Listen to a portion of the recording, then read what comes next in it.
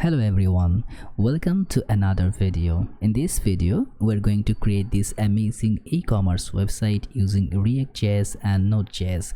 So this will be our front-end part, and we will also going to have a backend part from which we're gonna fetch the product. As you see, the categories, the products, all the available things, all the materials we're gonna fetch from our API from the backend.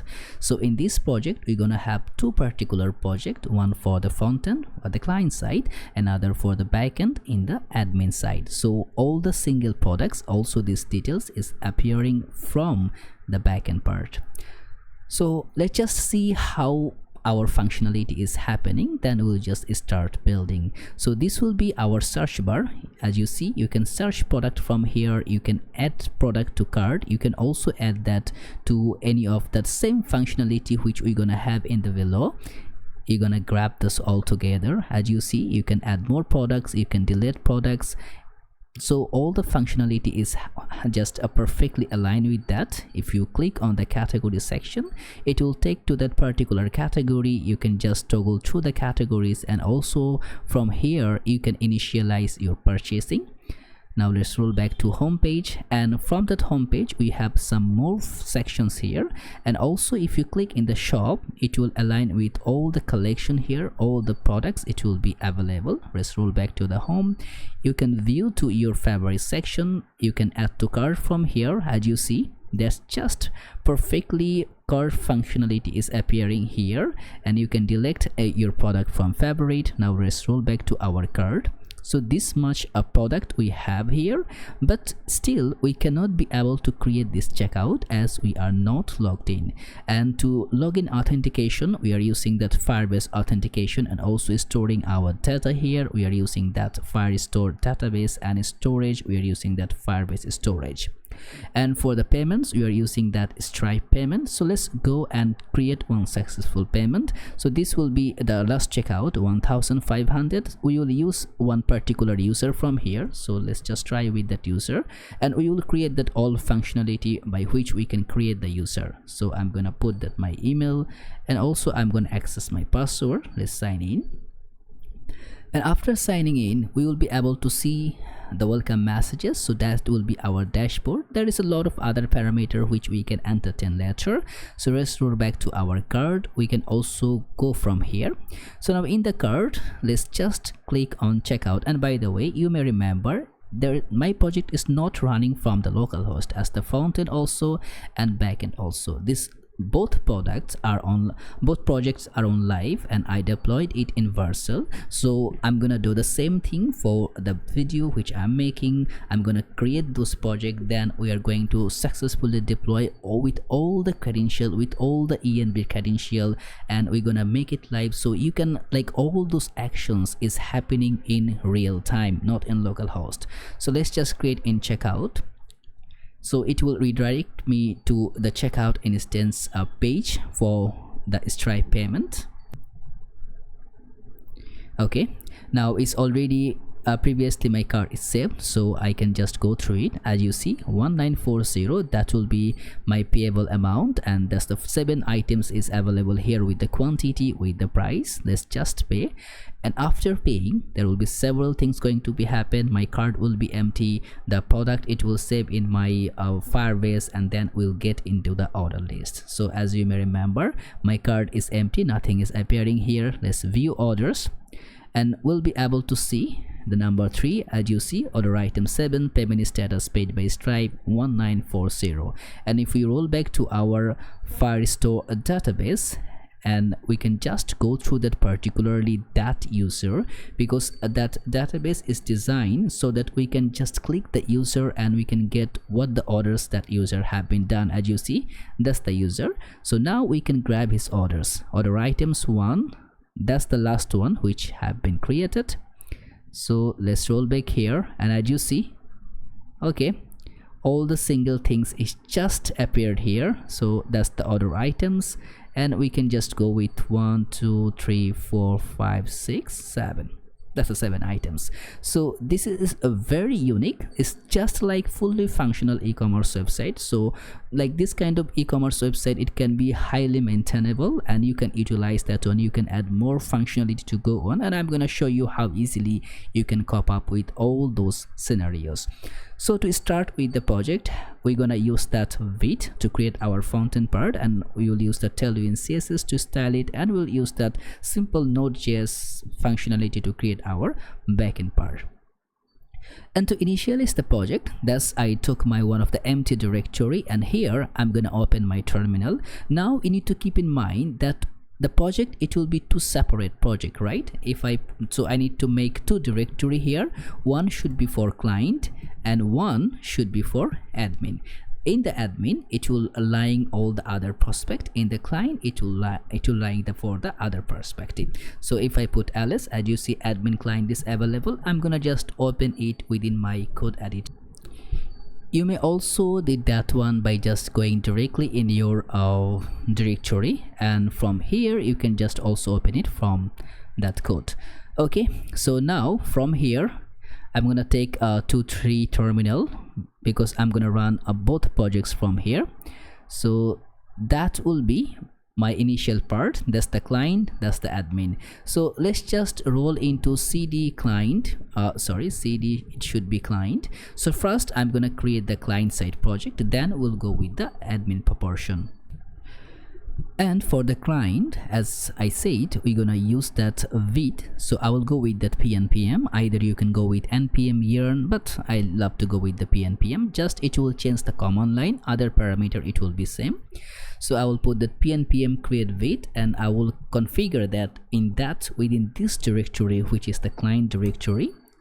Okay, so I will choose from here React and also the TypeScript. Okay, so now I need to run that pnpm install, then it will install all the dependencies requiring which will run my application. Okay, everything is installed. Now I run that pnpm dev to initialize that application in localhost 5173.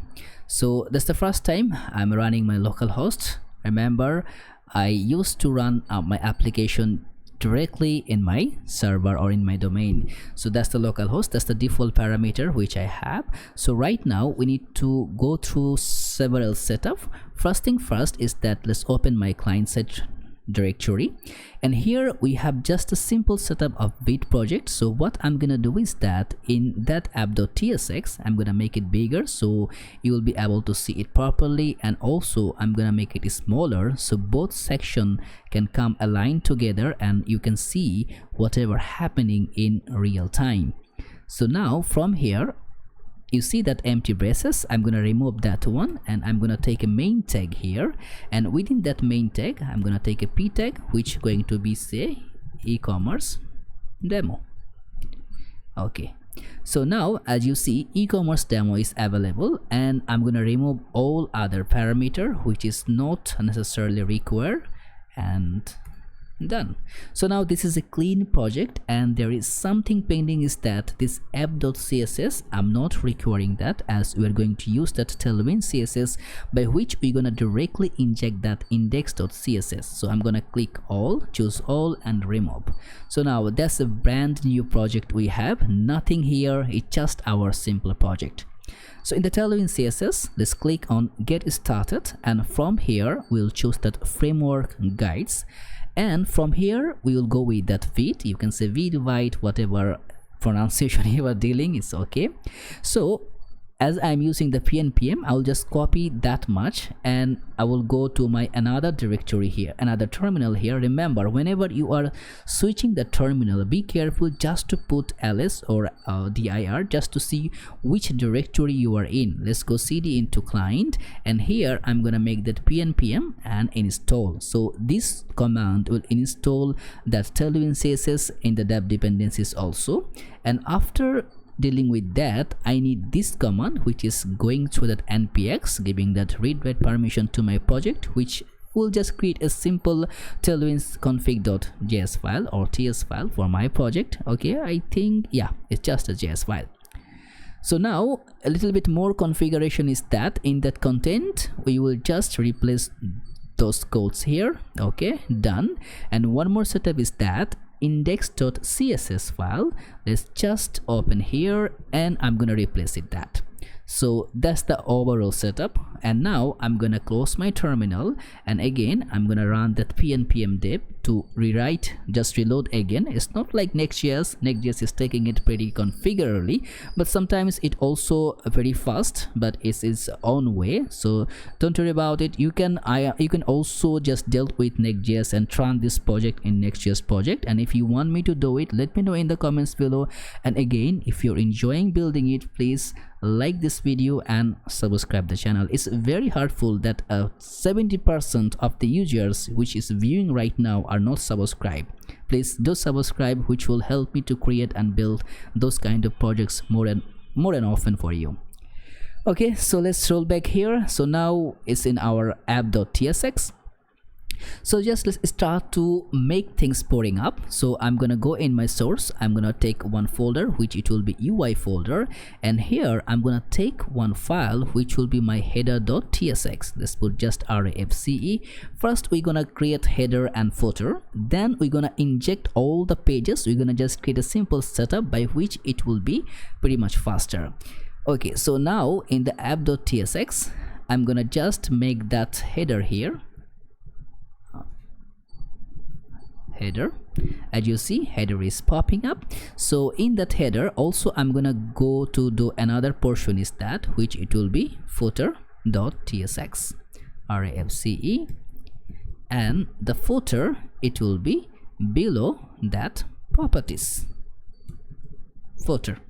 Okay, then one more properties would be nice to just to go and follow through with that, which will be the container, which will give us a setup. So let's go in that and we'll create that container.tsx, rafce. So that will be the container by which we will wrap each and every single properties. Let's go in the app, and as this much it will not be within that parameter, I'm gonna just put that container here, and within the container I'm gonna wrap that our e-commerce demo. So let's roll back in the container. There will be just a simple properties which will be children, and that children also you're gonna get that class name which can be provided by default, and we're gonna write that a props properties to define the types for it.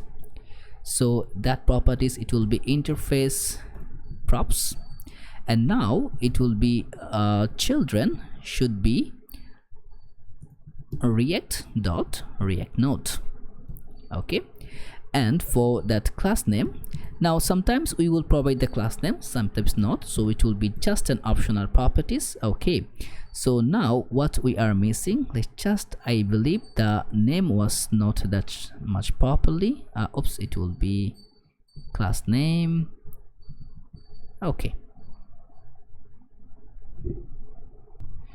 so now over here we will just pass that our children to use that properties, and now we will use one more properties is that which going to be tw merge by merging the Tailwind CSS. So let's just pnpm I, it will be Tailwind and then merge. So what it gonna do, it gonna just it will not make cross contamination, so it will define my class names with the new class name, then we can just wrap it up. So just let's see how we're gonna do that. Now whatever the class name I'm providing here, I'm gonna put it a new class name, so it will be class name, and that new class name it will be tw merge, and here first I'm gonna give our define a class name which going to be max width, screen axle, mx auto, to just keep that things in the middle, and padding y it would be 10, and padding x it will be 4,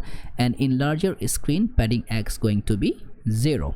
And after passing those parameters, but it gonna define our class name first, then it gonna give that other parameter. So let's just roll back in the class name, and it going to provide the new class name. Okay, so as you see that things is looking perfect. So now if we just give a background bg red of 300, as you see it will be in the middle. But now what is going to be happen if I provide the class name from here? If I put a class name, just put that blue of 400. Okay, you need to provide bg. Okay, see, it's it's just making the priority. The prioritize the first one. The one I'm providing from here, it will get the priority, but the default one, it will get the less priority. So like I'm gonna just make that priority 1 setting, just importing, keep important whichever I am providing right now. Okay, let's roll back to header. We need to create the other properties. I'm gonna just close that. So in the header, what we have actually, so this header, we're having one image, the logo, we have one search bar, we have icon, then we have the image logo. Just first I'm gonna just make it log out. Okay, just a glitch here. Okay, just give me a second. Okay, that's done. So first I'm gonna just go without the login so we can see the properties properly. So now what I'm gonna do to gonna style and create that one. So let's go head back to our header file and we're gonna create those properties. So now first we're gonna create one div within a div, and now we're gonna go with to extract that. So put a class name with it will gonna be full, and bj it will be, now we need to define some of the background so by which we can use that one. So let's roll back to our tailwind config.js file, and here what I'm gonna do is that I'm gonna define that our flex properties, which going to create a flex properties of okay, in the extent it going to go. So this is the flex we're gonna use whenever we are going to inject our that property, our parameter of that styling. And also I'm gonna define some of the colors. So that will be the colors for our project: white text, dark text, light text, green text, red text, and sky text. So that's the properties is defining. And for the plugin, I'm gonna use a 2 plugin here. So that would be these 2 plugin, which going to be Tailwind CSS typography, and I'm gonna get that PNPMI, and another it will be Tailwind CSS aspect ratio. And don't worry, I'm gonna explain you when and where I'm gonna inject that. So don't worry, everything I'm using here, it will be workable later on. So just keep patient and you're gonna find out where and how we are going to use it. Okay, because that I think the application is break. So what I'm gonna do, just close the application, and again pnpm dev, I'm gonna just rewrite, just start it again. Okay, let's see. Okay, it's spinning. Okay, cool, it's done. So now let's roll back to header again. Now we can provide our background color, the one we are preferring.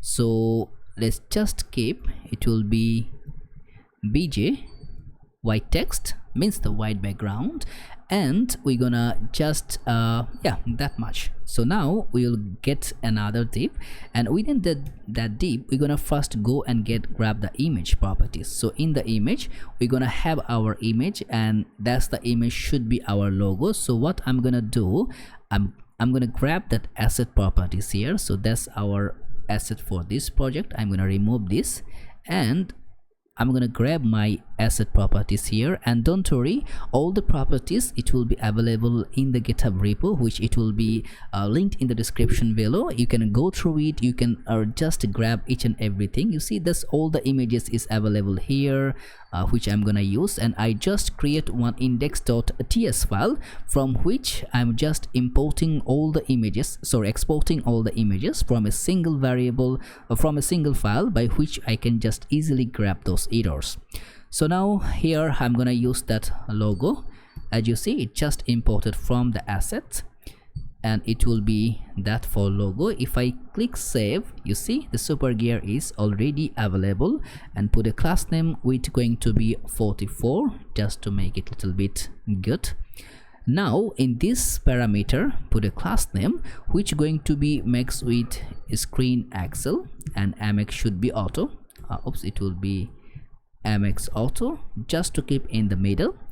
And height, I'm gonna give it 20, keep a flex, item center, justify between, just a normal procedure of header we used to create it.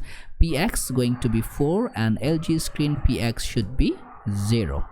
Okay, cool. So now that's the one parameter which we created. There will be another parameter by which we're gonna create those other things. So what we need to create is that to create a search bar right now. So that's the div. Within this div it's gonna happen. So here it will going to be search bar, and then it going to be the it will be the menu bar, just to make it clear. And this is for our logo. So here we're gonna create the search bar. So how the search bar going to inject it? So we're gonna grab a div here, and in that div we're gonna put an input tag. So within that input tag, okay, click on save. We should be able to see something, but okay, nothing is appearing. Okay, let's just let's just try again. So now in that div, let's just grab off that class name. By default it's going to be hidden. MD, it should be inline flex, but right now I'm gonna just it could be inline flex. And also I'm gonna make that max width of 3 axle, and then width going to be full relative. Okay, and let's just put a bg of rate just to see where that things is appearing. Okay, it's not appearing, it's nowhere.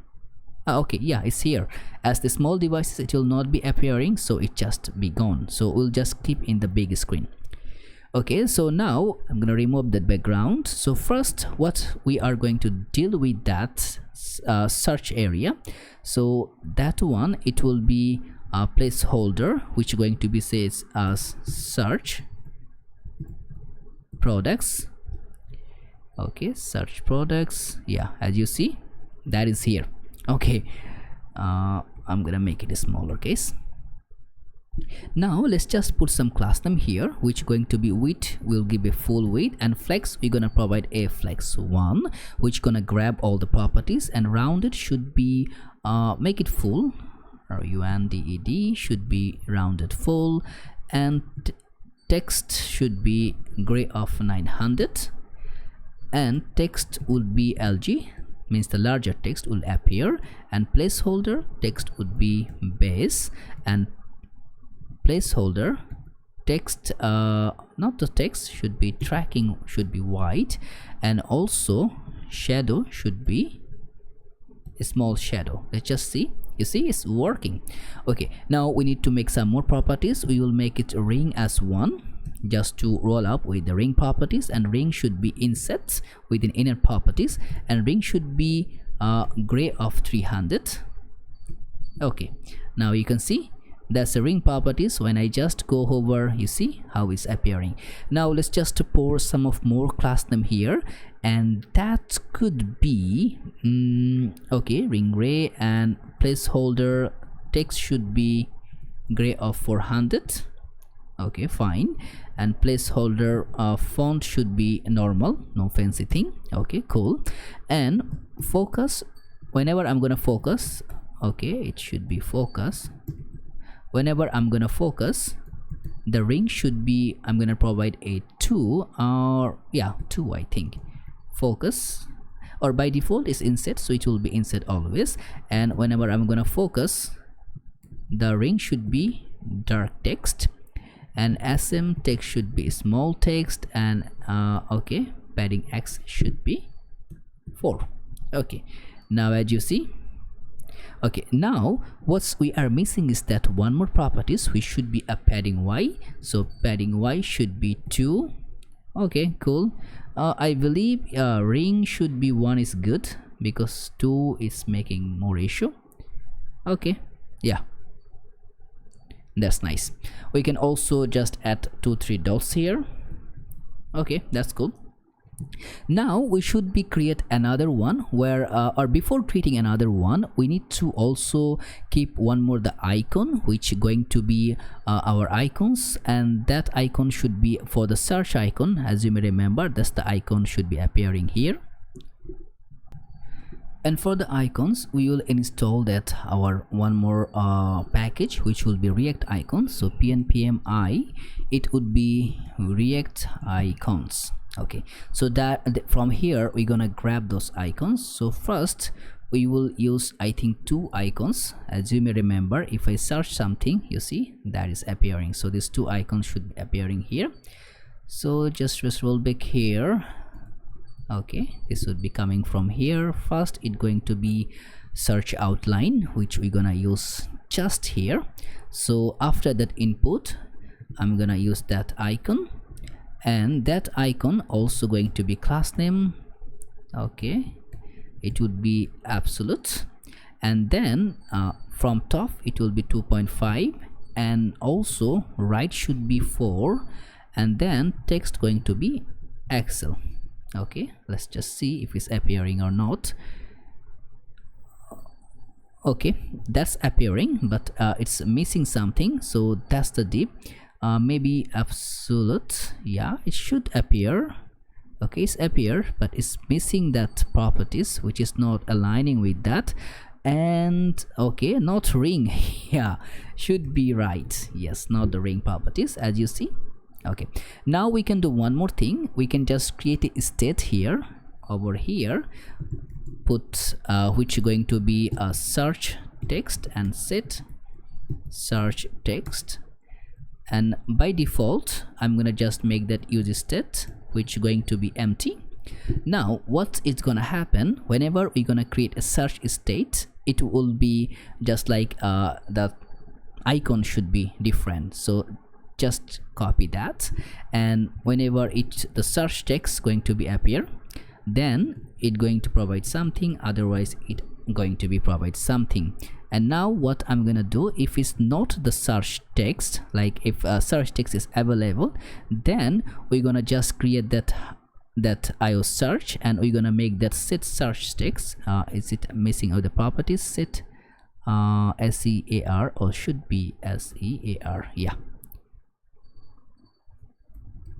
search text. Okay, done.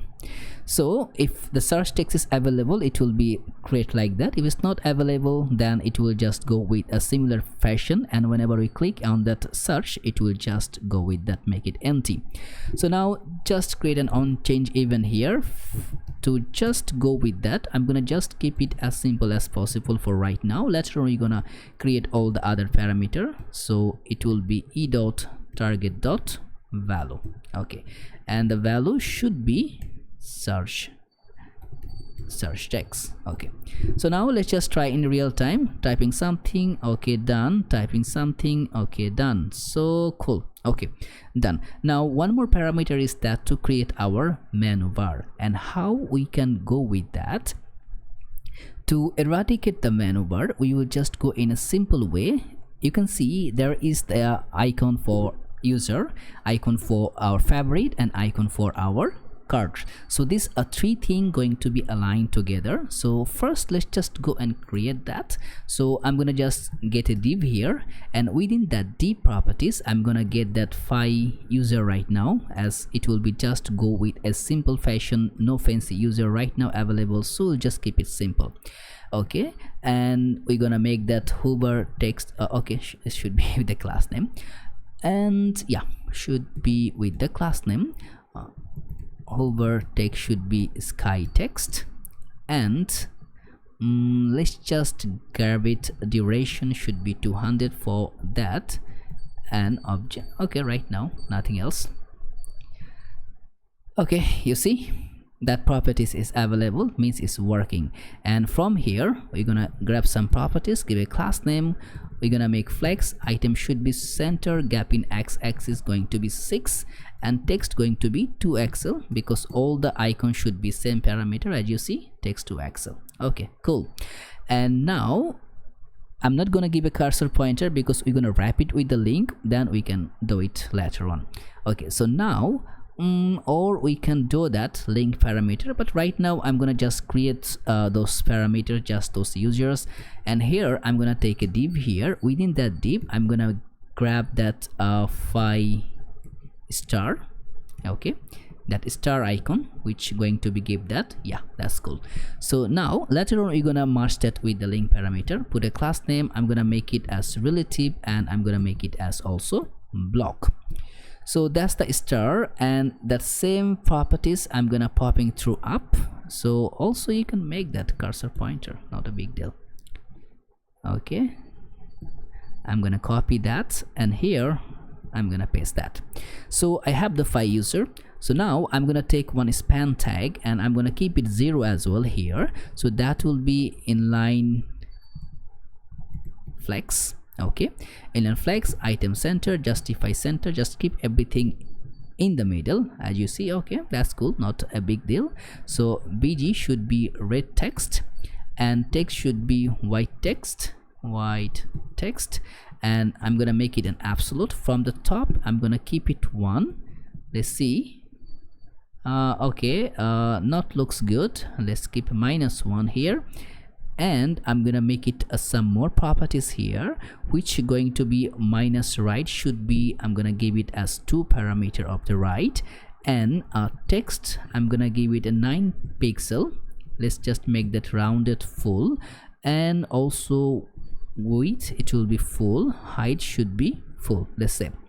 Okay, that's the properties for that. And now I'm gonna just copy these properties, and I'm gonna replace with my shopping bag. So it will be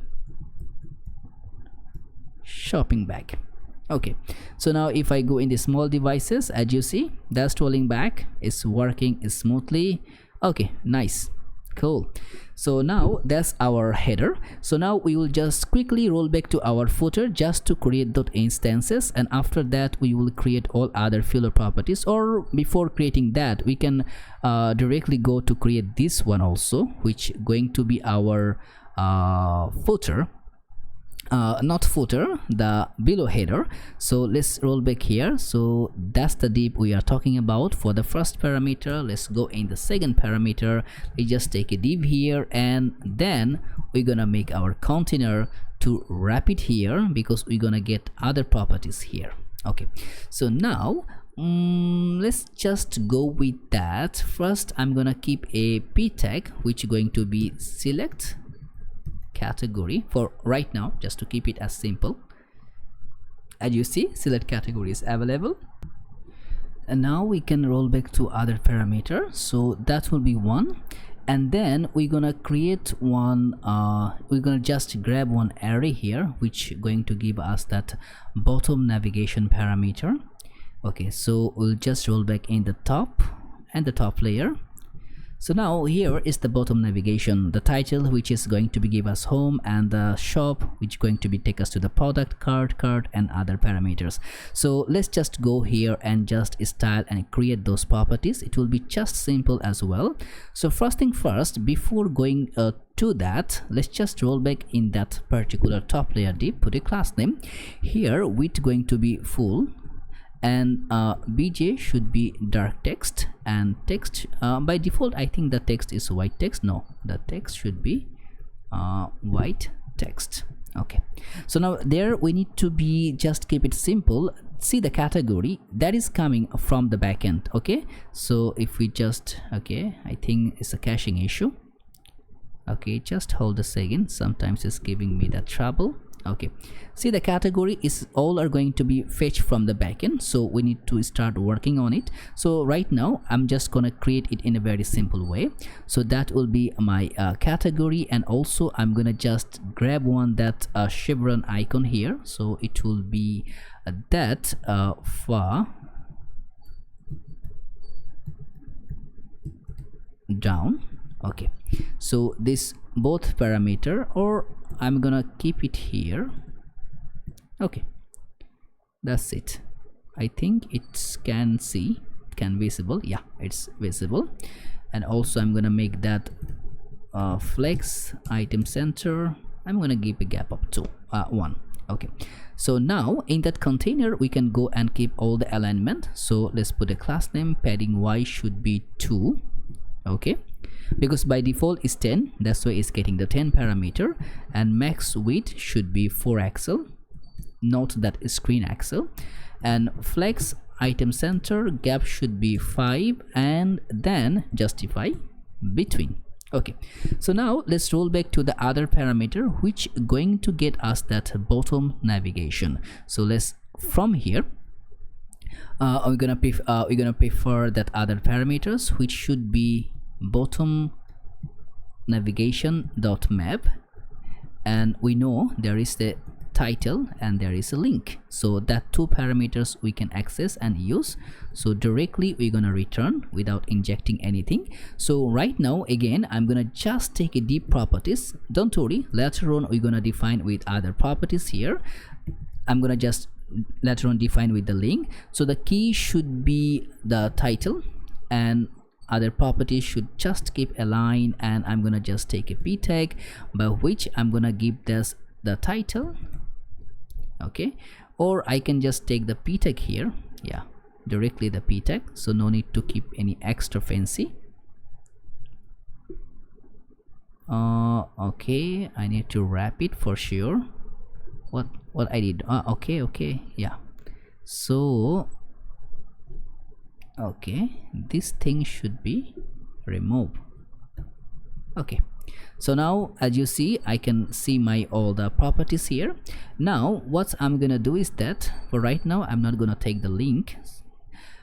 So let's just go and grab some class name here, put the class name which going to be uppercase, all the things going to be uppercase, and by default it will hidden, md it will be inline flex, and then text should be small text, and font should be semi bold, and text it will be white text with 90% of opacity, and hover text directly it will be white text. And after that also I'm gonna make a duration of 200, and I'm gonna make it relative because there will be absolute something running, and overflow should be hidden, and then I'm gonna make it as group.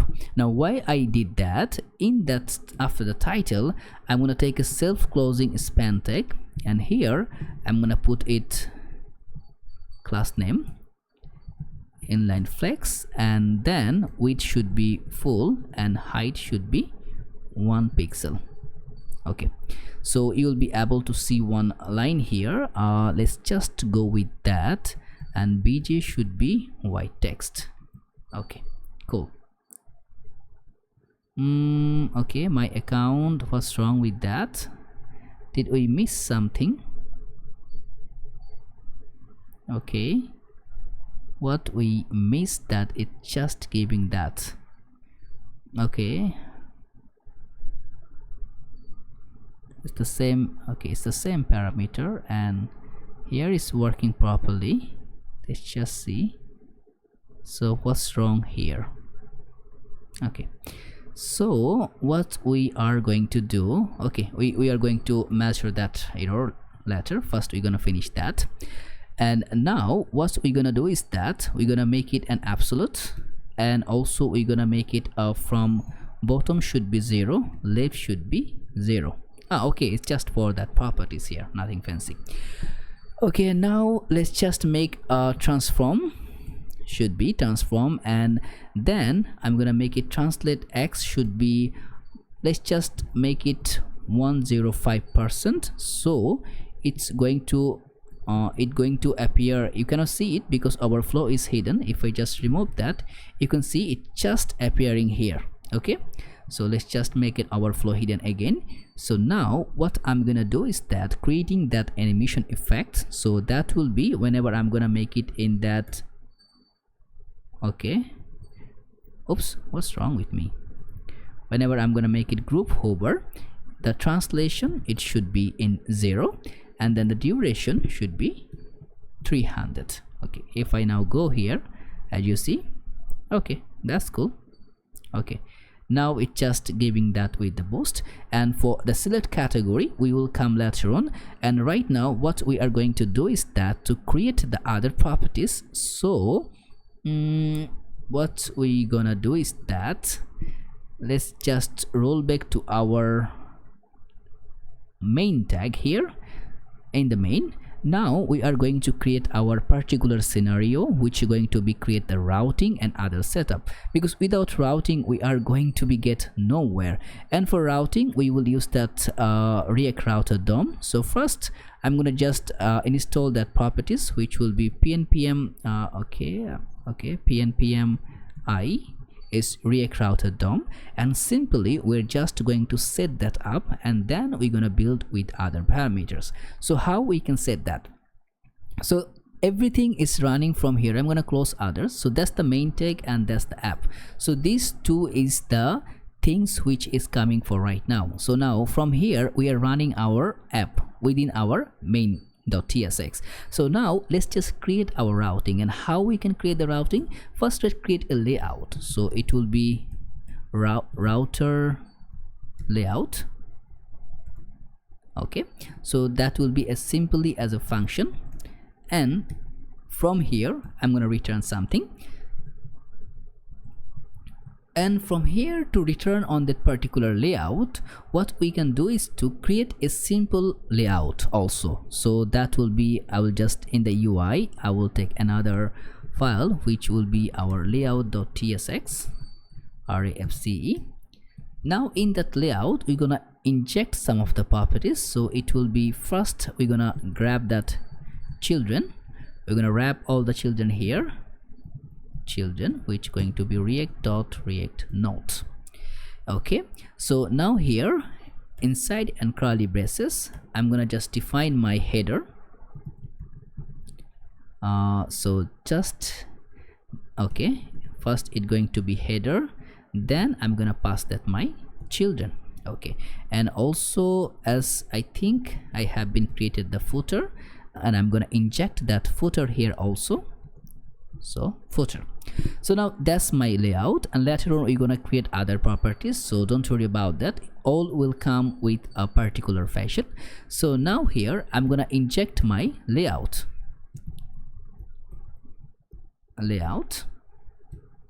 Okay, so now within that layout I'm gonna just put that outlet, and that outlet is a properties which going to coming from that React router DOM. Means in the layout first it gonna go through whatever the properties layout going to be injected, then all the other pages, other components, it gonna just gonna inject it as the children. So that's it, that's so simple within that parameter. So now that's our root layout. So now we need to create the router, and how we gonna create the router? So let's just make that const router. It will be create browser router, and as it will be a function which you're gonna be take an array as a parameter. Within that array you're gonna push that object. The path we're gonna keep it as a home path, and element, first element we're gonna make that with that I think router layout. Yeah, that will be our first part, and we're gonna provide the loader data, but not now, later on we're gonna do that. And in the children, which going to be an array of objects, of course. So first the path, the first path which going to be the home route, and that path is going to be take that element which is right now we are having that our app. Okay, and okay, right now that's it. So we have our router, so we need to inject that router. How we can inject? As you see, this properties here which we are going to be just seeing here, we're gonna remove everything, and I'm gonna make that as a router provider. And here in the router provider, the router, it's just going to get us our router. If we save, as you see, we can see now the double things, the duplicate parameter. Remember in the app we provided those parameters, so let's just remove that parameter, the header and the footer. Okay, done. So now we can see that's our home page. So now first thing first, let's just grab and create a sum of the pages which can be later on be very helpful. So how many pages we gonna create? Okay, So let's just grab those pages. In that source directory, I'm gonna take another file, sorry, not the file, should be a folder, and which giving us to say that pages. So all the pages is going to be aligned here. So just let's make that product.tsx rafce, which going to create that product. Okay, so now what I'm gonna do is that let's put ls, let's go to cd src, okay, ls and cd pages. So I'm gonna create some of the pages here. So one of the product and another should be our category.tsx, and then it would be profile.tsx, and after that it should be card.tsx, and also favorite.tsx, and then success.tsx, and then cancel.tsx. I think that will, and also one more page is there, should be not found.tsx. okay, touch is not okay. What's the thing I have been wrong? Touch. Okay, let's try again. Okay, I think the problem was I was in the PowerShell. It was the created. So now I'm in the git bash, so it's giving me that, and I created all those things. So in that here I'm gonna just roll back to create all the pages for the card. Okay, and then for the category, for the favorite, and for also that not found page. Okay, product page is created for the profile and for the success. Okay, so now we are having those parameter. I'm gonna just close all, and okay, what's wrong, should be there. I'm gonna just minimize it a bit, and now I will roll back to my main.tsx. Now here I'm gonna define all the parameters. So as you see, that's my home. I'm gonna just copy that several times. Okay, should be app, and now after the app I'm gonna go with that my product, which going to be just roll back directly in that, okay, product, and here it should be product. Okay, and now should be another route which going to be product, and it will inject with id, which going to be get us with the single like the single product parameter. And after that also we're gonna inject that category should be category, and then the similar parameters which are going to be happen category with id. Also it will inject the similar the single categories should be aligned with that category. And after that we're gonna roll back to our profile, and the pages is going to be profile. We're gonna having our card, and also it will take us to our cards. We're gonna get our favorite with the name of favorite, and then we're gonna align with that our orders, which will take us from that order. Did we create that order? No, so let's just create orders tsx. Okay, so should be orders, and then I think 3 more to go, so 2 3. Okay, so one should be for our success. Like once we just successfully the payment is done, it need to give us to one of the screen, so that will be the success.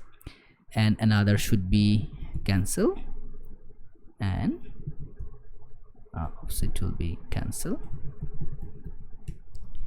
And now one which going to be in a strict mark, which is going to find out in everywhere whenever we're gonna get us any not found screen.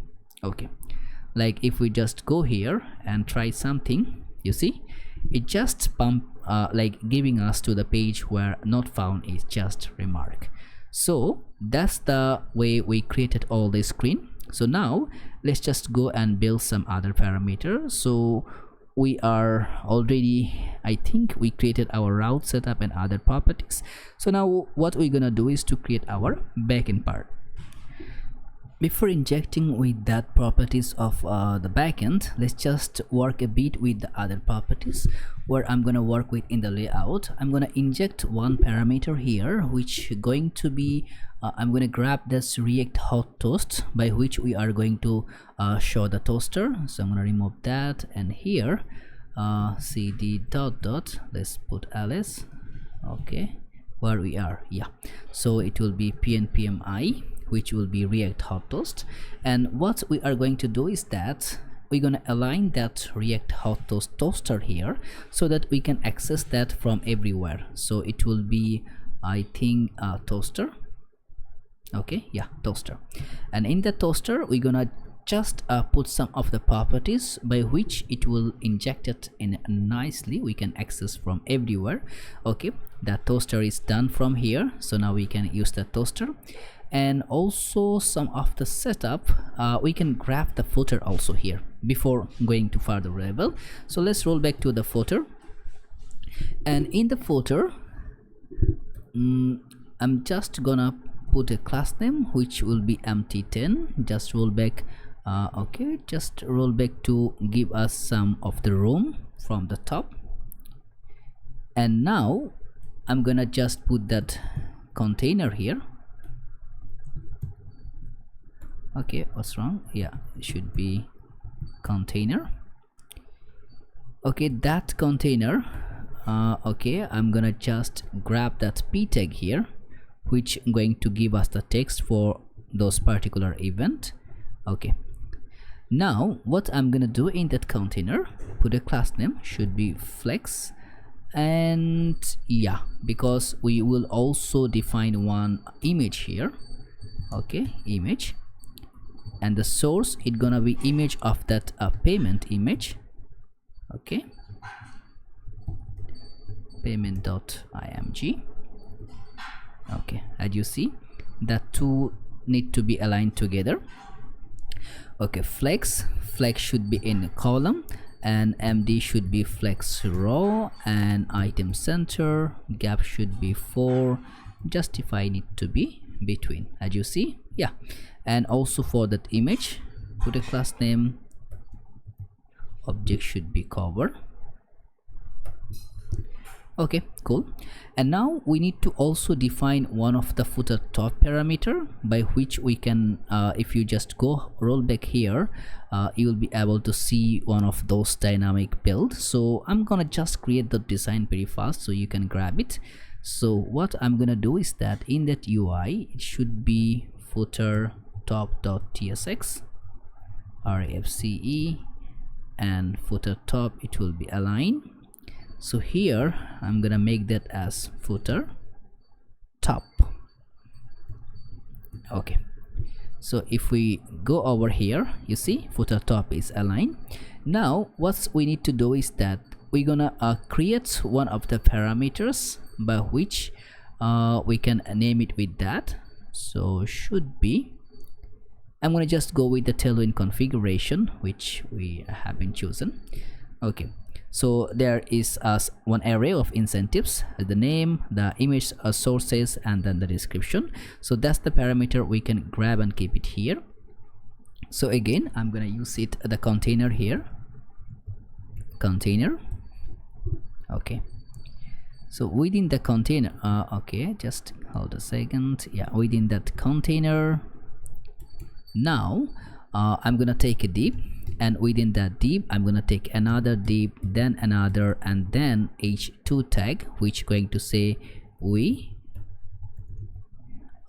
built our business on customer service.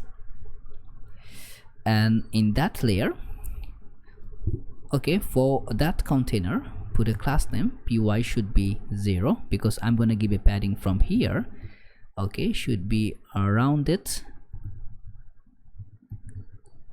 Just put okay, 2xl, I think it will be good. And bj, that one we can put a custom bj which is going to be f6 f6 f6, and px should be 6, padding y going to be 16, sm padding going to be, just give a 16. Okay, so should be n equals horizon. Okay, cool. So now here what we're gonna do is that should be mx auto, and max width should be xl, and lg max width should be none, and that div okay, we can, yeah, text should be center. So in that h2 tag, put a class name, text should be xl, and sm text should be 2xl, and font should be bold. Okay, looks cool. And after that, tracking should be tight, so it will be stick together, text gray of 900. Okay, that's the parameter we have been done. Now we need to grab those things, and how we can do that. So remember, okay, I believe not that this is the positioning which we have been done. Now after that, we need to grab one div which it will be go with that incentives.map. We can make incentive, or we can just put that as item. Okay, and in that item we can just grab a div within that, and key should be item.name. Fine.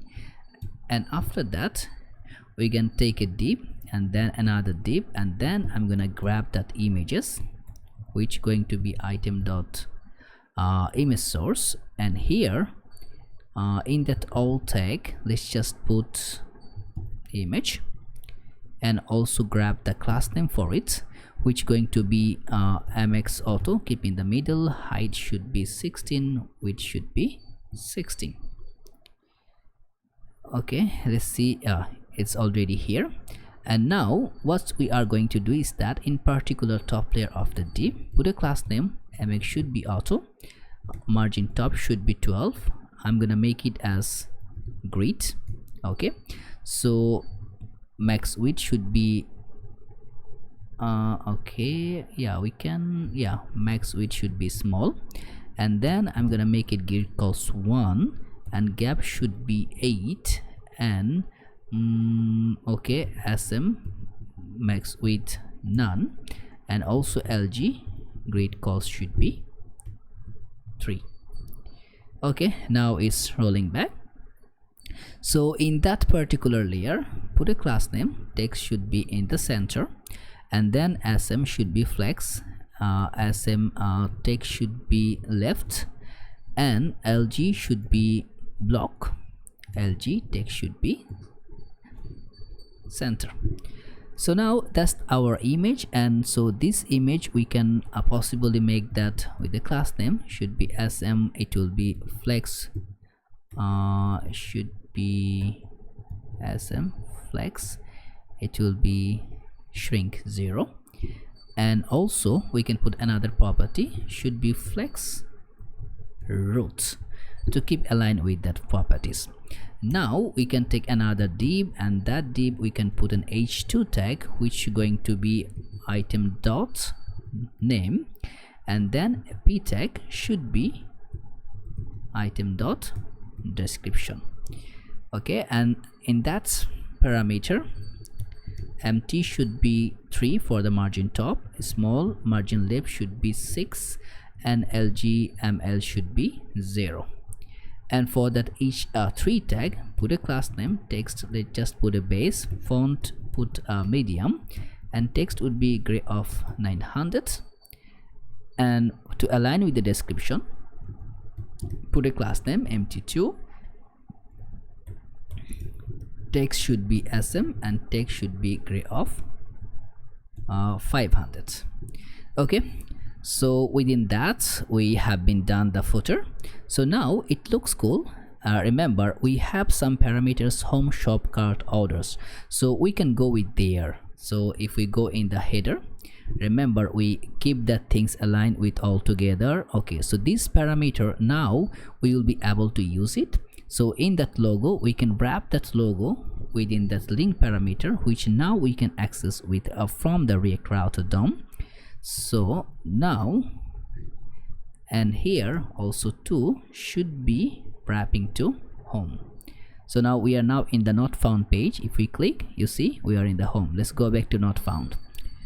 And after that also, remember we are creating a p tag here. So instead of that p tag, we will get that link, and the two should be link, and we're gonna pass that link parameter here. Remember we are having that link. And if we just click in the shop, we can see the product, cart, we can see the cart, orders, my account, blog, which is not found. So one more properties before going in a further layer. I believe, no, before going that, also we need to, in the top layer, we need to create those. Is that for the user, we need to do one more things. So if I click on that user, should be, we can go in that profile. So it should be to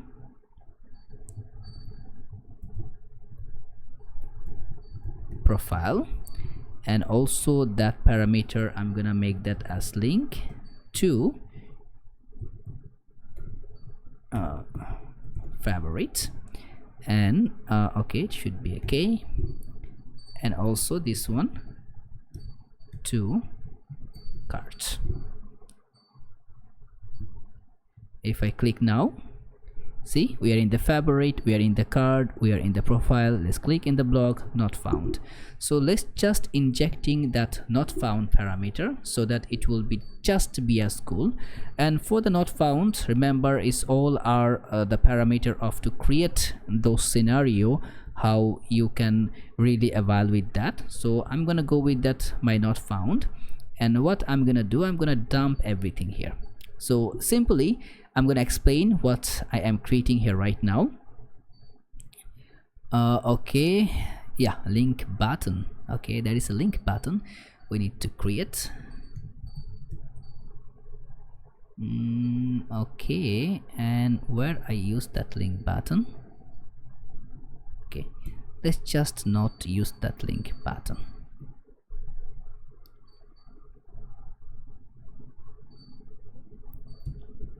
Okay, let's see how it's going to be appearing. Okay, not found. Is it coming? Yeah, that's the not found. And yeah, for not found page is accessible. If I just click in the block, okay, start shopping. So that's the button we need to create also, just to give us that properties. So let's roll back to our UI. So now here, I wanna just go in a simple demonstration that what I have been done here. See, we just click links with the product, which giving us to go and access some of the features. When a user having that not found, they can click in the product and they can roll back to the product. Oh, sorry, it's not in here. So if we click here in the product, you see, simply they can roll back to the product. So if we click on that my account, it will take us to the profile. If it's not here, okay, it's account, should be profile. So shop, I'm gonna give it as the name of profile, and blog should be blog. And then what I'm doing, just passing that parameters, giving that location name. As you see the blog, if you click any of the name, blah blah blah, you see the blah blah blah name is here. Just passing the path from the path name, which is getting from the use location, and then giving it with the actual path name, giving that path name, passing that message, then just links, I'm just mapping that, putting that references here. So you can do it as the way you preferable, but it's just a simple style and other properties. So now what I'm gonna do in my UI, I'm gonna create one button which is going to be link button.tsx rafce. So in that link button, we're gonna create some more properties here. So instead of div, we're gonna just take that link that's why we created as a link button. It will not be a button parameter, but we can pass the link on it. So now what we are going to take it. So first thing first, we're gonna take two parameter. One should be show button, or I think the show button, yeah. So with that we can be able to see whenever we're gonna show an arrow or not. And then we're gonna take the link, then also you're gonna take that class name, and I'm gonna define that parameters with that interface, which going to be that similar. If show button available should be boolean, link should be string, and class name should be a string. All are with an optional parameter, either one can provide or not. And two should be the link, whichever we are passing. And then what we are going to say is that, okay, what's wrong with that? To string, yeah, should be taking that. Okay, we will see it around. So now what we are going to do, just going to passing some of the class name which we're gonna create on that properties with the TW merge. As you remember, we have been done before. We are just passing that BJ dark of 800, opacity hover, BJ dark, text white text, padding y, padding x, rounded full, and just similar properties. So here we can pass the class name. So what we can do, class name should be new, or we just grab it as that as a class name. I'm gonna just make it as reload. It should not appearing that error, just to see, maybe just some of the IDE caching. Okay, yeah, it has been gone.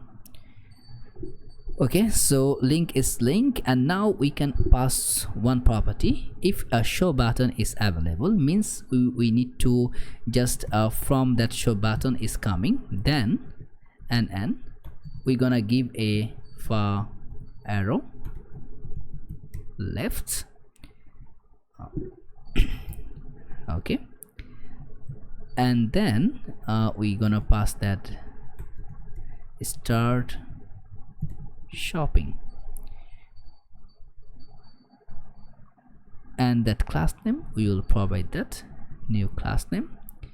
And what's wrong with the link? I believe it's that two. Okay, 2, because by default it can be mismatch. So if link is available, it will be link, otherwise it will just by default going to forecast as products, because maybe the link will not be there, so we need to make a default parameter. So now in the dot found, okay, we can grab it here. Okay, show button is true, and then we are grabbing that link as particular link. So let's just roll back to our home screen. Let's go in the block, and start shopping is taking us in the home screen. So with that we are almost done our home parameter. That's the other properties is going to be coming up later on whenever we're gonna inject this our class name and other properties. These things we'll do it together. So now what we need to do is that to create our backend structure, and to create the backend, remember we are already dealing with two directory here. One is for the frontend, one is for the backend. So now our frontend we have been done a lot of things, so let's just roll back to with our backend properties. I'm gonna take two more PowerShell here at the bottom. So let's cd in the admin, and also from here we're gonna cd admin. Okay, so now in that here I'm gonna make that pnpm init. You can make also npm init if it's your npm project. As you see, that package is done. So now we can roll and keep starting with that. Okay, now in that scenario, our root project layer, which is going to be index.js. Now here we're gonna make some changes. We are just put a description which is going to be admin data backup for e-commerce app, and here we're gonna make that not JS, we're gonna put it with MJS. Okay, that's a new form. So why we are dealing that? Because we're gonna use that module type here. So it will be type, and that's going to be as module. And also we're gonna also just refactor the engines which going to be that node, and it will be okay. And within that parameter, as you say in this script, we need to go through with that. We need to write an start script which going to be node index.mjs. okay, so now what we're gonna do, we're gonna create a file here which going to be index.mjs. okay, so now we just simply write a log hello from backend. So what we need to do, node index.mjs. okay, hello from node is here. So now we can also initially make that one that pnpm start. As you see, it's provided that hello from backend. So now we need to make one thing, is that to install, which going to be pnpm I, and then we're gonna create install that nodemon. And why we are dealing that, so that we can use that nodemon to set up so no need to run each and every time the dependency. So we can use that nodemon to initialize each, like we just start our project, then we don't need to just console log each and every time. So it will be, instead of node, it should be nodemon index.mjx. so it will be pnpm start. And as you see now, if I just go back here, just make duplicate some of the properties, you see it's running properly. So now what we need to do, we need to properly inject things up. So as I'm here in my admin, I'm gonna just install some of the properties. So pnpm I, I'm gonna install Ecommerce.js. I'm gonna install .env for my env file, and then I'm gonna install course. okay, for right now, that three, I think it will be just simple. So here, as you see, we are going to use the module. So we can just simply write that express, import express from express, and also so const app should be express. okay, so our app is running. Now we can go with that, we can just make that app.get, and here we can just passing with that home/reference, which going to be one request and response going to be coming. And we can just make that app.use, which should be it just puts nothing, just to see how it's working. And also we can make that app.listen. And by the way, I'm just showing from my project perspective, and if you are seeing from where it's coming, you can just go with that Express.js, and from here you can grab each and every single properties, and then it will just make a good sense to you.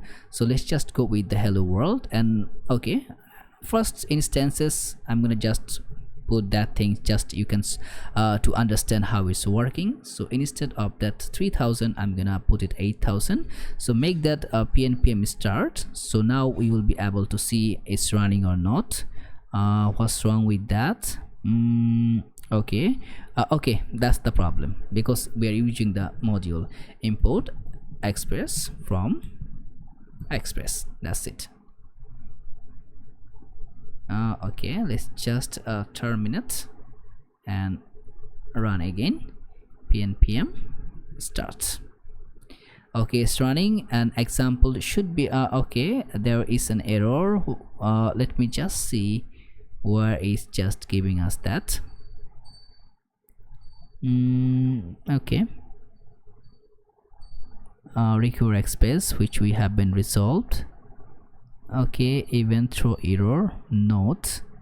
I believe in the package we should not define that right now, as we are going to handle that. Yeah, so it should be now the port 8000 should be able to grab our things. So let's open it, remove that, and it should be localhost 8000.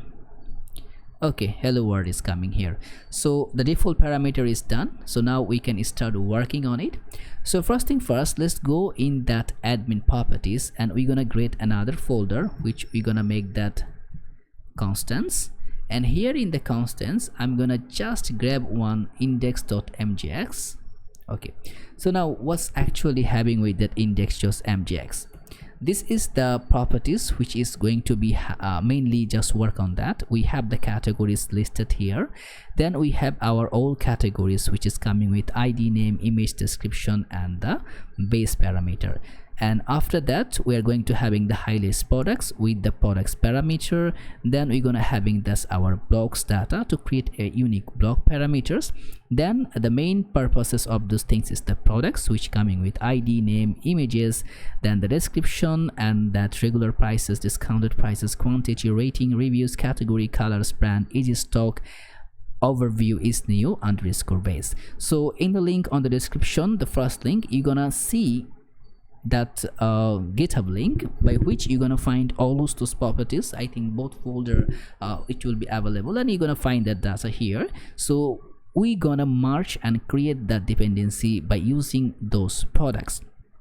So let's go in that over here. So first, now what I'm gonna do to create a route here in the admin, so it will be, let's just say what we can say, it will be routes. So in the routes we can define the routes, and also in the public I'm gonna grab another directory which it's going to be public, and in that public I'm gonna just grab two properties which one going to be my icon, another going to be my one of that index.html file. So that's the simple setup of HTML file. I'm not gonna just go with a fancy round because that's the similar setup which we're gonna create sooner. I have a lots of video cover how to create those things here. You can find out in the playlist. So now that's the admin server which I want to show it first, and that's the properties which I'm gonna create. So now in that routes, so in the route we can define our route. So here I'm gonna just grab those route. I'm gonna just explain how it's been created. So as you see in the blog routes, I'm just using the router from Express and then grabbing that blocks data and then just exposing that with the router, and router.get it's the blocks data. On that block parameter it will get the blocks data and categories, checkout, and also okay, I think for the checkout right now we will keep it. We'll just go with the product, we'll just go with the highlights and the categories, and the checkout we're gonna do it later. Now there is one fundamental things is happening in the products. Just be careful with to see that in the products we are getting also router.get /products and with the id. So in that id I'm gonna just making the parameter, extracting the parameter from as id, then passing that product as product.find that product id. So if product id available, like it's not available, I'm just passing the single phone was not found or single item was not found, and if it's available I'm just sending that product. That's for or the single parameter of the product. If id is coming, then passing the id which coming with a single product. It's a simple fundamental things. If there is no id, like simply if you hit that products router, it's giving the product. If you hit that products with the id, it's passing, just checking if id is available, passing the product. If it's not available, just returning it that status 404. The same thing happening with the categories. That's the things. So you can go through it with to having a better understanding. I just create with that just a simple cover up with that. So now how we can wrap up those things within our home route. Okay, so first thing first, I'm gonna grab one what you call that .env file here. So let's just create a env file. Here I'm gonna have two properties. One, it will be port, which is going to be 8000. Another, it will be Stripe secret key, and another it will be other it will be base URL. So that three parameters should be coming here. Right now I'm just gonna keep that port 800 because we're gonna grab the port things in together. So now what we're gonna do is here we're gonna make that okay, we can use that import should be .env, and we're gonna grab this config from here, so directly we can use that one. So now let's just get the port, so it will be const port equal to process.env dot port if the port is available, otherwise it's going to grab us from the 8000. It's just a default parameter. So now we can change the message here, should be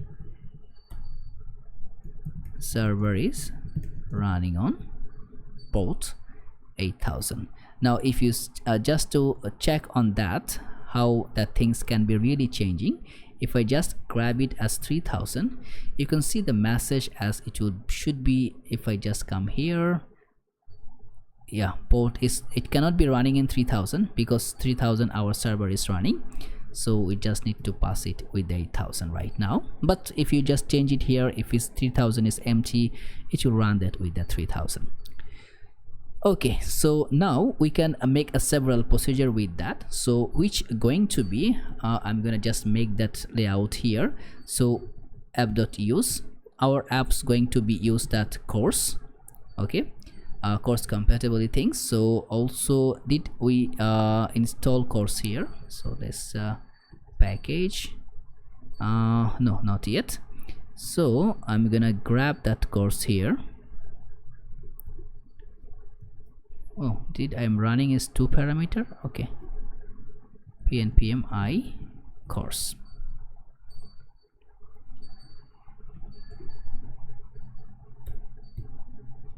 Okay, should be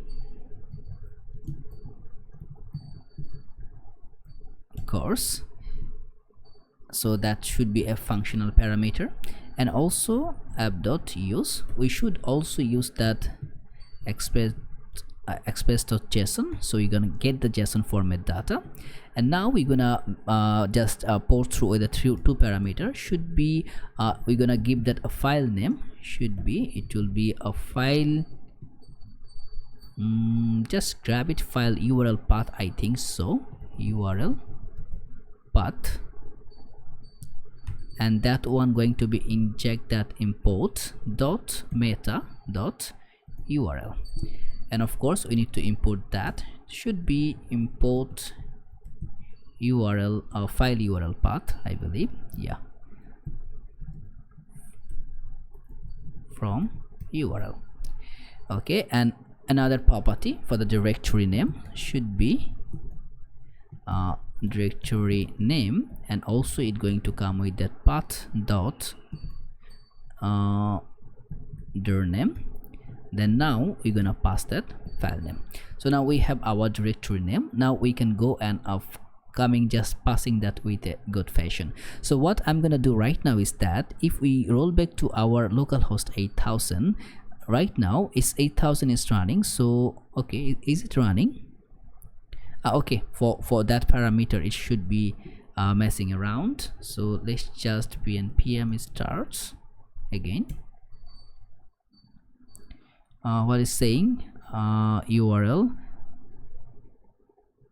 does not provide an export name, file URL. Oh, okay, file URL not, I believe it should be file URL to path, maybe, yeah, should be to path, yeah, file URL to path, yeah, that could be misunderstanding happened. Okay, what's wrong? Just let me see it. Okay, path the directory name. So okay, path is not defined. Of course we need to import that, so it will be import path from path. Okay, now it's running. So again, if we just hit back in the localhost 8000, so now what I'm gonna do now, instead of just declaring every single path for all the pages, I'm gonna map through of my route here, then I'm gonna pass the route, so that anytime I can go with that, I can directly just pass that from there. And initially with that, I'm gonna pass that res dot send file, and that file which is going to be path dot join, I'm gonna join with that and make that directory name should be, and it will just go with that public directory, and then it going to access that index.html. So now if we just hit again, it should get my index.html. So we are getting that categories, products, highlights. If I click on the categories, you see it should go roll back to the categories route. If I click on that highlights, it's getting on that highlights route. So right now we need to connect our routes here. So to connect the route, we will simply just access some of the properties. So let's go back here in the top. Okay, so it would be const routes should be path, and that it should be path.resolve. We will resolve the path parameter, and here okay, directory name it going to coming, and now we can just get the parameter of routes. So if we just make the log, you can see route, and here we will access that routes path. Okay, you see, so now we can get the routes path, the actual path where the routes is underlying. So we have the paths, so now we can access the route, right? So so what we're gonna do is that, okay, from here we can make that a const route files. We can get the files here, and we will use that read directory sync from that fs, from the file system of Node.js.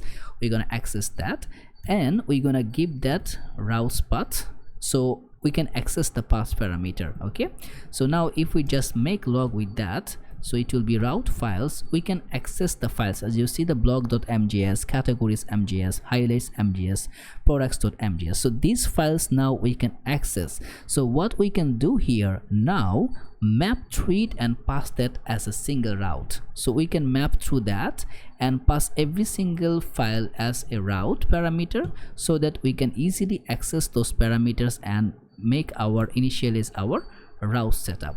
So what I'm gonna do, write route files.map, as you see it's coming as an array. That's why we are putting the map here.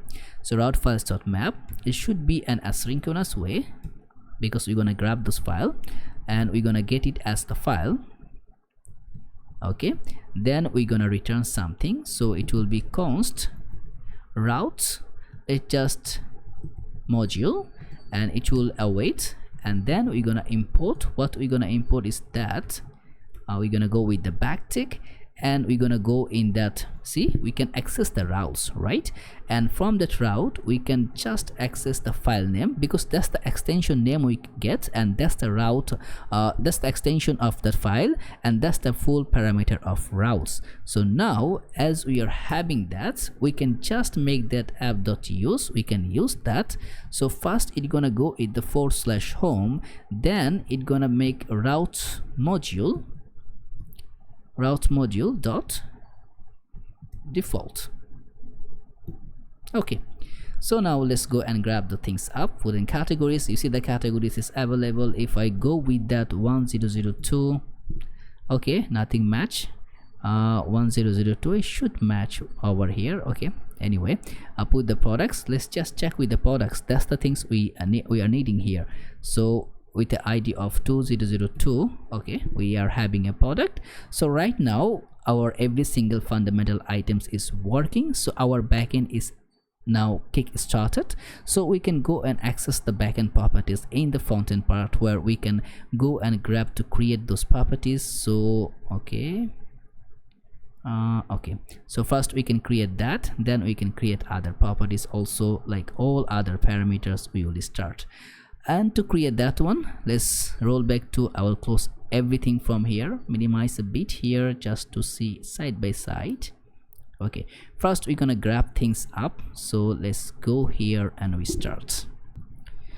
So that's our client here. So in the client I'm gonna create a two utilities function, and let's just create a folder here which going to be our lib, and in the lib I'm gonna put one index.ts file, and here we're gonna create a two separate fundamental function. One is to create our like to get the data. So it should be export const get data, by which we're gonna get the data.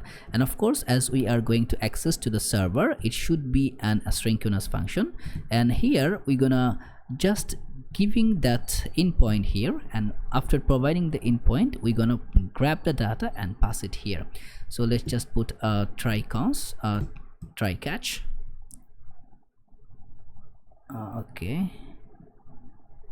Okay, so whenever we are having that catch, we will just pass a log here so that we can see that. So error while fetching data, and we are going to pass the error, and we're gonna also throw error if we are passing any of the problem, like we are cannot accessing that data or something others. So now I'm gonna make that response here, response, and it should await. We will use that fetch functionality here, and first we're gonna pass that endpoint, and whenever it's gonna just hit with that method, okay, method should be get. Did we okay, yeah, it should be wrapping within an object. Okay, because I didn't wrap it, you see, now it will give that the properties. So it will be method of get, and then one more property should be headers, and that headers should be content type. It will be application JSON. Okay, so we are passing our method, we are passing our headers. So now what's if the response is coming? If that response is not okay, like if there is some problem with that, the message is not coming as okay, what it's going to do is that throw new error should be data fetching error, and we are going to make that response dot status text, just to see what kind of status is just throwing us, so that we can get the error of that message. So now const data should be coming await response dot JSON, and we'll just return not the response, return the data. So what this function going to do is that we are passing that endpoint simply with that parameter, and then it gonna make response with that. It will await for our backend response, then it gonna fetch that, and from there it will get grab the data. So now we will get one more properties here. We will do one simple specific thing, is that to create a configuration file here by which we can get that which route we are right now. Okay, so that one route, it should be our public route, another it should be our production route. So let's go in the top layer. Either you can go in the top layer, you can go create in the source folder, but as is the config file, I'm gonna just give it in the top layer, config.ts. So here I'm gonna just make that const check config, so it will check the configuration. So first it gonna take we're gonna take the server, which is going to be as a string, and then it will also, I'm going to define a type for my server here, which is going to be interface config, and here base URL should be string. So now that could be passing parameter as config or as an empty object. Okay, so now I'm gonna just make that let a config is equal to okay, it should be config or object, and should be equal to an object. So now we can make that switch case. So we can switch to first case in the server, which will be an parameter on that. So now is the case is coming with that production, so means we are heading that production route. Then we're gonna pass that config. The config URL should be, so right now base URL, right now we're gonna keep it as empty. Okay, and after that parameter we're gonna pass that break. Okay, and now whenever the case going to be local, then we're gonna pass a route here. So that config which going to be as the base URL, it should be our URL which we are providing right now, should be localhost 8000. Okay, that should be our base URL. If the URL is not provided, I'm gonna just keep that as simple. Okay, so now it should be break. Oops, it should be break, and default we can make that default. I just default right now. I'm just not gonna keep anything. Okay, so what is mentioning here, we can now define with that configuration, like when the production is, which config it gonna grab. So if it's the server and if the case is production, it will take that right now empty, but when our project is uploaded, we're gonna put that base URL here. If it's now in local, we're gonna just keep in the localhost 8000.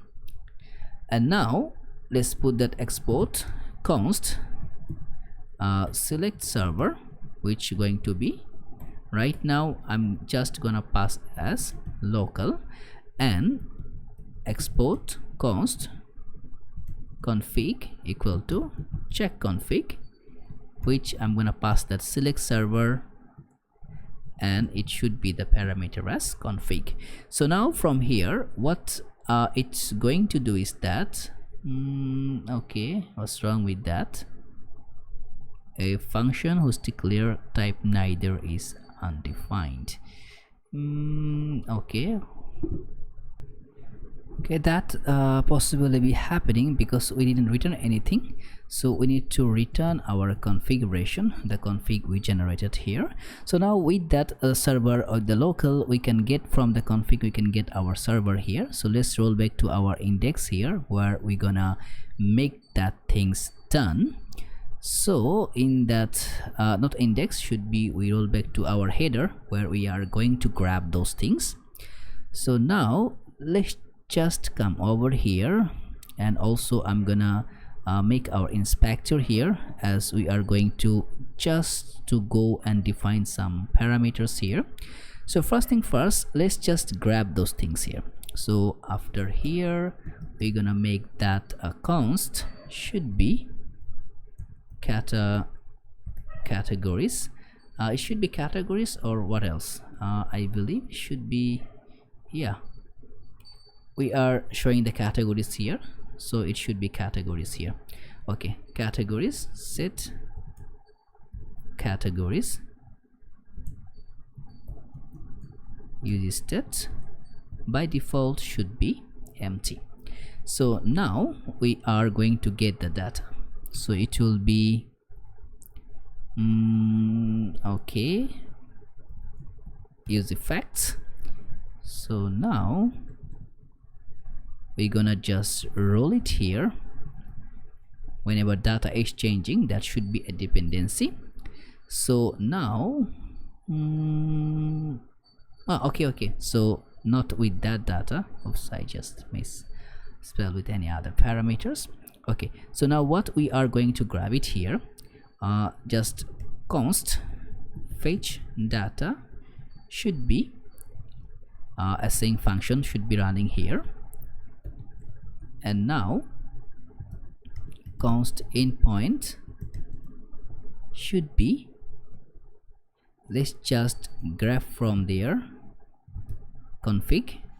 Okay, that config is not coming up, so let's just go here on the top. We need to define it normally. So import config, and that should be coming from, okay, config.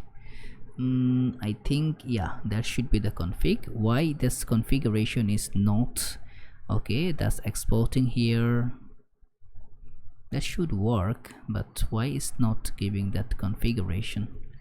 Again, let's just roll back, import config. why is giving that? Okay, this Tailwind configuration from, okay, config. I think that will work. So let's just see. So it will go with that config parameter, and after that config, let's just, yeah, it's just coming, it's just passing with that parameters, and then it will just hit back categories. So if we roll back to our server here in the categories, you see that should be that parameter. So if we go here, that should be our categories. Okay, now we will make that try catch so that we can get that parameter.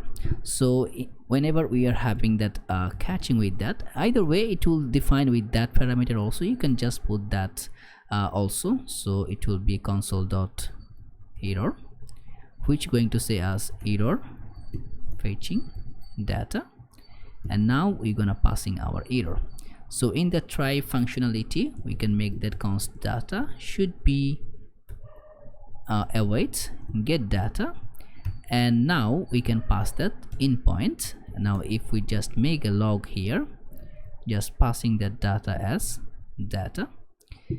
Okay, so now we need to define the fetch data here. We're gonna just make a call with that fetch data. If we hit save, we should be able to see our data. So 12 categories is coming here. The similar categories TV audio, as you can see here, TV audio particularly here. So now our data is started to coming. So what we can do here, instead of that log, we can just simply make the things to set in our, so set categories should be that data. Okay, so as we are having the data, we can now create that our menu which we started before but didn't finish yet. So that's the select category parameter here. So we can now make the things start functioning here.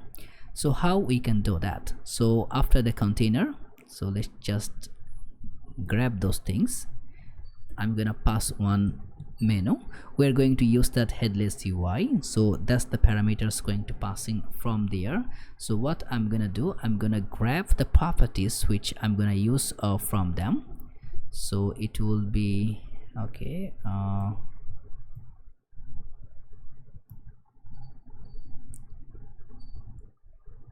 okay, let's go in the root layer. So we are going to grab those okay, I think I grabbed those wrong things. Okay, so it will get the menu item, menu okay, menu button, menu item, menu items, and transition. Okay, what's wrong with that? Did we install that headless UI? Okay, let's just go with that package. Okay, that's the Frontend backend package. So let's go in our Frontend package. Okay, let's just to see, no, we didn't install yet, that's why the problem. So what I'm gonna do, I'm gonna install that, should be in our Frontend perspective, pnpmi, and remember where, like which directory you are heading and where you are underlying here, otherwise it will start giving so much more error. So if you just roll back here, you can search here headless UI React, and you can go back here. There's a very simple utility library using that same Tailwind CSS, as you see. That's very good things here. We are going to use that parameter, the same thing which is created here. Okay, I believe it's installed. Okay, so right now we can just make things to start shuffling. So what I'm gonna do here, okay, I'm gonna cut that, I'm gonna remove that, should be menu. So within the menu, okay, should be menu, and here menu button should be available, and within the button, what's wrong with that menu? So this is my menu here, then I'm gonna passing that menu button, and I'm gonna give my properties, as you see. So now as it's just coming with that much way, put a class name here, not in the menu, it should be wrapping through that menu button. Put some class name, okay, and should be inline flex, item center gap should be 2, and then rounded should be MD, and also border gray of 400, and then hover border should be white. Okay, looks cool. And after that we can also make some things dealing with that. Padding Y should be 1.5, and also we're gonna make that padding X should be 3, and font should be semi bold. Oops, it will be semi bold. Okay, looks cool. And then text should be gray of 300, not amber, should be gray of 300, and hover text going to be, you can put the white text or you can just go with the white. Okay, yeah. So now did our border okay, that's the properties. Should be, we should keep a border here. Okay, we keep hover border. Okay, border of gray, but we need to make that as border. Okay, now looks fine. And also we can do one thing here, put a class name, text, a small text, or we can make base text, and empty should be 1. Okay, looks cool. If we click, now nothing going to be happen, but we will let it happen. So now that's the menu button here, and after menu button we should be able to create that our transition. So within that transition we will create the other properties. So in that transition it should be menu items, and on that menu items, okay, should be menu items. What's wrong with that?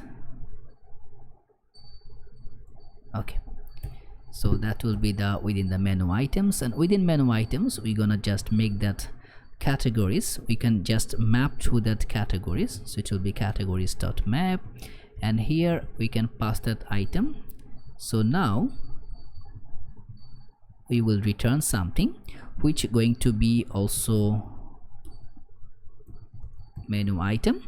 So in that menu item we're gonna pass, like we can get the key and other properties. But before that, going any further, I'm gonna create one type file which will be type.ts, where I'm gonna define all my type property. So now I'm gonna grab all my types here, which going to be interfaced later on. So now what kind of types I'm going to get? So for that highlights, I'm getting their ID, base title, and category props. That's the one I'm gonna use, ID, image name, and base URL.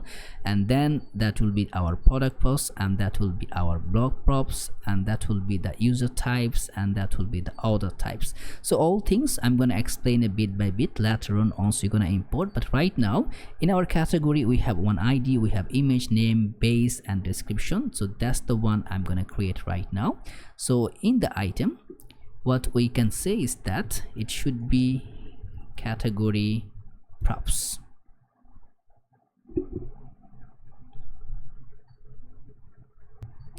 And of course we need to import that category props in the top layer, otherwise it will start giving us error.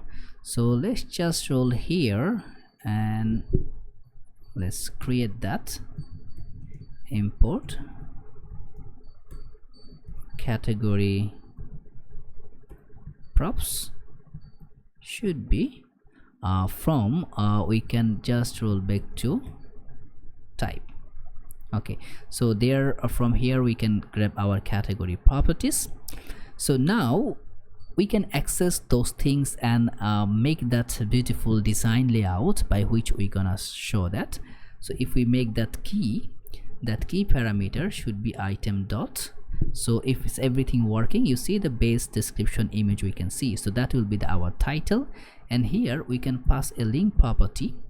So that link, remember the link from that next link. So now first I'm gonna keep one image tag properties here. Okay, should be img. Okay, should be item dot image, and that will be category image, and also put a class name which going to be width going to be 6, height going to be 6, and rounded should be md, rounded md. So that will be our image. If I just click here, you see this coming, but it's not in a good fashion because we need to style a bit, otherwise it will just start popping like that.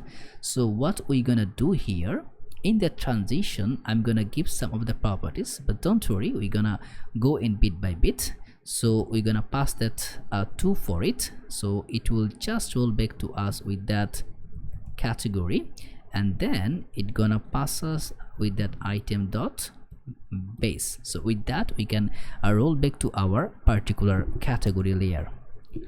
Okay, so now what we're gonna do, we're gonna make the things start happening in a proper way. So we will just go and grab some of the properties for the transitioning to be working, and that it will be enter transition is out duration 75, and enter from opacity to 0 to scale 95, and when it's enter opacity should be 100, scale should be 100, and whenever leave it just a transitioning a point how it going to come up. If you see, it will just give us easy in out. So before going to deal with the design, I'm gonna just also give my item dot name, so it will be item dot name, just to see if it's coming aligned together. You see? Okay, cool. So now let's go in that menu items. In that menu items I need to make that anchor, which going to be bottom end. Okay, as you see, it's now entering at the bottom. Okay, so now here let's just give some class name, which going to be giving us that width should be 52 and origin should be top right. Okay, and then rounded should be axle. I'm gonna give a border should be white, opacity of 5, and bj should be black. Okay, and then padding should be 1, and text should be small by 6, text should be gray of 300, and we're gonna pass that the anchor which we use that. So anchor should be, I'm gonna give a gap on that, and that gap going to be coming out with a spacing parameter, should be spacing okay, spacing of 1. Okay, and after that focus should be outline none, and then hover text should be white, and z index should be 50. Okay, now if I click here, as you see, yeah, that looks cool. It's similarly on that, but there is minor setup is missing, which we are going to deal with now. So let's come in the link parameter here. That's now where we need to focus right now. Put a class name, should be just make that flex, which should be full. Item center gap should be 2, rounded should be lg, padding y should be 2, padding x I'm gonna provide as 3, and then data, whenever we focus on that data, yeah, we can just yeah, whenever we focus on data, we want to provide a background which going to be bg white of 20% opacity, tracking should be white, and that one is that, you see that background is coming. If I just make of white of like that 80%, you can see. So that's the parameters we are providing. Now if we click on the TV box, you see category with the power tools, it's just moving. So I think that's the things which can, if you click on outline of that, it's just disappearing. So with that, we finish on that parameter. So now let's close all and let's go to that our app parameter. Now what we're gonna do is to create the other properties which can make that things running properly. So that is our categories here. So now we need to create one properties here which is going to be the banner categories. But before, yeah, we can create that right now. So let's go back to our banner categories. We need to create that. So let's roll back to our UI. We will create a file, name is BannerCategories.tsx. RAFCE should be our banner categories in the app. I'm just gonna go and grab that. Okay, so let's just remove that banner categories. Okay, now as you can see, banner categories is running. And to go with that banner categories, I need one we're gonna use that React multi carousel. So let's just go back their documentation, that how we can start with that. Okay, so that's the things we can just go and start with. So let's just go with those properties. Okay, arrow functionalities and others. So now I need to get that to install. Okay, so just restore back my project here. I'm gonna make that pnpm and install that carousel. And after installing, we need to import these two parameters here. One is for the styles and another for to running those things up. So let's just keeping those things. So one for the carousel and one is for the React multi-carousel live styles.css. Now you can also put it in the layout. It depends on you how we want to keep that things. So now what you need to do, we can, for the breakpoints, we need to import the breakpoints, then we need to grab the images. So remember, we are having that categories, the similar categories function where we used in the header. So you can pass that properties also by referring on that, but for right now, to keep it is just in a simple fashionable way, I'm gonna just grab those things from here, just copy that and here paste it. So it should be, I need to import my config here, I need to import my state here, and also I need to import my effect here. After that, don't forget about that get data. So now I'm having my categories here. So what we need to do, I will just grab that responsive breakpoints here, which I'm gonna define it here. Okay, that's are the breakpoints which I'm going to use. So right now what I'm gonna do is that, so that would be in the div. So let's just go, instead of the div, I'm gonna directly inject that carousel. Okay, okay, the carousel, yes. So that would be give us our headshot properties, so how we can go and see that. So now let's just put that responsiveness, it should be go with that responsiveness which we created at the top, and we will make that infinite, should be okay, we can just wrap those things up.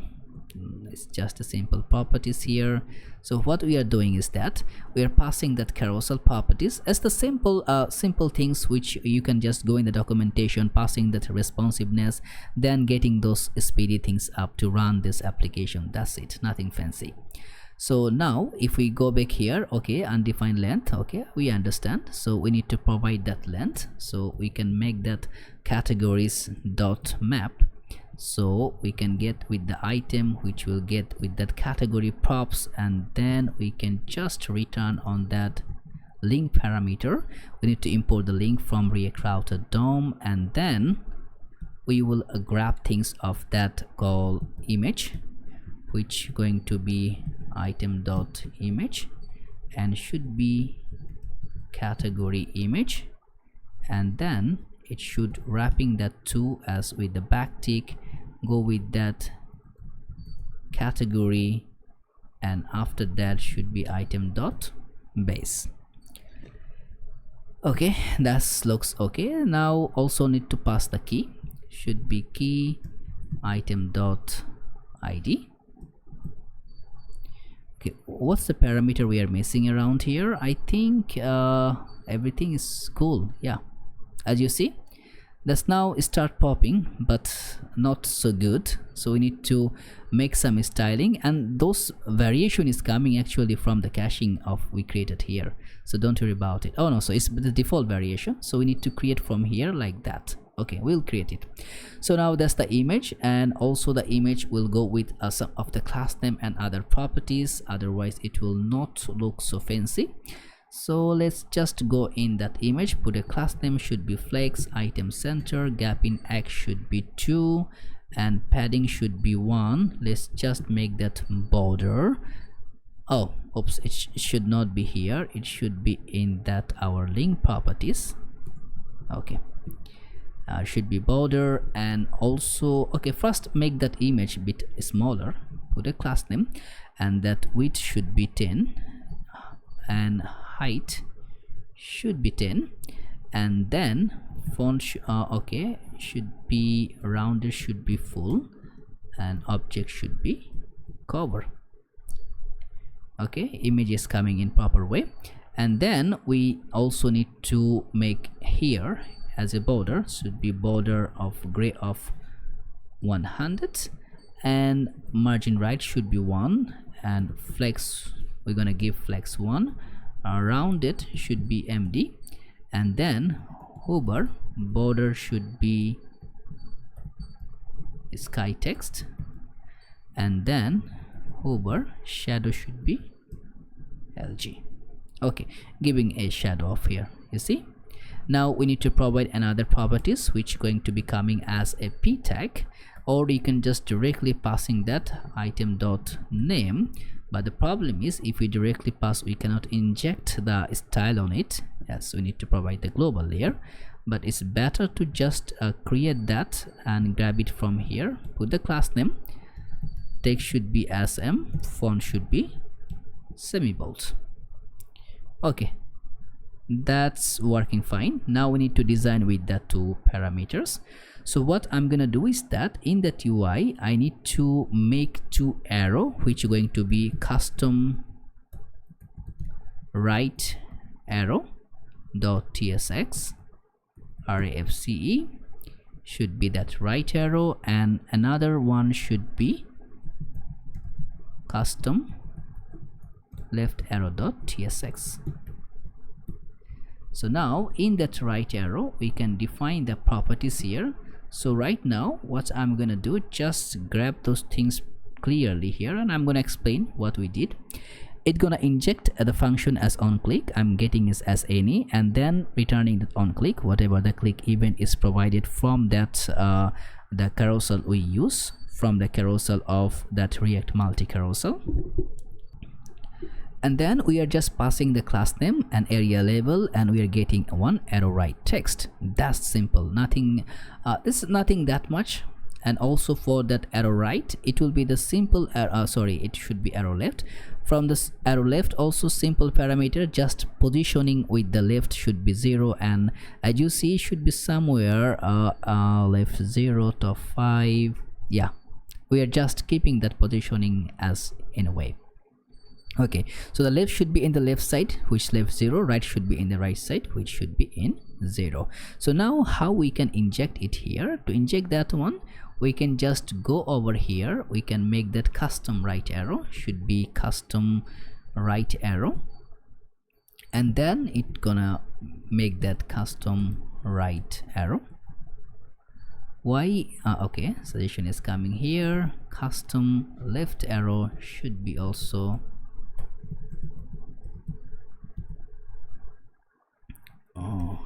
left arrow.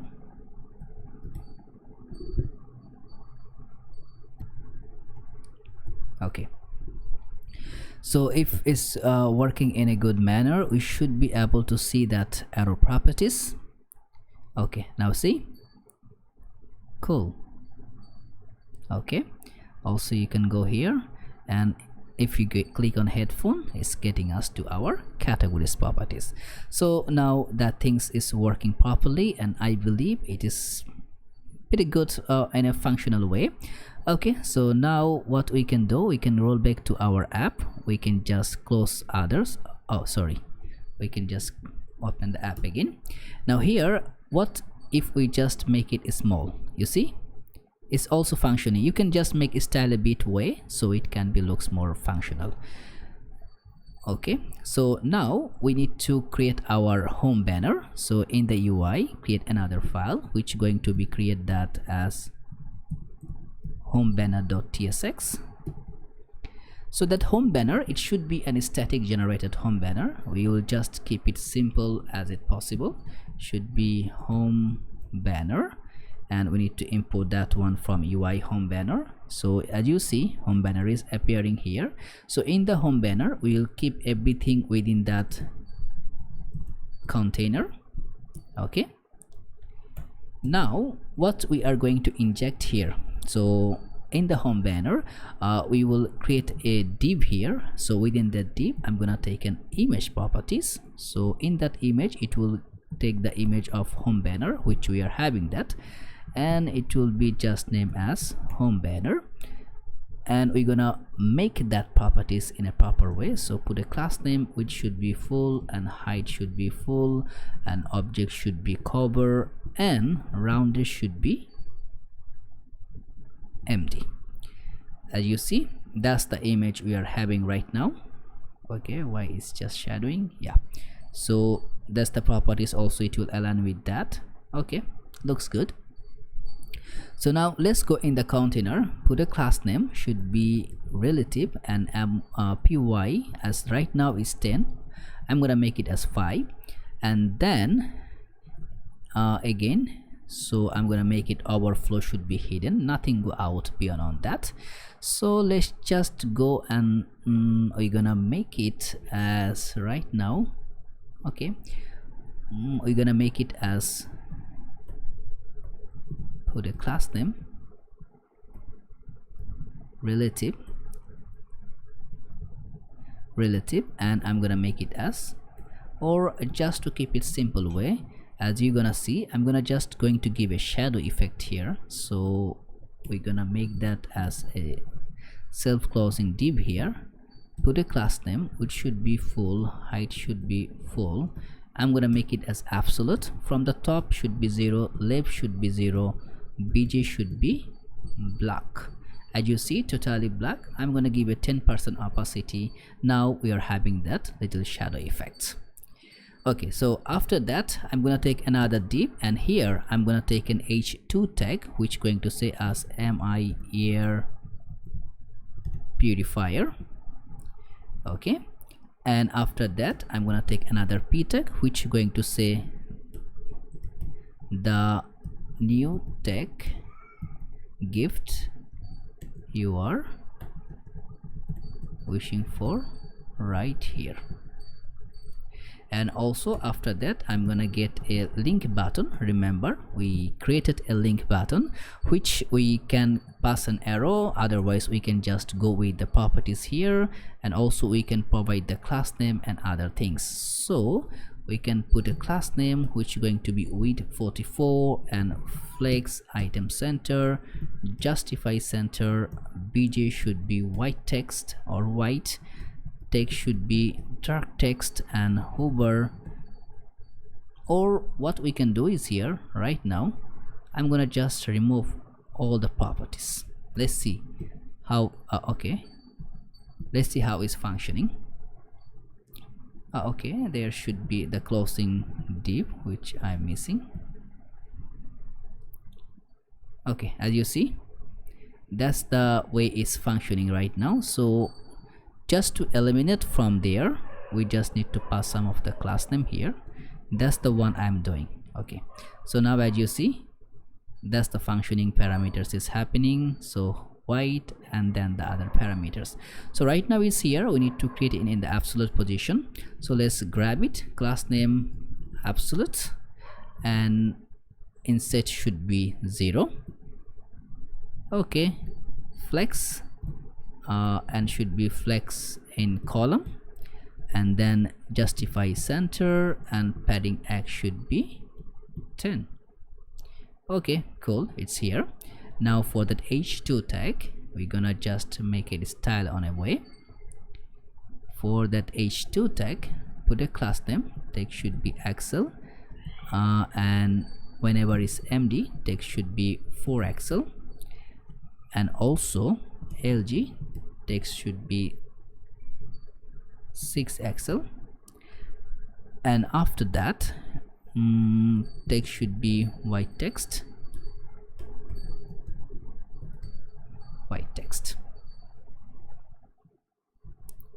Okay, similar, but we need to make some font weight, should be bold. Okay, that looks fine. And for the p tag also, we're gonna grab some class name. Should be text should be base, and MD text should be LG, large text, and font should be semi bold, and leading should be 6, and also text should be white text, and I'm gonna give you opacity of 90, and max width should be 250 pixel, and margin top should be 4. Okay, within that we are now dealing with that, and we finish those parameters. Let's just remember that is actually sticky, but our application is not giving that sticky parameter. So let's go to the header. We will make it sticky, so it will be sticky. Only MD should be sticky. Top MD should be MD should be top 0, Z should be 50. Okay, so that it will roll over on that in a smaller screen. So now we are our category, like our header, the banner option is working fine.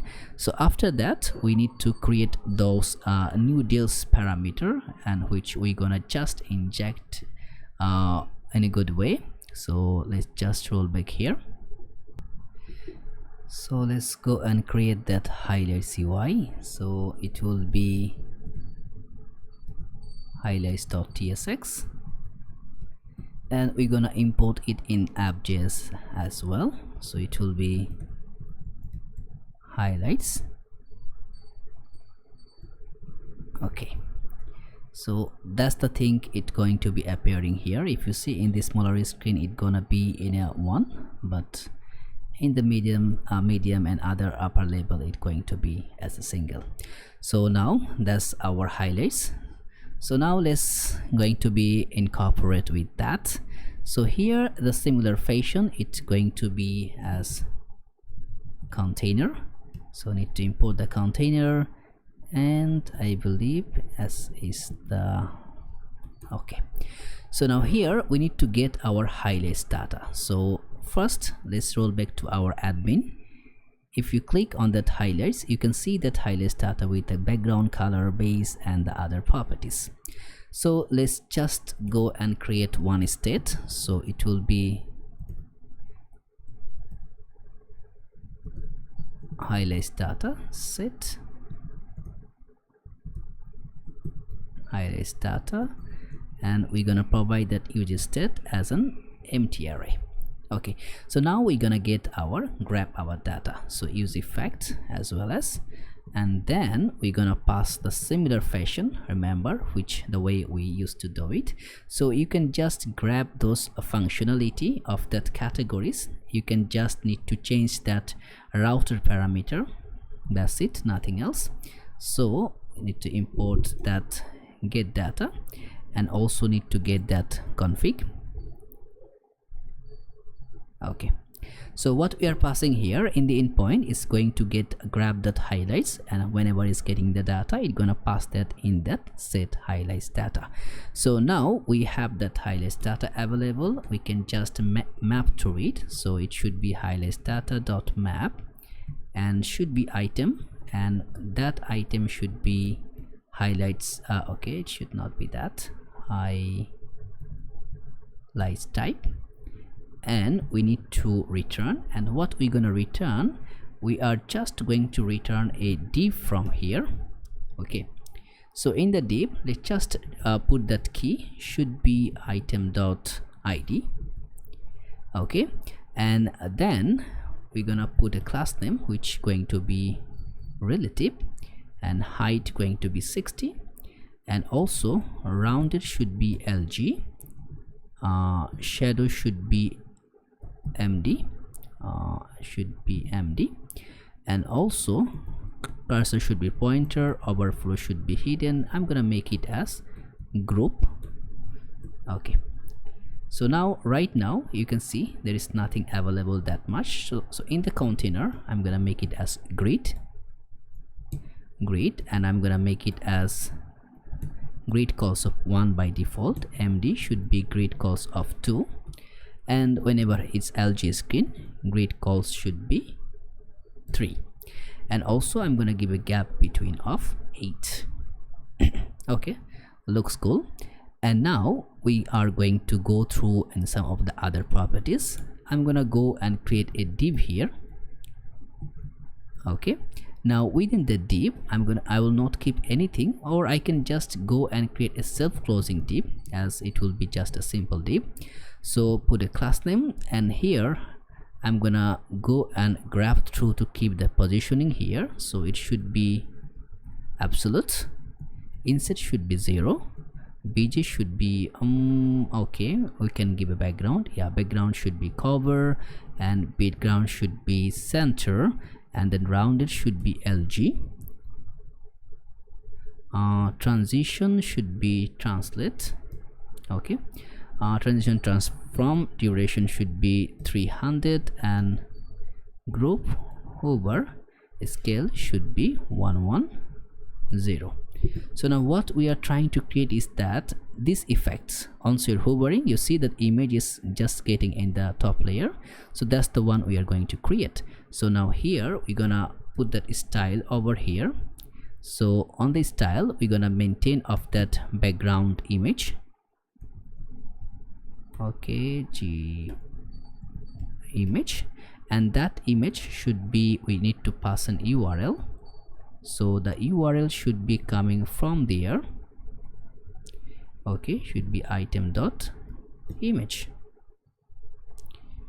Okay, we can't see anything. No, nothing yet. Okay, as it's not having any background effect. And also we can pass that color. Color should be item.color. Okay, still till now nothing, because we need to put the items in between. So now that's the self-closing div finish here. So now I'm gonna grab another div, within that another div, and then I'm gonna get an h3 tag, and here I'm gonna get that item.name. As you see, item.name is rectified, and then I'm gonna take a p tag, should be item.title. Okay, now let me grab those things. Somewhere we are messing with the class name, maybe because it's not giving the exact properties. Okay, yeah, height should not be 6, should be 60. Yeah, that's the properties is injecting. Okay, now we're getting the height, but we are not getting the background images. So now this is the self-closing div, I believe. Okay, let's just make it as a normal div. Okay, so we made that what's wrong with, okay, we made it as a normal div. And now what's we created here, it's just hopping through it. So height 60, rounded LG, we give a shadow and make it hidden. Now absolute, inset 0, we just put a bj cover, background center. Okay, I think that could be these properties which we use. It should not align like that, it should be aligned with a first brackets. Yeah, that was the only problem. Now you can see that is working smoothly and properly. So now over here my text is disappear. So put a class name, we're gonna make it relative, and the z should be 10, so that we can see, as you see, it's visible. And we're gonna make it a padding should be 6, we're gonna make it flex should be column, justify between, height should be full height going to be taken. Okay, right now is good. So in that div also it's nothing going to be happening. So now here I'm gonna just grab one link parameter, and here should be two should be item dot. Let's just make that button title. Okay, should be button title. And if you may want to know what button title is, you see that button title, browse deals, shop cell phone, and other properties. Okay, that's my batch. Item should be underscore base. The title should be item dot button title dot button title. Okay, need to import that one from React Router DOM, otherwise it will start crying. Okay, so now we are having those properties, button and other things, but it should be look like that. Okay, to implement that one, let's go and create the design. Class name text should be 2XL, font should be bold, and max width should be 44. Okay, cool. And for the prices, let's just put a class name, text should be base, font should be bold, empty should be 4. Good. And for that div parameter, the link parameter, puts a class name which is going to be text going to be base, font should be normal, not should be normal. Okay, that's it. Okay, so now there is one thing should be appearing. That's we need to put a condition here. And how we can inject that item dot yeah, it's here. It should be appearing here, but just we're gonna check it here. What color we are provided? Yeah, that's the color for new deals for 40. Okay, from 40. Yeah, power bank. So power bank should be white. Let's go here. Let's just go in the power bank is white. That is already white, but why is not showing? Okay. Power bank from 40. Let's just go with that power bank. Yeah, that's the color.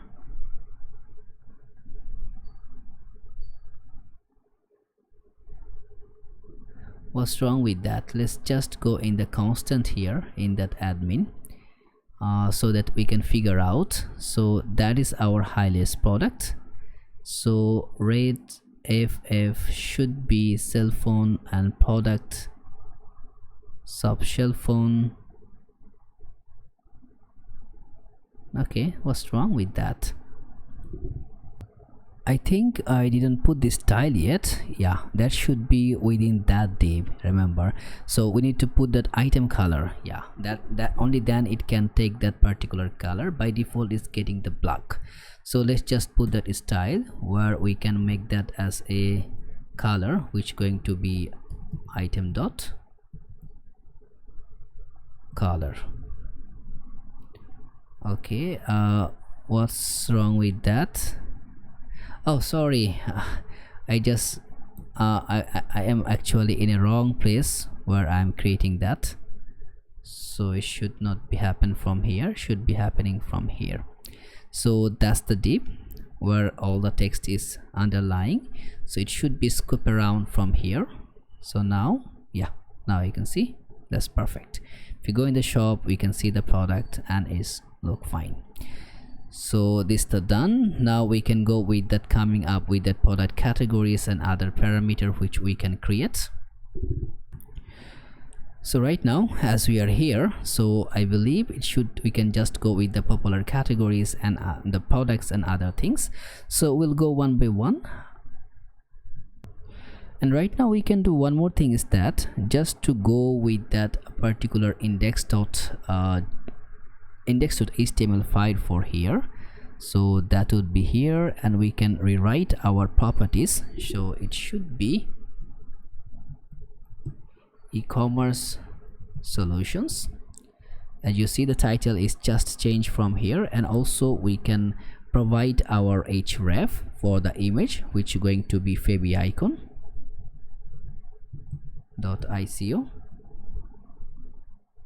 Did we have that in public for public directory?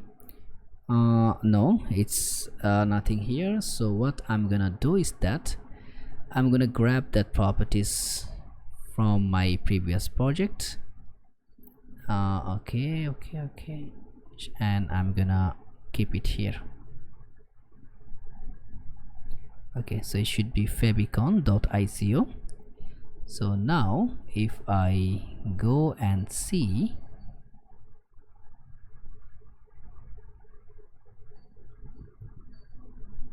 okay, it should be giving us that properties.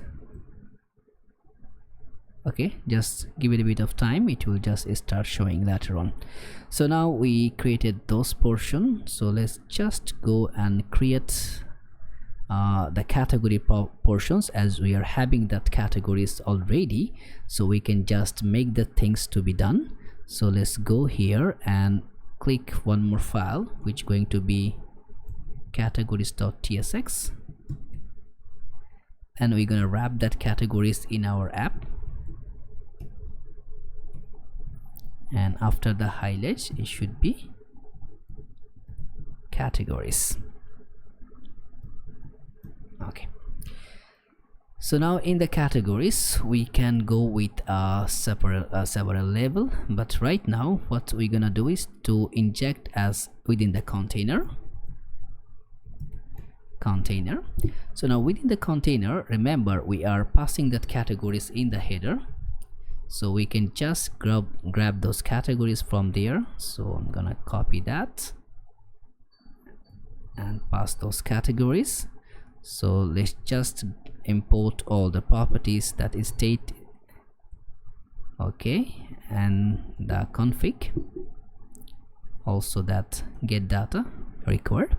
So now we will also inject here, we're gonna get a div property here, and within the div we can just create one title. So it should be as you say, let's just I'm gonna just create one more file here where I'm gonna passing the title. So it should be UI, and then I'm gonna get the title.tsx rafce. So in the title I'm gonna just generate that, what I'm gonna grab it here. So in the title what I'm passing is that getting the TW marge, and I'm getting the text and class name. Class name is optional, so I'm just wrapping that with the text for Excel and font bold, and if I'm passing class name it will just go back with the class name with that properties. So that's the simple procedure. So right now what I can do is here on the div I can take another div, and now I can pass my title. So in that title I can provide the parameters, which going to be like text, popular categories. So you see the popular categories is appeared, and after that p tag, after the title tag, we should also get a link parameter tag by which we can generate like to view all the link parameters. So it should be 2, and here I'm gonna pass that category, and then I'm gonna just put at audio, just a simple category here. Okay, so now it will give us that view all categories. So you see that text is available, and for this one I'm gonna grab some class name on that. Oops, it will be class name. Okay, so it should be, font should be medium, and then I'm gonna make it as relative, I'm gonna make it as group, and overflow should be hidden. And also in that div class name should be flex, item center, justify between. So it should be pushing that, no, it should, that one should be here. Okay, and that class name, okay, right now I'm gonna keep it empty. So now, okay, so when I'm gonna hovering, you see there is some style is happening. So that's the things I'm gonna create. So as you see, it's just I'm gonna keeping it as relative. So what I'm gonna do, I'm gonna grab one span tag. Remember the way we created for the header, this portion here, that's the similar effect which I'm gonna create it right now for this portion also. So I'm gonna grab things here, and as you may see, okay, that's cool. So now our link portion is done, and after that div we can take another self-closing div which going to give us like class name with giving with going to be giving us full height, going to be 1 pixel, and bj should be gray of 100, 200, good, empty 3. That's the line which we have been created right now. Okay, so now we can wrap through our categories for that categories properties. So after that div, I'm gonna grab that categories here, categories dot map, which going to be item, and that is category props. And right now I'm going to return a link parameter, not a div, just a link directly here, by which I can inject the routes parameter, and then I will just make that to formula which going to be coming from that backtick, and then I'm gonna pass that item dot base, and that key I'm gonna provide that item dot id, which is having here. And now I'm gonna provide that image properties should be item dot image, and that should be category image, and for the class name which should be full height, I'm gonna provide the auto height, rounded should be md, and then I'm gonna make that whenever I'm gonna hover on the group, it's going to be a scale of 110, and duration should be 300. So you will see that properties is available, but it's not look so good because it's gonna crampy. So what I'm gonna do, I'm gonna wrap that entire properties within a div, then I'm gonna pass it here.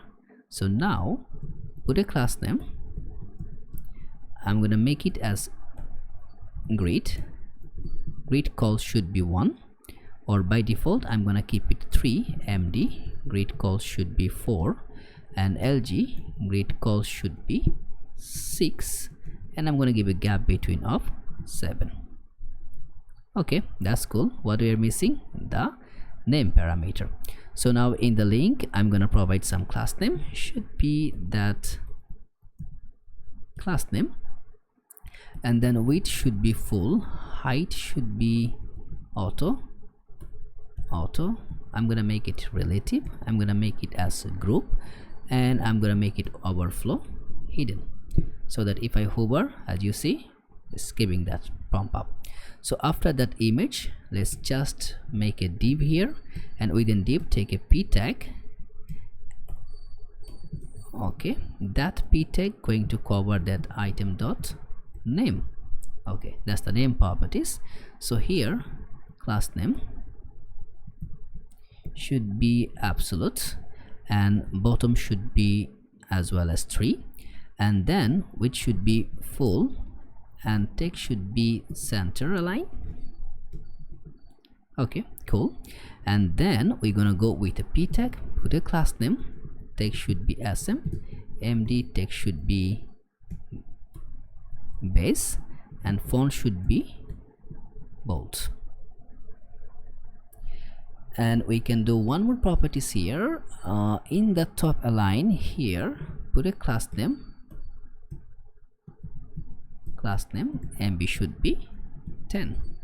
Okay, so now you can see our categories portion is done. So we need to create our products and then the search bar. So now do 3 part. So first part, it will be for our product list, you can say. Then we are going to have that, okay, it will be product.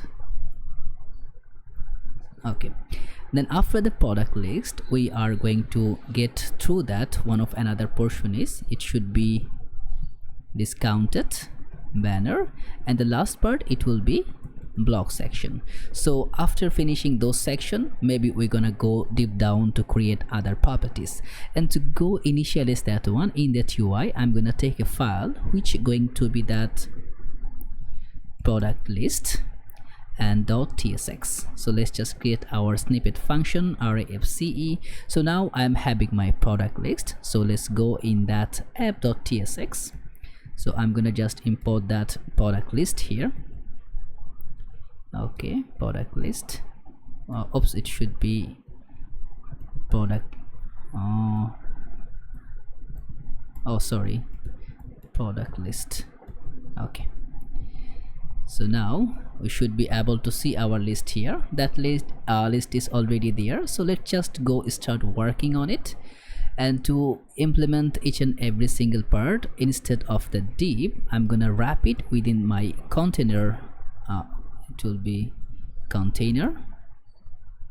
Okay, and also need to import that container from should be, yeah, from the container. Okay, so as I wrap it within the container, as you can see, the distance is already worked, and also our properties is worked properly because it's just going through max width of axle and mx auto to keep in the middle. Now in the product list, we should be able to create one div properties. So just let's create one div, then put a class name. For right now, I'm gonna take another div. Sorry, it will be div. Then I'm gonna keep my title. Did we create any title? Yeah, that's the title we have been created. So let's just get over there, and we're gonna pass that on the title. It should be the text, and that text should be top sales, but we can say the top selling products. Okay, so that's the top selling products is working.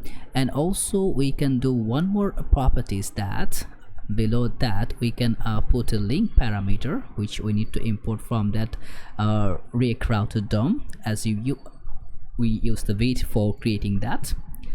And instead of self closing, I'm gonna put a double tap on there. Should be view all products. So if anyone click on that, they can view all the products, all the available products. So now if anyone click on that, it will directly inject to our product.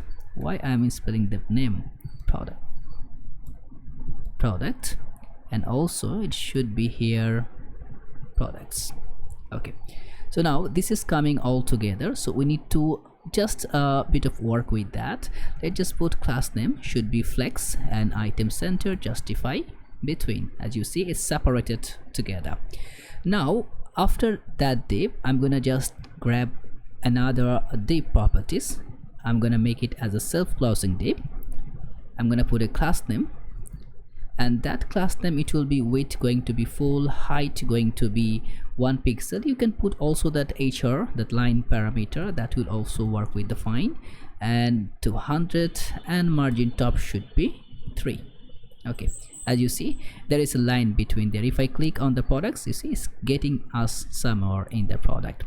So now as we did that parameter, we need to grab the product. And how we can grab that?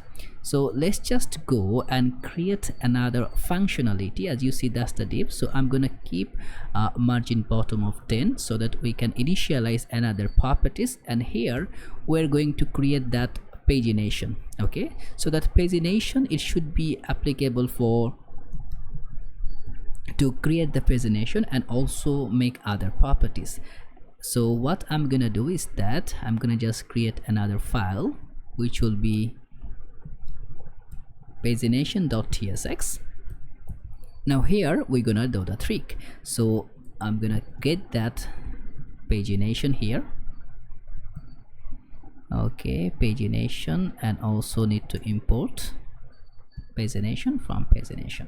So you see, that's the pagination where we're gonna wrap the data here. So it should be somewhere like that. So what we are created here, we're gonna compile it here.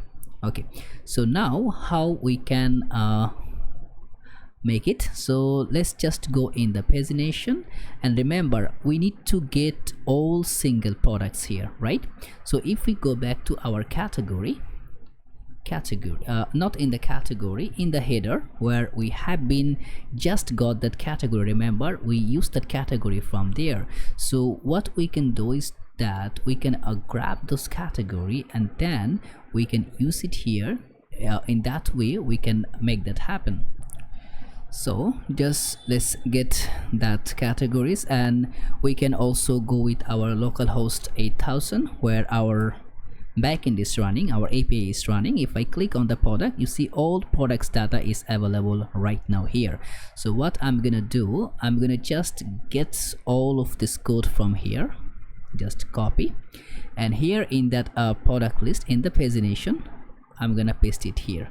So we need to initialize several properties. We need to get the use state and also the use effect, and as we are going to use that hook from that React, we need to make our component as use client component, and here I'm gonna put that products, and it should be set products, PRODUCTS. Okay, so these products, it gonna be make the properties, and our inline should be the products, not the categories. And if you are already watched my previous video, you're gonna having a very good understanding how we have been created that. And if you're not get that yet, let me know also in the comments below. Maybe I can help you to go with to make that understand it.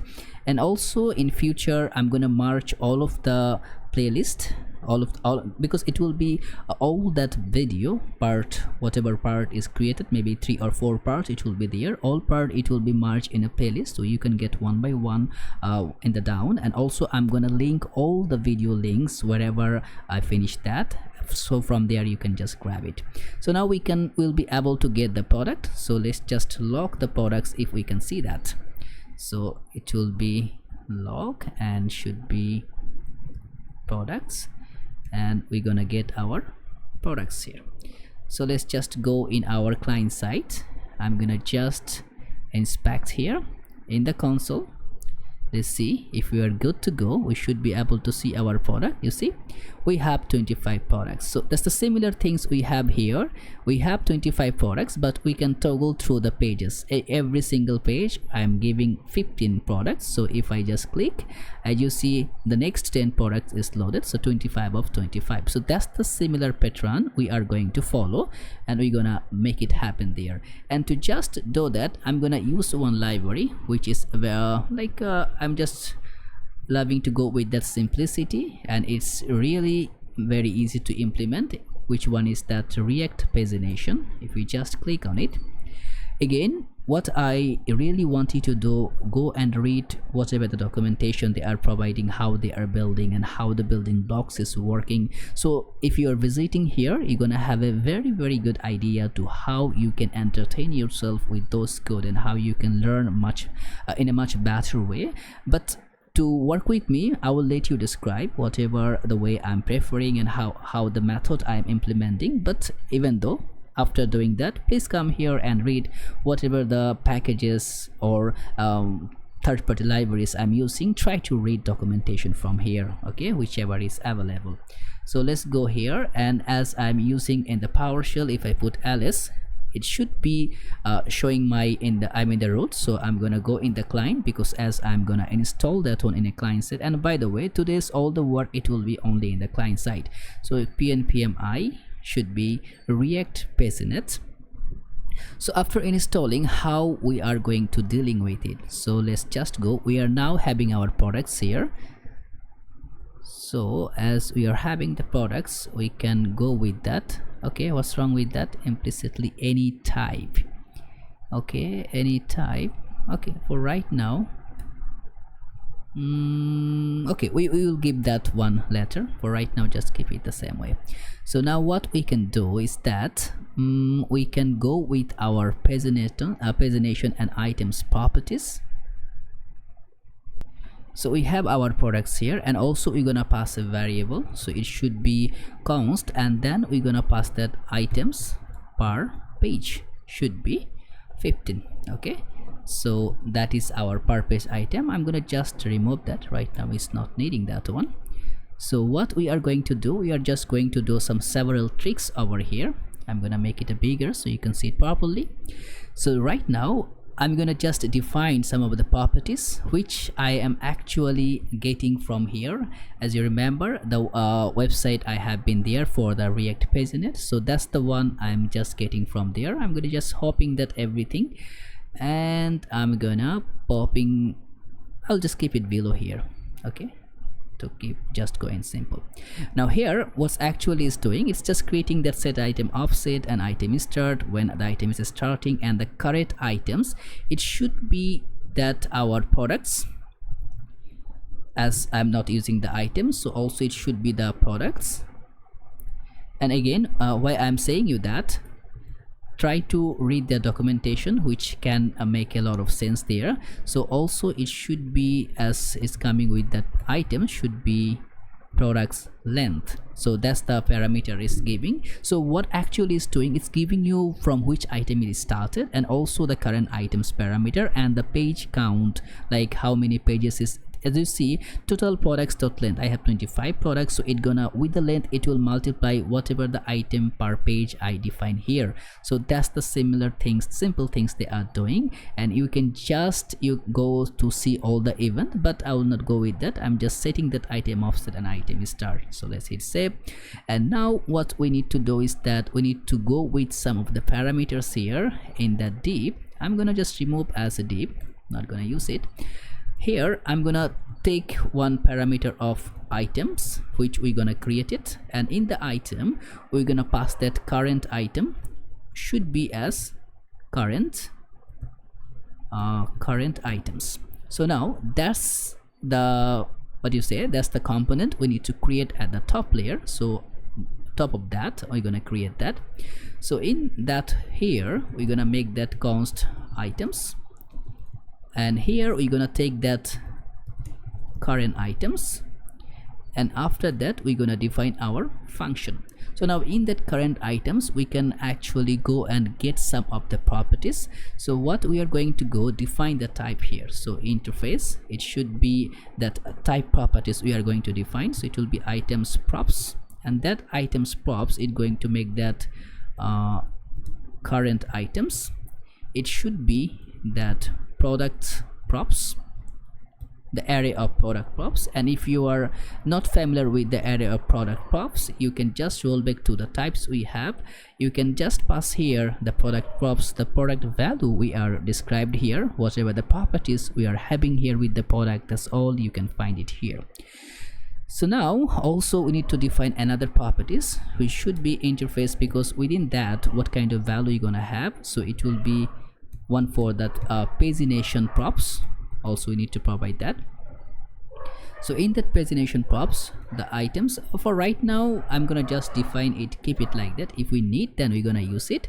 So here I'm gonna put that items props. Okay, so that will be our current properties, and here we're gonna return a value. Okay, so return, and in that return we're gonna just simply pass a div. So in that div we are going to get that if we have that current items, and we're gonna return of that parameter. So means we're gonna map through that our current items. Okay, so we're gonna map that current items dot map, oops, it will be dot map, and here I'm gonna just pass it as an item which going to be that product props. So it's a singular item, so it can be go eval with the product props. Okay, so now from here I'm gonna return something. For right now, just to go with that, I'm gonna just return a p tag, and it should be saying product will go here. And also, as we are mapping through it, we need to provide a key property. Let's just provide that key, should be item dot. You see all the properties are available, so we need to provide that the unique is the ID, so you're gonna put that item.id. So what you're gonna see here right now, if we go and evaluate, you see item, the product will go here. How many products? 1 2 3 4 5 6 7 8 9 10 11 12 13 14 15. So 15 products it gonna come here. So how we can just go and gather all other 10 properties. So that's what we're gonna do right now. So that's the item. So we need to create our product here. Okay, so simply we can just go here. I'm gonna just pass through right now. We're gonna do it later. Product card.tsx RAFCE. So our product cards are going to be applied here. So instead of that one, what I'm gonna do, we're gonna just simply wrapping here our product card. Okay, so that product card, it will be appeared here, and in that product card we're gonna pass the key the similar way, which going to be item.id, and here we're gonna pass one more properties. So how we can get the products, we can just simply pass the item as item. So now we can grab that items within our product card and then we can align it here. So simple. But before doing it that, just let us go and create one more things by which we can get other properties too. So after that, below on that item, I'm gonna take a div here. So in that div, I'm gonna do some simple magic. Okay, so that simple magic, it will be included this part, these two properties. It gonna align here. Whenever we click, it will just render the properties and other parameter. And by the way, it will be generating a very good way. So all the unique product, it will be available here. So let's just go over here, and then in that product, I'm gonna use that the proportion from that React Pagination. So that's the component they are providing here to do all the binding. So what I'm gonna do, I'm gonna just hopping through it to the parameters of what we are going to actually dealing with, or I can write name of that. So the next label, which I'm gonna just keep it empty. So we are not going to provide any label properties now. So on page change, in on page change, we're gonna just make that handle page click. Remember, we are having one function here, so that function is responsible to bring up the other products. So what it's going to do is, as you see, just a simple way, it's just creating a new offset, and then with the event selected, you see this the items per page. So per page we define with that percentage, is gonna just compare the length. If it's finding that some of the items is available, then it's just we just doing with the new start, and set item start is keeping with the new start, set item offset it creating with this new offset. So if I'm going to explain those things, the video gonna length be so much more. So what I'm referring you, go with React Paginate, read the documentation, and you will understand much better, and also try to implement, rather than this project, try to implement also in the other project, which can be really helpful for you. So now we can get the data from handle page click, and then page ranked displayed, which I'm gonna just keep it 3, and also one properties should be margin page displayed, I'm gonna keep it 2, and then let's just page count. That page count should be the page count we are having in the top layer. So that's the count, it will be there. So let's go and see if anything appearing. Nope, nothing appearing yet, because it will not give us anything yet. We need to make it more level way. So previous level, that previous level also I'm gonna keep it as empty, as I'm not gonna use it right now. So now I'm gonna give that page link class name to provide some class. So width should be 9, height should be 9, and also I'm gonna give a border of 1 pixel of border, and then border should be light color, and hover border should be gray of 500, and then duration should be 300, flex justify should be, just make that center, item should be center. Okay, that's the properties for it. And also one more thing we're gonna provide should be page class name, and margin right should be 6, and other properties container class name also we need to provide. So I'm gonna make flex, text should be base, and font should be semi bold, and after that padding y should be 10, and the last one active class name, whichever is active, I'm gonna just make that as background black, and text should be white. So let's see, as you see, that's the properties coming. If I click 2, as you see that 2, if I click 1, that properties is appearing, so means it's working.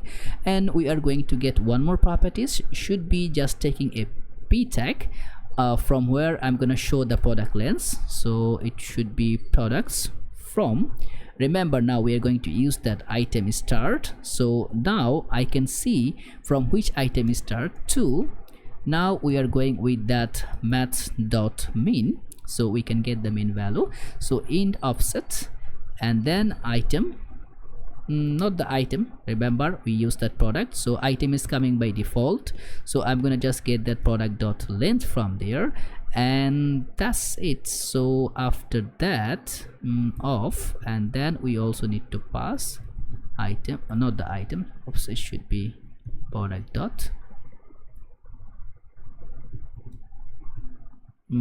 product dot length.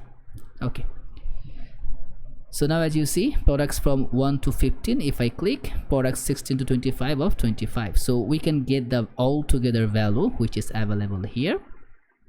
Now just let's make some deal here. So I'm gonna make it, let's put the class name, I'm gonna make it flex. By default it's going to be flex column for the smaller devices, and md should be flex row, which we are just seeing right now, and justify should be center, and md justify should be between, justify should be between, and item should be center. So right now what's the wrong we are getting, we should, okay, everything is good. Okay, now we can see that product is working. Okay, so everything is working right now in a fine fashion. So this the time when we need to create our product card. So remember that product card we're gonna use in a lots of screen and lots of other properties. I'm gonna close others. As you see, that product's going to be responsible to display the products here, display the products here, even though all other screen wherever we are going to render the products, especially if we go in the shop, remember the product card is that it will be the same product card which we are going to use. Okay, so that product card actually is gonna having a very much boost on it, so we need to make it with every single flexible way we can make.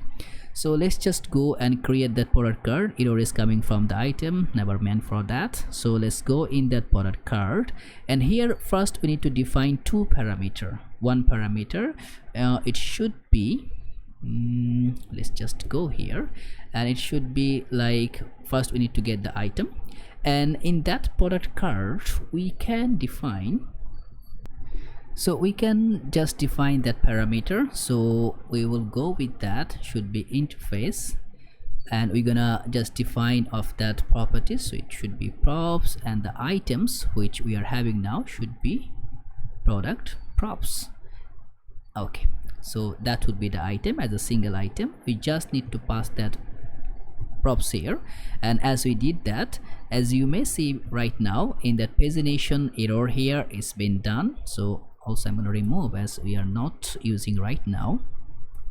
Okay, so the error is gone as we define the type here for that particular item. Now what we need to do, we need to show the item how it's going to look. So let's just go over here, and first we are going to show some so some of the properties. Let's just see how it will be looking. For that, as you see, okay, that would be like that. Okay, that's cool. And also if we go in that our layer here in that pagination, we need to define some of the parameter the way we have been dealing here. See that current, that's the div, so we need to put a class name over there. So it should be grid, and the grid calls by default it's going to be 2, md grid call should be 3, and lg grid call should be 4, and also you're gonna give a gap of 5. And why I'm dealing with that right now, as you remember, we need to put that grid pattern so that it should be aligned properly, so we just did that things from here. Now what we're gonna do is that in that product card we will start putting the things. So let's put some class name here just to define how it's working. So it should be border gray of 200, and then round should be lg, and padding should be 1, overflow I'm gonna make it hidden, and why I make that hidden I'm gonna explain later on. And hover should be, border should be black, and then duration of 200, cursor pointer. And again I am asking one more favor from you. If my explanation you are not understanding, also if you are feeling not pace on it, let me know in the comments below. Just let me know how the way you prefer to explain each and everything, so that I can focus and let you know how it can be more preferable. Hit save. Okay, let's see. Okay, as you see, our product cards is available. So we are dealing with the product right now. If you're really feeling that you're learning something new, let's just hit the like button and subscribe the channel, because nearly 70% of you users are just coming in the channel not subscribe. Do subscribe, it would be very helpful for me to just do the project. Okay, so now we are getting that product card. So after that I'm gonna just prioritize one image property. So I'm gonna take an img, and here I'm gonna get that item dot, it should be images. As we have multiple images, from here I'm gonna take the single parameter, because if you just go in our backend, as you see we have 5 images here, all images is available. So it's coming with the properties, because we will just to go that and throw that images here. So that's the way we have 5 images link here, but we're gonna render 1 images here. You can just go and whenever hover try to render the properties with the several image. You can do the tricks if you really like to do it, and it should be product image. Okay, hit save and see what we got. As you see, we're getting something. Okay, now let's start styling with that, and we're gonna go with that. So class name, which should be full, and height should be full height with the parameter whatever is providing true. And by the way, instead of providing in that line, I'm gonna just wrapping through within the div, because later on we're gonna have a badge tag here also. So which should be full, need to provide the class name. Width, it will be full width. Height should be 60, and how much is 60? If you wrap over there, 240 pixel.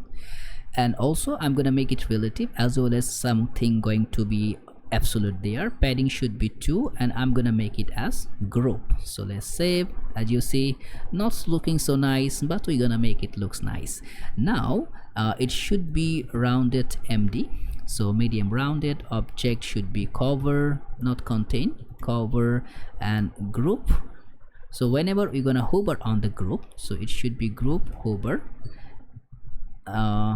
should be, we're gonna make a scale here. That scale should be 110, and the duration we're gonna give is as far as 300. Okay, so now as you see on hover, yeah, that effect is just coming from there. As you see, that's also the same. And I think one simple mistake which we have been done, that should be the pagination column which we provided here. It should not be, it should be here. It should not be for that 4, it should be 5. Yeah, that's the one.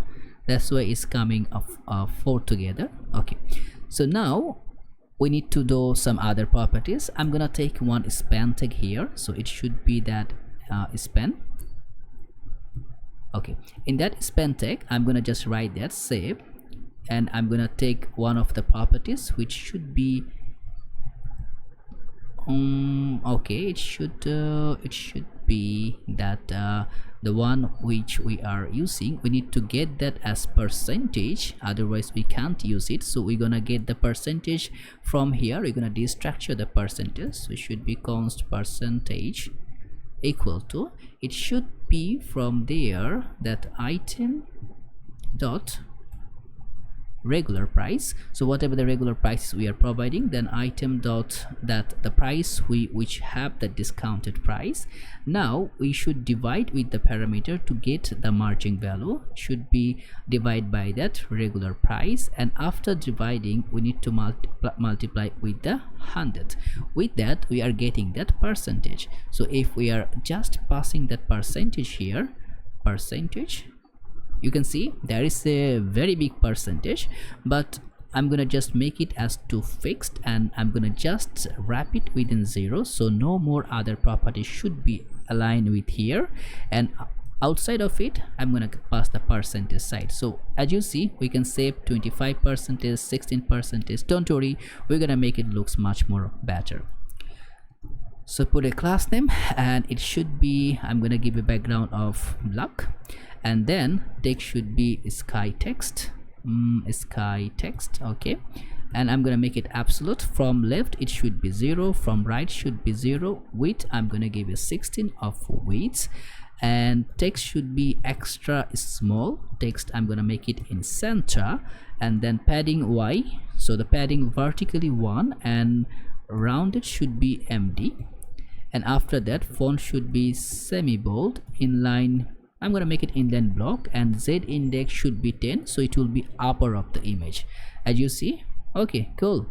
And there is one more properties. If we click here, as you see, the props is coming. Hurry up, you are going to save $70 from this product.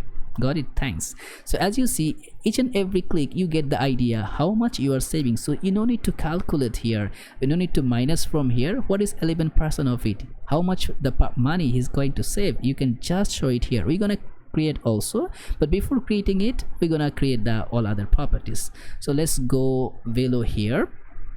Now, as we are also, we need to provide one more properties, like whenever that's happening, once you hover in the image, see, once you hover here, nothing happened in the image, that sidebar is coming. So here we're gonna create one more properties. I'm gonna just let you know we're gonna create. So it should be that product card and site nav, that navigation bar we're gonna create. But before creating it, as we finish on that div, let's just go below on that div. Now we're gonna go with that h3 tag, and it should be item dot overview. We are passing the overview now, so that we can see how it gonna look alike. As you see, that's the portion it will be. So go in that layer, I'm gonna make it flex. Flex should be in column, and I'm gonna give a gap of 2. Padding of horizontal should be 2, and padding bottom should be 2. Okay, looks cool. Now we can style with that. So in a class name, text should be extra small. I'm gonna make it in uppercase. Font should be semi bold, and text should be light text. Okay, so after h3, we're gonna also provide one h2 tag, by which we are going to define our item dot title, or I think the name it should be, yeah, the name properties. So now we are going to passing the name. If we click save, we can see the name, but name is coming like in a weird shape. We're gonna make it in a perfect way, but before doing that, we're gonna put a class name should be text should be LG, font should be bold, and we're gonna use that line club by default. Now previously what you need to do to use that in the tailwind config.ts, in that parameter you need to define here for the line club, but right now in this new tailwind css build is coming by default, so you don't need to install or keep that plugins as require. Okay, if you're keeping it require, you're gonna get an warning, so try not to use that. It will just support by default. So we're getting that portion. Now I'm gonna make it a little bit smaller so that you can see the changes here, so no need to toggle through that. So okay, now you can see that. So now after that h3 tag, we're gonna just not h3, h2 tag, the name, we're gonna get another div, and here we're gonna put that md outline. Star icon should be star outline, not star. Okay, star outline, yeah.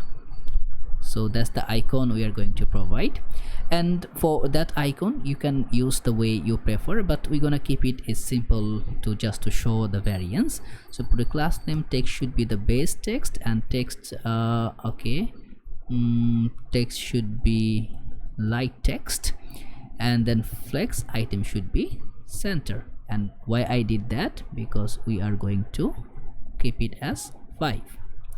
Okay, the 5 icon is done. So now we need to create one button here to showcase the button. And what we're gonna do to create the button, we're gonna create a unique button, not like any other properties to create a several button instances, but a unique button by which we can be deliver each and every single properties. Like whenever is adding product is added or not added, we can just show the regularity.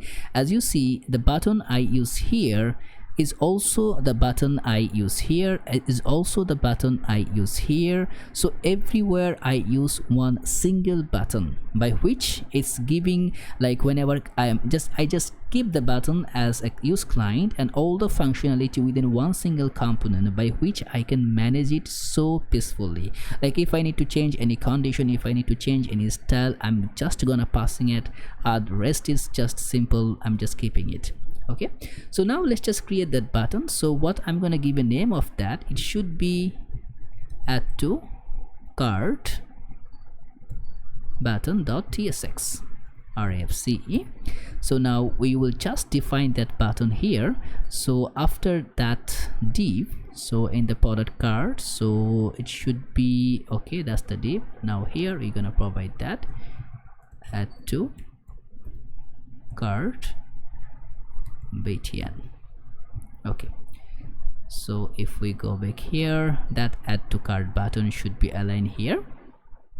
So now let's just before dealing with the other properties, I'm gonna just define our simple button here right now, because later on we're gonna provide all the complexity, the one which we want to show.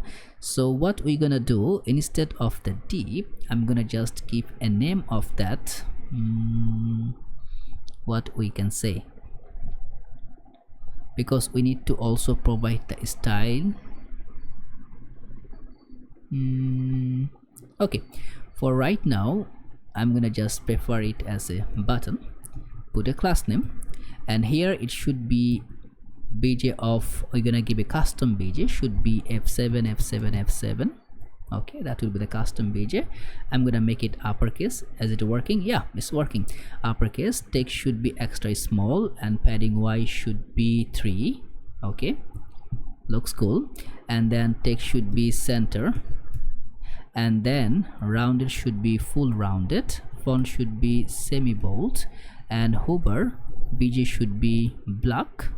And whenever I'm gonna hover, text should be white, and hover scale should be 105, and duration should be 200. Cursor should be pointer. If we roll back here, as you see, that's the same thing going to happen. Okay, but is it uppercase? Yeah, add to cart, and also add to cart btn. Okay, it should be add to cart, right? We are going to provide as add to cart, I believe. So add to cart. Okay, so as you see, the same functionality is just coming here, but we are going to do a simple trick here. What the trick should be, in that here I'm gonna take that class name, which we can pass as a props also. So it should be class name. We can also pass the title, so we can take the title. So if you want to take the title, we can pass, otherwise it will just work, would be fine. So now we're gonna define the interface, should be, you can also define the type, okay, but I love to use the interface, just simple. You can go with the types also, no worries. So interface props, so here we're gonna pass that class name, and that class name, it is available, then it should be string. And also you can do one more things, instead of passing it here, I will show you one more properties here, you can pass it here also.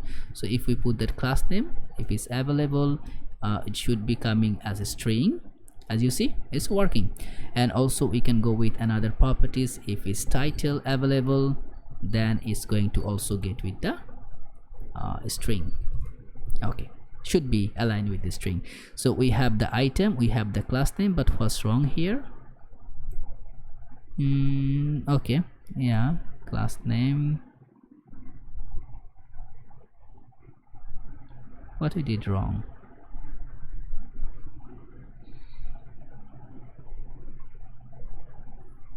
Okay,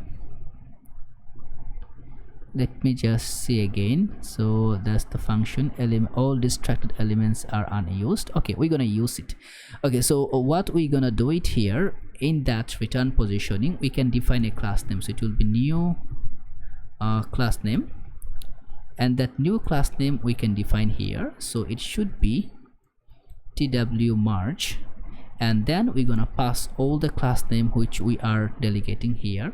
Just pass it here, and we're gonna wrap that here. Then after passing that one, we can also define the class name which we are going to use or we are going to provide. For right now, as we are not having the title, we'll just keep the title as not assured, as we are not using it.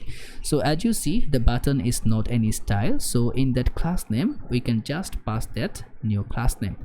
Okay, so now what is going to happen if we roll back in our product card, and if we just pass that class name, and we can just pass that bj rate of 600, you see that applied. So first it gonna just give the priority of the class name whichever we are providing. Later on it gonna initialize the other class name. So for right now, as we are not going to make any functioning here right now, so we're gonna just keep it like that. And also, as for the title, if you use, you can just keep that as a title. Like you can, you want to pass the title for that product card the way you prefer. Okay, it's not here, should be here. So okay, the title is a string, we can pass that title. So what I'm gonna say is that, so I'm gonna wrap here. So if the title is available, I'm gonna put the title, otherwise should be add to cart. So that's the add to cart. For right now, I think that will save the purpose. So after adding to the cart, as you see, that much functionality is okay, it's done, but we need to create this portion. Okay, so how we can do that? That's very simple. We will use a simple component properties here from that from headless UI. So what we need to do is that we need to create one properties. First we will create a function. So as we are going to do that,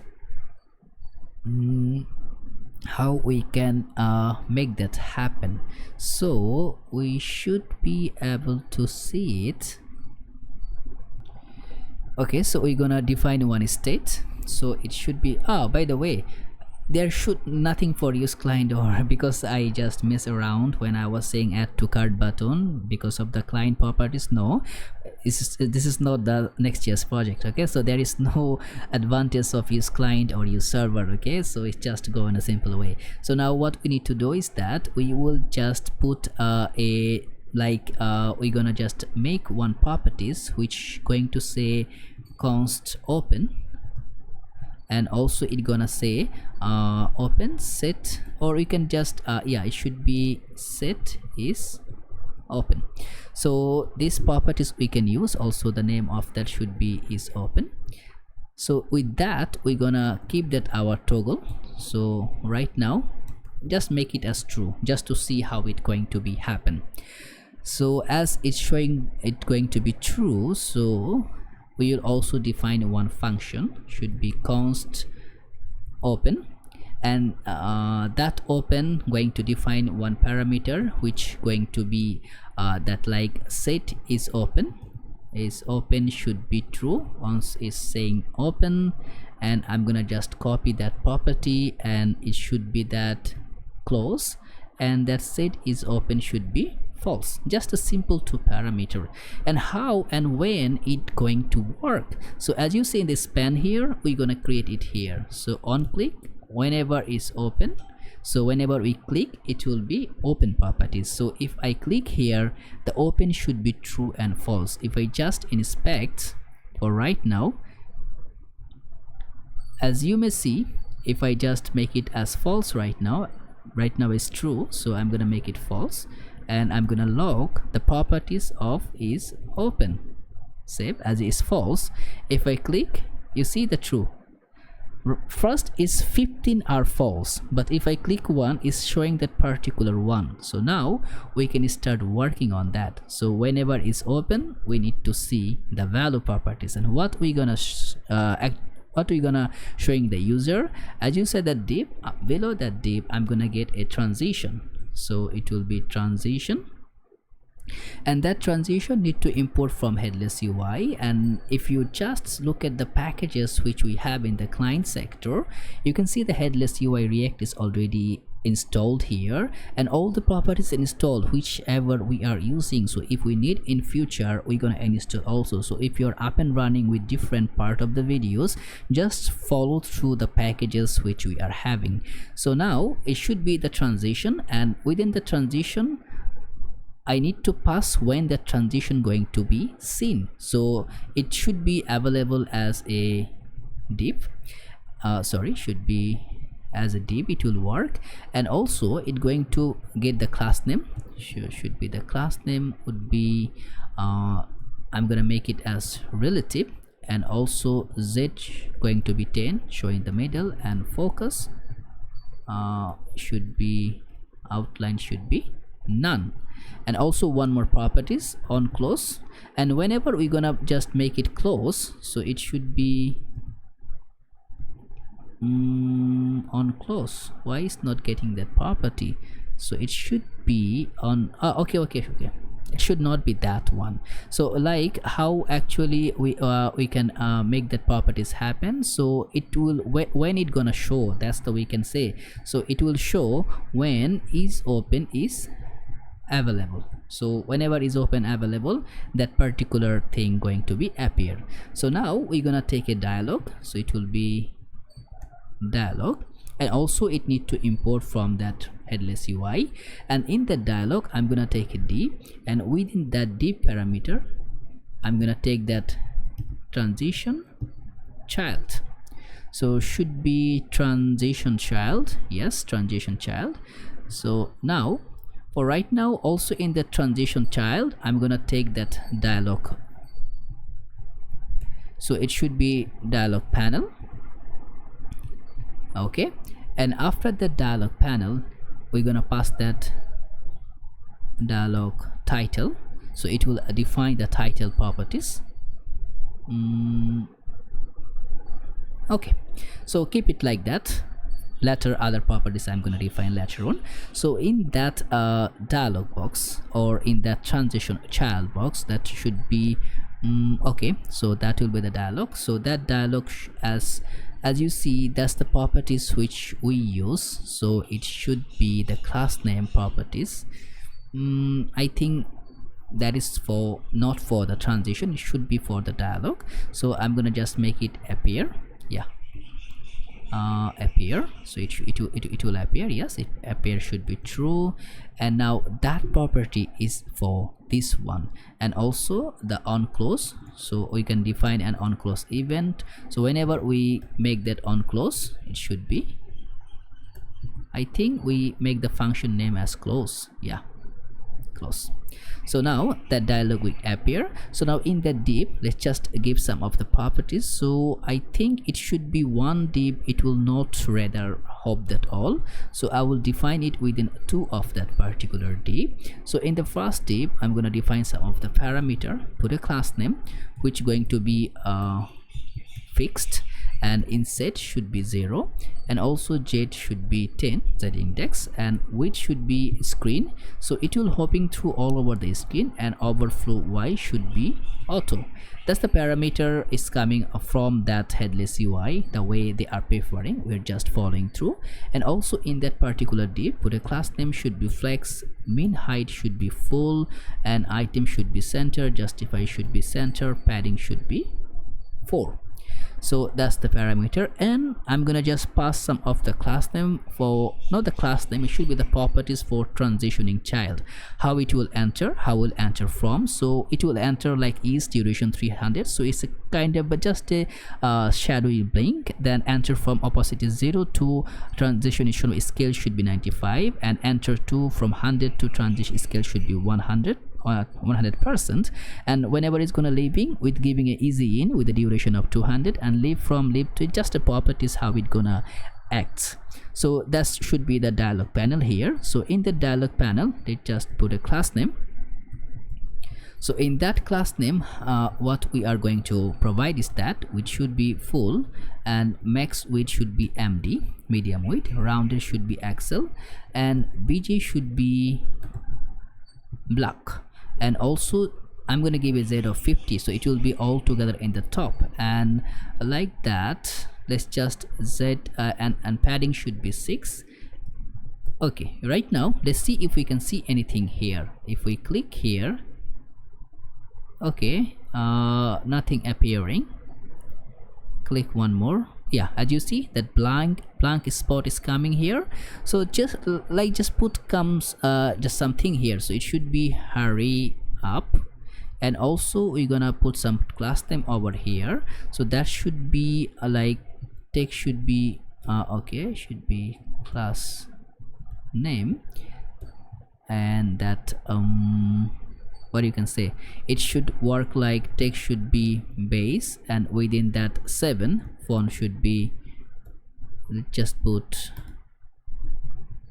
medium, and then text should be white.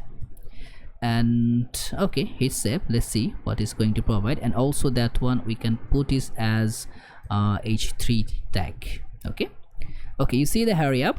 So now we can pass one more properties here. We're gonna give a backdrop blur, so we're gonna put that backdrop blur of just put like 2XL.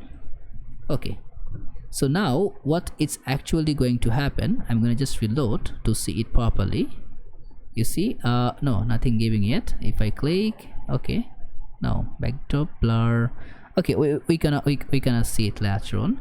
So backdrop blur is it working? No, it's not working properly.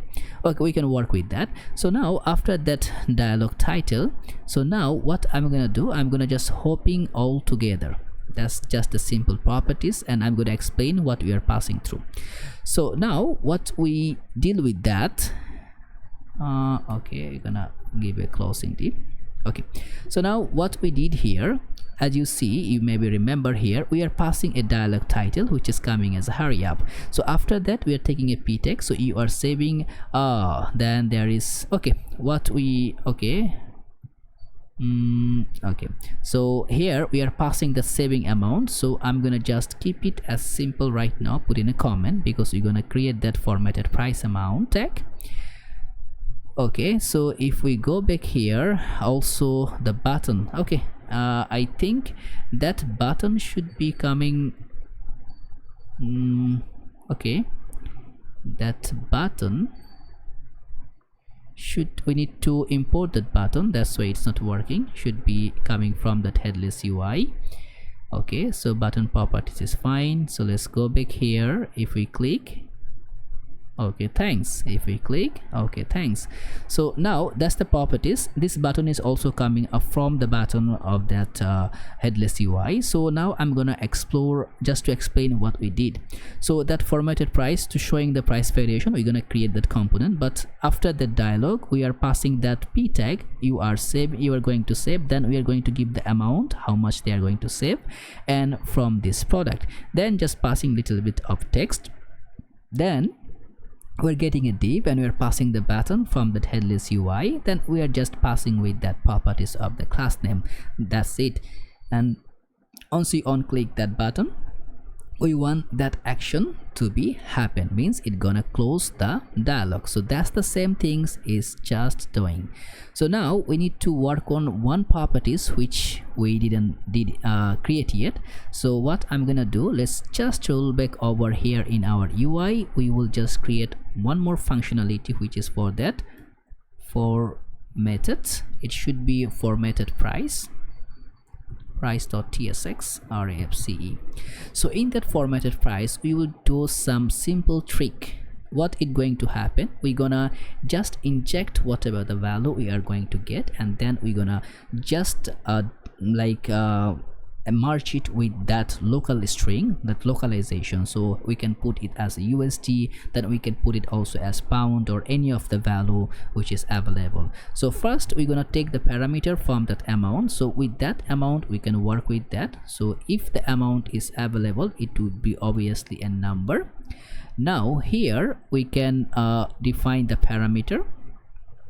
So we can just write a tiny function, so it will be const for method amount, and that amount going to take a new, and it gonna generate a new number, and we're gonna pass the amount with that number. Okay, and after passing that, we can make that is as to local string, and whatever the local string we want to use. Now right now I'm gonna go with English USA, so United Kingdom United States dollar. So you can also defer whatever the properties you refer, or you can try to pop in with that your Indian, whoever is from India. There is a lot of viewers coming from the India. Thank you guys for following me up. So you can pass it through your NRI, so the Indian currency, the rupees, and also wherever following through from other countries, you can try to divert your own currency amount, your own local currency. So you can change it from here only, no need to change in the code anymore.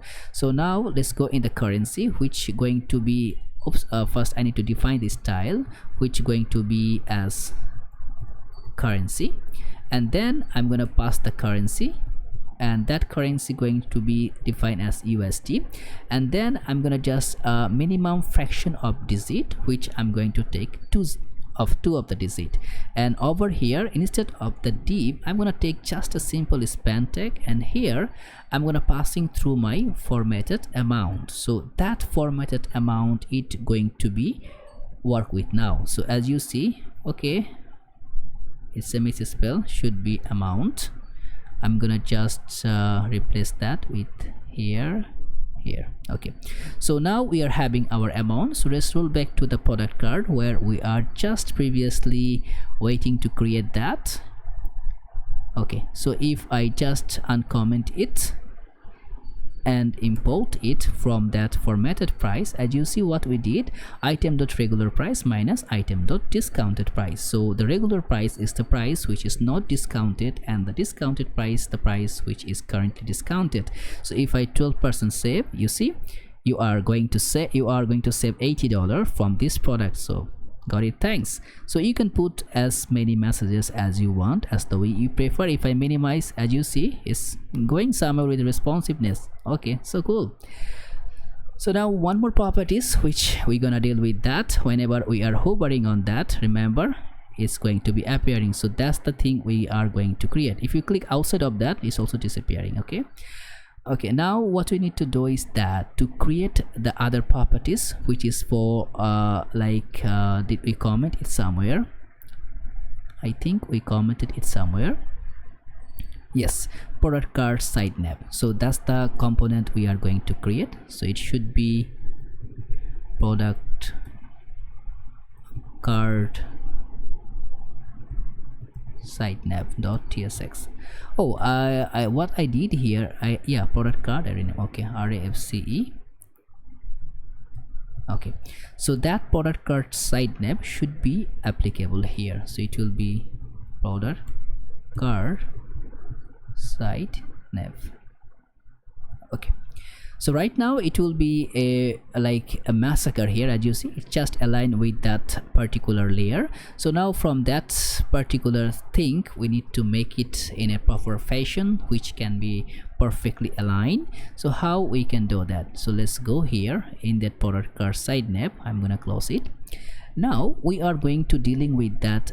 This is the div. We are going to get span tag here. So I'm gonna take a span tag. So within that span tag I'm gonna get a far star icon, which are going to remarkably get a star icon. So first first I think it will be not that 5 star, should be far register. Okay, because it will not be filled. So once we click, it should be filled. So that's the sparkling view we are going to create. But just to see that's all the parameter, it's just same amount of things. So we will design one, then it will hit with the others. So let's just go in the span tag, put a class name, and here I'm gonna make that width should be 11 and height should be also 11, and then we are going to make inline flex, also make it as relative. Text should be block. Okay, why we need to make relative? I think that one not required. Okay, item block. Text should be LG, and item should be center, justify center.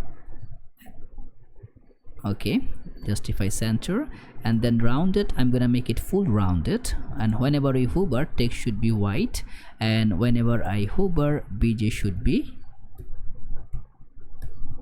black, and duration I want to provide as not 300, I think 200 will be marvelous.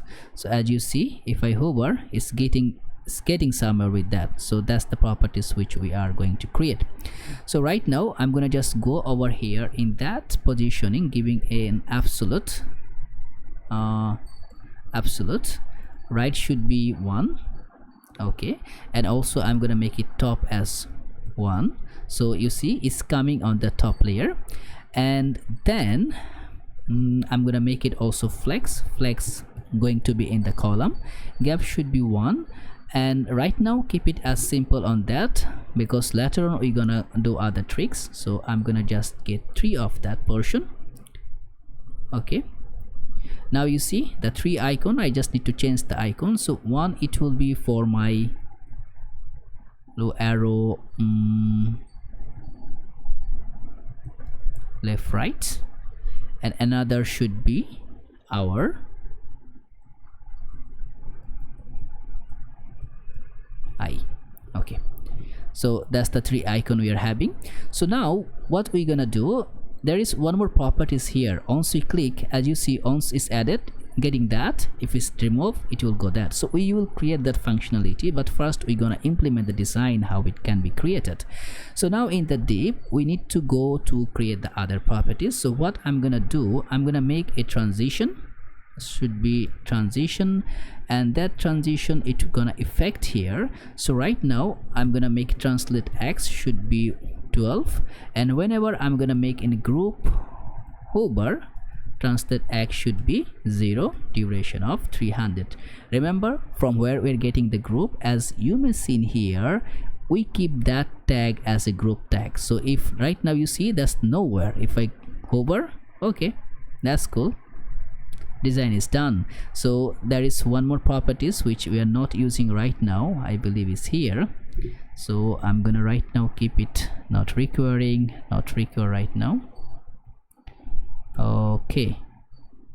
Okay, so once we are going to implement, we're going to use it. So now that's the way we finish our card. So as you see, if I go into, we can see the 2 of the properties. So after the card, now it's time to create that popular search area which we are going to create now. And to go with that, let's just go, that should be not popular, it should be like a discount amount, or we can say as discount banner maybe. Okay, let's just go in here. So in that, I'm gonna close all, then let's go back in our app.tsx. So here we're gonna get the discounted banner. So let's open a new file, should be discounted banner.tsx. Now we're gonna define our discounted banner here. So it should be discounted banner. Okay, so as you see, it should be appearing here, discounted banner is here. So now we are going to work with that. So first thing first, I'm gonna make it as container so that we can start working on it. No need to put the other designing align. Now I'm gonna take just one more div parameter here, and I'm gonna get the title which we are dealing with previously, and in the title I'm gonna pass the text, should be popular search. Okay, the popular search is already a while, and I'm gonna also get that same like the HR tag which we have been doing there previously. So with full height 1 pixel, gray and empty 3. So that's the one. Now what we did after doing that, we created some of the categories, then the other properties. So that categories, what I'm gonna do, I'm gonna just create a popular search item category. Here I'm defining that title, which is smart watches, and the link should be smart watches. And what is going to happen if I click on that smart watch? You see, it's going to in the category with that smart watches. So that's the similar parameter it's going to work on that. So that's the way you can create your unique like category parameter. So that's the, I think, 336 we are going to use. So let's roll back over here. I'm gonna take below on the div, I'm gonna take another div, and here I'm gonna search through that. I'm gonna just make that up. Sorry, it should be popular search item dot map, and I know it will be two type is there. One should be title, one is for the link parameter. And now, okay, I'm gonna pass that link here only. So within that link I can pass through the toggle through to one page to another, and that it will be just simply the title. And as the title will be unique, I'm gonna pass that key. Yeah, key should be the title. And once we click on that, we want to let it go with that category, and after going that category I want to pass that link parameter also. Okay, so as you see, it's giving that properties. Let's just go in the top layer. Class name margin y should be 7, so it will be margin vertical will be 7 from top bottom, and then flex item should be center, and also flex wrap. So like if it's just getting more, then it will be coming all together. If you just close it a bit, let's go in that header. I want to show what it's gonna do by flex wrap. So as you see, it's now full screen, all the tab. If I just roll back to make it minimizing, okay, where our tag, you see, it's breaking by itself and getting room for other one. As you see, just the flex wrap is doing that magic within your application. So okay, so after that, after flex wrap, and I'm gonna give a gap between of 4. Now let's just come over here in that link parameter. Let's just give it some design to go and make it look better. So class name, so should be border should be 1 pixel. Oh no, not xp, should be px. Okay, and after giving the border should be gray of 300. Okay, as you see, a little border is hovering here. Now after giving the border, padding x should be 8 and padding y should be 3, and rounded should be full. I'm gonna make that as a capitalized, so that the first letter in every word should be caps, like the bigger letter. Font should be medium. Okay, font medium. Then whenever I hover, pg should be black, and whenever hover, text should be white, and I'm gonna giving a duration of 200. Okay, that's cool. Now it's working so fine. So with that, we finish with that particular div parameter, which we are going to have the link and other properties.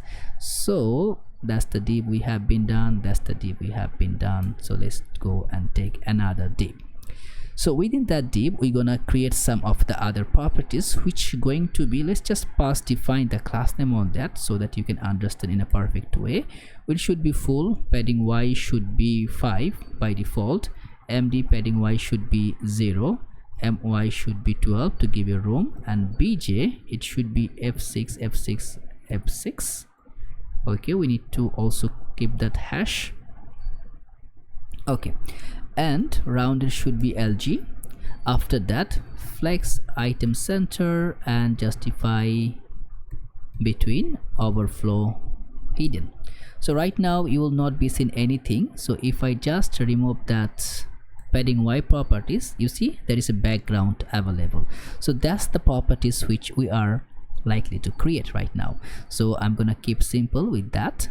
Now I'm gonna take an image tag. That image tag going to get the image of discounted image 1, and I'm gonna put an alternative tag of that discounted image 1, and also put a class name. By default it's going to be hidden. LG screen inline should be flex, and height should be 36.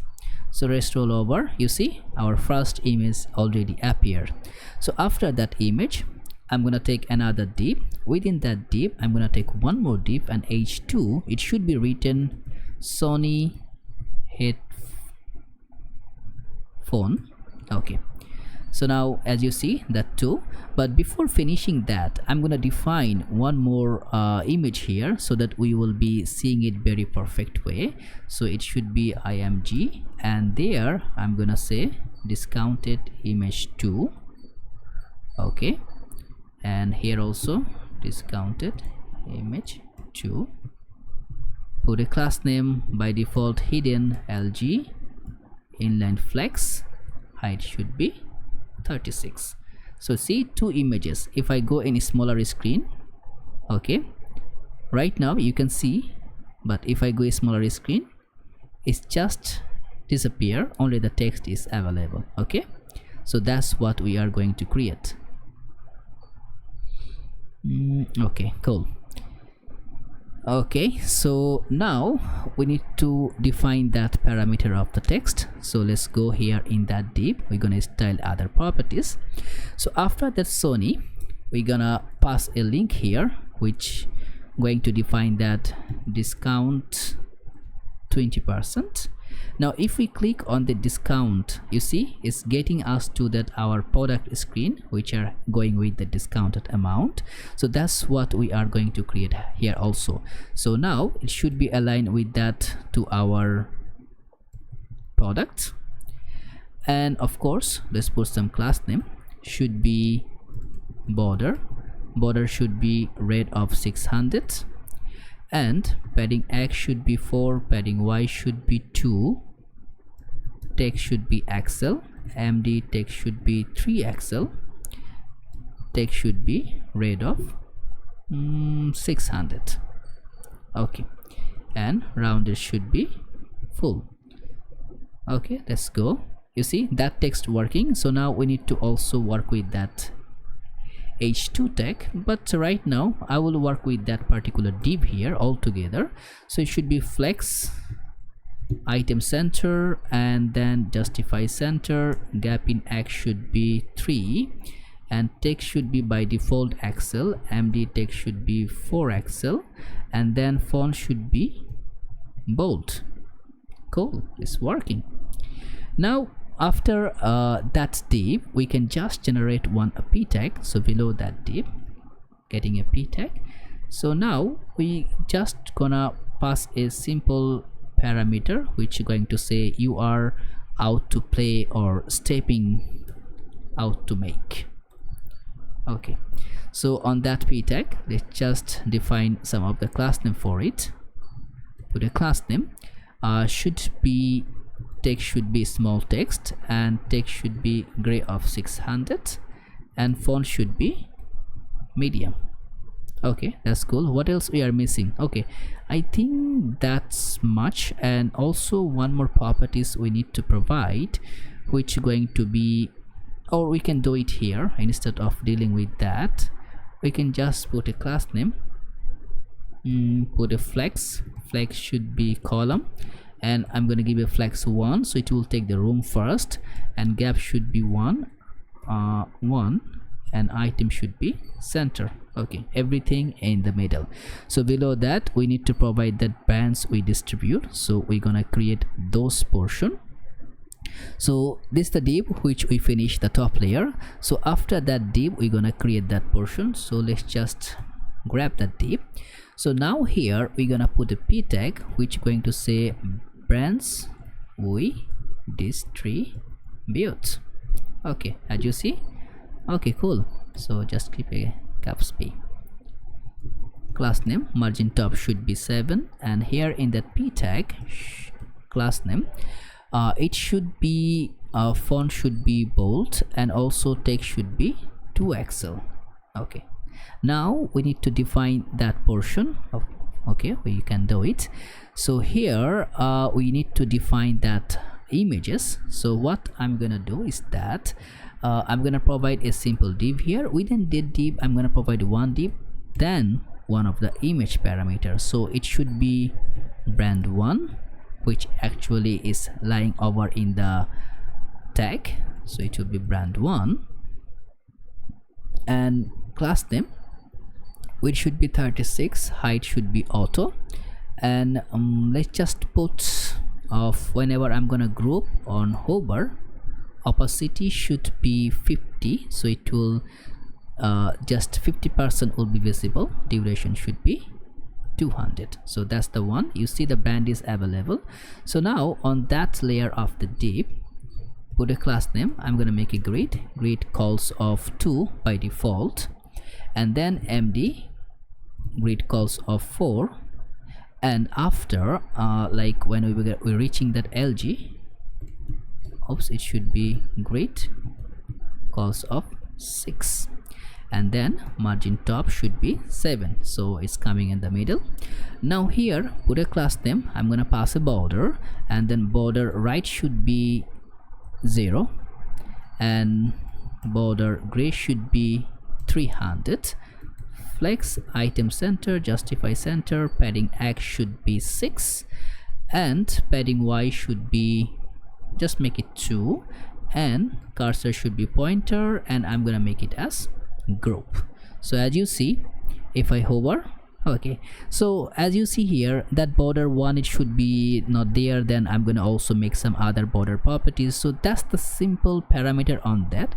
So that should be only changing with the properties of that images. So what I'm gonna do in that particular div, I'm gonna just replace with the other properties. So we need to import that, like the brand1 changes is that you can find it with that border r0. So you see that every single part border I'm gonna keeping r0, and with the properties, so asset, just define the asset. Okay, and here also here. So now if we go back here, as you see, why I make that border r0. So border r0 means that left border it gonna align. So all the other properties border r0 only, except here I'm gonna keep it as similar way. So it will just get all the border, except this one, other properties will get all the border. So that's the simple funda which going to happen here. You can just toggle through all the class name here. It will make sense, a lot of sense to you to understand.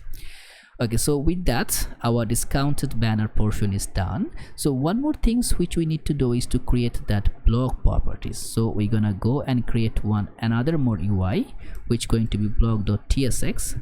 I know that can be monotonous to create a .style, but just try to understand that style design which going to give a unique look for your any of the component, any of the application, so you can feel much better whenever you have this kind of look in your application. Okay, so now our block parameter is here. We need to start working on that, and remember, once we start, we will just make that as container.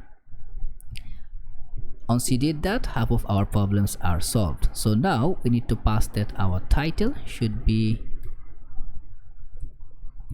title, and in the title we're gonna pass that as text should be our blog post. Now we can pass also the class name here. Class name text should be center. You see, so that's the beauty. You are creating only single component, but you can use it in as many way as possible. You can define it the properties, you can define the much and more class name. That's the beauty of to create on that. So now we need to get our blocks data. If we just roll back here, and if we make that as blocks, you see that blocks data is available. We are not showing it here, so let's roll back to our application there. So where we gonna heading there in the I think in the admin. Okay, let's open the admin. We can create the route parameter. In the public we have index.html. so what we can do, we can just hit that, and here it will create us with the block. So it should be blocks. Okay, just reload. You see, now we'll be able to see the block. Okay, That's cool. That's the simple way you can do with the front end. You can back and forth and create the back end also. Now what we need to do is to get that block data, and remember we did it several times, so I'm not going to explain you to understand much more. You train to understand if you are dealing with that, how we did that. We are just simply doing that use effect, getting that data, getting that config. You see that config is pretty much expensive here, you see. So with that local, whenever we gonna just go with the production layer, we will give the key here so that it will fetch all the available data. Okay, we're gonna do it later on and you will find it much more workable. So also you'll get that endpoint data, and after dealing that we will be able to get our data. I know data will be available. I'm not gonna test it with console log. I have trust it will work. So now what I'm gonna do is to render my block here. Okay, so I'm gonna take a div. In that div I'm gonna go with that blocks data dot map, and here should be item, and that item should be blocks props. Again, try to go with the type. We have all the types whatever necessary. The blocks having an ID, having an image of a string, title is string, description is string, underscore base is also a string. So everything is coming as a string. So now we can just return here. We can return a div parameter, and of course we will provide the key should be item dot id. Okay, now in that here we're gonna pass another div, then one image parameter, and what we're gonna do is that item dot image, and we're gonna write that as a block image, and also put a class name which should be full, and height should be auto, object should be cover, just to define one parameters. And also I'm gonna just see what is going to coming. Oh, that is more damaging. It's not looks so good. So what I'm gonna do in the top layer of the div class name, I'm gonna go with the grid calls of 1 by default, md grid calls of 2, and lg grid calls of 3. Okay, and the gap in between should be 10, and margin top should be 7. Okay, now looks much better and fresh. So in that div also we are going to dealing with some of the work. So put a class name. I'm gonna make it as a group, and I'm gonna make it also as a cursor pointer. Now we can define some class name first. First we're gonna define the class name here, then we're gonna define other parameters. So whenever I'm gonna hover on that group, I want that group hover scale should be, just give how much you're gonna give, 110. Duration should be 300. Okay, let's try. If I hover, you see the image is coming out of the div. So what I'm gonna do is that parent div, put a class name, overflow should be hidden so that it will not go pass on that. Okay, cool. Now you can also put if you want that rounded other properties, but I will just go with that. After the image with that particular div, I'm gonna take another div, then I'm gonna take a p tag should be item dot base. Okay, cool. And also put a class name, empty should be 5. And now here class name, text should be small and it will be uppercase, font should be medium, and text should be gray of 500, not 0, 500. Okay, cool. And after that p tag, another p tag should be item dot title, and that title is a good title here, so we're gonna trim it up. Class name text should be 2xl, font should be bold, and line club should be 1. If it's going back more than 1, it will just be straight, you see. Okay, that's cool. So with that, we are now finishing our home page fundamentals, and we did it with a marvelous pace. So now what we can do, we can go and make it more strict way. So that's our design is done. So if we go in the cart, I think the all pages which we have been created, yes, profile, my account, yeah, all the single pages created. If we go TV box, we should be see the TV box. So now we need to do one more property, is that once we click on that particular product, we need to go to land our product. So if we click here, we are going nowhere right now, so we need to go and create that proportion. So now what we are going to do is that in the product card we will just close everything here. Now we will go with our product card. I believe it's in the product card. Yes. So remember how we did it here. If we just click on that here, it will go nowhere. Only in the image it gonna go render here. And also there is another fundamental idea. If you see a click in the product, is going to the product in the product same screen, okay? But what it going to happen once you click on the view all product, you see it just going on that same product layer. So means wherever we are showing that our single product and all product is the same screen, we are just rendering the product with that condition, and that uniqueness we gonna generate here. So now in the images, on that particular image, I'm gonna just make an on click event. Should be on click, it will be handle, and then just product. Okay, so now I'm gonna write the function here after finishing all. So const handle product, and here we're gonna define.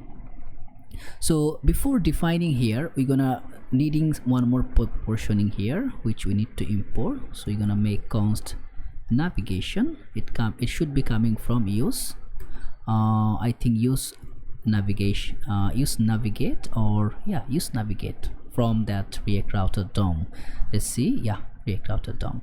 So now what we're gonna say is that, so whenever we click on that navigation dot, or just we can say navigation, you can put also navigate, depends on you. So it should be on that product, and what it gonna take with that, it gonna grab that item dot id. So it will go with that particular product with that require id. So now if we go over here and click, you see it's coming on that id. So we can now get through the product with the particular id. And also similar way, if you click on category, coming the same way, but we didn't finish that functionality so that we cannot get it. So let's just go in that our product. So here we're gonna now go all the tricks what is necessary to get.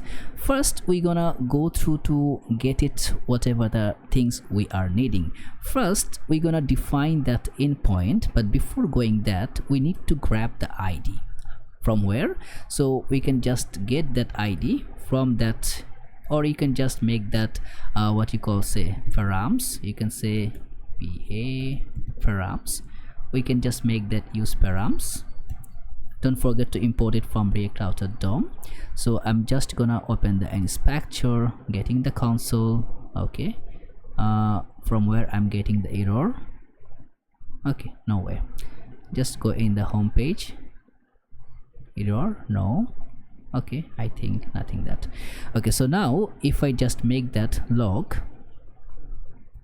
and I want to see that params, you see in that params I'm getting the id. So what I'm gonna do, I'm gonna just destructurize the id from the params. So now if I go and get the id, you see I get the product id. So now I am having the id, I can just call through the endpoint. So now I'm gonna define my endpoint.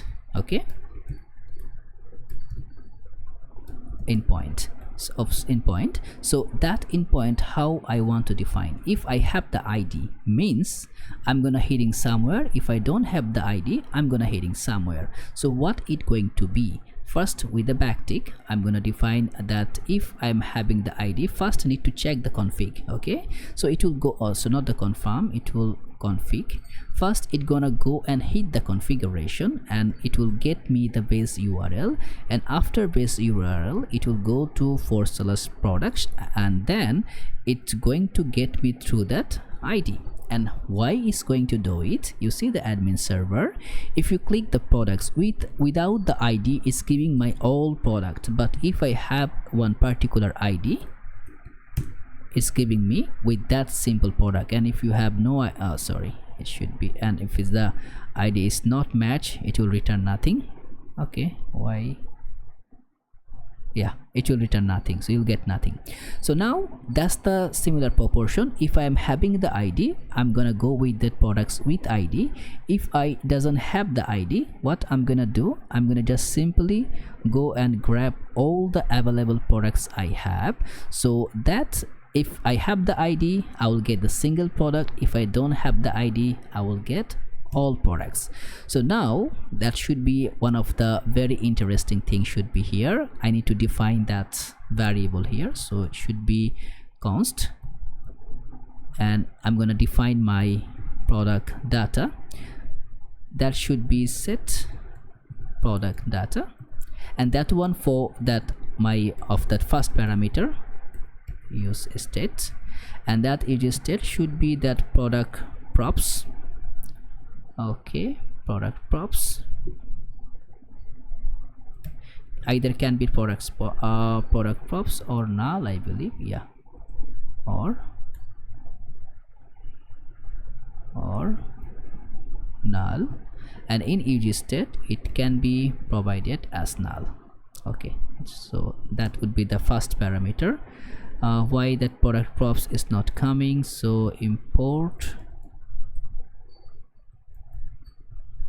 product props from type. Okay, so the product props if is coming, I believe so. The what's wrong should be okay. Why it's not giving that? So should be product props from the type. I think it just of that I need to hit a reload here, so it can be working properly. Sometimes the TypeScript is giving just some crazy ideas. Okay, so now yeah, it's working. So that should be the one, and then the another properties which we need to use also, that there I can provide the simple product, then I'm gonna also get all products. So I will have two things. One, it will be an object where I'm gonna save only the product data. Another, it will be an array but where I'm gonna get all products data. Okay, so I don't know why is a known word product. Okay, yeah, I mean that product props, import product props. What's wrong? Product props. Oh, okay, that's the misspell again. Okay, so now I'm having the endpoint, I'm having my state is ready. So what I need to do, I need to define a particular use effect to get my product. So I'm gonna go with that, and remember we already did several times on that. And on here also the ID and the endpoint should be eradicated. So when the ID is changed, the product will be changed, because every single product have a unique ID, and whenever the endpoint is changed, it's gonna fetch the all products. So that time also the variation could be happen. So now I'm gonna write a function should be fetch data, and which going to be an asynchronous function, otherwise it will not save my purpose. So async, and on that, okay, and I'm gonna just make that try catch, and whenever I'm going to get the catch, I'm gonna just make that console.error, and that error I'm gonna passing that error fetching data, and I will get the overall error I'm having. And also I'm gonna get one more state which should be loading. Oops, it should be loading, set loading. Age state should be false. Okay, so now when I'm starting trying on that, I'm gonna make that set loading should be true, and after passing all the variables, in the finally I'm gonna keep that as set loading should be false. Doesn't matter if it's getting error, doesn't matter if it's getting the result, it should define that value. And also after passing those value, I want to declare my fetch data to make the callback. Okay, now what I need to do, I need to make the call here. So how I'm gonna make the call? So const data should be await get data, and I'm gonna pass the endpoint. Means now I'm gonna have my data. For right now, in that endpoint I'm gonna get one data. If I make just log here, you can see, so if it's data, I'm gonna get that data. So as you see, one single data is available. But if just imagine if I go from here, I got all 25 data. So that's the super easy way to conduct such kind of powerful things. It's very simple to eradicate. So now I'm having the data, but how I'm gonna save the data? Because there is a two state here. One, where is the array where I'm keeping all the products. Another is an object where I'm keeping a single product. So now I'm gonna write a function, just a condition here. If I'm going to have the ID, means I have ID for the single product, I'm gonna make that set product data should be data. Okay, so means it gonna give me the single data whenever I'm having the ID. So set all product should be empty. And why I'm having that? Because sometimes maybe you click on the several product, but previous route where is the all products, so all products also available, your single products also available, so it gonna collapse together. So that you need to just set that if formula by which you can just will know any contradiction. So what I'm dealing here, whenever I'm having the ID, whatever the data I'm receiving, I'm keeping that data as a set product data. And at the same time, in all products, if any product is available, doesn't matter, I'm gonna just returning that array as an empty array. And whenever I'm having that all products, just keeping the set all products data, and other product data should be null. Okay, so that is all. And also I'm gonna just make that image and color. So I'm gonna just go and grab two of my properties where I'm gonna define it here. So it should be here. Okay, so image URL and the color, because remember we're gonna have 5 image and also the colors. So now also I'm gonna get an use effect formula here. So on that use effect, okay, so now what I'm gonna do is that I'm gonna just make that set image URL, and that image URL should be product image, sorry, the product data dot images, and that should be the first images on that. Okay, what's wrong? Okay, set product data and then images, set color, and that set color should be product data dot colors of 0. Why I'm getting the error? Should be undefined or can be null. Okay, that could be, but we'll pass the value on that product data. So whenever the product data should be changed, it will change. And also we'll pass a condition. We're gonna write that if product data only available, only then it will perhaps define that. So now we are having that kind of proportion. So now we're gonna show the product and the other properties, but first we're gonna create a loading instances to show the loading parameters. So let's create a loading. So it will be loading.tsx rafce. So here we are going to generate our loading instances, how the loading should be appearing.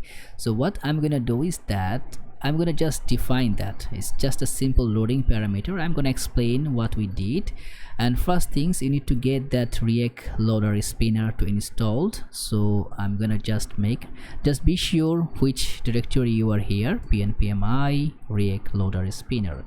So what it's gonna give us, a little spinner which gonna spin and loading instances. So what I did here, I'm giving a full width, full height, bg giving black of 80% opacity, absolute top 0, left 0, flex cold gap 1, just the value, nothing else. And then passing that just rotating lines. So you can just go with that with a little bit text here. So what it did here, if I just come here and pass that, oops, it will be past that loading, you can see how simply it just going to give us that loading spinner. So let's just hit here. Okay, it's coming. Okay, just give it a time. You see that loading is happening.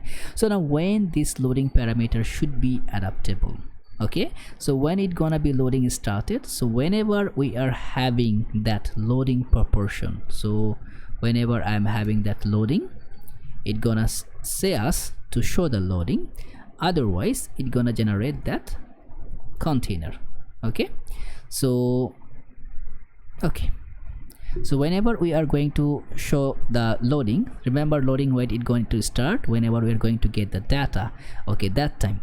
Now in that container we're gonna pass several condition. What kind of condition? If we have ID, and if we are going to have that product data, and also I want to take another little bit, it's a small library, but it's a very powerful library, which is Lodash.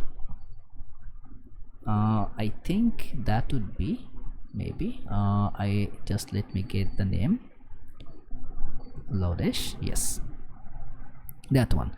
So that's the library we're gonna use to get to whichever is area or not. See, it's a very good, it's 50 million download per week, so it's a very competitive library here.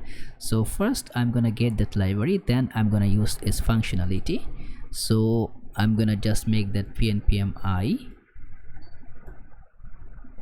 Lodash.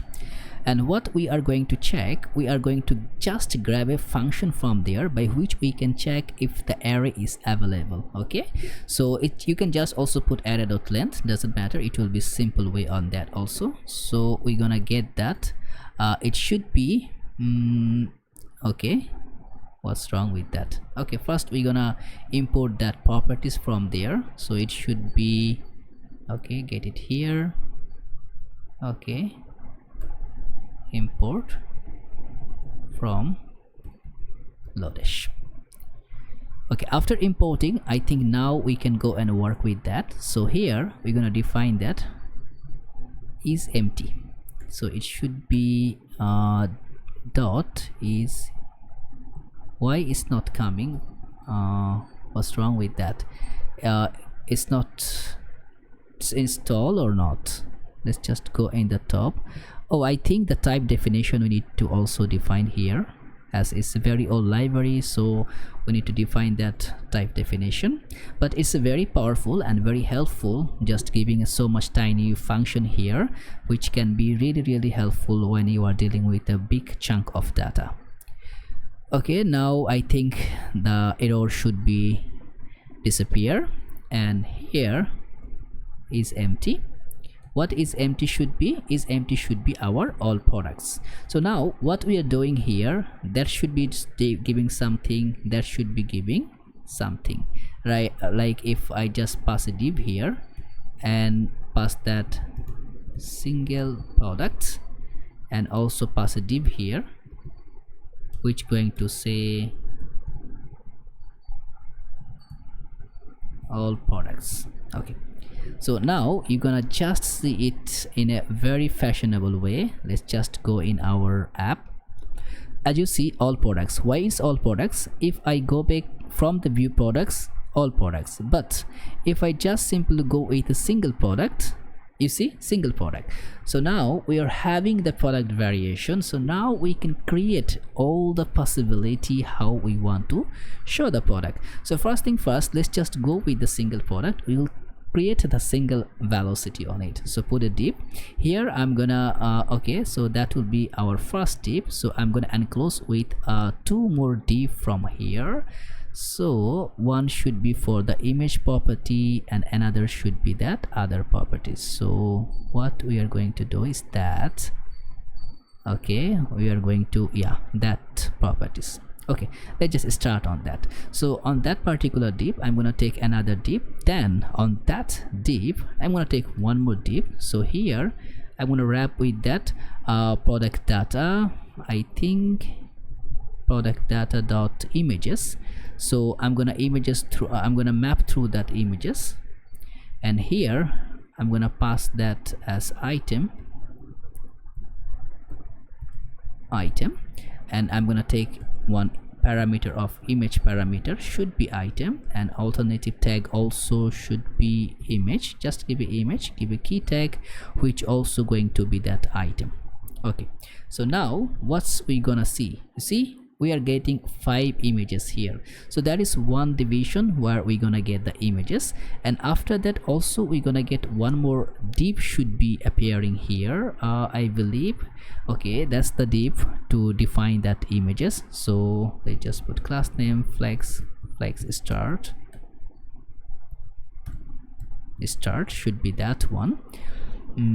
And then I'm also in the top layer put a grid fashion should be grid calls of 1, and md should be grid calls of 2, and the gap should be 10. Okay, so that should be defining this portion and this portion. Now we're gonna create these two parameters together. So there's the one div here, and I'm gonna define another div here. I'm gonna give that image property, and whereas I'm gonna just give that image URL, which going to be the first URL, and that should be main image. So now we are having those images, but it's not coming in a good way, which we are preferring. So what I'm gonna do, also we can take as index the key. I'm gonna pass that as index. Maybe we can have some same images here as we are dealing with. So now in that particular images, let's just go and grab some class name. So that would be okay, let's just go here on that image. Class name should be with okay, I'm gonna define it with a backtick. Okay, so the width should be 24, cursor should be pointer, you see. Okay, that looks nice. Now what I'm gonna do is that opacity should be 80. Okay, and hover opacity should be 100. Okay, if I hover, you see. Okay, cool. And also duration should be 300. And with the functionality, if the image URL is equal to the item which is giving the first URL, and we're gonna pass one properties. We're gonna pass the border, and border should be gray of 500, not 50, 500, and rounded should be rounded should be MD, or just put SM, opacity 100. So that will give us full opacity. So it's coming all together the same product. So we're gonna go with one more products here. Okay, because I keep the same product lines, that's why you may see same product together, but don't worry, that should be aligned with that.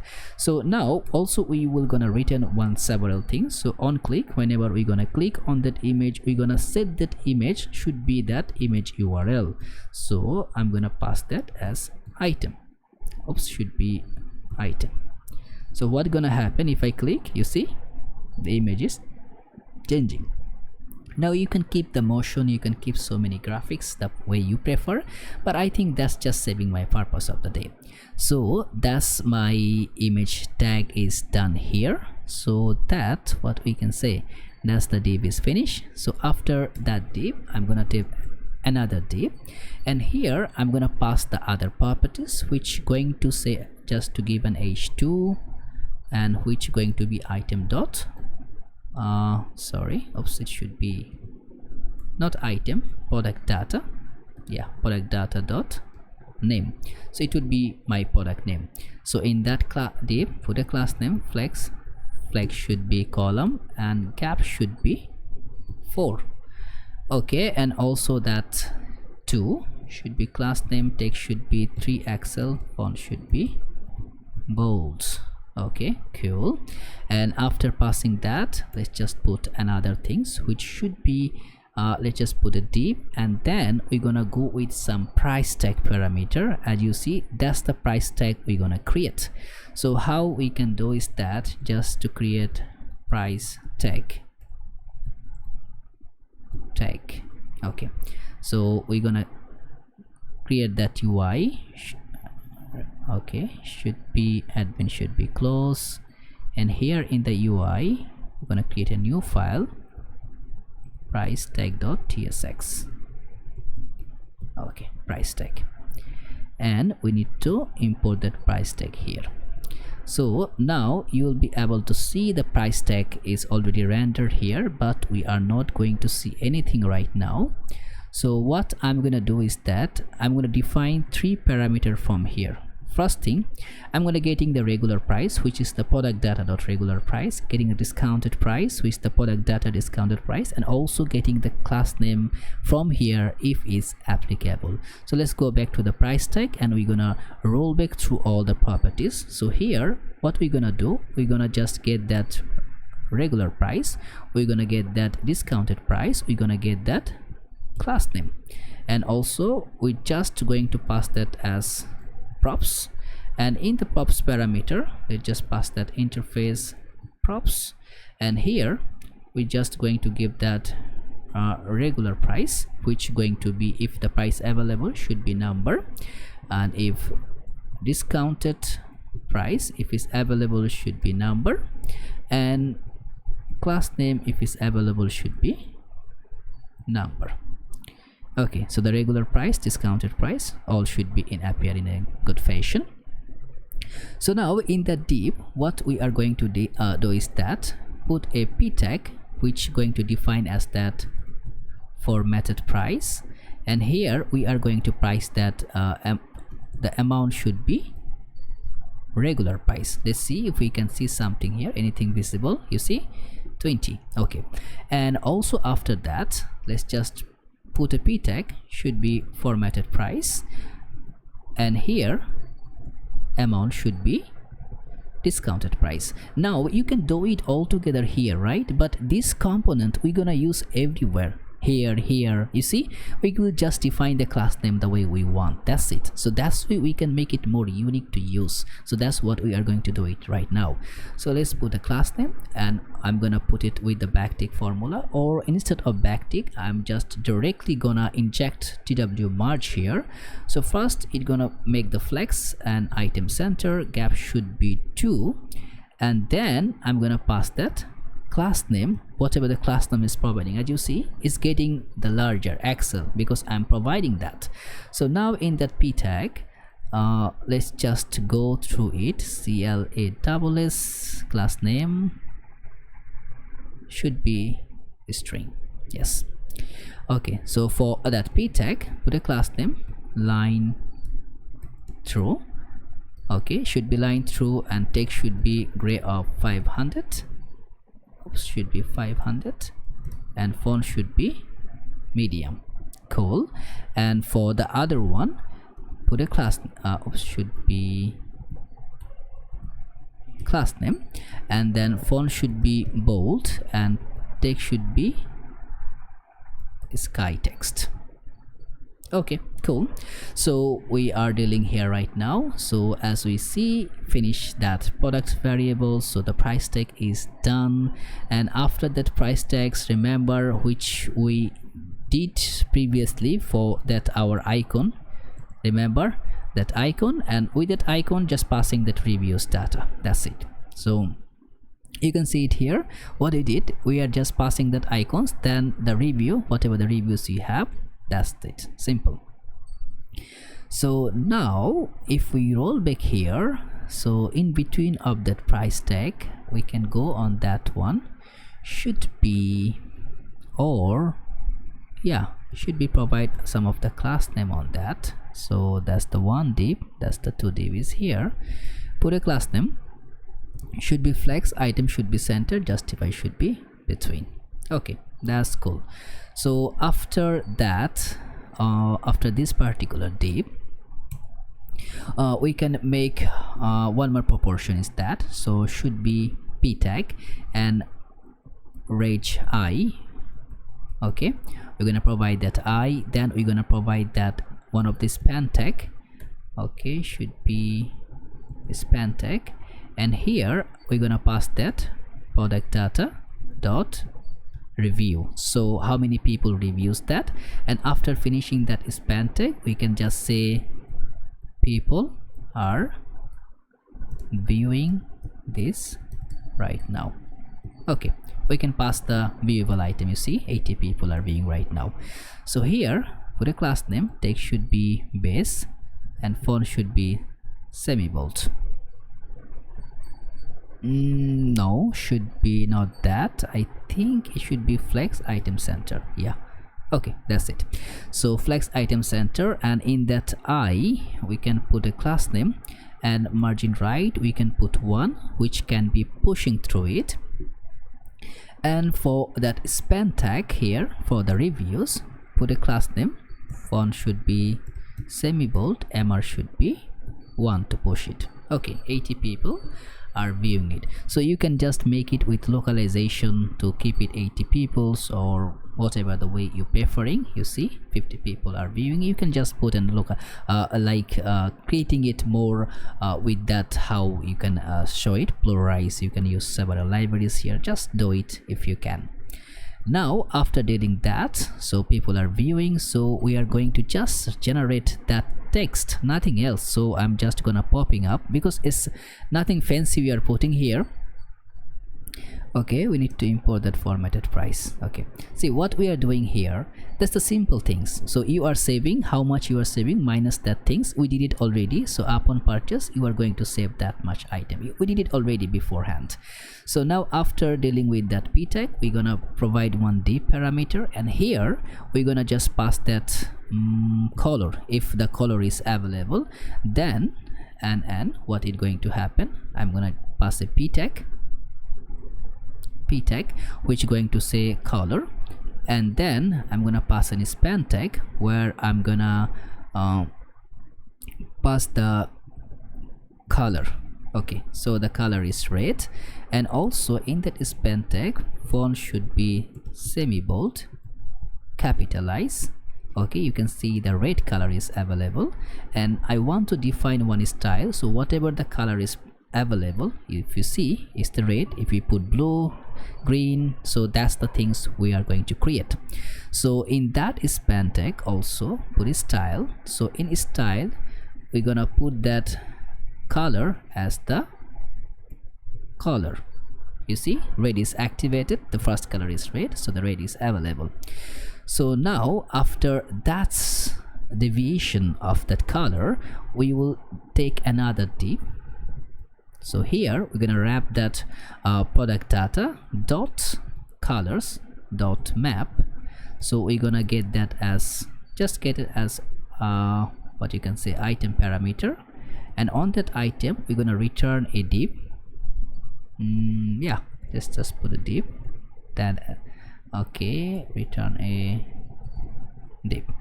So in that div we're gonna map through it, the key should be item, and also put a class name, so it will go with the backtick. Then first we're gonna say that if the item is equal to color, what is going to happen, and if it's not, what is going to happen. If it's the same with the color, should be a border, and border should be black, and padding should be 1, rounded should be full. And if it's not with that, I'm just gonna make that border transparent. So oops, it should be, what's wrong, border should be transparent. So now you can see that's a whole bunch of things, but we need to generate it in a proper way. So in that particular div, I'm going to generate one self-closing div here where I'm going to define that color. Now let's post the class name, which should be 10, height should be 10, rounded should be full, cursor should be pointer. As you see, that's coming a lot of bunch together. So what we are missing, just in the top layer, put a class name, flex item center, gap in x should be 3. You see, that's the icon we are getting. Is it only one color? That's the map, product colors.map. Okay, so let's just see what is happening. So just put in style, should be background color, background should be, background color should be item color. So you see, now once we click, we want to change the color. Okay, so we will just click one on click event, and here we're gonna just pass a function set color should be item. So whatever the color is available, it will see. Okay, you see, that's cool. If you reload, if you reload, it will set the first color, which is red is picked. Okay, so now we are having that color. So after having that color, on the below that, we also, like on that particular div over here, we will put one more variation, which should be color and n. So if color is available, we're gonna make one button, which not the bad button, should be button, and it's gonna make also that IO close icon, and here we're gonna make that clear. You see that clear button. So in that button, put a class name. So what we're gonna define here, font should be semi bold, margin top should be 1, flex item center, gap should be 1, and also hover text should be rate of 600, duration should be 200. So let's go here. As you see, now what is going to happen once we click on that clear, so we're gonna define something. If we make that on click, it should define that by default we are setting a color. Set color should be an empty string, so that red color red should be disappearing. You see remove. If I click yellow, black, remove. So that's the fantastic parameter we have been just create. So now after doing that, I'm going to define that other properties. So this is the line which we have been done. Now what we're defining, the brand and category, similar, just making the font medium and other properties, nothing fancy. So you're getting the brand. Okay, we are in right place. I think we need to go out of it. Yeah, now we are in right place. Yes, yeah. So now after that, you see the price tag which we have been using beforehand. Now we can use even the add to cart we can use. So let's just go over here. What we need to use, that brand category we use. So brand and category. Now we will use that add to cart button, and then we're gonna use those parameters. So I think the category till category we are done. So in that p tag, I'm gonna say add to cart. I think that's the name we provided as the cart btn, and I'm gonna pass the title. So it should be saying that buy now. See the beauty of that. Now we are getting one icon which is buy now. Also, instead of that, we can define the class name here. So let's just provide the class name, and here what we're gonna pass, that bj should be black, the opacity should be 80, padding y should be 3, and then text should be base, text should be gray of 200, hover scale should be 10, hover text should be white, duration should be 200. Because remember, in that case we are having one scale properties which going to get by default. We are just not using that, so that we just use that parameter. And now in that add to cart button, we need to pass the product. So we're gonna pass that product as our product data. So that's the parameter we need to pass. So let's go to add to cart btn, because here we're gonna get that like whenever we're gonna passing a parameter, we're gonna use that cart parameter. So in the title we are having, so also we will get with that product parameter also. Should be product, and in that product we're gonna say if product is available, it should be product props. Okay, just to keep it here, we're gonna work with that lateral. So now after finishing that proportion, so you can see we are getting the product data and also the buy now. So below that we will just get one image. So after add to cart, put a div and an image tag, and here we're gonna make that product payment. I think that would be the product payment. That should be the image, should be also giving the similar name, payment. Okay, so now you can hopping. Okay, one image is available. So after that we're gonna also give a p tag, should be it should be you granted, safe, and secure checkout, granted. Okay, so now here put a class name which going to be, let's just put a normal functional color, should be F7. I think we used it beforehand. And then we also need to, padding should be 5, rounded should be MD, flex should be column, item center, justify center, and I'm gonna provide a 2 of gap. Okay, and for that image let's just define it, width should be auto, object should be cover, and that p tag also going to get something, font should be semi-bold. Okay, so now if I have the product, but remember once I am just coming with a link which getting the all products where it gonna land me. So if I just click here, see view all products, I'm getting all products. So now whenever I am going to the all products, I am going to do something crazy. So first thing first, I'm gonna define my products here. So in that particular div, I'm gonna get the product. So what I'm gonna do, putting a div here, I'm gonna just go in a cross link. If it's loading, then I'm gonna just, okay, I think the loading parameter is not necessarily, because it will not be loading, we are checking already that. So here I'm gonna just define that all products dot map, let's see, item, which is going to be product props, and here I'm gonna just returning the value of that product card. So I'm gonna generating the product card here, by which I'm gonna save all the product on that particular entity.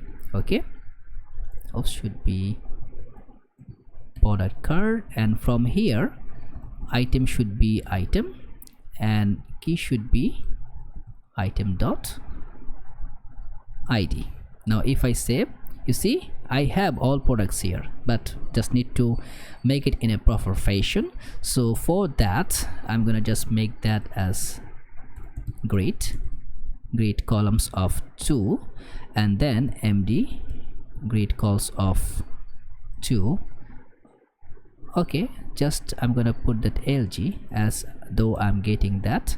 So I'm gonna make it maximum 4 columns, or in MD grid calls of 3. Okay, and I'm gonna also get a gap of 5. So now as you see we have that item. Okay, looks cool. And also we can define one more properties which going to say us to provide as a p tag, which say products collection. Okay, so in that product collection we're gonna make that just class name, text should be 4XL, font should be semi bold, margin bottom should be 5, text should be center. Okay, so now we need to make one more properties, is that, okay, something Axios error. And don't worry, that error you will never get, because I didn't use Axios when I'm building this application. So this one previously I used Axios, which I didn't remove it, so you will not get that problem. So don't worry, don't freak out by seeing that. So now I need to get that properties. So what I'm gonna do over here, so that's that my p tag.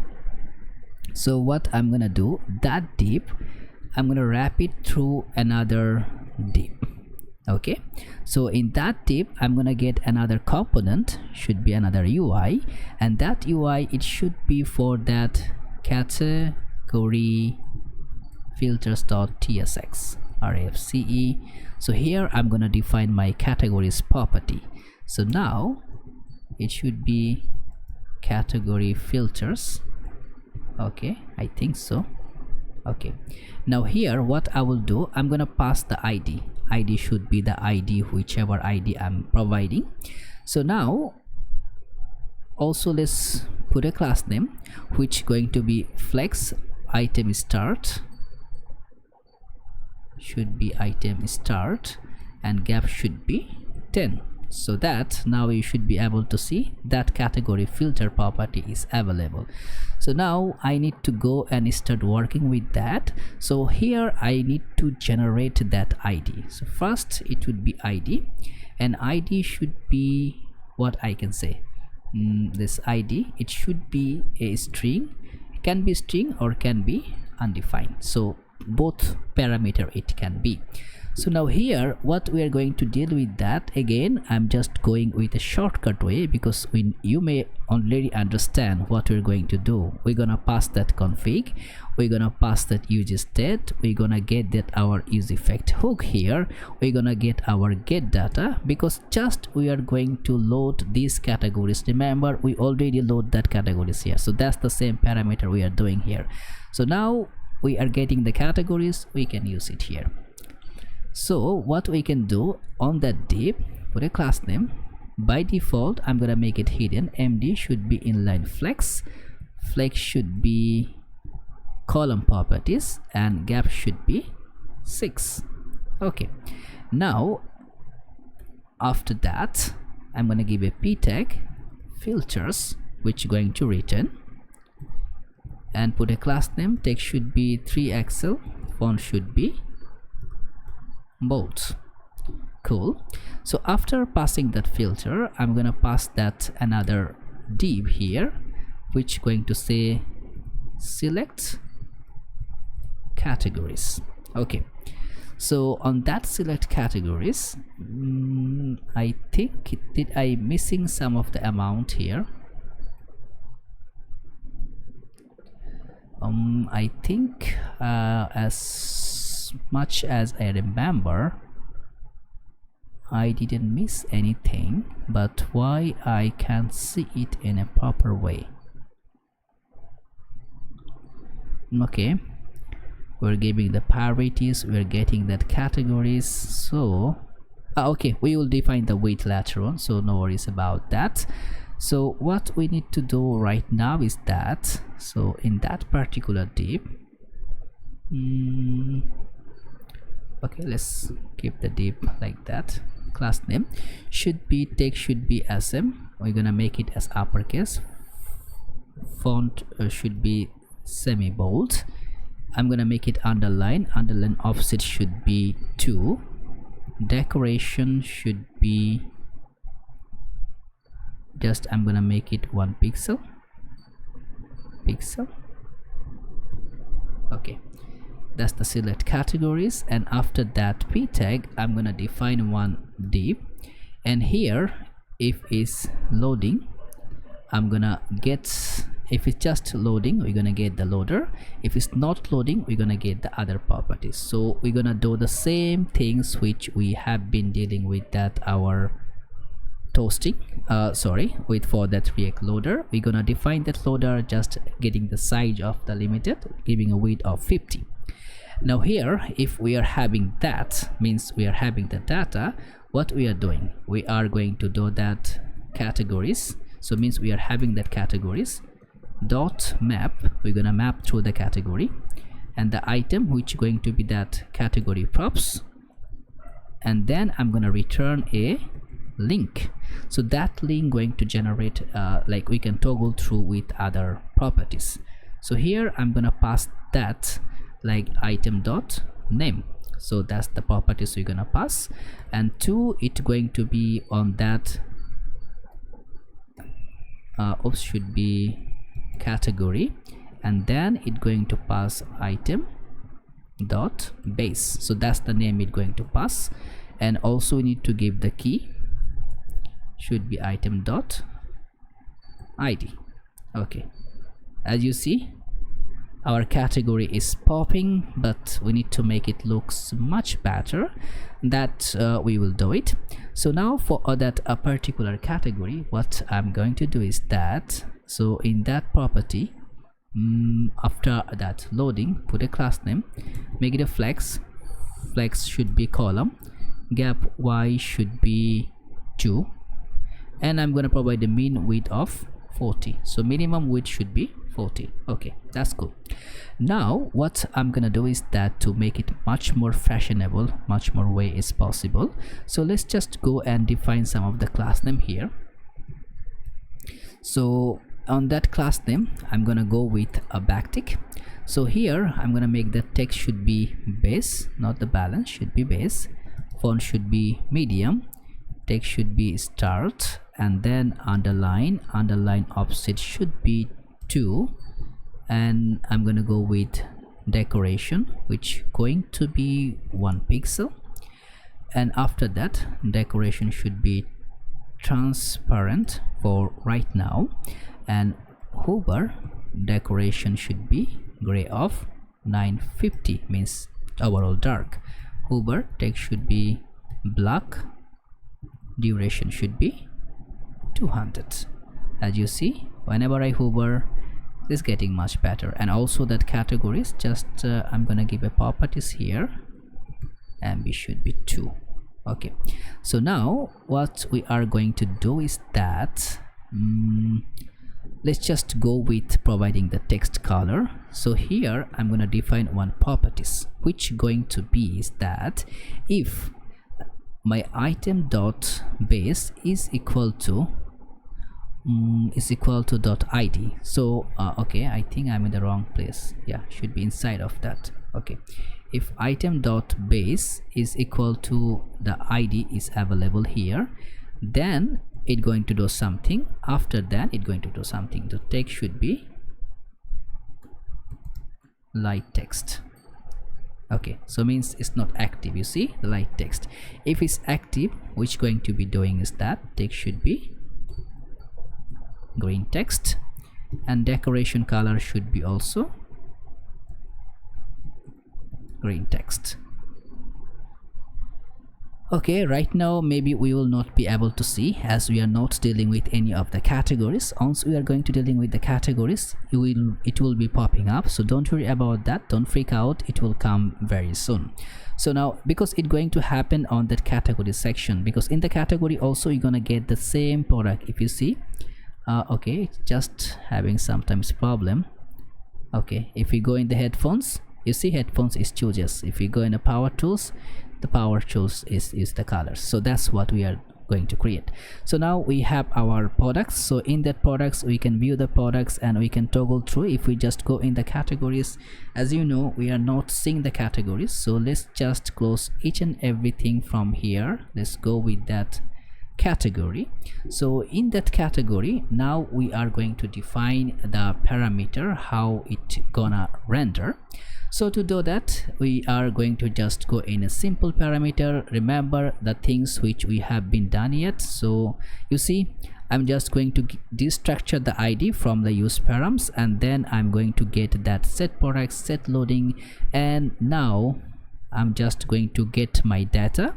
And as you know, we have been getting data several times, so you may already having the idea what we are doing. That you just need to copy one function, then just go and align with it.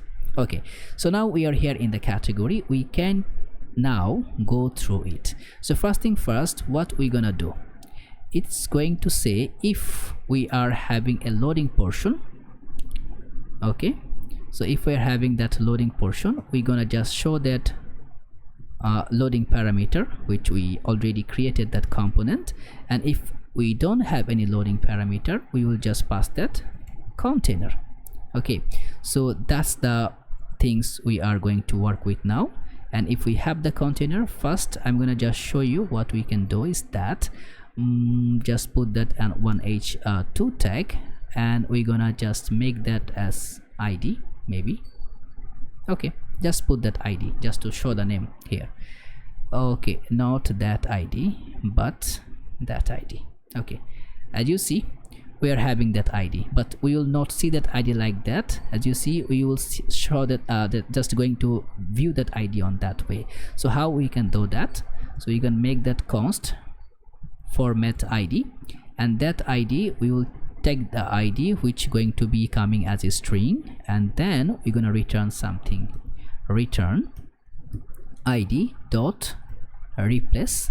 We are going to replace with that. It's just a checking of that value, of that regex value. So you feel free to go to see how regex work.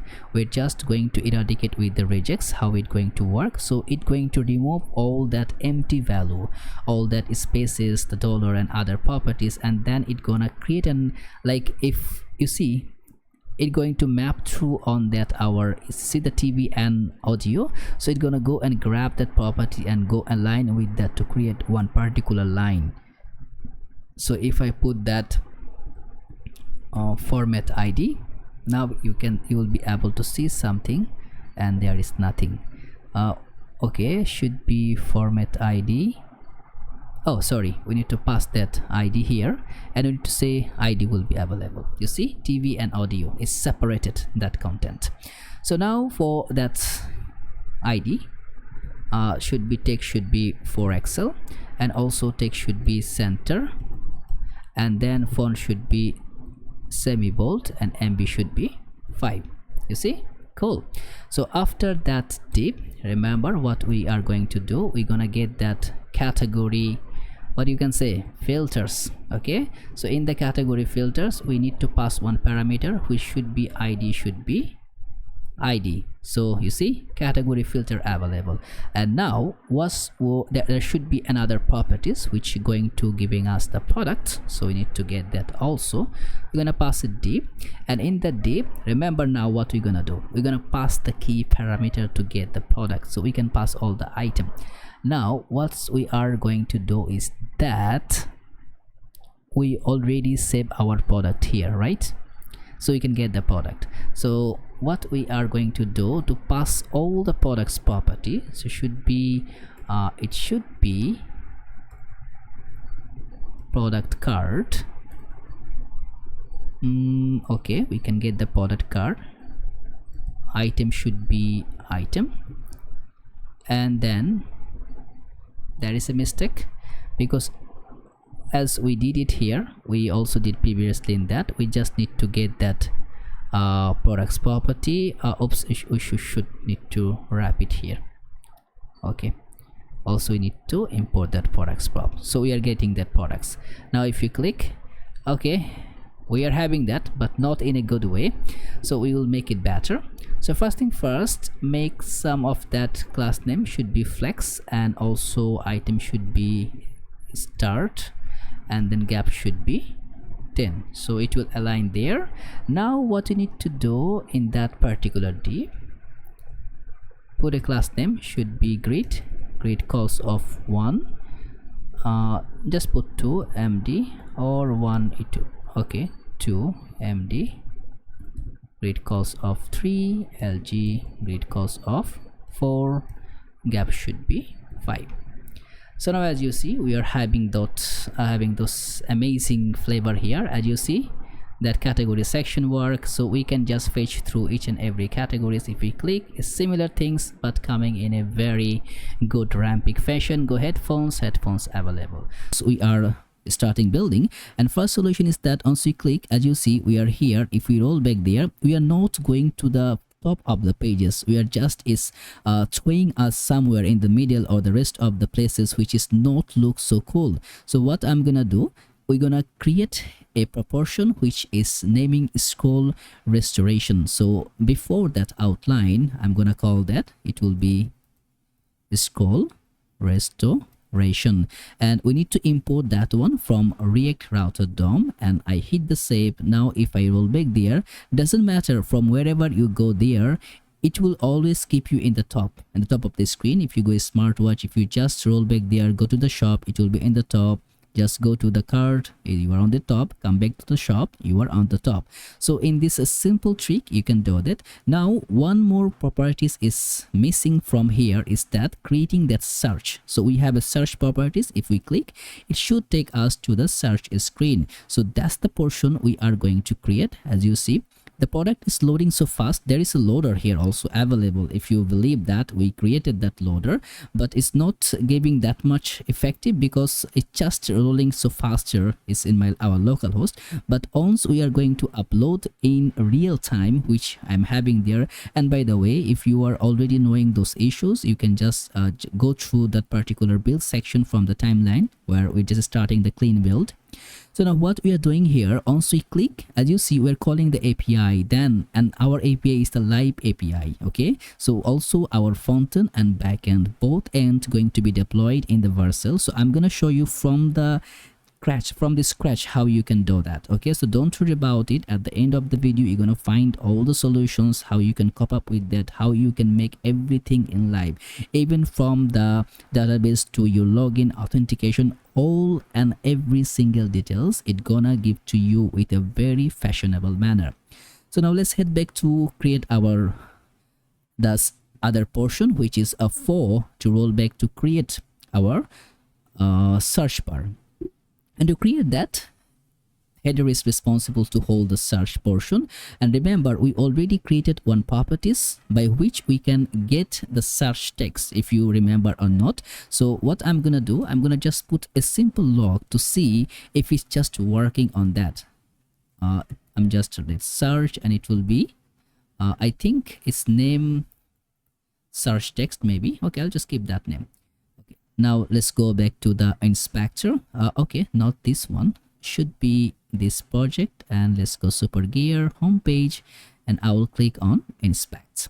Now in the console, I'm gonna type something. Okay, what's the error? Let's just show it again. Okay, no error. See, the search is showing here. If I type something, see, the value is here. If I click, value is empty. So our search properties is already working. So what I'm gonna do now, with that, we're gonna initialize the property. But before that, I need to get the product, right? So what I'm gonna do, I'm gonna set one more array here to support all my products. So I'm gonna make const, and it's the products is already available. If you just remember, if we go with that pagination, I think the pagination, yeah, here we already got the product to start with that. So what we can do, just copy paste those codes from the pagination, and you can type if you want to type. As you see, I'm just banding the products here, and after getting the products, that's the use effect responsible to get all the products. I'm just gonna copy that code, and then I'm gonna paste it, because if I'm going to from beginning till the end, it's gonna kill a lot of time. So just feel free to go and copy that. So now what it can be done here, if there is a two use effect. One is for fetching the categories, one is fetching our product. You can go with either way, create like a single one and put the condition, depends on you how you prefer. But as I am teaching you, I'll just go with the simple manner which you can understand pretty much very simple way. So it will be my product. Let's hit the save, and as you see, I have 25 products available. So all of my products are available here. Now what I need to do, create a utility function by which I can filter to all of the products according to the search bar. And how I can do that? Now over here below that products, I'm gonna create another properties which going to be like what you can say, if it will be filtered, RED, filtered products, and I'm gonna make that set filtered products. And by default in use state, I'm gonna keep it also as an empty array. So what is actually I'm doing here, to creating a filter products array, so by which I can just go and create those fashion. I think some mistake of the typo maybe, yeah, filtered products and set filtered products.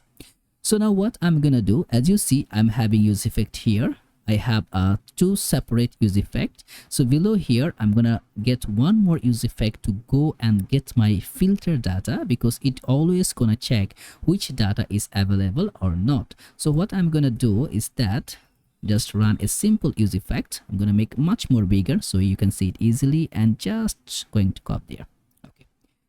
And after writing that formula, I'm gonna just put an empty array, so it will not it will just mount once the application is loaded. Now what I'm gonna do, write a simple variable which it will be filtered, And in that filtered, what I am going to do is that I have my products array. So what I'm going to do, products.filter. I'm going to filter on that array, and then how I'm going to filter, it will be giving me an item, the item properties, which actually the types of the product props, because it's gonna return me the single product from there. So now what I will do, I'm gonna make that item dot, so item has a name. Now item dot name, and then dot to lowercase. I'm gonna make that item as to local lowercase, and after that also I'm gonna go with that. I'm gonna make that includes, what it gonna include, search text. So whatever the search text I'm provided, it gonna make also to lowercase.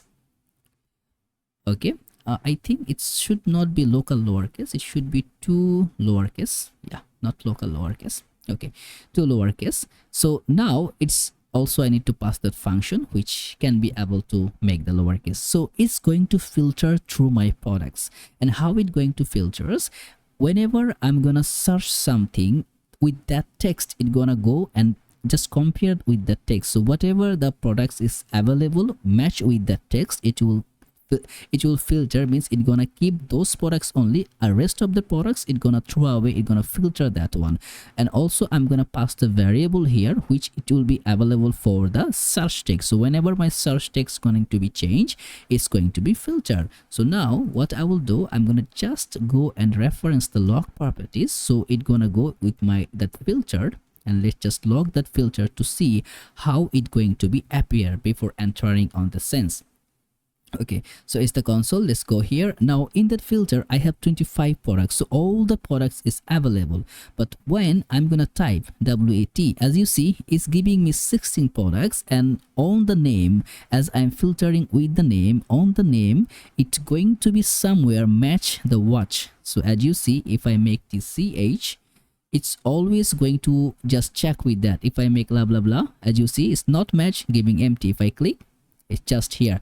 So now we need to find, just we need to match with that the value which we are provided, and also the match with the text which we are ensuring. So now what I'm gonna do here, just simply pass the variable. Remember we have that set filter product, and here I'm gonna just pass that. As the filter is working perfectly with us, I'm gonna keep that filter as the data on it. Now we are having that filter data, but also we need to go and provide that filter data in a perfect manner. So where we can provide, let's roll back here. As you see, we created our search bar here, and where is our search text? As you see, whenever the search text is available, is giving the key. So that's where is finishing those portion, and below that I'm gonna create that properties. I'm gonna just write a name with that search product will go here. So here I'm gonna keep our search product, and how we gonna keep, we're gonna pass with the logic. The logic, it will be search text. So as you see, by default we are having all the products just roll back to our filter product, but whenever we're gonna having search text, only then we are going to render. And how we going to render, we're gonna pass a div, and that div, within that div I'm gonna make that filtered products dot length. If its length is bigger than 0, then I'm gonna write a properties which going to just pass the products, and if it's not, I'm gonna just write that it will give the products. And if it's not below not than 0, means there is no products, I'm gonna just pass another div which is going to say is just like put a p tag which will say nothing to nothing matches with your search keywords. Okay, with the search keywords. And also we can pass another variable which going to be, as you see, search keywords. Then after that keywords we can pass a span tag, and within that span tag we can provide the keyword which they are looking forward to search, and that it will be, okay, I'm gonna put a backtick, and within the first bracket I'm gonna align with that. So put a $mark, then I'm gonna pass our variable as I'm putting in a standard JavaScript, I need to go in that way. So after that, okay, finishing that here, then I'm gonna just provide a, okay, then it will be please try again. Okay, so that will be here for right now. If I go back here, maybe I will not be able to see anything. If I type something, okay, see, nothing match with your keywords.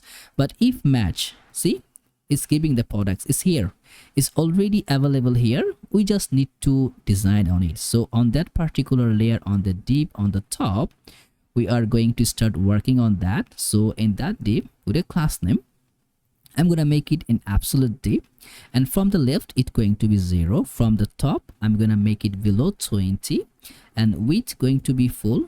MX should be auto to keep it aligned in the middle, and max height, which I'm gonna provide a custom height of 500 pixel. It will not go more than 500 pixel.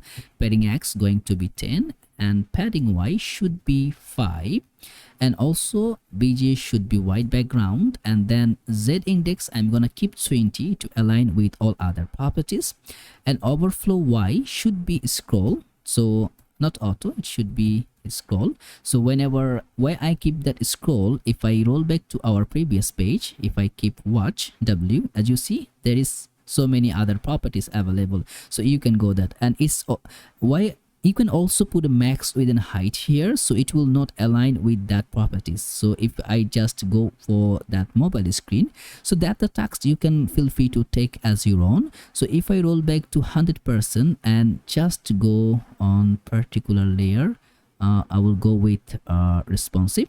Okay, so now as you see, doesn't matter how make it big, it's just giving all the properties. You can just go through and keep it with that also with the same within height, as it depends on you. You can do that, there is room for it, so you can create that one with your challenge. And what I love you to do is to take the challenge, try to, I'm providing that design, make it more polished, make it more perfect, try to utilize it. That's the way you can learn. Doesn't, if you copy paste my code, if you whatever I'm showing, you are doing the same thing, you are not learning. How you can learn? You are doing the same thing to learn, but when you start doing, then actually you are learning. You got my method, then you start building your own. That's the perfect example of your code, not my code. Okay, so that's what I want you to do. Try the way you want to change it. Okay, and if you have any problem to do that, let me know in the comments or reach me with the email. I will try to help you. Okay, so overflow, it will be scroll. Cursor should be pointer, just to show. And that is not mandatory to cursor pointer. Text should be an block, and shadow should be LG, larger shadow, and I'm gonna make a shadow of sky text. Okay, not sky, should be sky text. And I'm gonna do another properties which gonna come later on. I'm gonna show you why I'm gonna do that. So now if I put, see, product is not available. If a product, so product is available, is passing the product. But if nothing available, so first we're gonna maximize this design. Later on we're gonna do the other one. Put a class name, padding Y should be 10, BJ gray of 50, just to see it properly. Weight, it will be taking full, it's gonna be flex, and item center, justify center, passing a border, and border of gray of 600. And rounded should be MD, as you see, matching with that. If you go here, nothing matches, you see, almost the same. Just need to go, as you see, we are getting everything, just need to style a bit on that. So let's go on the p tag, put a class name, it should be text. I'm gonna keep Excel. Font should be let's just put normal font for this one. And for this span tag, which going to get our keywords, put a class name, it should be underline offset, I'm gonna put 2. And let's just go with that decoration. That decoration means it gonna affect with the design, means the underline method, which I'm gonna give 1 pixel. And text should be red of 500, 50, 500, and font should be semi bold. As you see, similar properties. If you remove, it will disappear. Everything is disappear whenever it's available. Okay, it's coming. So now it's time to get our final things, is the product.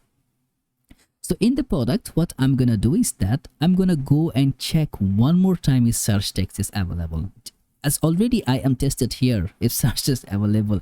So yeah, I think you don't need to check several times. Okay, I'll go just with that in particular layer. So I'm gonna just get a div. Okay, it will be returning a div. And within that div, I'm gonna just go and create that filter product. Oh, sorry, not filter. It should be filtered. Okay, filter filter product dot map, and then I'm gonna get the item which going to getting the similar product props property. And if you have no idea what product props, where is that, you can just go in the types. You can find those properties here which giving you the alignment. So now in the product properties, I'm just gonna simply return our product. So it will be product card. Remember, we created that component to go and align with that, and that component taking two parameters. One is the item, which is going to be the item. So one is fine. Okay, right now one is fine. Then another item why I'm gonna pass, I'm gonna show you later on. So our item should be available here. If I put watch, you see, oh, lots of big items. It's not so good. So we need to make it in a perfect way. And overflow, see the over scroll. So that's the properties which we miss. Should be overflow y scroll. Okay, so that one should be aligned. Now we can scroll through it. So what we need to do, as you know, you may already having idea what's going on that. So in that's filter text, in that particular div, I'm gonna go with that grid calls should be 1 by default, or yeah, let's just keep 1, and md should be grid calls of 3, and lg grid calls of 5, and I'm gonna give a gap of 5. Okay, looks perfect. And now as you see, there is a scroll bar here which we don't want to see. That's what I'm talking about before. So that scroll bar, I don't want to see that scroll bar, and it's not look so perfect. So what I'm gonna do is to create a simple utility function there, not a function, utility class name which we're gonna provide, and it will be on that global.css, not the global, which the name index.css. Yeah, I'm just running through that Next.js always. So in that CSS, I'm going to run one simple class name which going to be scroll bar, and it will give the properties of scroll bar height, and that it gonna match with that WebKit, and it will be scroll bar.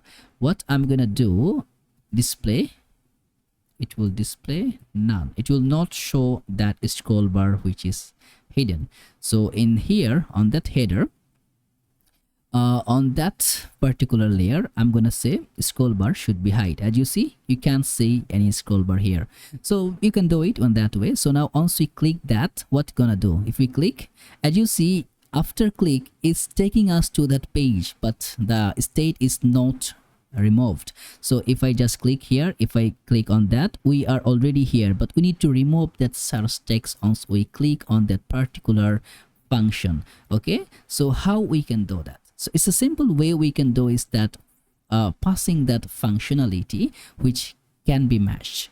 So let's just roll back here.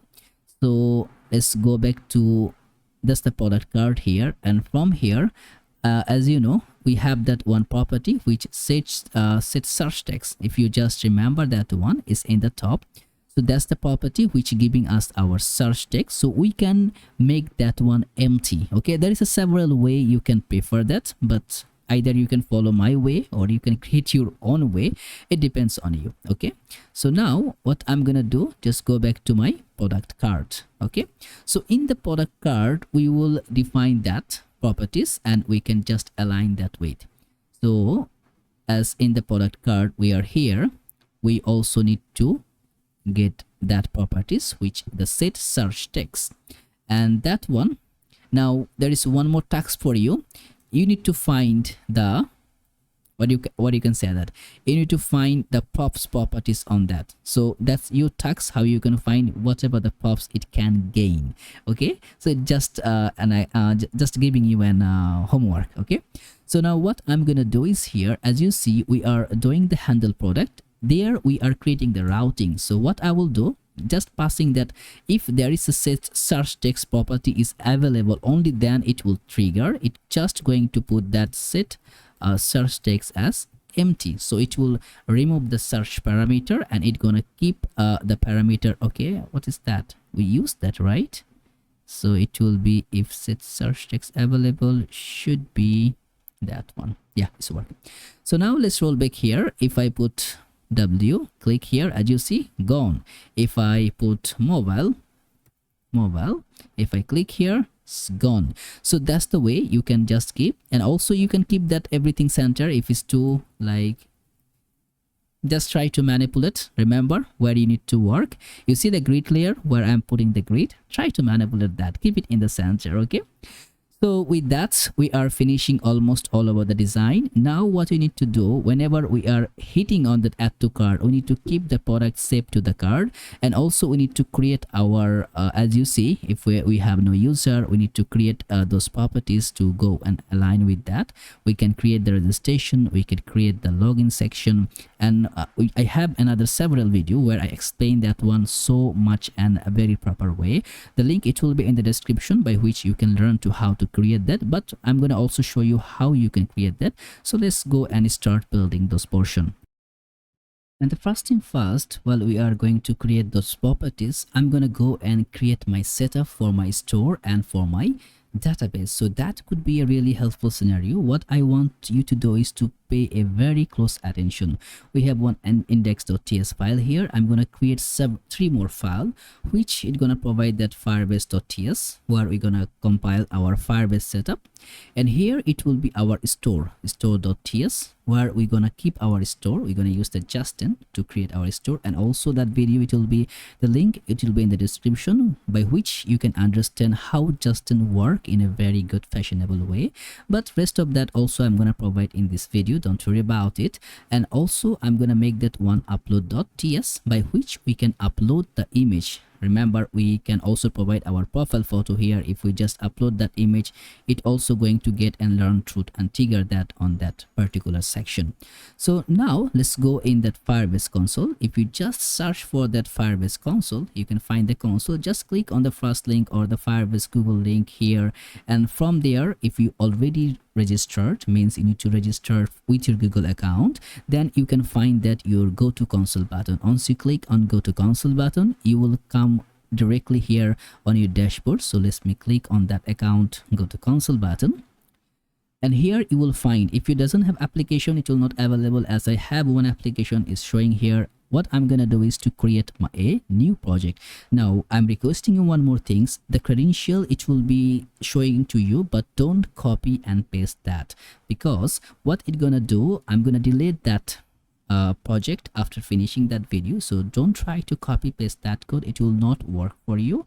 Try to use your own credential to combine with the project. Okay, and also whenever I'm going to create the env file, this code, it will not provided on that particular section, so the list, it will be empty. Okay, so always try to use your own credential. What I'm gonna do, add a project here. So now I need to provide the name, which is going to be super gear, and now continue. I will not go with getting the analytics, as it will not be my project, but which is published here.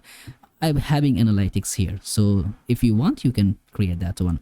So now it will start creating my project, and it will take a bit of time depending on your internet services. So don't worry about it, just keep patient until it's done. Okay, it's done. Now we can click on continue, and after clicking, it will be available in the dashboard. So it's already directing you to that dashboard. As you see, we are lying here in the super grid. So now from here, need to click on that web. Now we need to register our application. You can do in the same setup. You can just put the name of that, the same name, or you can put your different name. I will not go with the Firebase hosting, so I'll register my application here. And after finishing the registering, it will provide me that Firebase SDK and other properties. And first thing, what is saying, I need to install the Firebase. right? So what I'm gonna do, let's go back to my terminal. I will just try to take one more PowerShell here. You can get your git bash also, which is preferable. Put ls. Let's see which directory you are in it, as it has the multiple directory. I need to go with that client side where I will install that. So pnpm and that Firebase. If you're using npm, just copy and hit the code. If you put yarn at Firebase. That's it. So after, let's just installing that one, and after installing, what is saying, I need to just clearly copy that. Again, I'm saying you don't copy paste that, as you will not going to access on that. I'm gonna remove that properties. So now I'm gonna copy that code, and after copying, as you see in that Firebase, I'm gonna paste that code. So this code is now available here. As you see, that will be available after installing. Don't worry about that. So in that Firebase config, I have my API key, auth domain, project ID, storage bucket, and all other properties is available here. So now I need to go and get some of the multiple properties. I cannot use the app right now after that file, as I need to export that functionality. So I can export the app, and also I need to export several properties, which are going to be export const. I need to find the auth, which going to be get auth from the Firebase auth. So now I can use the auth properties, and also I'm gonna export get the db database. So let's export const db. It will be get Firebase get Firestore. Yeah, get Firestore. And also you need to get the Firestore from Firebase, I think. Yeah, Firebase Firestore. And one more last property is that to use the storage for the image, and it will be export const storage. It will be get storage. Okay, so now these three properties is aligned with that. Now it's available to use in my application, but as you see, I have auth, I have db, I have storage. Only the application I initialize, but that auth, db, and storage I need to configure in our dashboard. So I will just click continue to console, and after coming here in the console, you need to click on that build. Now let's click on that authentication. So from here, I need to initialize the authentication that I want to use that authentication method. Get it started. And Firebase, means the Google Firebase, is providing a lot of variation. You can go with the third-party library or with the credential with OAuth, but I will prefer with that email and password. Just enable and save. So after saving, now I can use that provider and properties. So after that, as you see, I need to get the Firestore database. So click on that Firestore database, and after clicking the menu, it will start popping up. And what I'm referring you, do everything as a testing mode, because we are not going to right now to jump on the production mode. If you're going in the production mode, go there documentation. You need to just read some of the few items which can help you that. So create the database. Now everything, the default is fine for me. I will just go with start a test mode, so I can access that within 30 days. It will not like disappear. I can access that. It's fine for me for this test application, but here it's already in the production. And if you are want me to do configure for the production level also, let me know in the comments below. Maybe before finishing that project, we can try to go with the production flight also. Now this creating those things maybe take a bit of time. Don't worry about that. So my database is created, and after database I will go here and create one more properties, is storage. So also in the storage, get it started, I will go as the test flight and click. So everything as by default is provided is fine for me. So that's one thing is done, and while it's doing that, I will just go with that justent. Okay, so that justent we're gonna use for creating our storage. We are not going to use that Redux toolkit. If you're feel fine with Redux toolkit, you can go with that. I'm gonna copy from here, and I'm gonna type that pnpmi justent to install that. And again, one video, it will be the link, it will be in the description, where I show easily how you can go and save that data in real time. So feel free to go there and learn by yourself. So now these three properties I can access. Okay, so Firebase is okay now. So after Firebase, I need to also go one more properties which going to give me the functionality by which I can upload the image. So now what I need to do is to create a function by which I can upload the image. So it will be const upload, and it need to be create a assign function as it gonna talk to my database on the Firebase. And with that synchronous function, what I'm gonna do, I'm gonna just go and I'm gonna just provide you the properties and gonna explain you can understand, because there is a video link by which you can get more ideas on that. See now, or I can go with that to, okay, I'll just go and explain. That will be better for you. So put const date, I'm gonna put a new date, so new date. Now that date, I'm gonna keep work on that whenever I'm gonna saving the file, saving my image on the database. So const sto storage ref, the reference, it should be ref, and that reference I need to get from Firebase store, and then I need to get to go with that storage, which the storage I am having here. As you see, we are now accessing that Firebase storage we just now we created. It's a function, but with that variable we can access that function. So you're gonna go with that storage, and from that storage we want to give the link where we want to save our image. So it will be a folder or directory called name the images, and there we are going to save that image name. You can just go with the file name, but I will put the date so we can track the name which date we are providing, and after that I will join the file dot name. So by default, it will not be file dot name, file.name.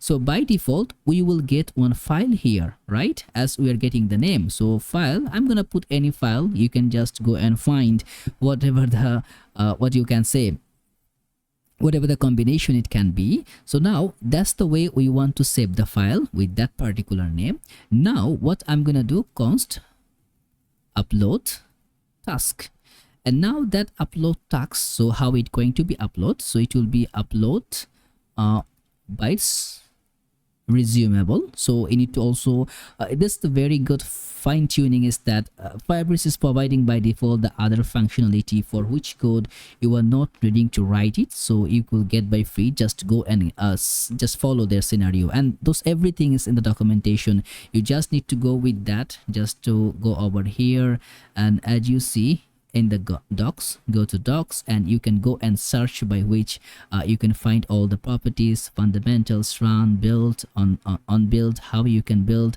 So everything is there. You can go in the Firestore and all the other properties. You can go, you can just explore a bit, okay, then you can find all the answer of what I'm doing here. Okay, there's also a function where I need to provide that storage reference, and after that I need to also provide that file. So by both of that, it's gonna just upload that. So now as I'm creating that function, I need to return a value on that function, otherwise this function it will not work. So it will be a new, I'll return a promise. Okay, on that promise I will just make that as a resolve, and one should be reject. So one, it will work as a resolver, so it will resolve the promise. Another, it will work as a rejectable, so if the promise is not fulfilled, it's gonna reject that entire action. So now let's go here.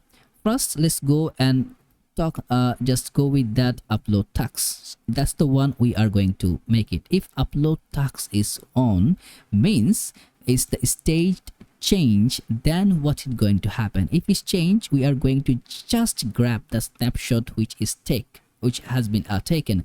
So a snapshot. On that snapshot, what we are going to do, we are now create the variable to show the progress bar, so how it's progressing. Okay, it depends on you. You can show if you are going to see it, or if you're not, depends on you, but I'm gonna keep that as it is having in the documentation.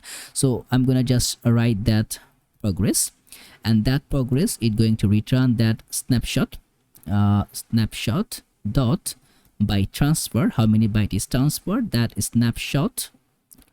and then we are going to make that total byte. So it will divide that how many transfer and how many is available. So like 1 2 3 for the percentage arrow, it's going to show 1 to 100%. So you can view that properties, and to view that we will just multiply with the 100, so it will just give us the exact percentage. And for right now, as we are doing at the beginning, we can also make that as a log upload is, so we can just join that particular tag. So we can go with that progress, and after progress we can also join in our percentage, then done. Okay, that's the similar thing we can do. So after that, as we finish that done properties, we can also go here with one more thing, is that we can go with if we have the error. Okay, then we can also go and provide the error if it's having that. So let's just, if there is the error is here, we will go with that reject functionality. It should be something went wrong, and also we are going to provide the wrong message by which is wrong. So it should be error dot code. If the error is available, it's going to provide the code. So now as you see, our functionality is going to work, but we need to define that how it's going to work. So it should be on that. After everything is finishing, it will be get downloaded URL, and on that download URL it will go with that upload tags, and then also upload tags dot snapshot dot reference, and within that reference, if we're having that reference, then what it's going to do is that get download URL. So if everything okay, it will provide that download URL, and then we are passing dot resolver here one more time, which going to be resolve the action. It's just going to give us that download URL. Okay, so that's a very simple fine-tuning function which you can create here. Okay, get download URL if it's available. Okay, what we did wrong is that, let's just roll back a bit just to see where we missed that thing. Okay, everything till here is fine, right? Everything till here is working, no problem at all. If I redo, okay, if I get, okay, yeah, previously it's not imported, but now it's looking fine. So now you can also make that as export const upload, but also you can go with here in the bottom layer, you can make export default upload.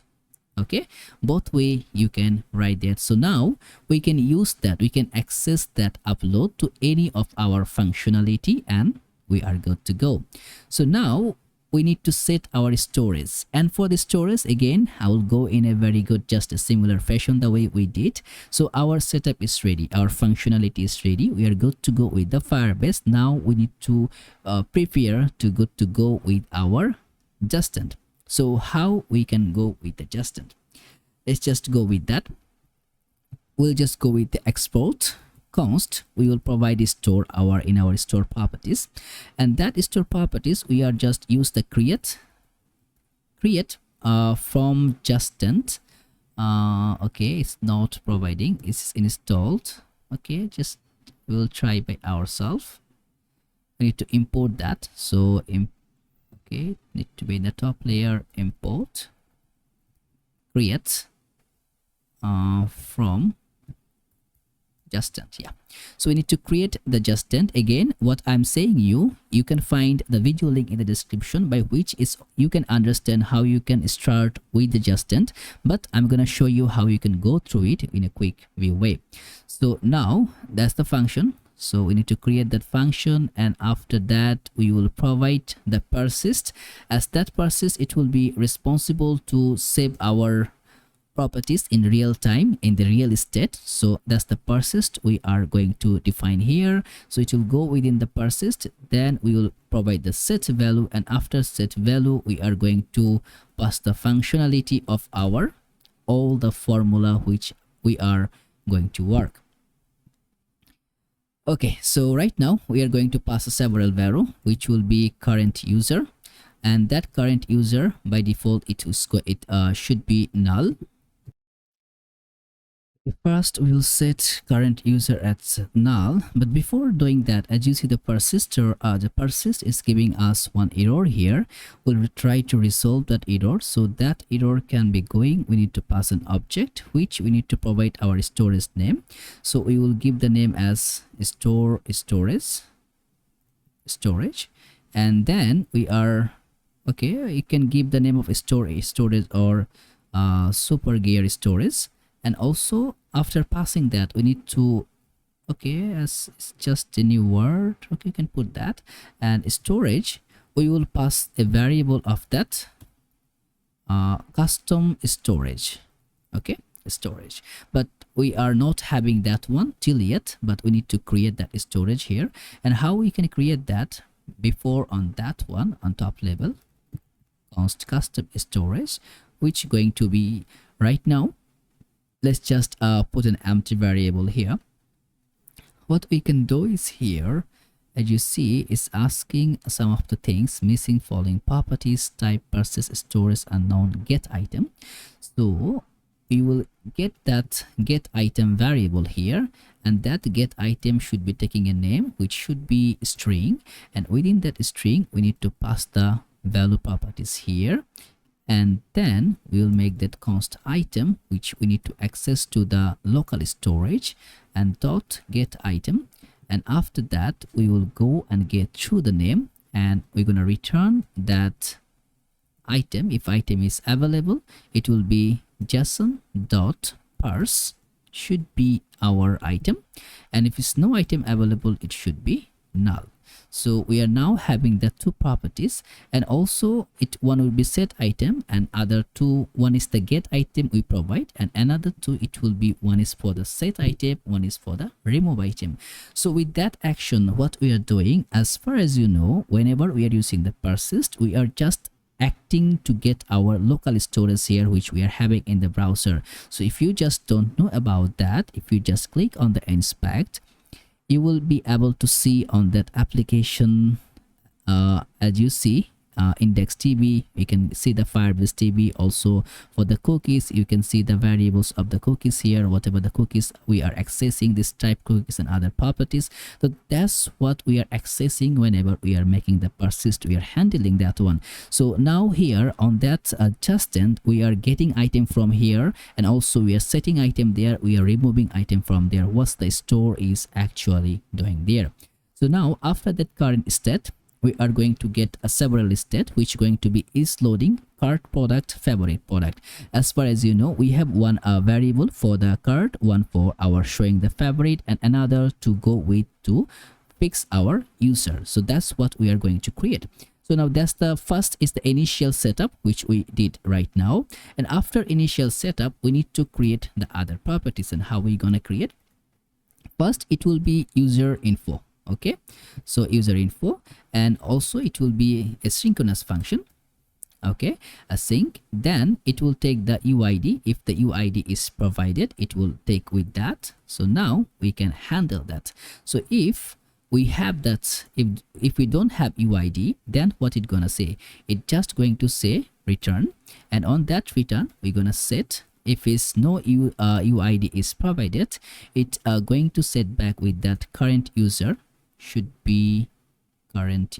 Okay, what's wrong with that? Okay, it is return and set. Okay, that's the first function, that's the functional parameter.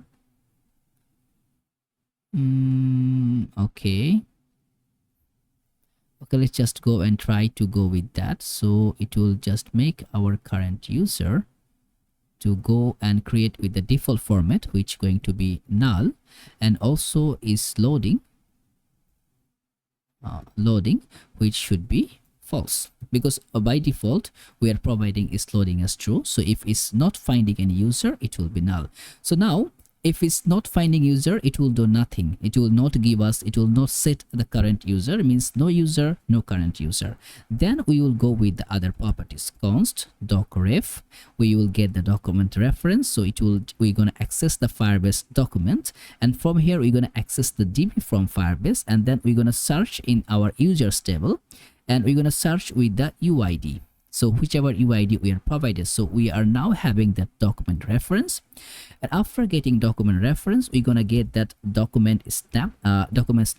So it will be snap, and it will await till get doc from the Firebase, and it will get the documents from as the document reference we are providing. So it will go and search with the document reference, which is a document, and it will go and search in the database with the name of the users table, and it will go with the search with the UID. So now it will go and match our user, and after means we are having the user right now. So I will just go and write a try catch. So if we are having the catch, we'll just handle that. So for right now, I'm gonna go and console that. So it will be get user info error, and we are going to see the error. And also if we don't have, means it will not come here, but even though if it's coming here, we can also set that value as false. So means no user is loading, false. So there is no loading, no user. So now in the try block, we will do our other properties. So we're gonna just write if, again getting a check component here, document snap dot exist. So if document snap is exist, means we have the document, we have the user. Now we can set the user. So it will be current user. Why is not giving me that properties? I believe, okay, first before going there, I'm just gonna go and type the get the typo for that properties. So because that's just giving me the error on here. So what I'm gonna do is that just go and grab my typo here in the top. You can just type it, no problem at all. So I'm gonna just get my product props. I'm gonna just yeah, so that's for my cart product item. As you see, the quantity we're gonna showcase later, and that is for our user type, where the first name, last name, password, email, avatar, and ID, which is all are coming as a string. That's our store type for the user. By default it can be user type or can be null, means it can be having the user or user not be having, it should be null. It's loading as the boolean. Get user info, it should be an array function, getting UID as any, and is returning the promise with the variable with the voids. And the card item, which is the card product empty array of the product. Add to card item, which is the product props, is everything is product. Decrease quantity, getting the product ID as number. Remove from card, getting the product ID as number. Receipt card as a function. Favorite product as an array of the card product, means array of the product. Add to favorite, also coming with the product props. Remove card function, receipt favorite function. So now what I'm gonna do is to joining that here. So that property, as I am passing that array, so as you see, I need to pass that one store type. So this will be my main type for here. So it will be store. Okay, I was wrong. Okay, it will be store type. So let's write it store type. So the second parameter I'm gonna remove.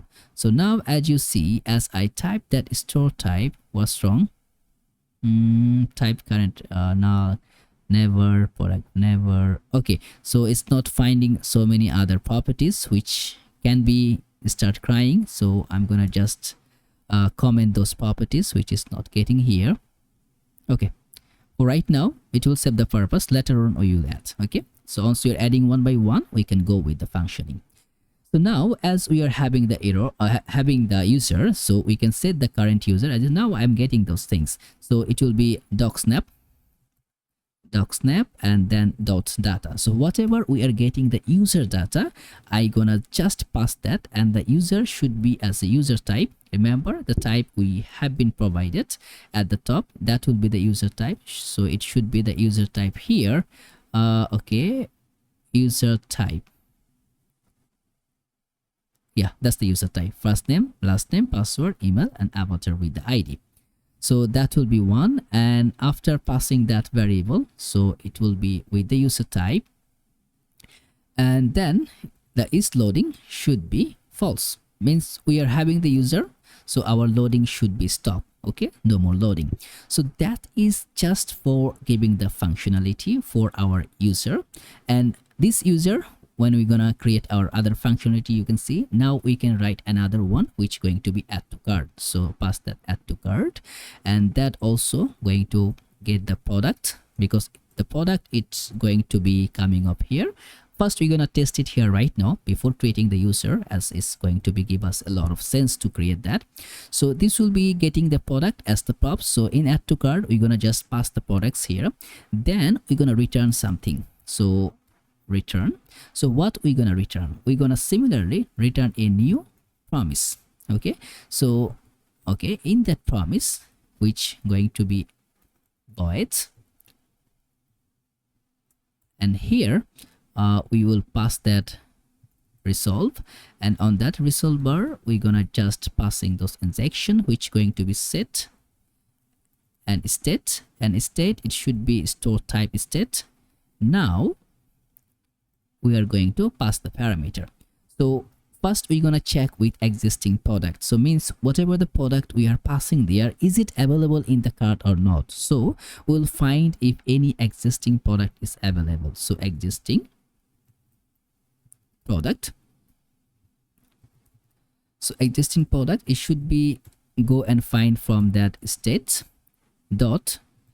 Okay, now we can remove the other properties, so it can be cart product and then add to cart.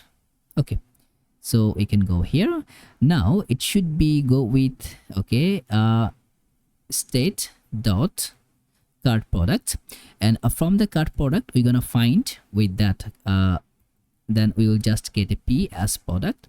So it will be p dot underscore id is equal to product dot underscore id.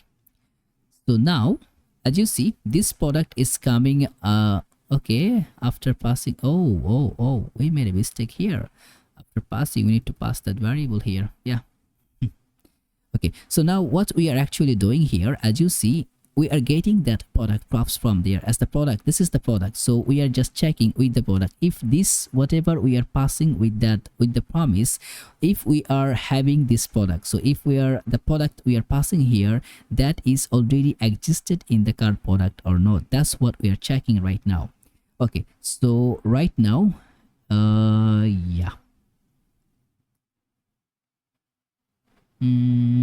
okay, so const existing product. So now if existing product is available, then what it gonna do, otherwise what it gonna do. So if else. Okay, so now if existing product is there, what do you want to do? So we're gonna return, and in that return we will refer that should be cart product, and then state dot cart product dot map. Again we're gonna map through that product, so means it's already available. Then what we're gonna do, so product dot id is equal to product dot id, and if both is match, then we're gonna do something. If id is not match, if its id is not match, we're gonna just pass the product, the simple product. If id is match, what we're gonna do, we're gonna spread the product. So whatever the product is available, it will be as like that, but we are going to just access the quantity, and that quantity we're gonna pass that product dot quantity. And if the product dot quantity, or if it's not available, then we're gonna keep it as 0. Otherwise we'll just go and make plus with 1. Okay, so if the product quantity is available, it will just go and start working with that, passing the quantity, and rest is that.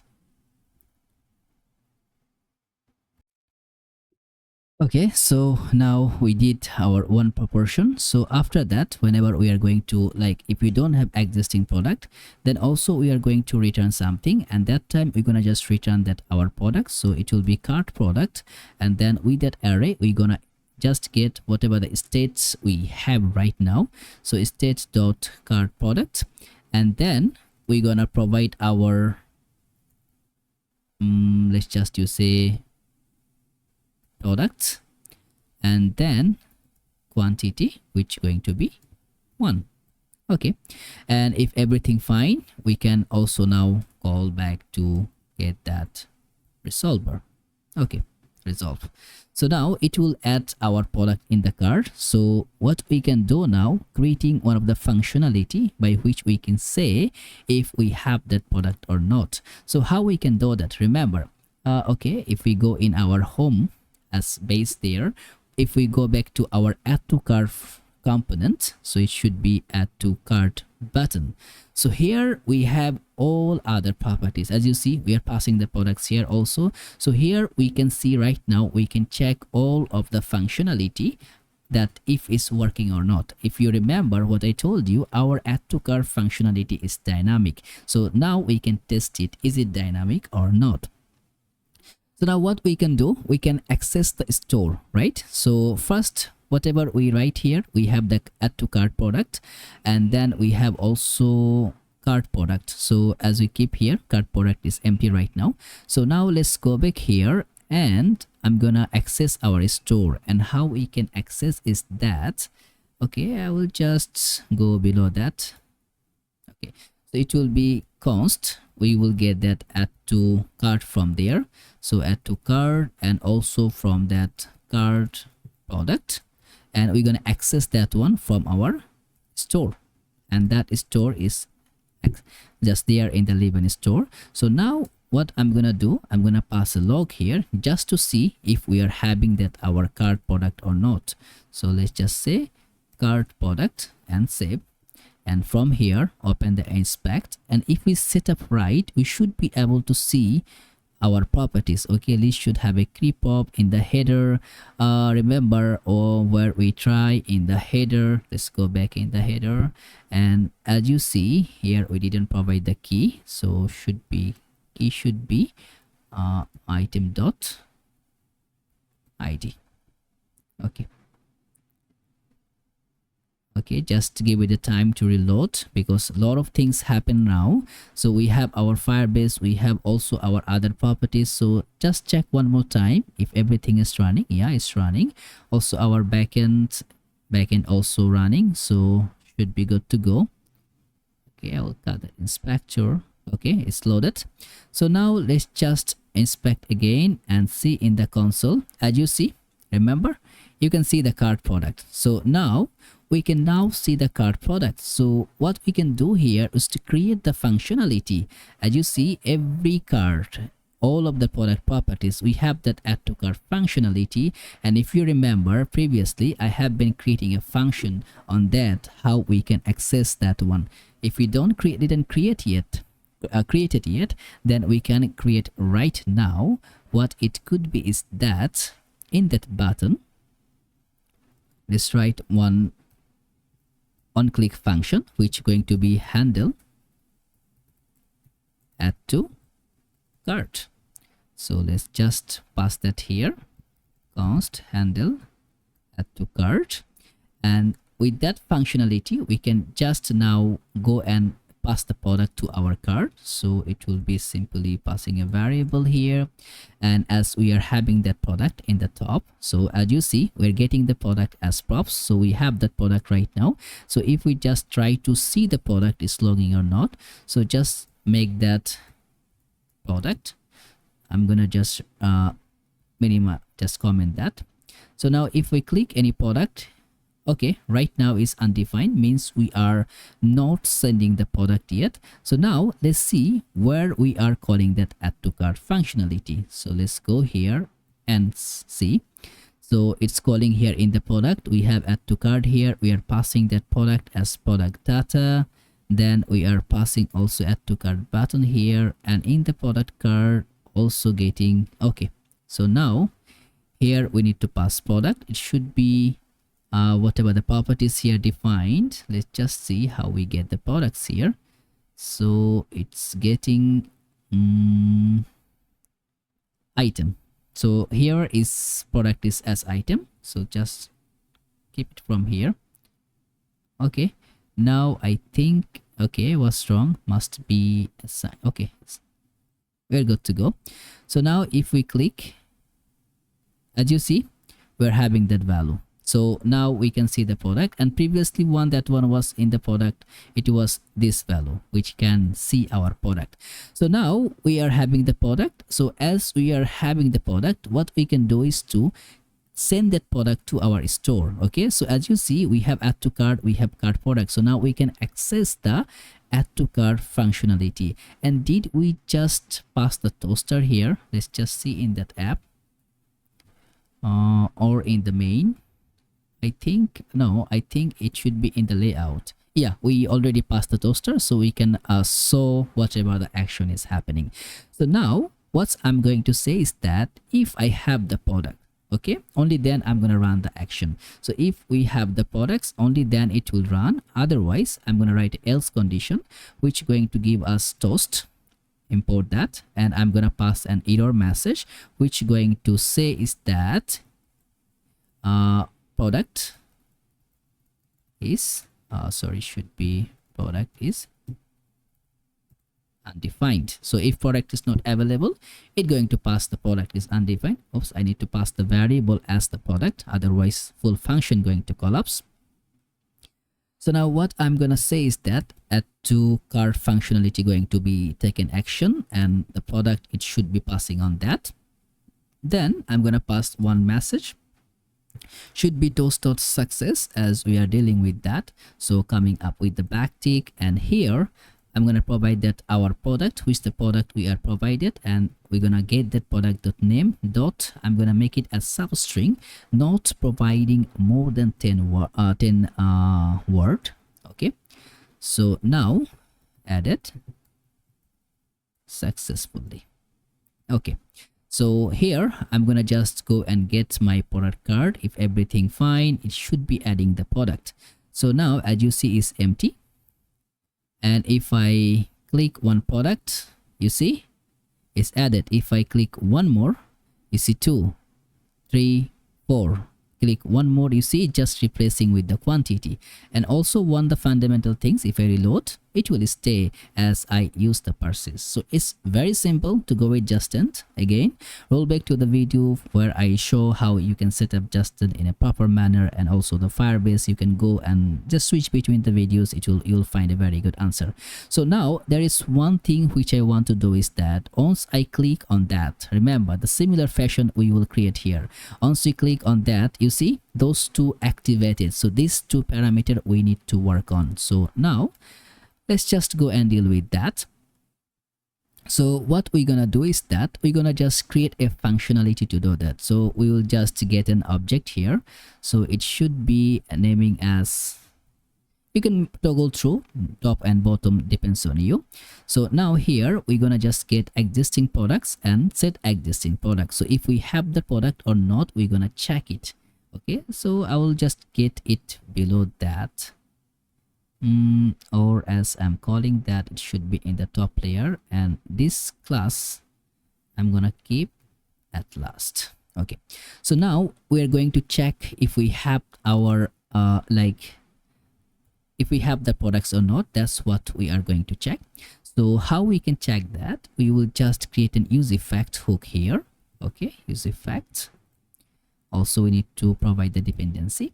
So to do that, let's just set const available item, and that available item should be from that our cart product, which is available here with us. Dot find, we will find with that, and here I'm going to take that action as item, and from there item dot id, underscore id, it should be equal to product dot underscore id. Okay, so that means our product is available. What I did wrong, I think I missed that. No, what's happened? Okay, should be that id.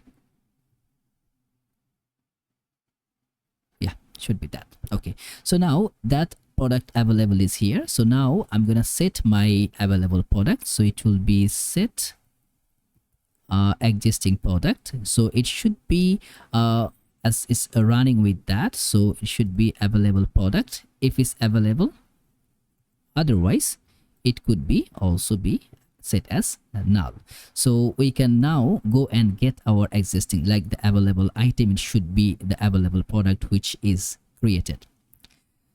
So now what we can do it here is that let's just go and define the properties. So let's roll back, just roll that button in a while. So what I'm gonna say, if existing product is available, then it gonna just return a div. Okay, if it's not available, then it gonna pass the other properties. So what's wrong? Is anything wrong on that? Okay, because I need to get everything on a like an empty basis, otherwise it will not work. So now if I click the product, okay, not here, see, now if I go, these two products is available. If I click, as you see, okay, this should disappear, but it's not disappearing, means something went wrong. It's disappearing, but okay, I need to provide the dependency. that's the problem. So in that existing product, we need to check, if always need to check with that product. So we are providing two parts, so it will always check with the product and the cart product. So whenever it's changing there, it will call that function. Okay, so now if we're going to add it one more, add, you see, that's gone. So now we need to do the other action on here. So what I'm gonna do is that before doing that, let's roll back to our store. I'm gonna also create two more functionality here, which going to be just to provide our, as we did add to cart, we can go with three more properties, which are going to be, okay, after add to cart, I'm gonna publish it here. And also in that layer, I'm gonna remove that three parameter, which is going to be decrease quantity, remove quantity, and reset cart. So now what we are doing here in the decrease quantity, similar way, we are finding our existing product. If the existing product is available, we are just going to minus here, and we cannot minus less than 1. Okay, and if also, yeah, that's the existing decrease quantity. And where is our increased quantity? I think, yeah, okay. So if we are just go and with the decrease, and also, yeah, I think increase quantity, we are just going to add to the cart. I think that will be fine. So we're decreasing that, and remove cart, which going to be accessing the we are just passing that product ID, and then with that ID we are just filtering the product and removing the other that product from that cart. And receipt cart, we are just setting the cart product as an empty array, so that the product, all cart product, it will be removed from the cart. So let's roll back to our button where we'll create other functionality. And here in the button, let's just first make the design here. So it will be class name, and make that as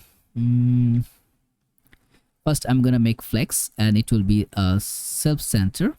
Okay, then item center, justify center, gap should be 2. Now I'm gonna create the button properties. So it will be one button, which button gonna have a far minus icon, which going to coming from the React icons. So that button, put a class name. Okay, should be class name, and background color, which are going to be provided as BJ. It will be F7 F7 F7. Okay, and also we need to provide that hash, otherwise the color it will not appear. Okay, so after passing that color, we will make text as black text, and then padding should be 2, and we will make that border as 1 pixel, and then what you can say, border gray of 200. And after that, whenever we hover, we want to make that border as sky text, and then rounded should be full, text should be base text, and hover BG should be white. Duration we want to give 200, and cursor should be pointer. So now as you can see, it should be available here, that's the one, but we need to make it like that. Okay, we're gonna come that very soon. Okay, so okay, bg we provide the border color and other properties, and after far minus we will also going to add one more, which going to say as far plus.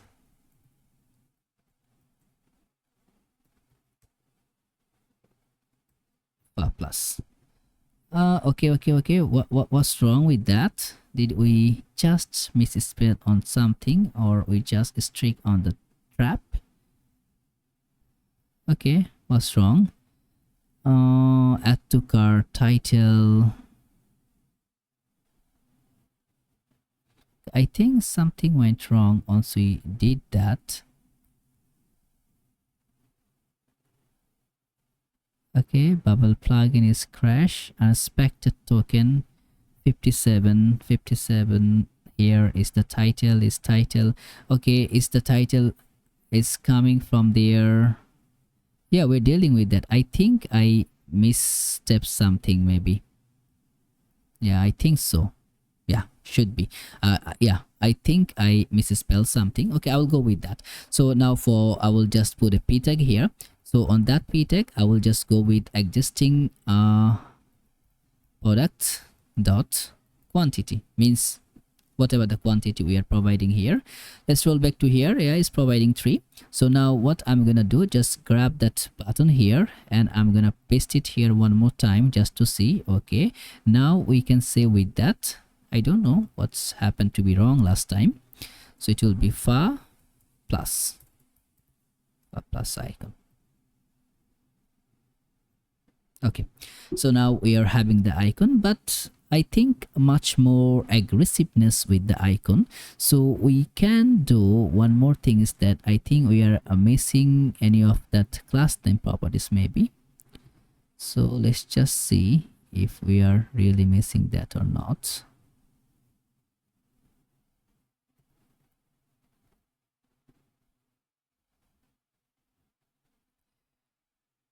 Okay, text, we provide the base text. Okay,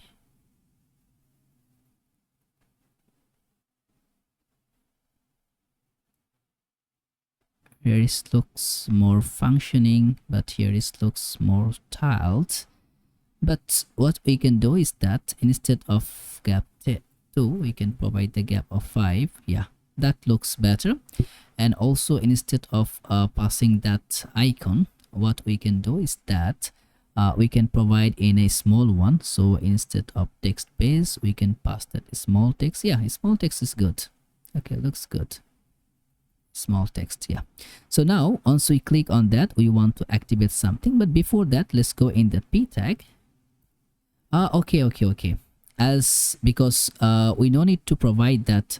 It should be 2, should be fine, because remember, once we are going to increase the quantity, we need to go and align that one. So let's just put a class name here. The text should be base, font should be semi bold. We're gonna give it 10 of width, and text should be center. Yeah, now that's gonna take the action, as you see. Yeah, now it's giving the providing the gap. So now what we're gonna do, once we click on that minus button, so on click, it should be handle delete product. So you're gonna pass that function there, and once we are adding here, just going to grab the same functionality which we provided here, add to cart. So we're gonna pass that same functionality to go whenever we are getting add to cart, but we need to write that function as we are providing. So it will be, let's go on top of it, it should be const. Okay, now what is going to do, remember in the delete a product, we are just going to provide an ID. So that's what we are going to do. Not ID, it should be the overall product we are going to pass. But let's just roll over the pages where we can see all the available products. So now if we increase, as you see, it's increasing, but when we decrease, we should be able to see that one also. So now we can just make that in the delete product. As you see, we having the existing product. So if existing product is available, means we are having that product, existing product is available, then we can do something else, we gonna do something. So like, okay, if we have existing products, then let's just make that if, okay, existing product dot quantity is bigger than 1, means we cannot decrease below 1, right? So that's why you'll check that if it's bigger than 1, we will make that decrease quantity, decrease DECREA. Why it's not providing me that auto suggestion, I have no idea. So that's the decrease quantity we are going to use. So let's just roll back here, and what I'm gonna do is that, yeah, we are using that functionality here. Okay, so in the decrease quantity, okay, we're gonna just pass that existing product dot ID. So with that ID, it will gonna check and pass the decrease quantity. So now let's just go and passing one that, so it will be toast dot success. Okay, so what I'm gonna say is to pass a message here with a backtick. So it will say product dot name dot substring the similar way. So it should be product substring 0/10, and then it's gonna say decrease successfully. Okay, so now we are having a success message. And now what if we doesn't have any successful product, means it's missing that. So after that if condition, we can also pass on else condition. Then it will be toast dot error. So that means we are having a product which doesn't have like more than one value. So you cannot decrease less than 1. That's the message. And now if like we doesn't have that product, means it's a new product, also we can write the functionality, so which can be, actually it will not be appearing, so it will always be there. Just to keep that functionality, we'll see if it's available. Okay, you cannot decrease less than 1. If we go back, okay, now we cannot. So increasing, decreasing, increasing, decreasing. Okay, good. So now as we are showing that product there, so what we need to do, let's roll back to the first. What I'm gonna do is to copy that portion. Okay, where is that? This portion I'm gonna copy here, and I will just roll back to our header. And in header, I'm gonna get that value here. So I need to get that. So it will be cart product only. And also I'm gonna import that store. So now I'm gonna write a simple utilities there. Remember we have our tag here which is for the cart. So now I'm gonna say if cart product dot length is bigger than 0, then it will provide that cart product dot length, otherwise it should be available with 0. So now let's see. Okay, we have 5 items there. If we increase, if we add more items, you see the 6, more item 7. So now we can see our product is just rolling perfectly there. So now what we need to do is to show the product in the cart, as we are having. If we go to the cart, we have nothing yet. So we need to just go and show the product, how that will affect in the cart. So let's just create that. In the cart, we will create that same functionality as you see. And also, by the way, it will be fully responsive for the smaller devices and for the bigger devices also. So that's the same thing we're gonna create in the card. And to align to create that, we need to roll back to our card also. So let's just open our card. And that card is here in the pages on the card. So now what we are going to do is to get our card, available card here. And how we can get that, as you see, the same thing which we have been copied there on that header. We will use that same formalities here. So now cart product should be available in our product cart. So now first thing first, instead of the div, I'm gonna make it as container. Okay, so in the container we can roll back and take the action. So now what I'm gonna do, write a first instant properties by which we can define if we're gonna have the product cart or not.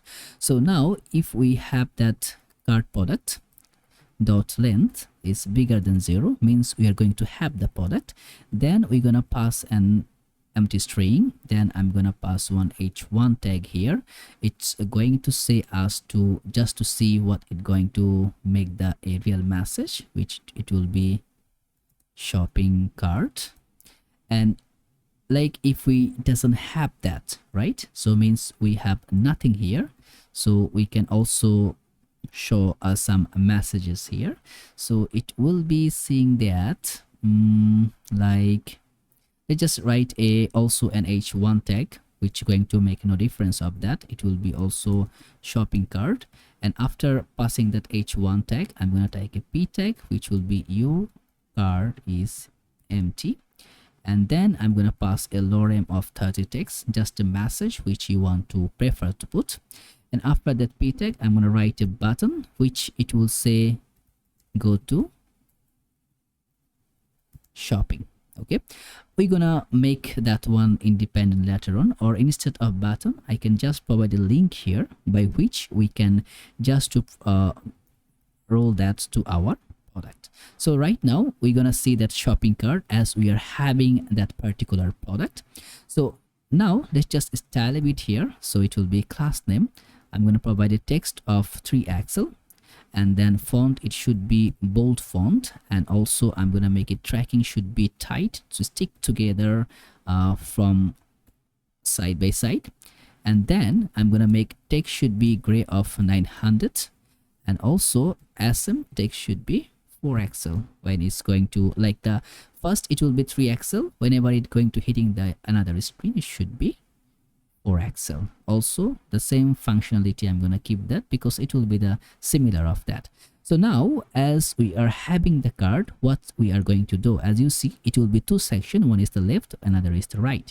So now after that I'm going to take a div and I'm going to get a section of 2. So now in that 2 section, one will be left, one will be right, one where I'm going to show our product. So it's going to be that I'm going to get a div, and on that div I'm going to make that cart product and cart product dot map, which going to passing the item, and on that particular item we're going to return another parameter which is going to be cart product. So it will be like something like cart product.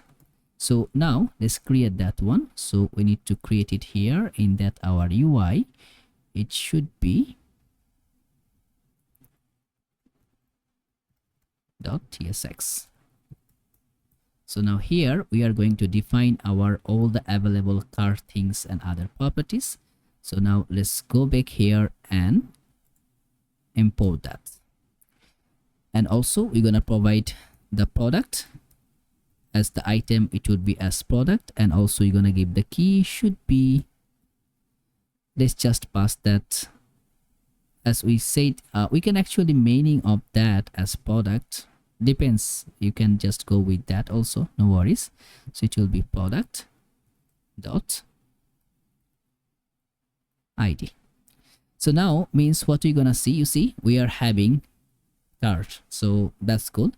So now what I'm gonna do, first create that order properties, or we can go one by one with that section. Okay, we'll create the cart product first. We're gonna now roll back to create other functionalities. So let's roll back to our cart product. So there here we're gonna just define how we can take the action.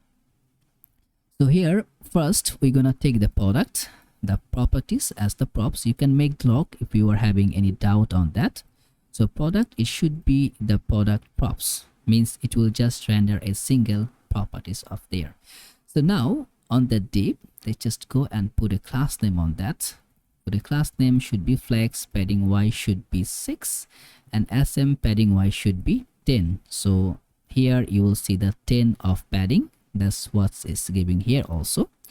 Now what I'm gonna do, first thing first, I'm gonna generate as one link here, link, and also need to import that link from React Router DOM.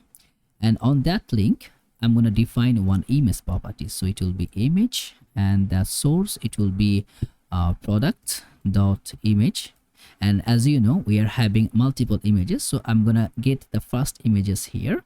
So it will be product image, and in the link we're gonna pass the value of that. So the link I'm gonna just route through of that, it will be just going to product, and then it will hit through with that product of particular ID, so underscore ID. Okay, so now we should be able to see it's very big images. So what I'm gonna do is that to put a class name, we're gonna give a height of 24 and width of 24.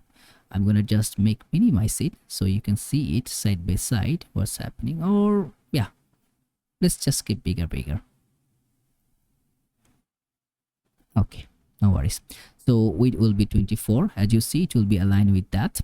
And now rounded should be MD, object should be cover, and SM height I'm gonna give a 48. So if it's a smaller skin, more than a smaller, should be width also 48.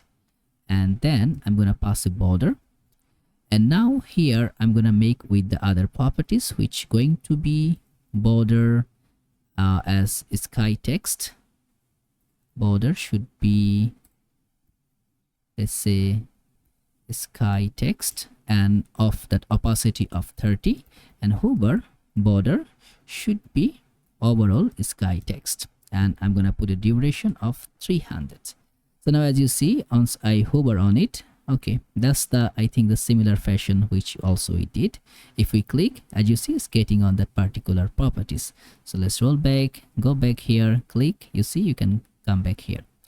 Okay, now after that, as we finish it here, after that particular link, I'm gonna take another div properties, and with the div I'm gonna take one more and one more. So now here I'm gonna take on h3 tag, where I'm gonna give this the product name. So it should be product.name, and I'm gonna make that name as substring. Oops, it will be substring, and it will provide with 0 to 80, the maximum 80 tag. As you see, the maximum 80 is providing. Okay, so that's the particular one tag, and after that I'm going to provide a p tag. Okay, and on that p tag I'm going to just pass the brand, and then I'm going to provide a span tag, and here I'm going to provide that product dot brand. So here I'm gonna showcase the brand name of the product, as you see. So first thing first, let's go in the top layer, put a style here, class name, margin left should be 4, just to keep space from the image. And then I'm gonna make it a flex. Oops, it will be flex, and flex should be in column. And after flex column, I'm gonna make a justify between, so squash everything all together, and margin left should be 6. Whenever it is in the more than a smaller screen, should be 6. Okay, and also this proportion, putting a class name, I'm gonna make it as relative, and padding right I'm gonna put it 9, and SM I'm gonna make it as grid, and SM grid calls should be 4, and SM I'm gonna give a gap of x-axis should be, let's just put 6, and whenever SM padding R should be 0, so no more padding from the right. Okay, it looks not so good, but we're gonna let that work.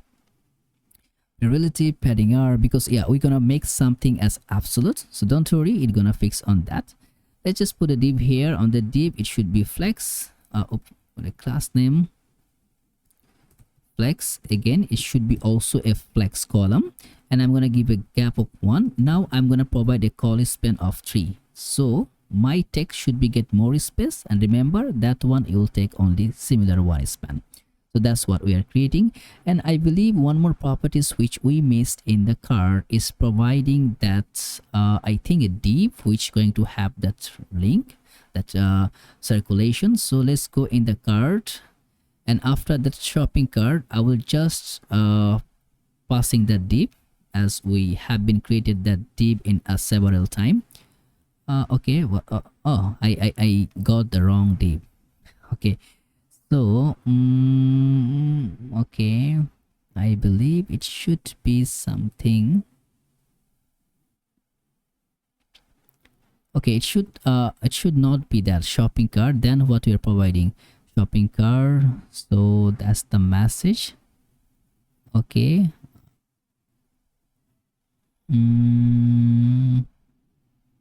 okay, let's just go with that. I think that could be, yeah, I think we can use it as a divider. So let's just scroll back here. So where we are getting the product, you see in that section, okay, that's the section we get. Before the section, let's just put a class name. So it should be, let's just make, I think it should not be here, that div after the section. For the class name, it should be divide y, and also divide y should be gray of 200. Let's just put 500 right now just to see what we are doing. And I'm gonna make a border bottom, so it will be border bottom, border, and also it's going to be providing that not border bottom, I should provide that. Okay, border B, border also in the top, and border gray off. Just let's put off. Okay, let's see how it's going to act it. You see, okay, that's the one. Okay, looks not kind of cool, but we will make it cool.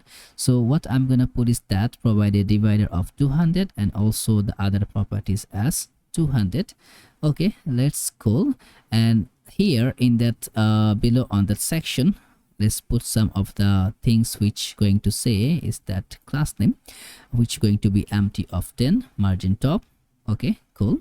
And then I'm gonna make LG, it should be grid, and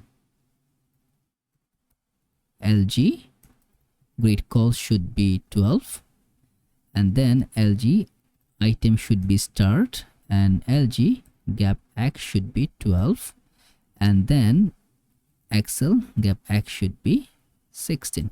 Okay, so now that particular section and that section both can be aligned with that. As you see, it's squash all together. Don't worry, we're gonna fix that things. So now what we need to do in our this particular section, put a class name. So whenever LG, the call span should be 7. So it will hit on that top layer. As you see, is hitting that. So the similar fashionable things is doing right now. Okay, that's cool. So right now we have, okay, 12, we have the 7 call span. And what I'm gonna do in that section also, put a class name, margin top should be 16, and I'm gonna provide that rounded should be LG, and BG should be gray of 50. Okay, BG gray of 50, and after that padding axis should be 4, padding Y should be 6, and SM should be padding 6, padding should be 6, and LG call span should be 5, and LG empty should be 0, LG padding should be 8. So now in this section we can put an h2 tag which going to say as order summary. Okay, on that order summary, if we save, you should be able to see in the right side, you see that's the order summary which we are creating. So let's just make it a bigger just to see it side by side. Text should be LG, font should be medium, and text gray of 900. Okay, so now that's the order summary. It should be appearing right now. So let's just go and make the functioning the cart product. Later on we're gonna also roll back here to see the other properties. Okay, so here we make flex call and a small, we're gonna make that margin left of 6. I think all properties are cool, we are good to go.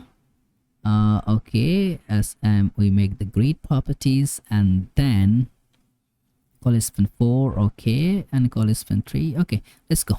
So now in that class name, okay, text should be base and font should be semi bold. It will take the full of the weight. Okay, so now you see it's coming here, and on the brand also put a class name. Text should be access extra small text, and for that span tag put a class name. Font should be medium. Okay, cool. And after that properties also, I'm gonna copy that one. I'm gonna define another one which going to give us me the category. Okay, the category is here, and after providing the category there, I'm gonna pass the prices. So let's put a p tag, should be for method price which we already created, and that price we're gonna provide that amount. That amount should be product dot discounted price into product dot, oops, it should be product dot quantity. Okay, let's see. As you see, the price is available. So now here what I'm gonna do, pass a class name, should be okay, also we can pass the add to cart button. So add to cart button, by which we can increase the quantity also. So here I'm gonna pass that product, which going to pass that a similar product which we have, product. Okay, so let's hit save. You see, okay, that's coming here. If we increase, it will do the same. Now see, you just write one function working all together. So now we can make these things much bigger. We will do it, but right now okay, what is happening is that when we are passing on that SM, let me just see the image a bit. What we did here, SM height 48, width 48, we are passing the border and the other properties, but why the image getting crampy? That's my question. Okay, I think I'm missing some of the properties here, probably. Okay, okay, that should be, I need to provide the flex 1 properties. Yeah, that's just single properties is making all this gig. So now as we are having there in that p tag, let's just make a style here.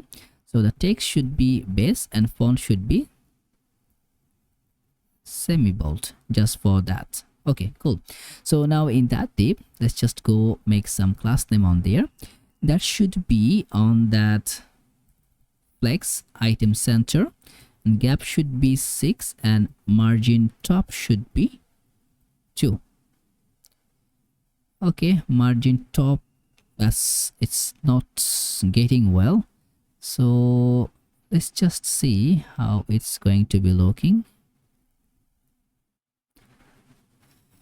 Okay, price and that, so flex, it's not, oh okay, that's one more properties which we did wrong. It's rendering on the p tag. Okay, now cool. So after that div, we're gonna also define one more properties here, which are going to be, we're gonna pass it later on. But now after finishing, as you see, that div essentially is getting within another div. So now what I'm gonna do, getting one more div and then passing one more div here, I'm gonna get a button tag here, and with that button I'm gonna pass in is like IO close icon. Okay, that's the icon which we are getting right now. Okay, the gap should be a little bit, okay, we will find the solution on it, don't worry about that. Now put a class name, margin top should be 4, just to provide it 4, at SM empty should be 0, and also SM padding R should be 9. As you see, it's, yeah, it looks okay, it will be fine. And now put a class name, I'm gonna make it as absolute, and then I'm gonna make it right as 0. From the top it should be 0. You see, passing it. Now let's go and hit that button. So whenever I'm gonna click on that, I'm gonna make that handle remove product. Okay, and that also for this one, the class name height should be 5, or we can just put that as text should be Excel. And this button, let's put some class name here. Class name should be -m should be 2. Okay, inline flex padding should be 2, text should be gray of 600, and hover text should be red of 600. Should be 600, and need to pass that one.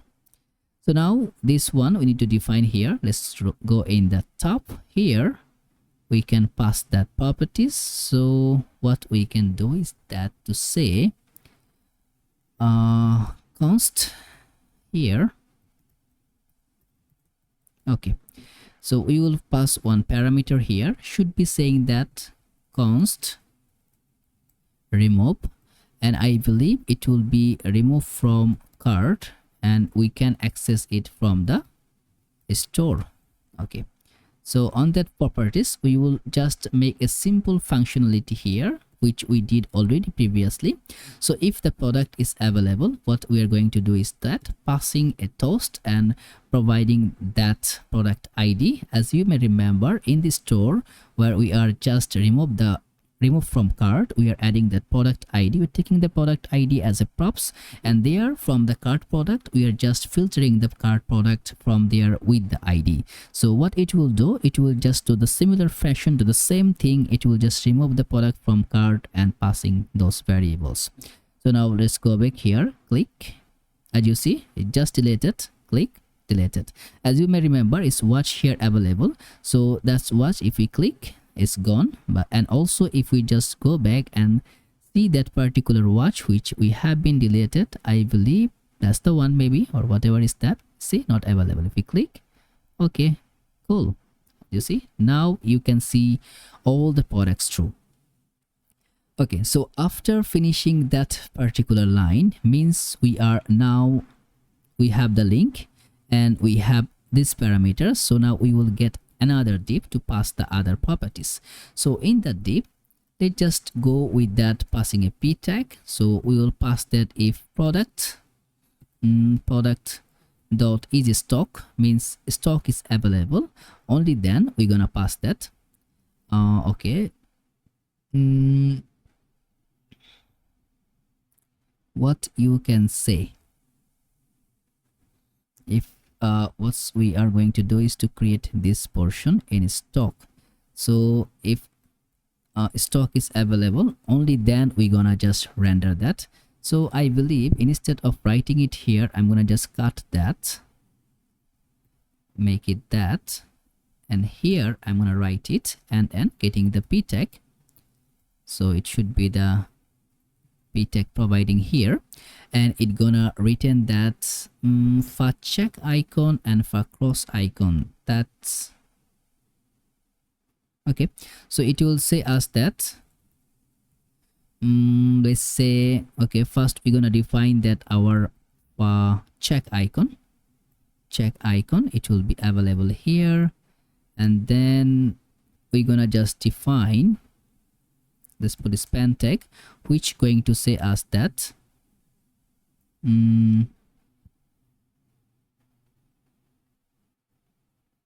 okay, let's just see what's the message we are passing. In stock, all in stock. Yeah, okay. Let's see, it's going to say we're gonna pass a message on that, which is should be saying in stock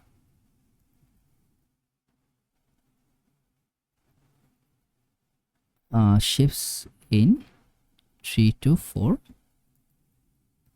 weeks. Let's see if it's working, saving the purpose or not. Yeah, it's working, but I believe it's just digging. We need to roll back that one with one more of that properties up. Let's see, it's okay. Yeah, it's okay. So now what we need to do is to make that one as that p tag, put a class name, margin top should be 4, and I'm gonna make it a flex, and space x should be 2, and also text should be SM and text should be gray of 700. And for that far check icon, put a class name. Text should be LG and text should be green of 500, not 50, should be 500. Okay, cool. So now what's wrong is that we're not needing that margin top. I think also we need to go one more times up maybe. Let's just see what's happening. Okay, let me just go and figure it out.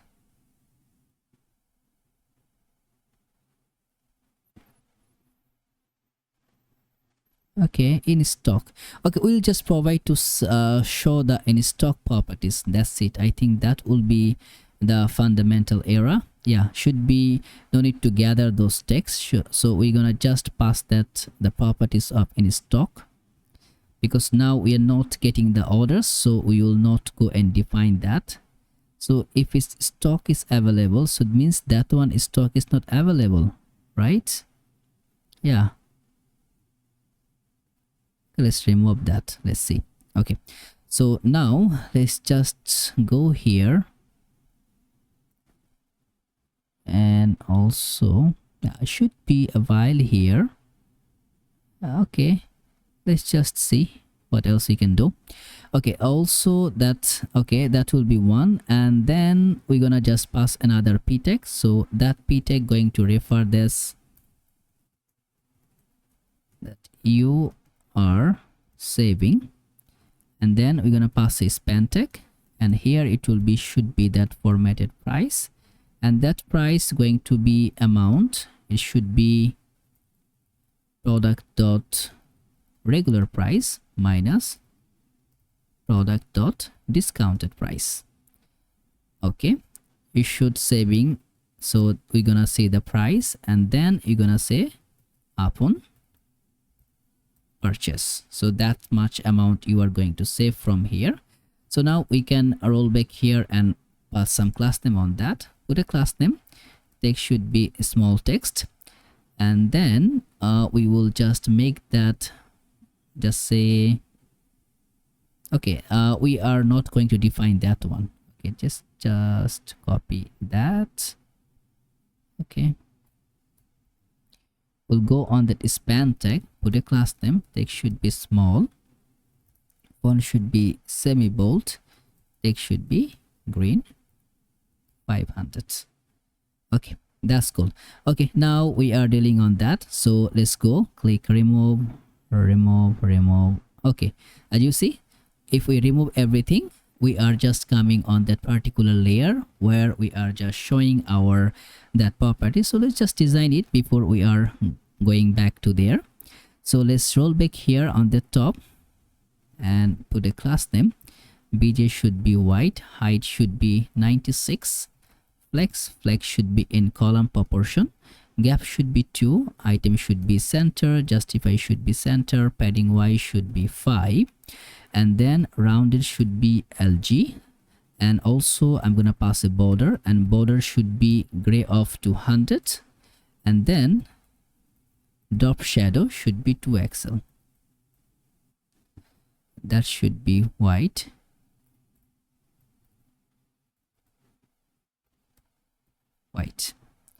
See, that's the one is created. Now after that, that p tag, we're gonna define that also. Last name text should be LG, and then max width should be, I'm gonna define a max width of 600 pixel, and then text should be center align, and text should be gray of 600, and also I'm gonna provide a tracking which going to be wide and small. Okay, and I'm gonna also provide leading of 6. Okay, cool. And for go to shopping, this link parameter, gonna put a class name. BJ should be gray of 800, and then text should be gray of 200, and then padding X should be 8, padding Y should be 4. Let's see what we're getting. Okay, cool, not so bad. And hover, okay, let's put a rounded of MD. Uber BJ should be black, Uber text should be white. Duration, I'm gonna provide a 200 of duration. I'm gonna make it uppercase, text should be small, font should be semi bold, and then tracking should be white. Okay, now you see we can go back to the shopping, it will give us here. So now let's add more product. We will define the price parameter. As you see in the right label, we need to provide the order summary, the same thing which we are having here. So now let's roll back to create that order summary. So in the order summary, how we can do that? So where we are here, go to shopping, that's the order summary which we have been created. Now after order summary, we will try to, okay, I'm gonna make it dull, or yeah, actually we can go with just with a data layer or table layer. It's a both formulation you can follow. So here I'm gonna just get a div, and here I'm gonna get the data, and on the data, so in the data first layer I'm gonna provide that as subtotal, so it will be subtotal. And also after that data table, I'm gonna pass a data mode, so it will be formatted price. So it will be formatted price, and here I'm gonna pass the amount, so should be now I'm gonna get the total amount first, then I'm gonna go with that. So how we can define that? So first thing first, let's go here, because see, we need to get overall the prices here, all the regular price, all the discounted price, then we can give and get the value from there. So to do that, let's roll back in the top. We will just get one value parameter here. So in the store product also, I think, yeah, that should be enough. So now what we're gonna do is that const total amount set total amount, which going to be, we're gonna pass that UseState, and here we're gonna pass an object, so it should be regular, which you're going to pass as 0, and discounted also will be as 0 properties. I believe, did we import that? Already imported, was missing. Okay, yeah, the amount which we are just passing it here, I'm gonna just keep it right now. First I'm gonna define that amount parameter. So now we need to set, so let's just make that const shipping amount should be 25, const text amount should be 15, and now I'm gonna get an use effect hook. So here I'm gonna go and find all the like prices which going to be dependent or not. I'm gonna grab it here. So here let's just make totals. Okay, so whatever the totals should be here, I'm gonna make that cart product as that will be the all product. I'm gonna go and write a reduce function here, so sum, and then I'm gonna get the product. So both things I can inject from there. Now what I want sum dot regular, so that is that getting or not? Okay, is that need to get the properties. Okay, just okay, it should be regular, so sum dot regular should be adding on that product dot regular price into product dot quantity, so that will be the regular prices. So let me check one. Okay, regular undefined. So what I need to do is that to divide that regular price. Okay, so we are just getting the total, so cart product dot reduce, and we're getting the sum and also the product. In the variable we are getting sum dot regular. Okay, just let me go through it. One, it will be sum dot regular, one it will be Here we are declaring the sum, but we can't access it. Why? Okay, we just make the sum dot discounted. Also, I'm going to define that, which is going to be product dot discounted price into product dot quantity, and from there I'm going to just return the sum. So now we are passing the sum as the returnable variable.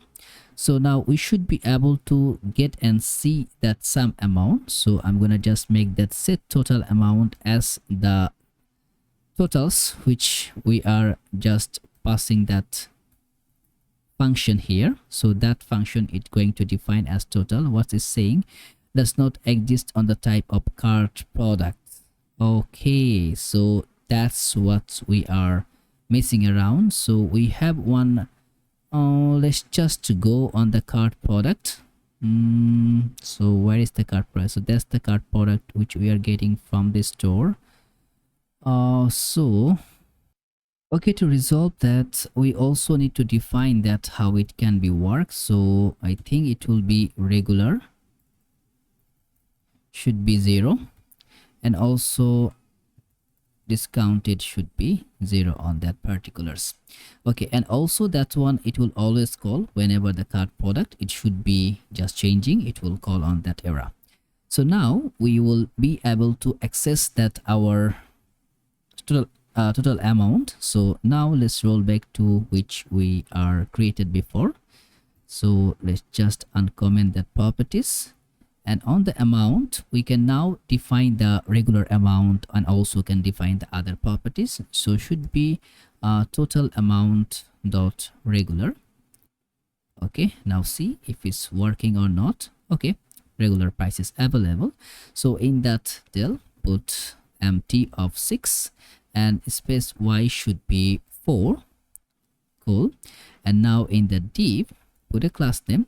I'm gonna make a flex, should be class name, should be flex, item should be center, justify between, so pushing all together. And for that data I'm gonna put a class name, text should be small and text should be gray of 600. Similarly on that dd, that class name text should be small and font should be medium and text should be gray of 900. Okay, so that's the similar parameter which we are trying to create. So now after passing that, what's the value we have here? The subtotal, shipping estimate, text estimate. So these all together are the same. So what I'm gonna do, I'm gonna wrap those entire DL amount here. So as you see, data layer, I'm gonna put it here. So what I'm dealing here, as you just get and define that here. Okay, need to also import that.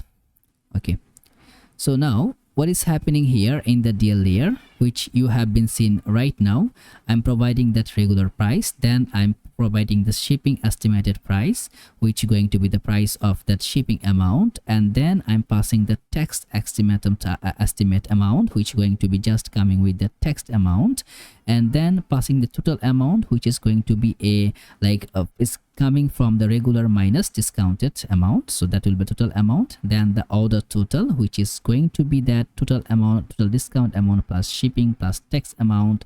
So that's what we just created here, nothing fancy. Design is the similar layer, so no need to be worried about that. So that's the properties. Now after dealing on that, after that DL layer, we need to get one button, which is going to be checkout button, checkout btn. Now why we create a separate button? Because remember, we're gonna check a lot of functionality here and also the checkout functionality. So it's better to have a separate checkout button, which can be really helpful. So it will be checkout button.tsx RAFCE, where we can define our checkout button. Where we are writing it, we need to just import it from there. And in the checkout button, we're gonna pass the products, which going to be getting us the cart product. So we're gonna get entire cart product, and also we're gonna get total amount from here, so which should be total amount, and that amount should be total amount, or actually right now we're not going to pass that amount. Let's just keep it like that. So that's a BTN. So let's go here, and we are going to get the properties here. So what we will do, we'll get that products, and in the products we are need to going to get the properties, which should be products. It will be product props as an array of products props. So now we will define several parameters here, but before defining, we'll just go and simply create a checkout btn. Okay, but first thing first, we need to get also the current user from the store. So we will just go and grab that user. Means if we're having the user, it's gonna just return that user. As you see, we can get current user from the store. So now we'll write a condition here. So what it will be here is that if we are having the current user, it's gonna just return one button, which is going to say checkout. And also it's, if like no user is available, it will go to say login. Just provide that button and also say login. So right now it will say login as we are not having the user. Let's put a class name margin top up 6, and in that button layer, let's just go and grab some, and that button, the type should be as name of submit, and put a class name which going to be width. It will be full width, and routed should be MD, and I'm gonna put a border, and border should be transparent, and BJ should be gray of 800. Actually what I'm gonna do is to get all of the class name. It doesn't fancy here, just providing the class name to grab the design, and that one it will not be provided here. As far as you know, the other property should be go here, that will go here. So now you can see, but it's flexible to provide that checkout functionality, that it will click the checkout, but you see, and we can now provide an alert here, padding. So need to sign in to make checkout. Okay, so that text, it will only appear once we have the user, only then we gonna get that. So now if we have the current user and we want to, so if we don't have the current user, we want to see that message. Okay, now we can just make a bit of a styling here. Put a class name, empty should be 2, and text should be small, font should be medium, and text should be red of, let's just put 500. Okay, and also text should be center. Okay, so now we can just put with that. So we need to go and create the checkout functionality to go with that. Let's go in our favorite. Now to start with the favorite, I'll just go and open my favorite.tsx file. As you remember, all the pages are configured from the main file. So all routed is configured from here, and we created all the pages beforehand when we started, as we know which what kind of pages it could be. There is one more properties which we need to demonstrate. Yeah, our favorite page is already working.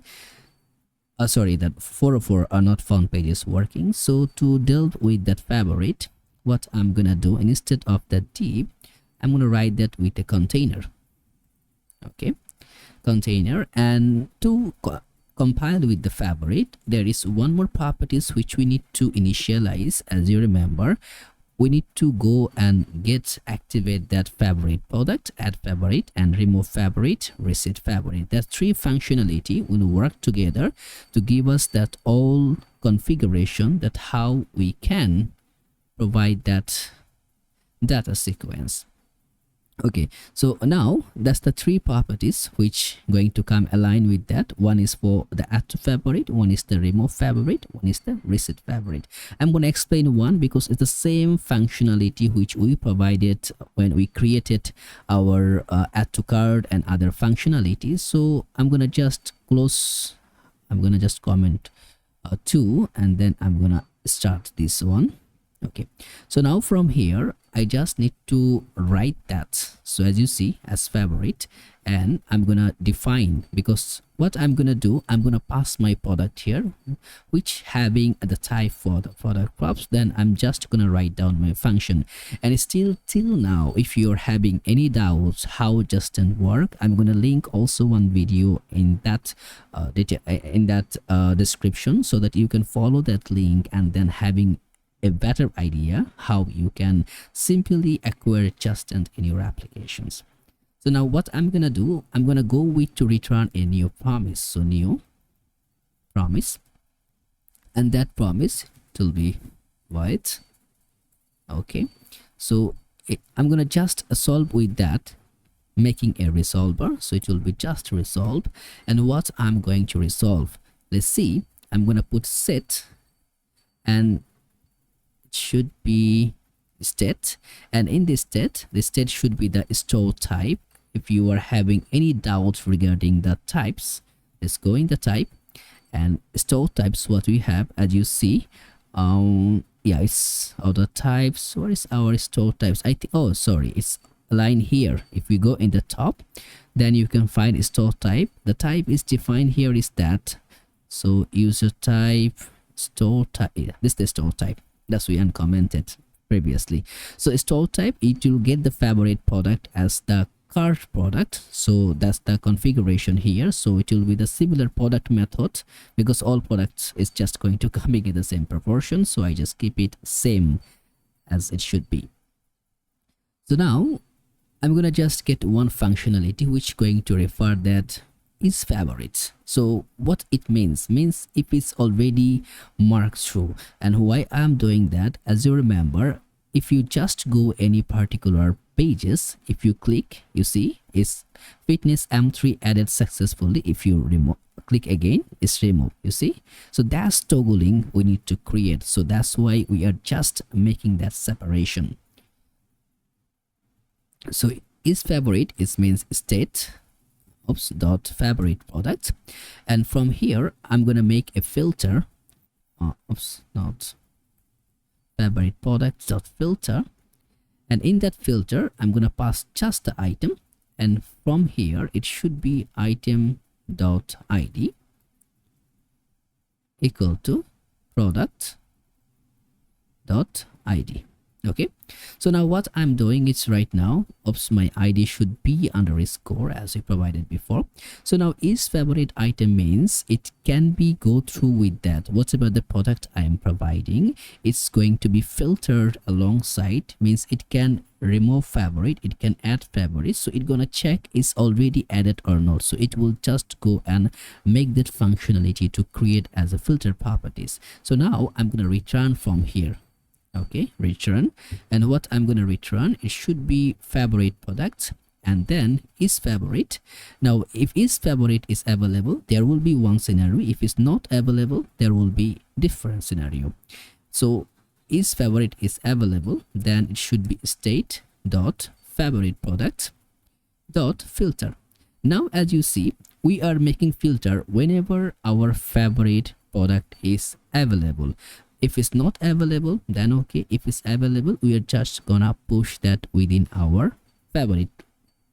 Like we are going to maintain the array. So whenever we are selecting any of the favorite, it's gonna inject on that array. If it's already there, it will filter through. If it's not there, it will add it through. So that's toggling which that's the toggling we are creating right now. Okay, so filter, and from that filter we will pass the similar properties which we defined in the top. So it will be item dot id, and it should be equal, not equal with that. Let's see, we are passing the product dot id. So means it can make and filter through.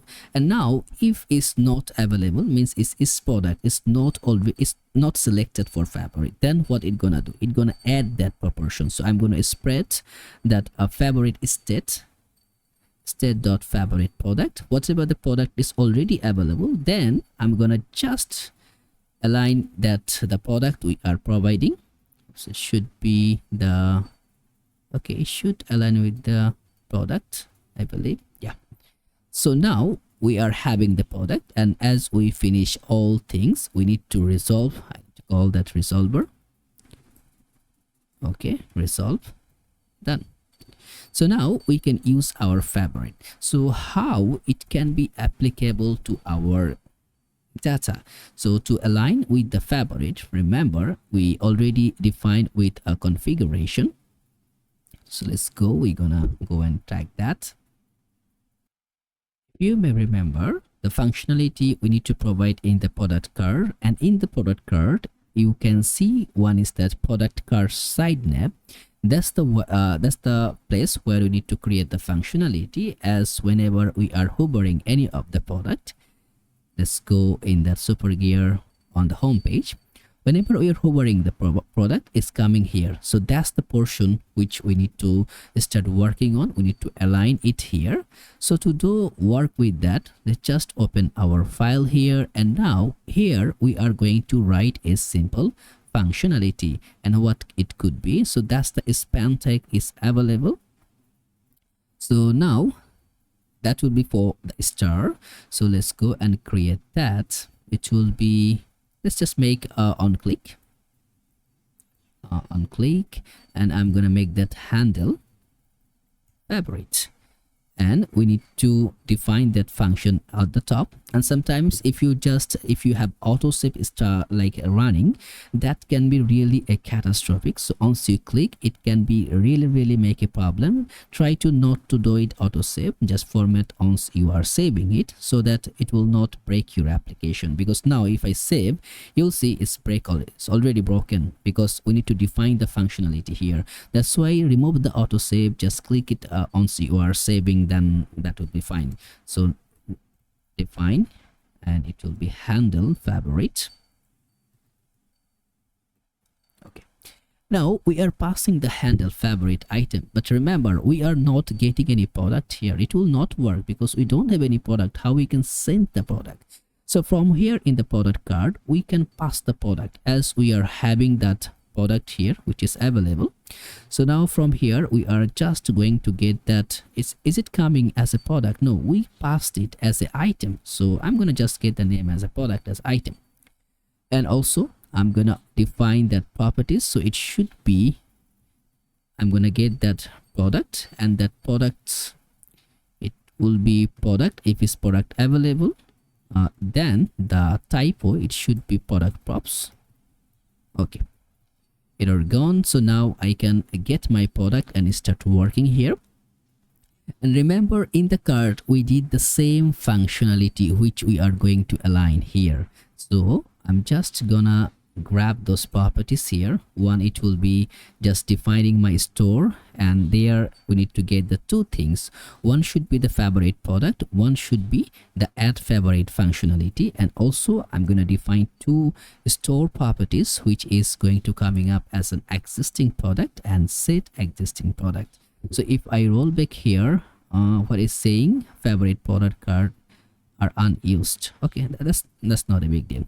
Okay, so now I'm having my all the properties. So now I need to get if this product is existed or not. Remember, it's existing product, set existing product. Why I'm doing that? That will be reliable to show that icon is product is available in the cart or not. See, if there is two, if I go there, it's available. But now if I just go and remove that product from here, see, it's one. And also you can remove it from here. That's just depend on you. So now let's go and create that functionality. So, and to define that, we need to first provide an use effect. If you remember how we did the card, that's the same functionality we are going to follow through here.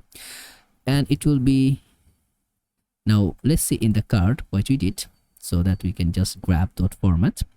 So in the card, did we define that? No, we didn't define that one, so we need to create it for absolutely for that one. So it will be available item, and that item, it will come from that favorite item.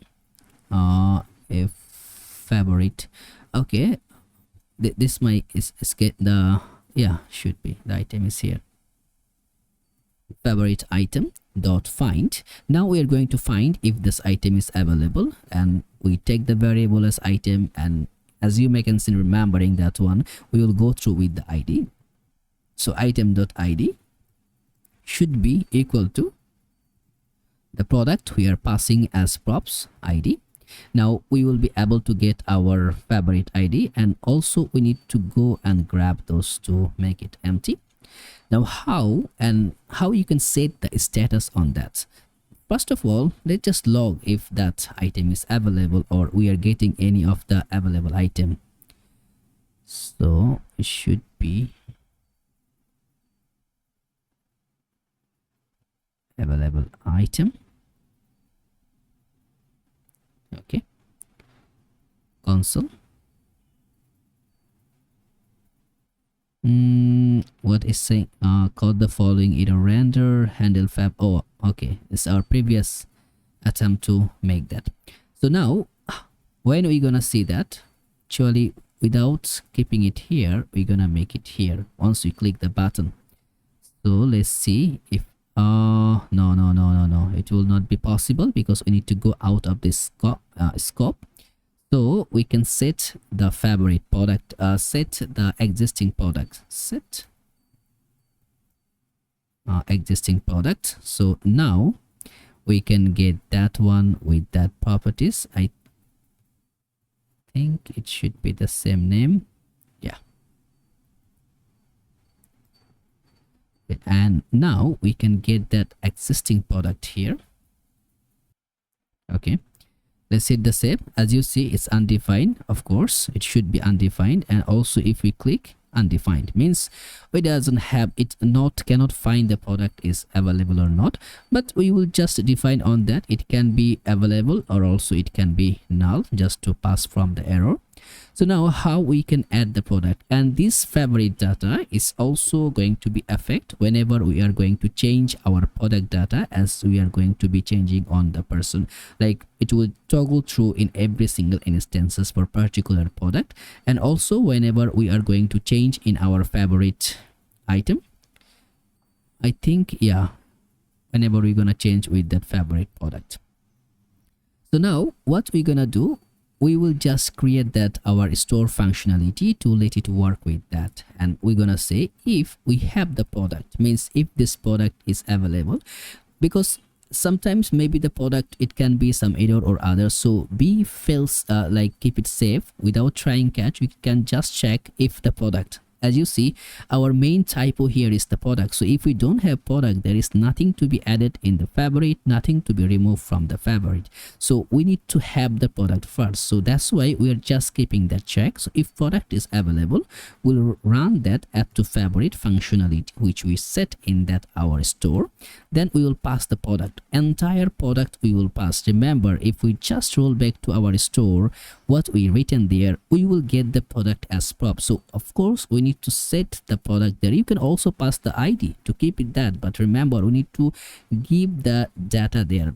Either you can keep the id, then whenever you're gonna run through that favorite screen, you can get all the favorite product related to those ids. Otherwise you can set entire product to your store.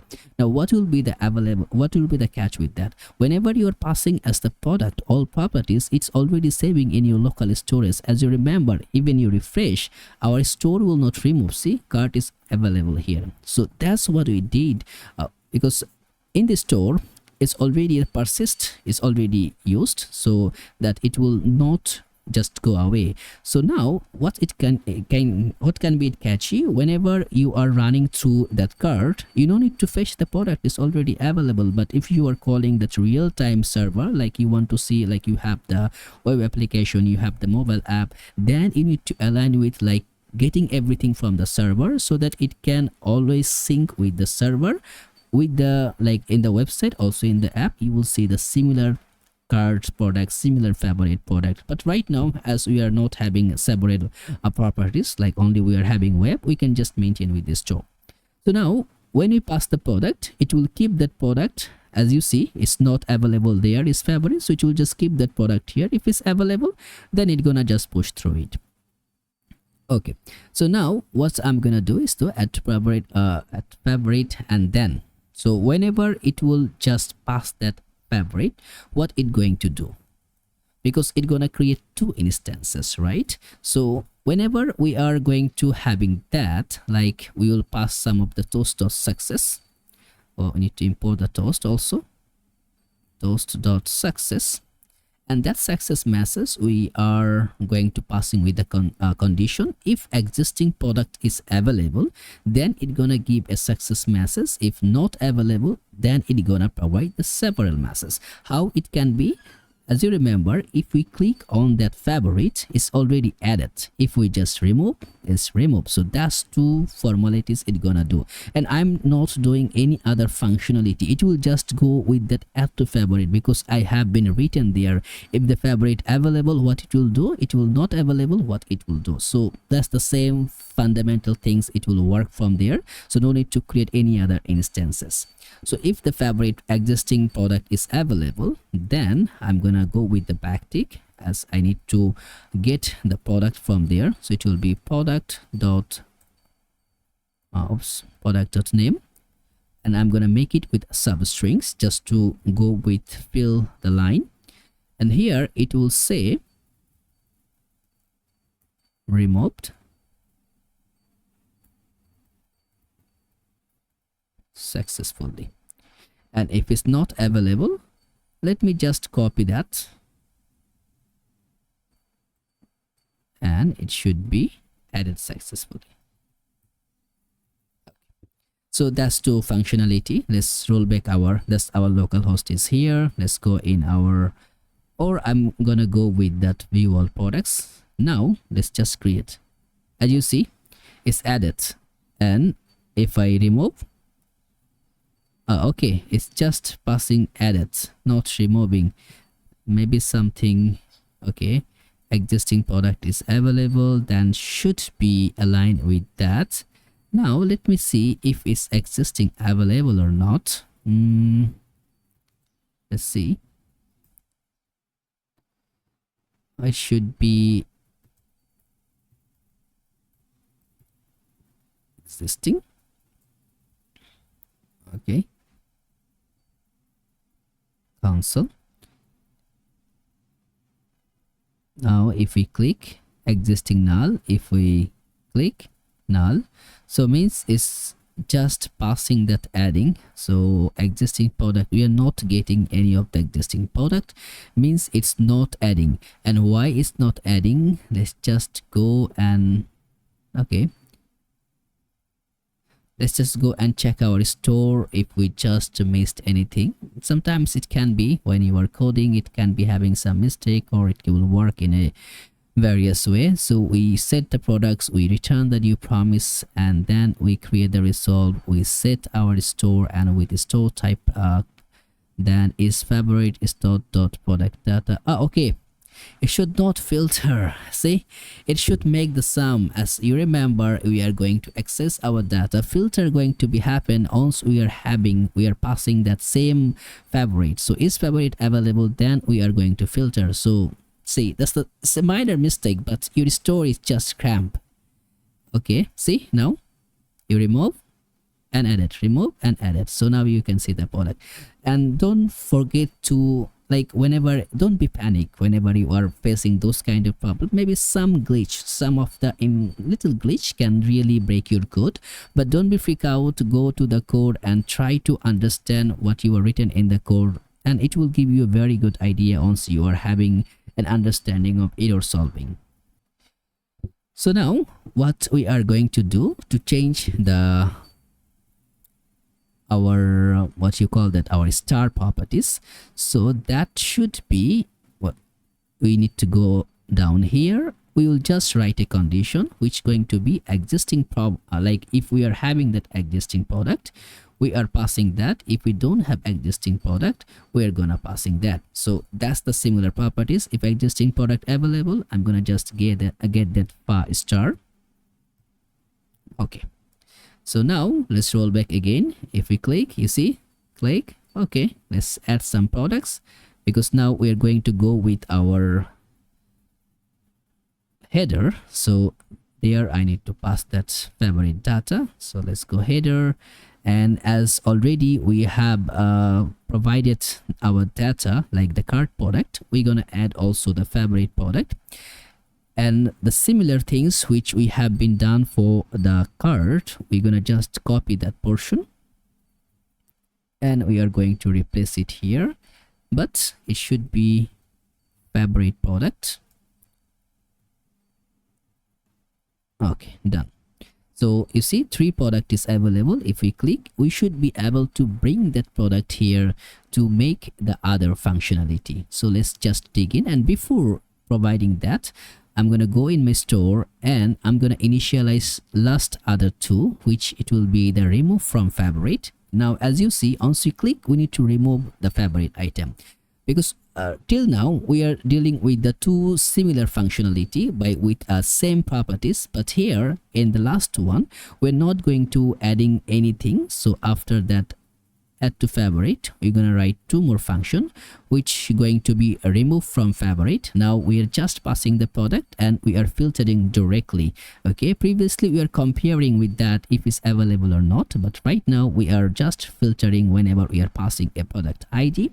And also we will get one of the button by which we can reset the favorite altogether, which gonna make that favorite data as empty. So let's roll back to our favorite and how we are going to add joining with that. If we just go and see our existing yet, so that could be like that. You see, adding the favorite products to the description here, then gonna pass the product functionality, and it will just go and combine with yeah, it will also be for like responsive. See the button here, you can also remove it from here. Now for regarding the design, it's up to you to change and make it more plausible. You can do it as your own. If you need any further assistance from my side, let me know in the comments below. So now we're going to write a simple condition back here. So if we have the favorite data, so we need to get the favorite product, and remember we got it already in the header. So I'm going to just go and bring those properties here. Okay, that's the store, and I'm gonna remove that. Okay, not require. Okay, close the header, close the cart, close the typo. So that will be my favorite product here. Bring the store, no need the cart product, so it should be favorite product. Oops, I'm gonna copy paste, and favorite product dot length, if that length, because it's a part of array, if bigger than 0, that I'm gonna just return a div which going to pass the product. And if it's not available, means we are not having any product, then I'm gonna just return another div which going to be also regarding that, just passing an h2, and that will be nothing added to favorite. Okay, first we will make that our product properties. Okay, then later on we're gonna go with other functionality. If we go here, we can see the product available. So now what we will do over there, let's go and create passing one h2 tag. It should be calling favorite products, and then I'm gonna just pass that one p tag, lorem 30, just random text. Okay, that's the text is available. So now let's go in the top layer of the div. We're gonna make some of the class name over here, should be class name, and that would be, let's put a border bottom, and border B should be gray of 300, and also padding bottom of 600, just to pass it here. That's the thing we are going to deal with now. And then for that h2 tag, put a class name which is going to be text should be 2xl, and font should be bold. You can also provide a title text. It depends on you to get the variable writing list code using the component wise. It depends on you. I'm going to just go to finish on that. And tracking tight, and text should be gray of 900, and SM text should be 3 axle. So right now we will get the 3 axle text. Okay, so is our text, we are getting that. Yeah, we're getting that. And now for the p tag, put a class name which is going to be margin top up to. Text should be a small text. Text will be gray of 500, and then I'm going to give you max width, which is going to be 500 pixel. As you see, now it's just passing the same compatibility. Also, you can just provide some more properties like tracking wide. You can make, also you can make font medium just to see it. It depends on you, but I'm just gonna go in a simplest way. Now I'm gonna wrap everything which I'm provided here within another div, so that I can now pass the product div here. So it will be the product div, and here what I'm gonna do is that take one more div, and now I'm gonna go with that to pass to like I need to map through my entire favorite list product, so that I can show a single favorite product and create all the functionality there. So it will be a favorite favorite product dot map should be product, and that would be no, it should be directly return. So I'm gonna just grab one properties, not the properties. I'm gonna create one UI. In the UI, I'm gonna create a file which going to be name of that favorite product.tsx.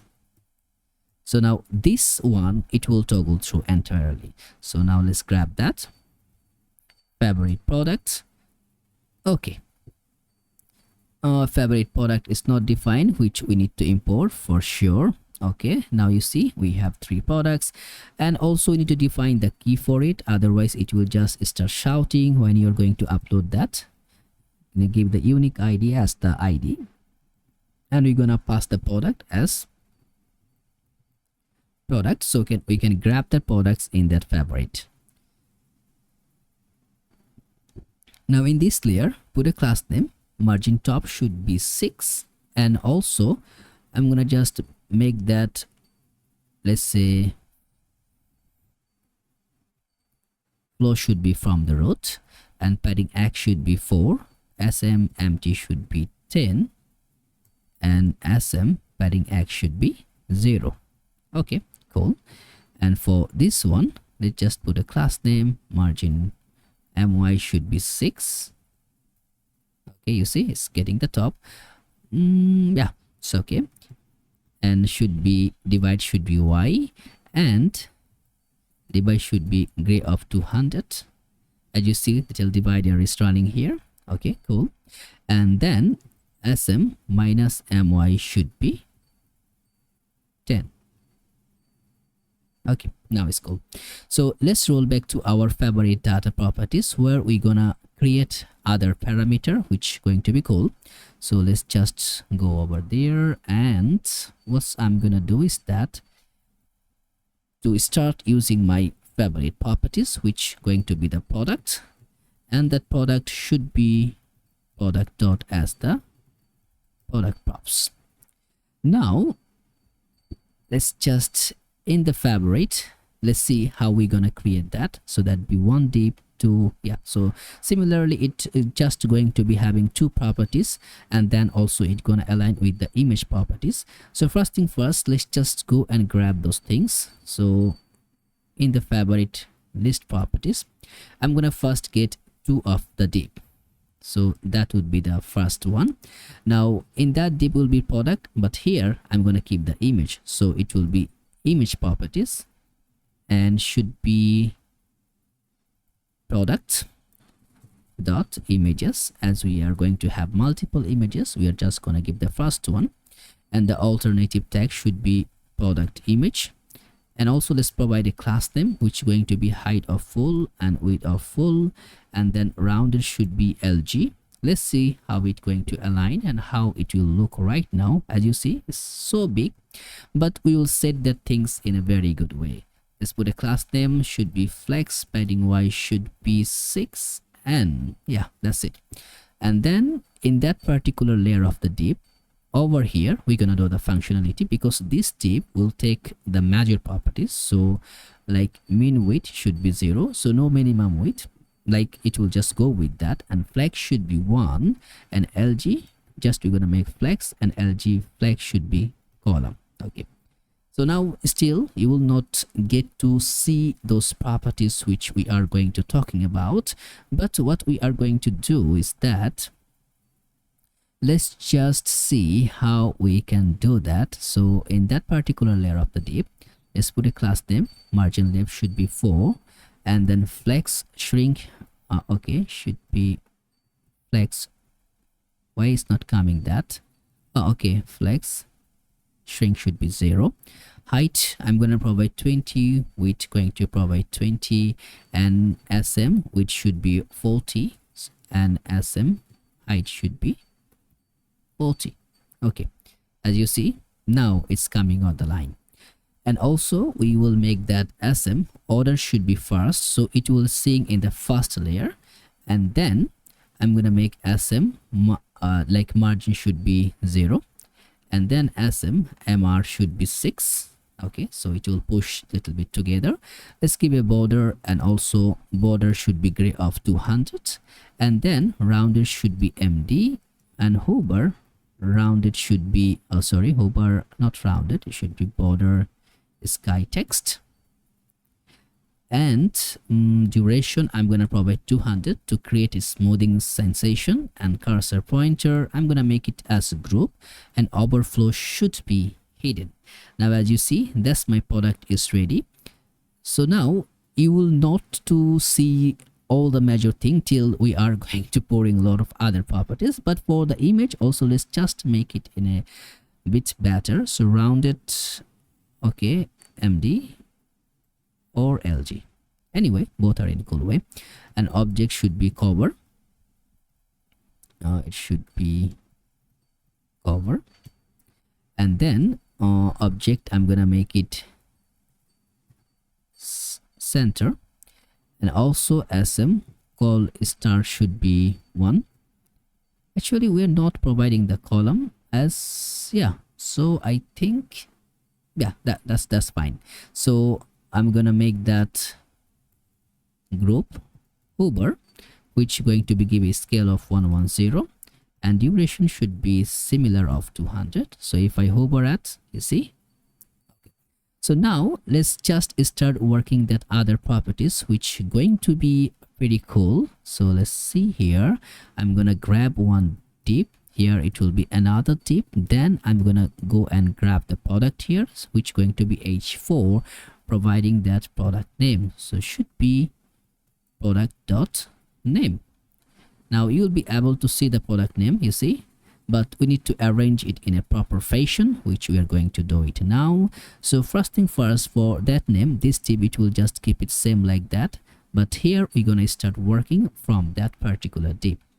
So providing the class name should be lg, flex should be 1. Okay, so getting the entire room, and class name sm should be flex.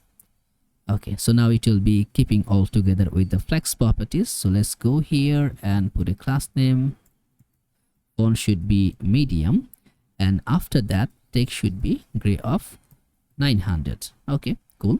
And after that a p tag, after that product name, we will also pass that product.description, and that description going to giving that class name which margin top should be 2, and by default it will be hidden. Text should be sm, text should be gray of 500, but whenever we are not in the smaller screen, we want to see the text as block. And what we did, if you go here, you see in that smaller screen, because there's no need to keep that one, so we just make it as simple as possible. You can show it, you can keep the pace and align that one, is up to you. And after that, let's just getting another p tag, and it will be brand. It will be the similar things which we created in that curve. so it will be, let's say, product dot brand. Okay, now you can see the brand properties here. We'll just go and create some of the functionality, which going to be text should be SM, margin top should be 1. That's it. And for these properties, class name, font should be medium. Okay, done. So I'm gonna copy that one again, as I'm gonna go and grab the category, which is going to be product category. Done. So what else we need to provide? We need to provide that functionality for the card. So let's just go and bring those properties. And one more thing is that also after that, finishing that particular layer of the div, not finishing that, yeah, one div. So I'm going to grab one span tag, which is going to be md close properties. Let's see if we can see. We can see that cross things. So now here it will give the magic to remove that product from here. So text should be LG and text should be gray of 600, and also hover text should be rate of 600. Duration I'm going to provide, or better to give 200, align with that. Cursor pointer, inline block, empty should be 4, SM empty should be 0. So now if we roll back to smaller screen, you see it's also available here. Now you can keep that one where you want to put align this space where you will keep it that, so no worries for this. Now what we're gonna do here, once we click on that span tag, like on click, we need to remove that product and pass one message. So we can do it in the similarly over here without going through the other properties. What we will do, we'll create an inline functionality, which it will be making that remove. I think it should be removed from favorite, but as you know, it will not provide that one. So we need to go in that our store to grab those. So it will be this one, because we are not individually sending that one like we used to send it for that Redux toolkit. That's why it was exporting. So it's showing that prediction, but here as we are not just passing it as a function, it will not go and grab that. So, and it will be from store. Okay, store. And now what we can do, and also we need another properties, because once we click in the image we want to navigate that. So also we can make navigate. We're gonna use that use navigate hook. Okay, so now to make that remove from, let's just say remove from favorite. Okay, and we're gonna pass that our entire products here. Okay, so the product we are seeing there, and then we're gonna also do one more properties to show that is actually removing or not. So it will be toast dot success, and that going to say removed from favorite successfully. What's wrong with that? Product type is not assignable. Okay, so should be okay, it should not be passing that product, because as you know, we need to delete that with the type. That's why it's just asking that error property. So if we go back here, if we remove, you see remove from favorite successfully. So now as you see, we are close to finishing or wrapping those things, but before going through any further, let me grab that our add to cart functionality. It will be add to cart should be btn, and here we're gonna pass our product, which going to be as the product. Let's see. You see, you can see that right now here, and that's what's, but the price section, which we need to also initialize here. Now put a class name, which should be 32. Okay, it will define, don't worry about it. Now what I'm gonna do, put a class name should be flex, text should be small, item center, and then gap should be 6, font should be medium, padding y should be 4. Till now, yeah, you can get, you are already getting that is but it's not already added in the product. See, the functionality, it will work seamlessly. So now it's very simple to go and create other properties. So let's roll back in our add to cart properties, so we can just go and grab something. Now here what we can do, because we want to show the price alongside, is we are showing the price from the product. No, not yet.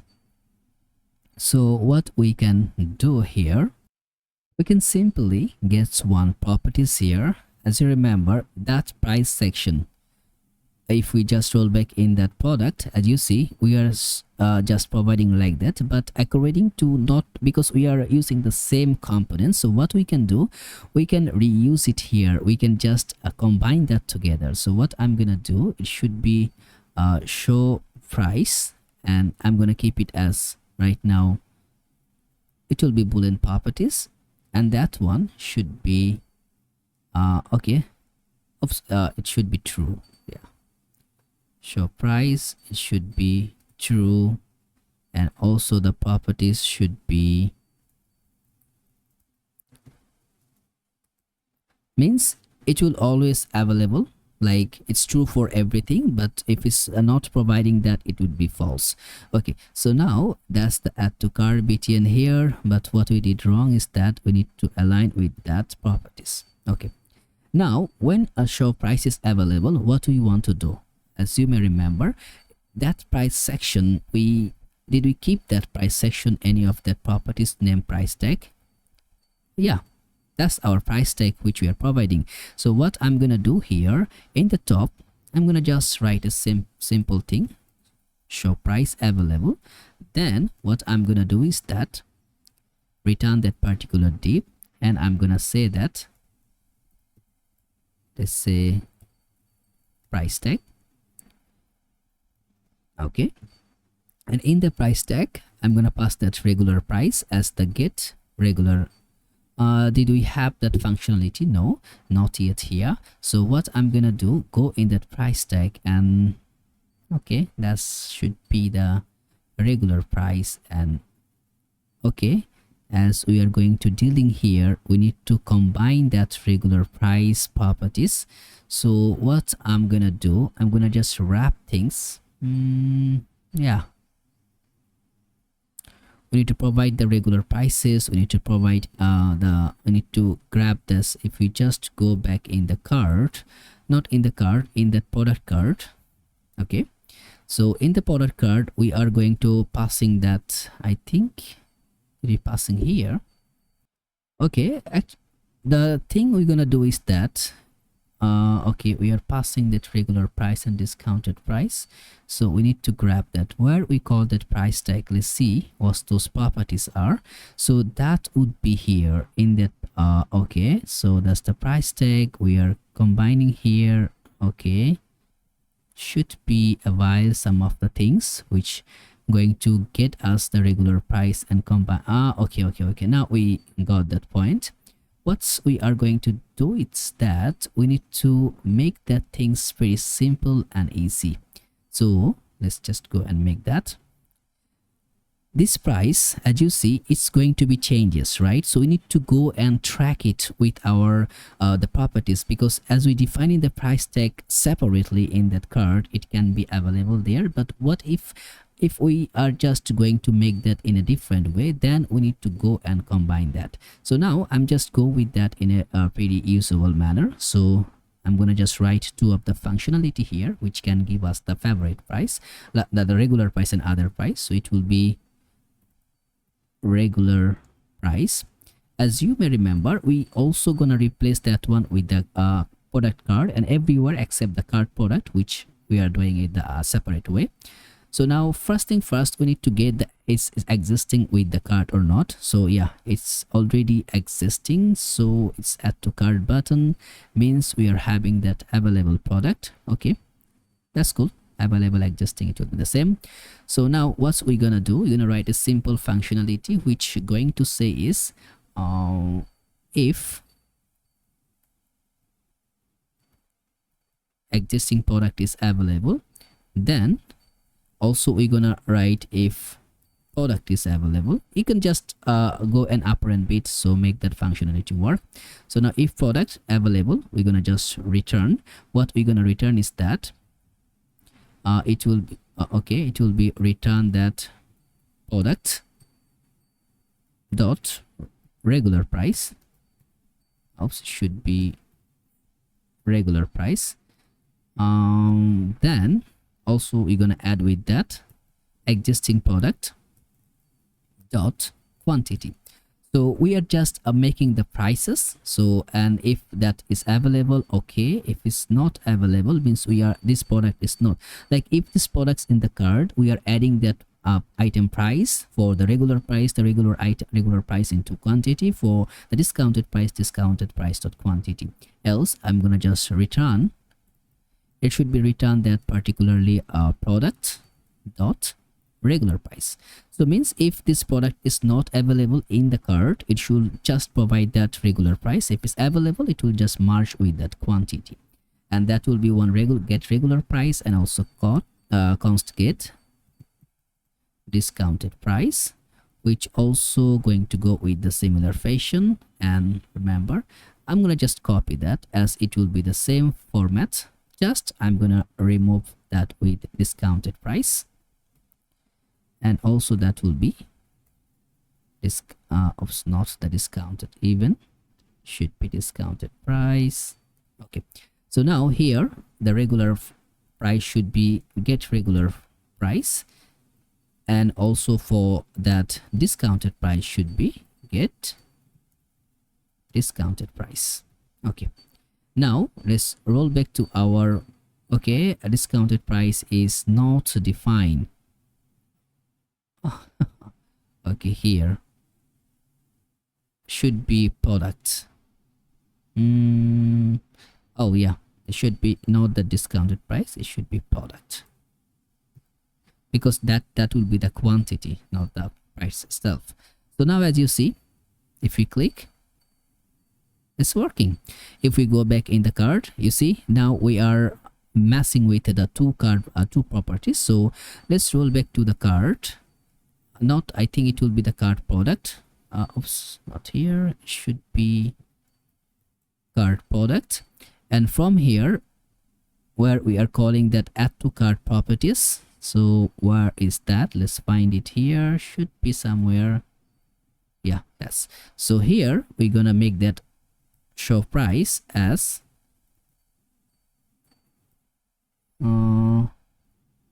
false. Okay, now that one is good. So let's go here, but the problem, it will be once you go over here. No, there is no problem, so we define it here properly. So now let's roll back to our favorite. As we are seeing the price, we have one more section to provide, is that to go and create this. And like if this product is not in the cart, what it gonna do, because both product is available in the cart, so I'm gonna remove that one. And you see, add to cart available. If we click, it's added. So if we remove from here, okay, not that one, remove from here, you see, need to add.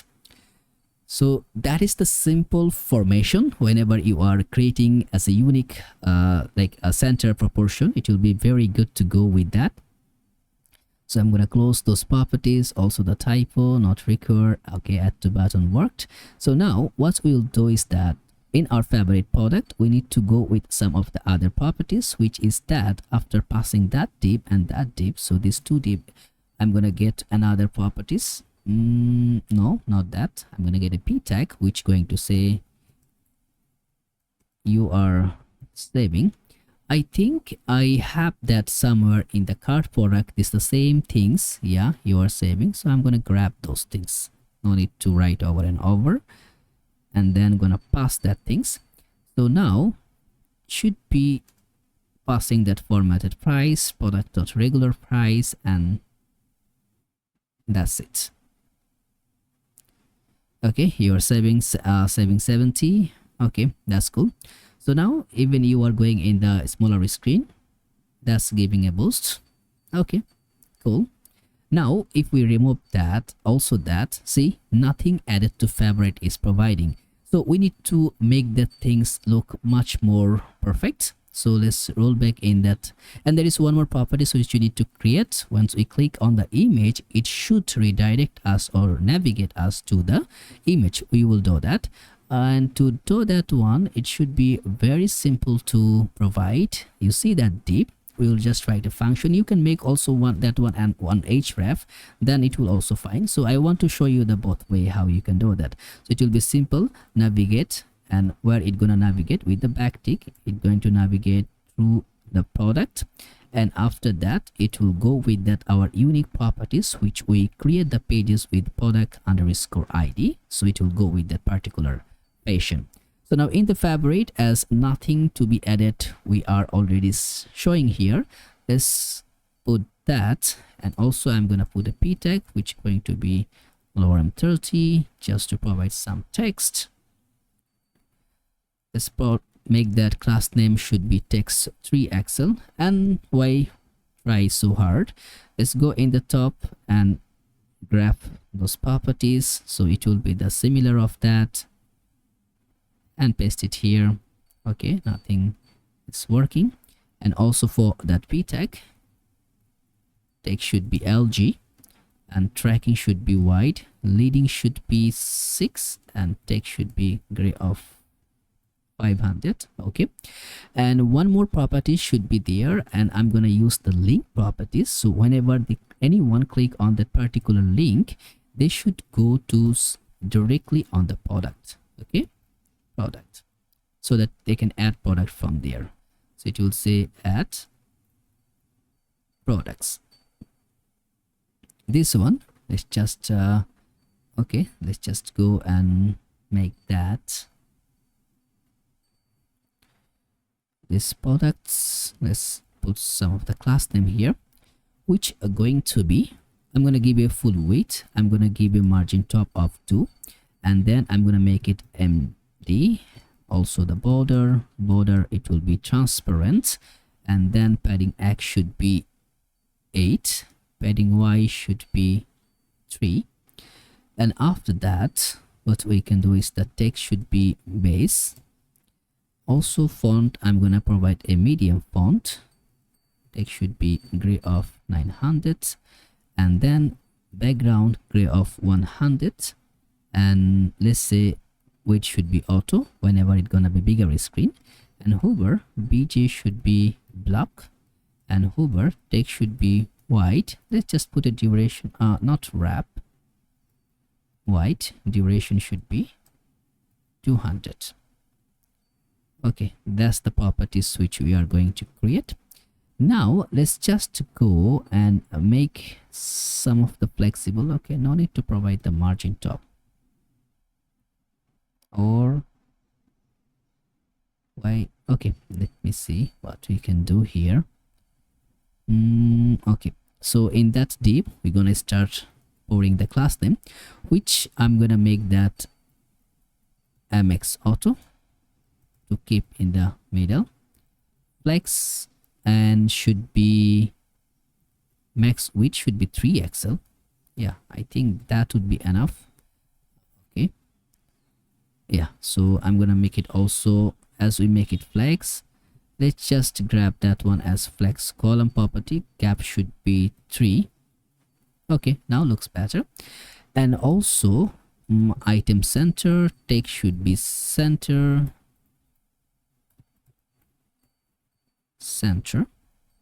Okay, so now that should not be MA, should be MX. Yeah. Now you see it's in there.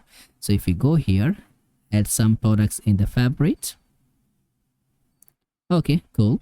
As you see now, there is one of your tags which you can do is that. Now if when you click in the image, you see it's getting in that our same properties. So now your tags is that to entitled the receipt favorite properties here, which you just need to create a button.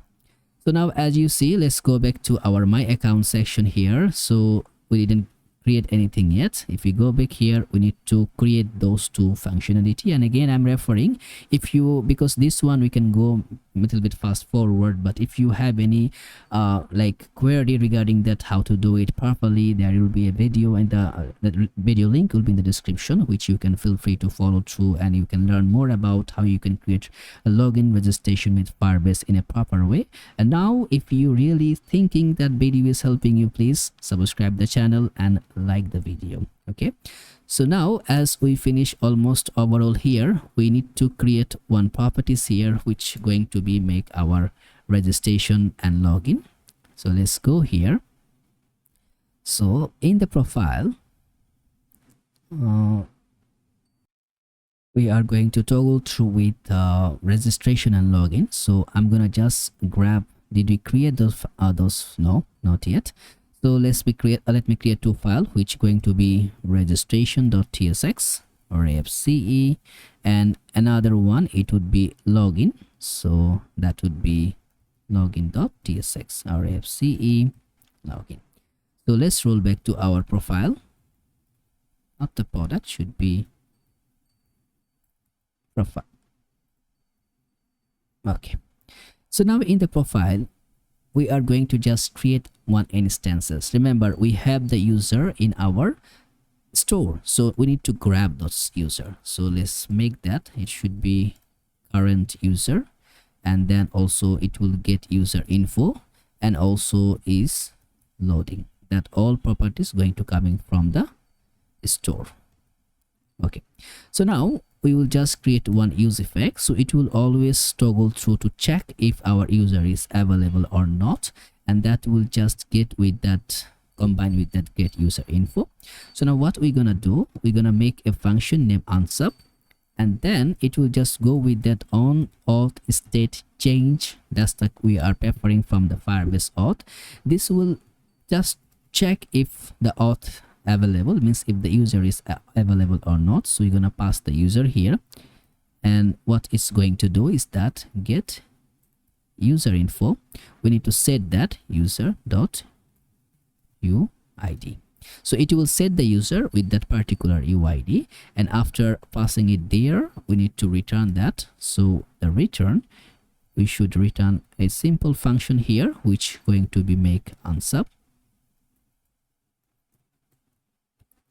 Okay, so now this will define us to provide the user here. So let's go here and check in the console here. So now if we check log, let's see what we have. Current user, we have null, so that it will not combine with that, but once it will always cross check with that. If we have that uid, then it will just providing us the user, otherwise it will not provide anything. So now in that particular section, I'm gonna take it as a container.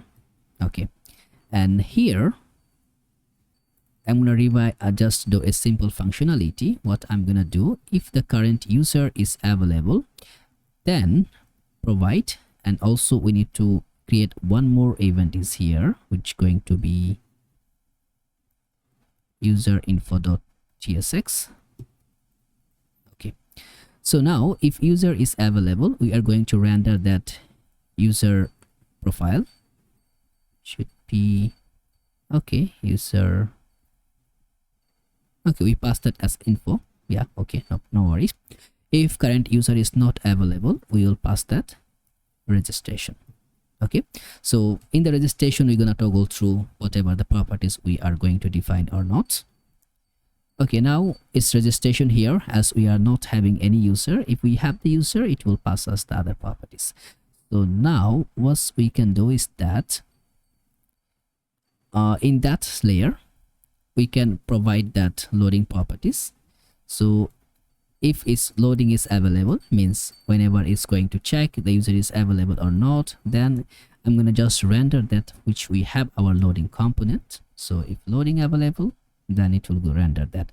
For right now, it will not be loading because as we are not having the user. So now let's roll back to our registration properties. We're gonna start working on it. On the registration, we will create one state which going to be const login set login, which can be by default. Right now we'll keep it as false. So now what we can do it here, we can just also check with that. If we are having that login, then we're gonna provide, means if login is true, then it will be giving us that login instances. Otherwise it's going to be providing a particular div, not divide, it should be div, and here we're gonna pass a from, and also in the from let's just pass a p tag to see the from. You see, it's from available. If I make it just the keeping that condition as null, okay, right now I'll keep it as true. Okay, as we're gonna work with the true properties, I'm gonna make it just toggle true with that. So we have that from. In the from, we will just go with just creating a similar functionality to align with that. And for the design, it depends on you. We can go make it, you can do it to make it in better purposes. So let's make that background of gray of 950, not 20, should be 50, and rounded should be LG. You see, that's what we are talking about.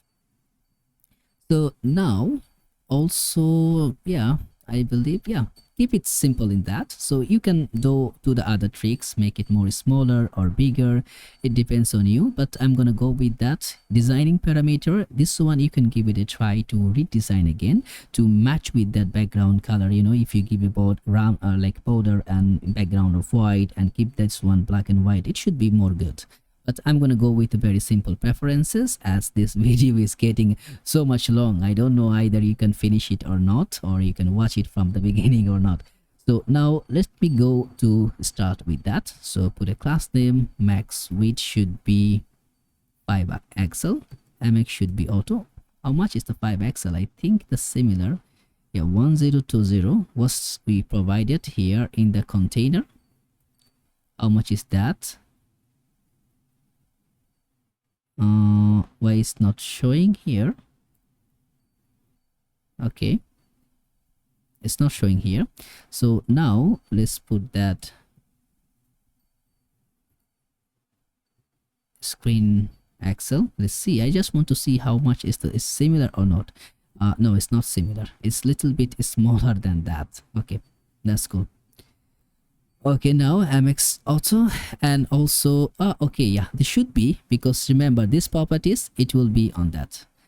And also what we're gonna do is that let's just go and grab padding top should be 10, padding x should be 10, lg px, padding x should be 0. Okay, right now the form is not showing because we need to style keep it styling that form properties. So by default, let me just make that text white so we can see all the available text here. This one, don't worry about that because we're gonna start working on it, so that time it will be looks perfect. Now for that p tag, instead of p tag, I'm gonna generate one div here, and in that div I'm gonna take one h2 tag which saying as registration from. Okay, and also I'm gonna make some class name which going to be text should be lg, font should be semi bold, and I'm gonna make it uppercase, leading should be 7, and text white by default. Okay, cool. And let me grab that. For right now, instead of padding top, I'm gonna just write that py so that it will not break. Okay, later on we're gonna put that functionality in an upper level. So now let's put a p tag which going to say is that you need to provide required information to get register with us. Similar, if you're watching the video, which in the link in the description, the same thing, but there is defining is more elaborate, feel free to go and watch it. But if you're looking to finish that project, this one also be fine. Text should be sm, leading should be 6, and text should be gray of 400. Okay, cool. And now what I'm gonna do is that for the class name, which going to be, I'm gonna provide a border of bottom, and border bottom should be white, and I'm gonna give it 10% of opacity. Padding b should be 5. You see, that's the one. If you just go and make that 100%, you can see it properly, but I'm gonna keep it as 10. Cool. So after finishing that div, we will go to create our other properties. Let's just make one div here. So within that div, we're gonna start creating those properties. So first thing first, what I'm gonna do, I'm gonna take one more div, another div here, then one more div, and then I'm gonna generate a component which going to name as label. So let's put a UI name as label.tsx rafce. So that will be our label, and within that label we're gonna keep all the label parameter. So what we're gonna do is that instead of that, we're gonna pass a label here. Okay, and let's just put that title, which is going to be title as a string. So now we can provide the title here. So in the title also we can define two more properties, which going to be HTML4, and that one also going to be coming as a string. So let's put that HTML should be 4, which going to be string also. Let's put that HTML4 should be the HTML4 we are receiving. And for the class name, it should be block, and text should be SM, font should be medium, and then leading should be 6, text white by default, but we can keep it as white also. Okay, now let's go in the registration. So as we are having the label there, so we will just pass that label here. Okay, we need to import that label in the top, not that label, should be label from our UI, which we created already. That's the label should be aligned here. And now we're gonna pass that title, should be title is the first let's called name, and HTML4 should be first name. Okay, cool. So let's go back here. You see our first name label is appearing. So in this layer, I'm going to define some of the class name, which going to be, let's say, with a class name. We will also provide that border properties, which going to be border B, border bottom of white, opacity should be, let's say, Jane, then should be padding B5. Okay, so now in this div, empty should be 5. And then I'm gonna make it grid, and grid call should be by default 1, gap in X should be 6, and gap in Y should be 5, and SM grid call should be 6. Okay, so now in that div, class name should be SM, call span should be 3. Now after that label, we need to get that our input property. That input property, first one, it will be the text, and the name should be first name, and also the class name. Now there is, we need to define our class properties. So let's put class name, it will be block,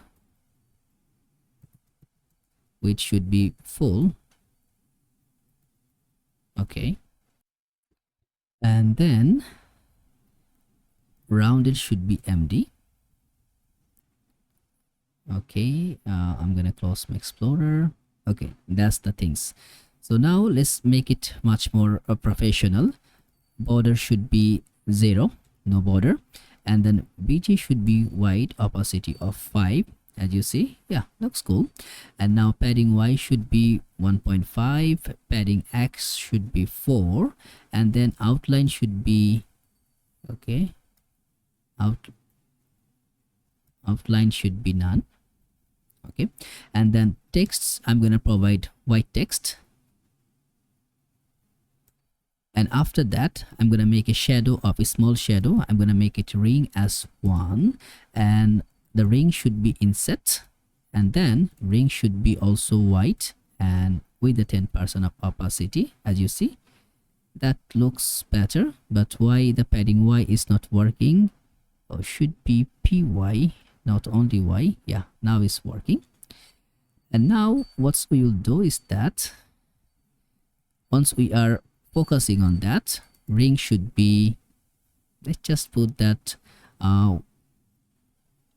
by default is offset, so it should be there. So I'm gonna make it ring of that indigo, or we can make that ring of sky text, and SM text should be SM leading, that's also make that leading should be 6, not left, leading should be 6. Okay, cool. As you see, that's defining how it can be merged.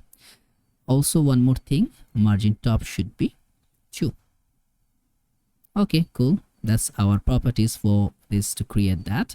Now what I'm gonna do is that this, we have one properties, so it should be same like we're gonna have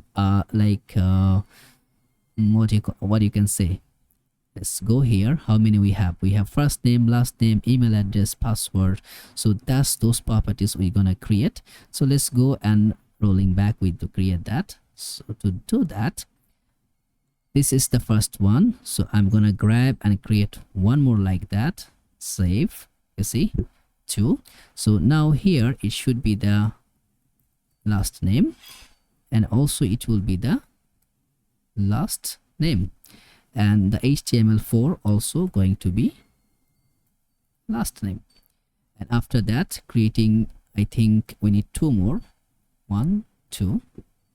Okay, so now this one, I think the third one, which going to be for us that this should be for okay, last name. There's also for last name. This one should be for email, so it will be email address, and it will be email, simple email. And here the type should be email, and also the name should be email. Okay, the email is done. And what I'm gonna do is that instead of SM call span, I'm gonna do I'm gonna directly make that call span of 4 without keeping is 3. Okay, and for that password also, let's just grab here, and that it will be password, and the HTML4 should be password 2. Let's just go the type, and the name should be password. And also this one I'm gonna make it as 4 so that it will align. As you see, looks cool. If you just go in the smaller screen, should be working. Yeah, cool. Okay, now one more properties is needing to applied. As you see, yeah, these properties here, we also gonna entertain that. So after finishing this properties here for that password, I'm gonna go and grab one more div here, or instead, yeah, I think we can delve on that. Let's just create one more div, and here we need to provide that, so it should be call span should be full. Now let's just go create that. So I'm gonna just pass a div and then another div, and I'm gonna get my label here, which going to say the title as for, let's say, cover photo in the label. And we will define, if the HTML4 is available, then it will say, otherwise null. Okay, what we did changes here. Okay, so now this will be the cover photo. So for this one also, in this layer, let's just put a class name should be empty of 2, and I'm gonna make it flex. Item should be center, gap x-axis should be 3, and also this one giving the room for like flex 1 to get all the available spaces. So after this portion, the label portion, I'm gonna get one more div, and here I'm gonna provide all other properties, and this also going to be margin top of 2, and I'm gonna make flex justify should be flex, and that can be, yeah, justify should be center to keep everything center, rounded should be LG, and I'm gonna make that border border should be dashed, and border should be white with opacity of 25. Padding X should be 6. Padding Y should be 4. Okay, this one is there. Now we need to just injecting those properties. So let's roll back here. So within that div, first we're gonna pass a div here again and another div. So now in that first layer of the div, here I'm gonna grab those images later on, but right now I'm just go with that MD photo library, because as I'm not gonna use that image yet. So this one should be class name like MX auto. Height should be full height, which should be full, and then I'm gonna make that text gray of 500.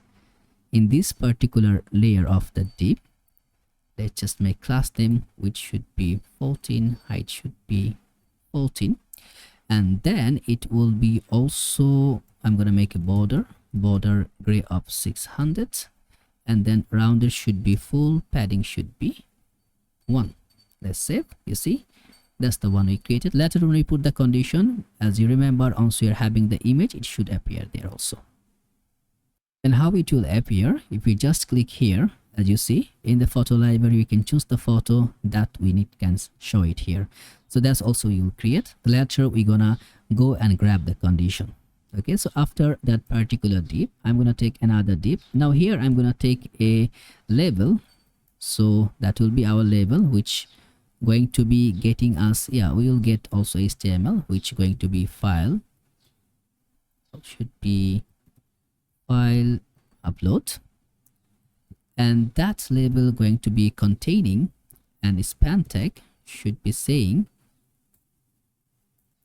upload a file, and then also it will interject with one input, which going to be say file upload, and that one can be, the name also should be file upload.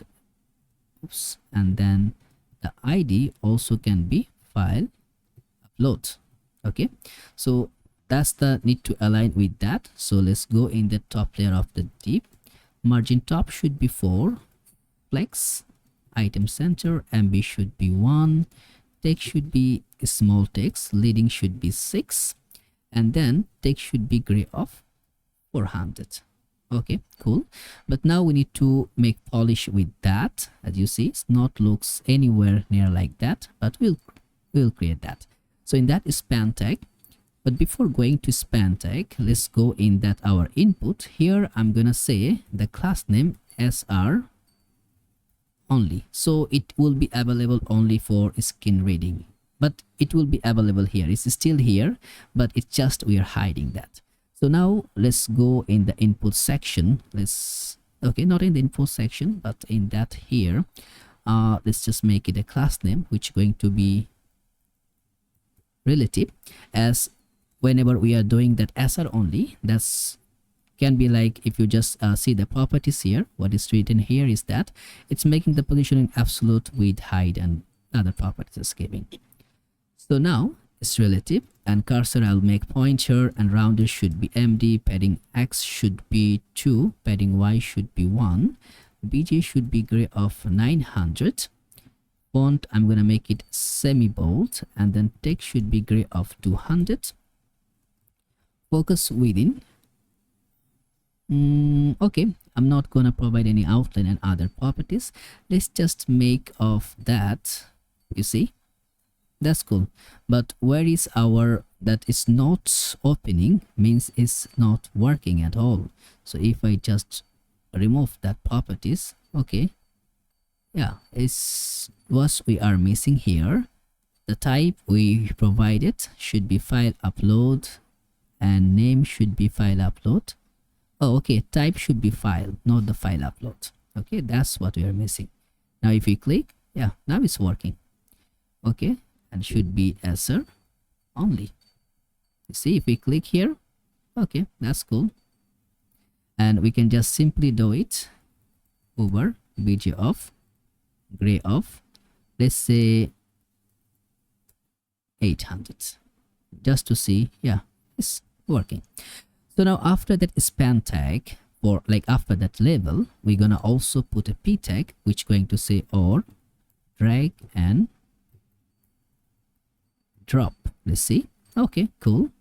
And now it's going to say class name padding left should be 1, but it's not aligning together. And to implement that one, let's just roll back over. You see, we put the label here, we make it item center, but it's not coming as center as it.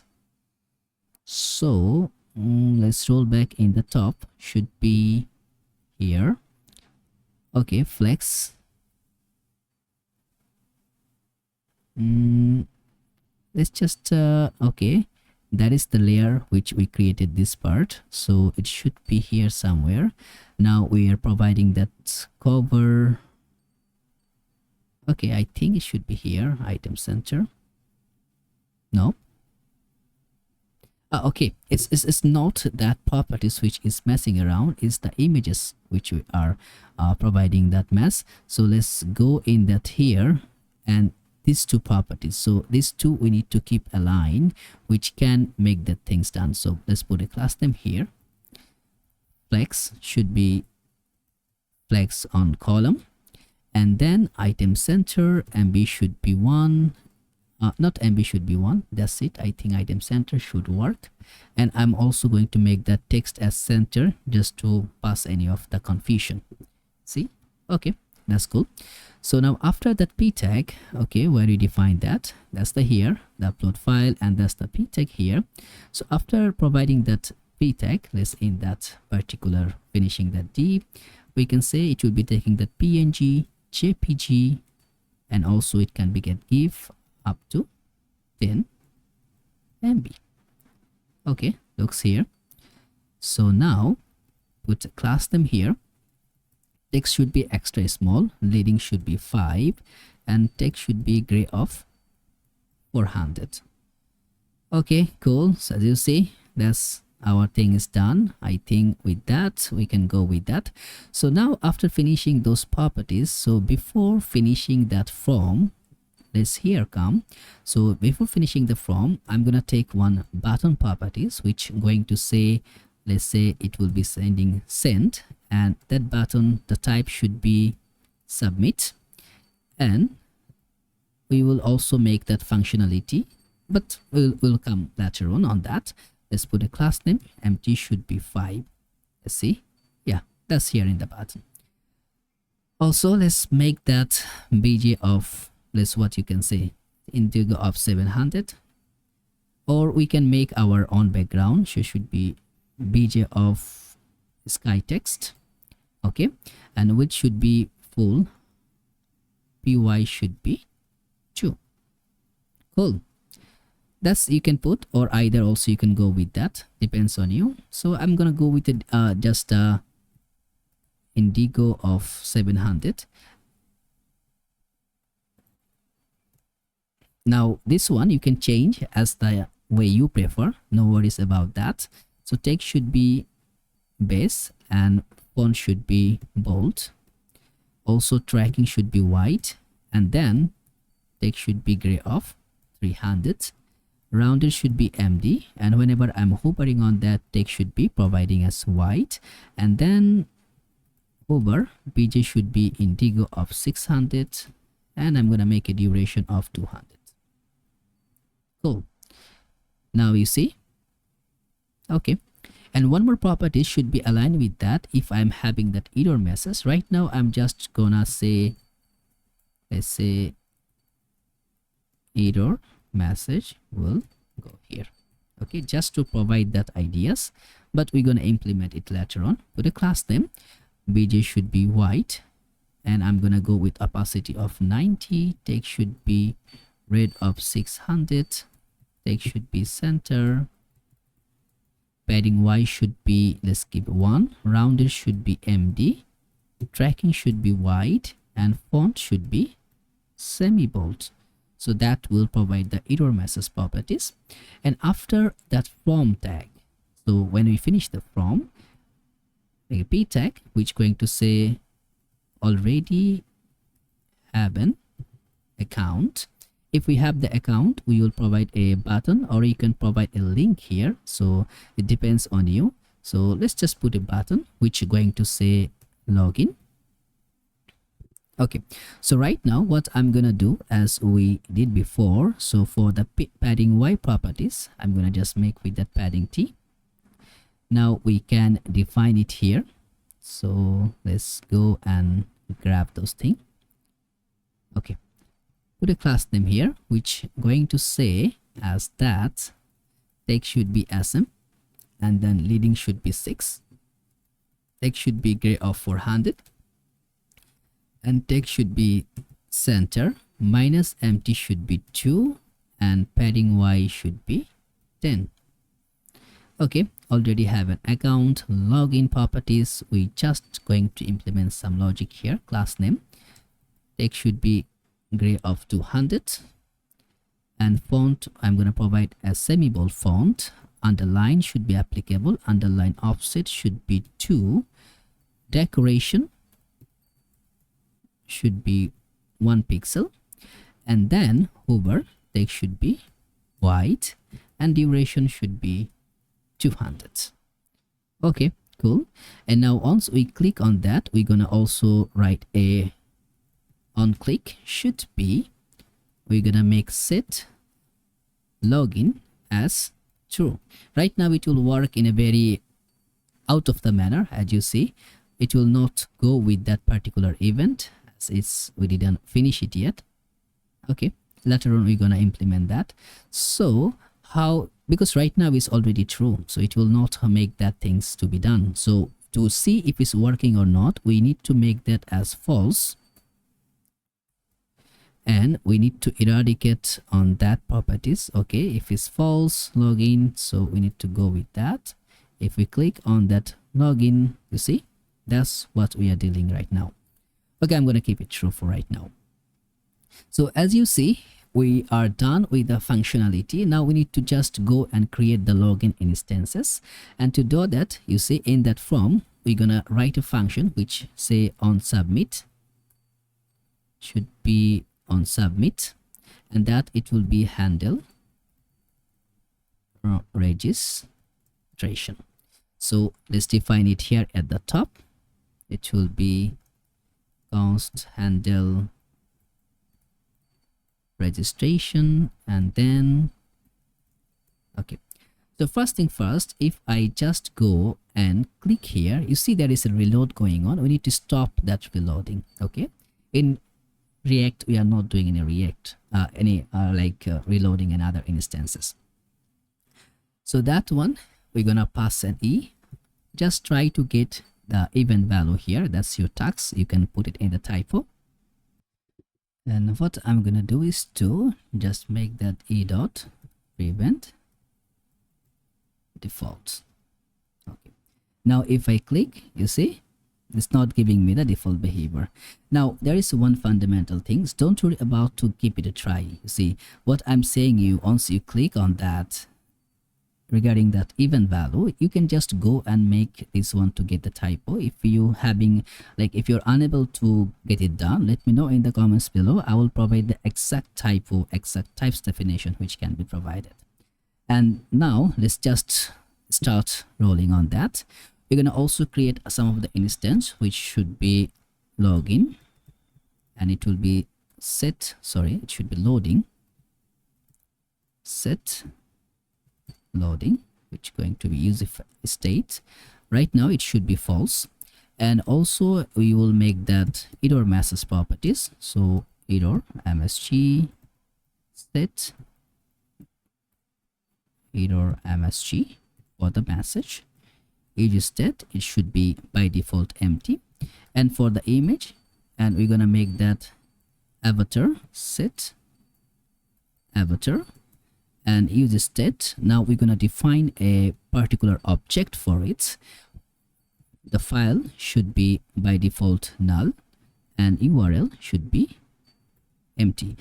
maybe I'm just running it through a little bit fast way. If still you are having any doubt to understand these things, just go and grab the link from the description regarding learning the login and registration using Firebase, and there you can get all the small explanation.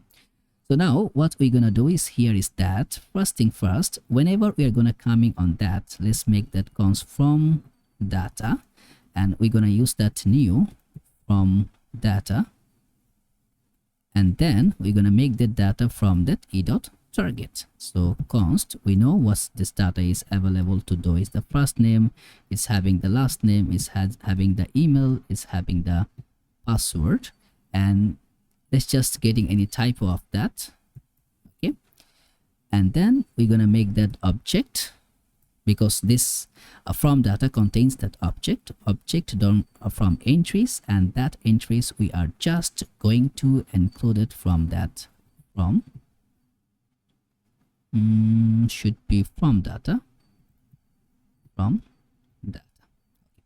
So now we can go and grab those things to see if it's working or not. Let's put a log and see if we can see that our first name and also the last name, email and password, if it's working or not. So let's just make that things. Let's type something, should be, I'm gonna give my name, okay, and email address should be okay, providing that, password, blah blah blah.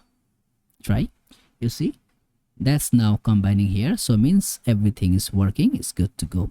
And also one more properties we will check. Let's upload file here, but right now it will not do anything yet. So what I'm gonna do is that first let's roll back to our upload file properties over here. That's our file, upload a file. So here we're gonna write one properties here on that, so it should be on change, it will be like handle avatar. So let's just go in the top layer, we're gonna create those functionality to upload the avatar, so that it will be const handle avatar, which I'm going to get everything from the top. And again I'm gonna just define as any, give it a try to make that, and if e.target.files available on that, so means we will grab a file.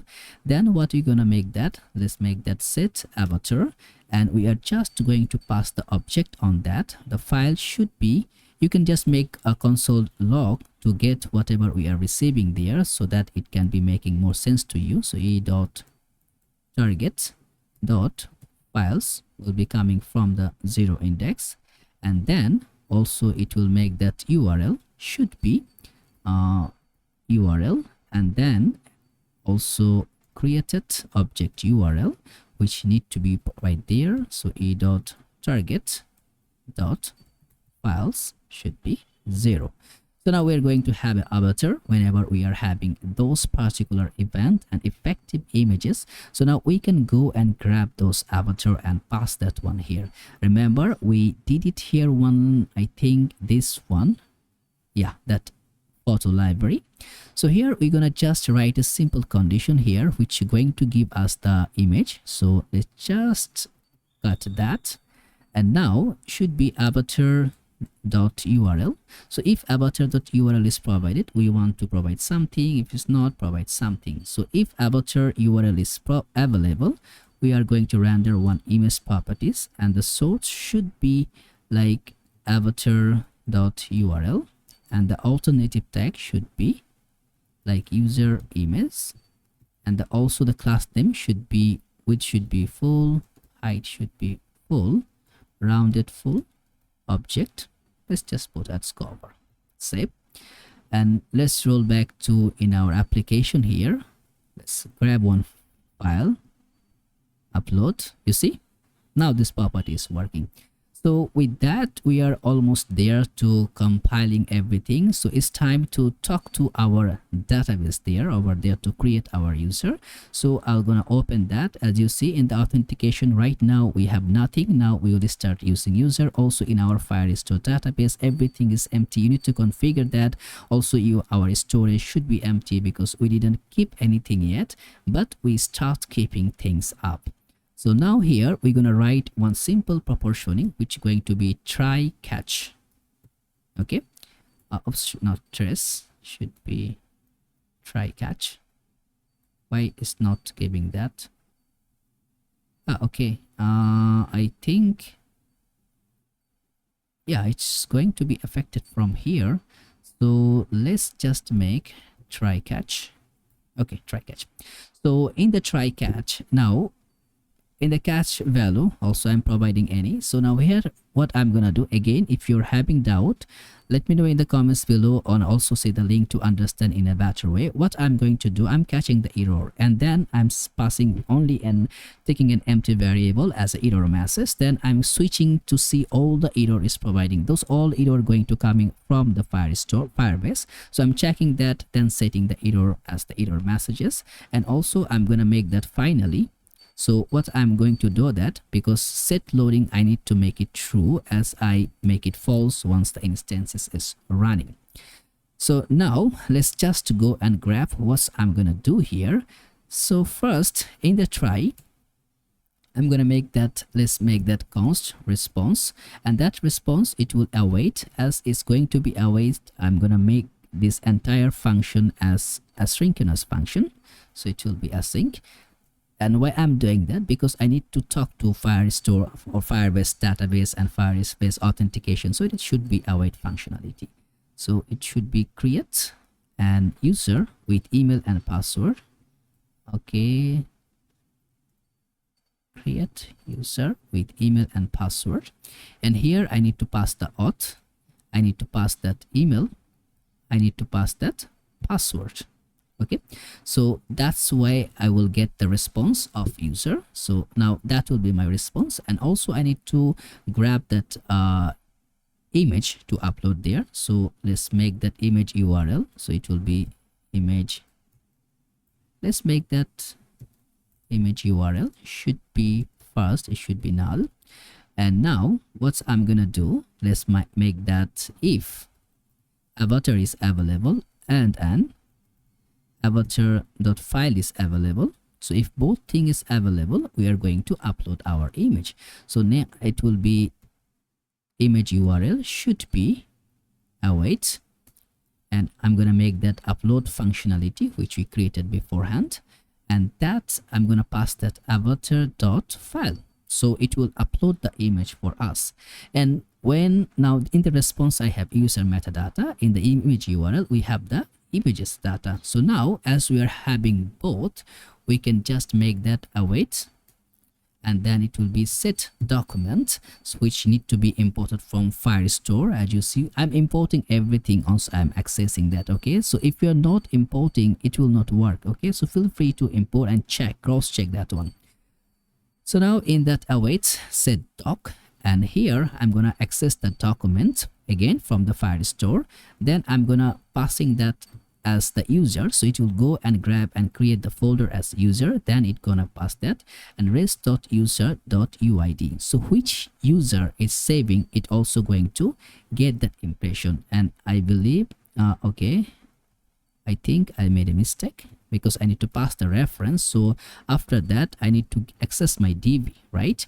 So after the documents, I need to access my DB, and in that DB, I'm going to set that from the user. So whichever user is passing that, rest.user.uid, and then, okay, it said doc is imported. Yeah, it's already imported. And after that, what it's gonna do, it's gonna save my user first name, it's gonna save my user last name, also email. I'm not gonna pass the password as it's not required. And in that avatar, I'm gonna pass that image URL, not my avatar. Remember that my image URL I'm passing, which URL is I'm getting, and ID should be rest.user.uid. Okay, so hit save. Let's see what's wrong we did. Did we missed anything? I think so. Let's roll back in the top. What we did, okay, oh, okay, that's what we did. Import use state from React. Yes, okay, so now we're good to go. So what it's going to do now, if we go over here, everything is working properly. It's gonna create a user. Now there is two things we need to do. Whenever user is created, means everything is fine. We created the user. We need to make that set login as true. Means set login should be true here. And now what's an error message. For the error message also, let's just okay, what's wrong? It's import I missed maybe. This will remove something. Okay, good. So now for the error message also, let's go in the role in the bottom here. After where we are passing the error message, upload a file. Yeah, in the top of the button. Okay, now here we're gonna just combine one that which going to be error message and we're gonna pass that properties here. And instead of that text, we're gonna just define the error message. Okay, cool. So now if we save, if we see, please enter a valid email, and that one is coming from the Firebase. If you are having any doubt, let's inspect and let's console there. As you see, that is coming from Firebase auth invalid email. Remember the instances we have been tracking here, that's the one is giving the fruits. So here you see auth invalid email, please enter a valid email. You can change the messages from here as well if you want. So now let's create a successful user. Let's see, should be first user and should be gmail.com. Password, I'm gonna provide my password. A cover photo should be, let's just grab that. For right now, nothing here in the authentication in my database, nothing is running. So once we create, should be running something. And also one thing we can do, as you see, we are having one loading instances. We can provide the loading, right? So whenever we're gonna make that button disable once the loading is running. So you cannot click, even you click, it will not take any action. And also okay, and also once we click on that loading, like if we have the loading, then it gonna do something. If loading, it will say loading, otherwise it will say sent. So let's click. You see, this email is already in use. I don't know, did it create it already? What's wrong? Let me just check. Maybe, yeah, by mistake, maybe previously I have been created. I'm gonna delete that one. Okay, fine. So let's roll back here. Yeah, once we are passing that as a test purposes, maybe I create that. Let's click on save. I don't know, is my loading instances is working? I think so. That's where I'm having the issue, because I'm not seeing the loading but user is created. So let's go and see set loading is working or not. No, we didn't make set loading true. That's the problem. Yeah, because our user is created, that's why it's giving us the user. Okay, so what I'm gonna do, let's put one again. Let's just see this time. But the problem is, if we are successful, why that set logging is in false? I think it's because by default is true, and also we need to remove that condition. Yes. So now, okay, first I want to just see that. Okay, let's just try. You see the loading? Yeah, loading is added. And also if I save, you see we are just going to pass with the login.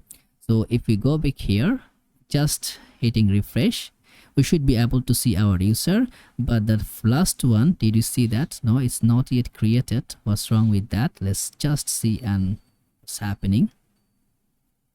Okay, our first user has been created. Let's go in the Firestore. Let's see if we are having the user or not. Okay, in the user meta, we have our users and we have two users, which is okay. Both is coming with the same email. So, okay, that's having an issue. So I'm going to remove one particularly. So delete document and start delete. And also in the storage, we should be able to see one user available here. You see the images, and there should be 2 images. I'm going to remove particularly one. We're going to configure it. So now, as you see, we now can making the registration. Now it's time to create the login properties. So what I'm going to do, grab everything from the registration. I'm going to grab it all. So in the login, I'm going to just dump it here. And whenever whatever the things I'm not requiring, I'm gonna just remove that portion from here. And be careful once you're removing, maybe you're removing something which you need to have that. So that's the properties, and their set login should be false, so I need to pass that login instances also. So it should be from the login, set login should be set login. Okay. So let's go back in the login properties. Also, we need to bring back the login instances. So it should be set login. So now what we are going to do is that instead of these properties which we are not requiring, so we can directly inject the from properties. So as you see, that's the from which we are going to initially use. Okay, and I think it should align here.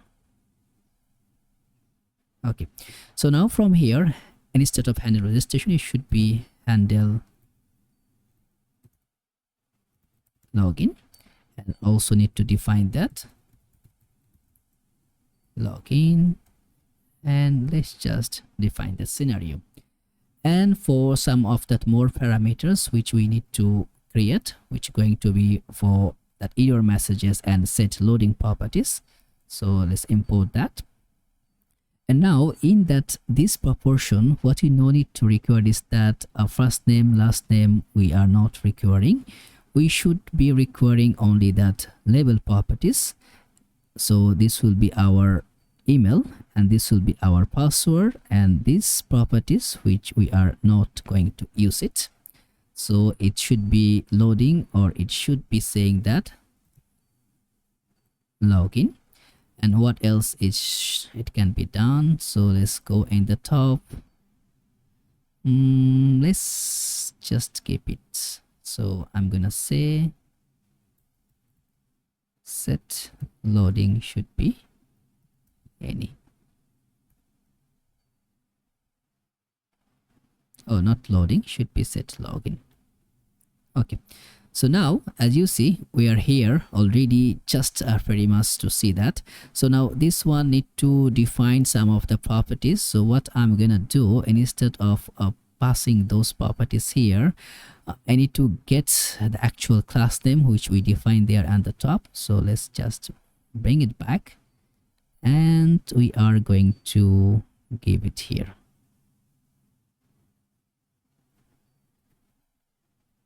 Okay, cool. And for the register, let's see, it's not we can make that things to work. So you see the button, so it should be on the, oh no, yeah, it should be on the button. That should be on the button, and the other properties which I have been provided before, that should be in the top. Okay, so now this could be here. Okay, cool. We can go registration now, we can go login now. So now what we can do, instead of putting those preferences here to make it null value, I think it's already we defined. Yeah, it's good. So now in the login, what we are going to do is that on that from parameter, let's go and create the functionality. So we need to define that our properties, which going to be, let's just say e dot prevent should be default. And after that, we need to make other parameters too. Okay, we didn't explain the e here, so it's giving that error. Should be any. Okay, now what we need to do is that create the same functionality of the try catch here. So it should be try catch, and I'm gonna just break those properties which we have been provided in the registration. So it will be that passing that error code, and let's just pass that error as any error can be provided, and also need to create that finally properties. Finally set loading should be false. So now after passing that error properties, as you see the simple error we are getting with the switch case with the if user not found, you can roll back to make mistake and find the error properties. Now what we need to do is to getting the from data, remember, which we have been provided there. So that's the same properties we can grab from here by which we created that from data. So make that should be, we can keep it here, or now instead of that first name last name we should be here.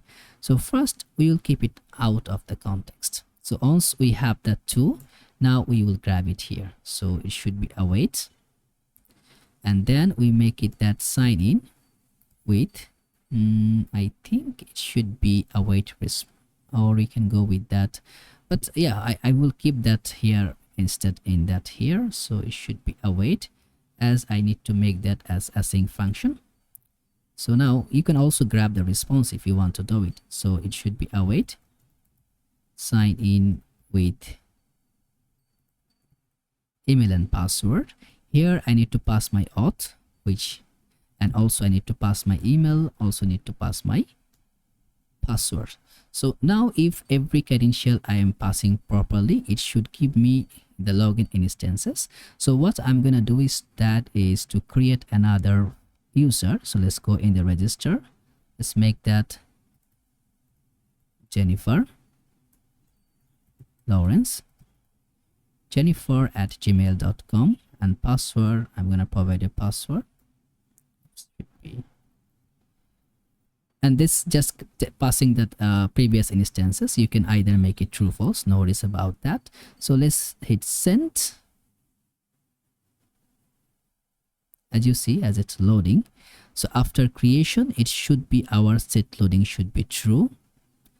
Okay, you can also put a subset of loader if you're having any doubt on that. So as you see, we are now in rollbacking on the registration.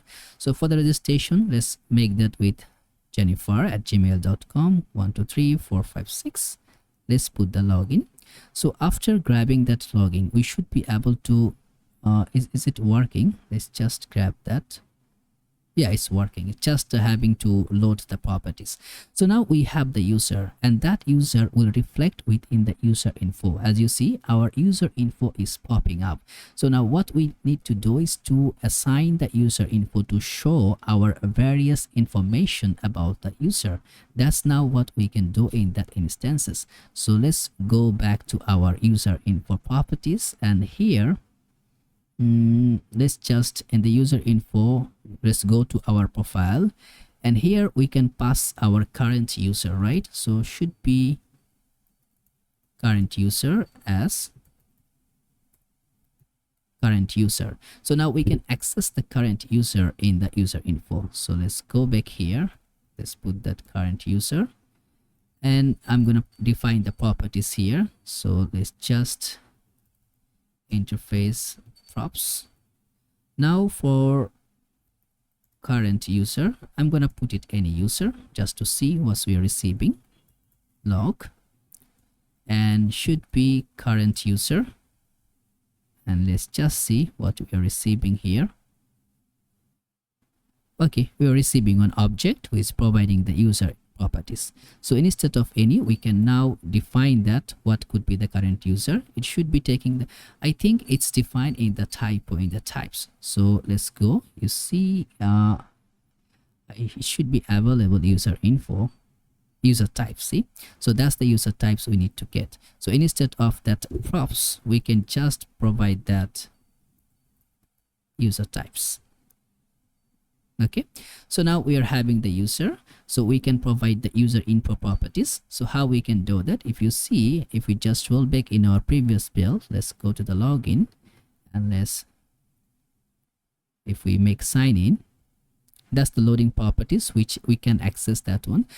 So let's just go and create that properties, but I think I need to log out first, but we'll create that instance, don't worry about that. So to get things done, that properties, what we will do is that let's roll back here. Instead of the div, let's take a container here, container. Okay, so now in the user info, we're gonna take a div, and here in the div we're gonna make the properties. So class name padding y should be 5, and here after that div I'm gonna take another div. Let's grab the image properties. So if the image is available, means if current user dot avatar is available, then should be current user dot avatar. Otherwise, I'm gonna just grab one thumbnail image just to show the image properties. So it will be that one, and here the name should be user image. Okay, you can pass any of the properties here. So now let's just, if I save, let's see what we are receiving. Okay, we should see a very big user image here. So let's go and define some properties. For the class name relative, I'm gonna make it as isolate. Overflow should be hidden. BJ gray should be 900, and padding axis should be 6. Padding y should be 112, so 12. Or we can make it as 24, make it much bigger, and shadow should be LG, not LG. I'm gonna make it bigger, 2XL. SM rounded should be 3XL, and then SM padding X should be 16. Okay, much more bigger. Now let's roll back here in that div. Class name flex call, SM should be flex row properties. Item should be center, gap should be 5, and SM gap should be 10. Okay, now let's roll back to the image properties. Class name, which should be 40, height should be 40, rounded 4. Let's give a border should be gray of 700, and object should be cover. Padding should be 1. That's the image. If we just roll back the condition, what we are receiving, let's see, that will be the cover photo. Okay, so now we have the current user, and after that image we will take one div, should be saying h2, and here welcome back dear, and I'm gonna put a span tag here. It should be providing that the current user first name. We'll just concat with that, and current user last name. Okay, that's 2 is coming, but we will also define one space here. Or what we can do is that instead of rolling these two together, crumpling all together, I'm gonna just separate it. Okay, let's just select those portion, cut it from there.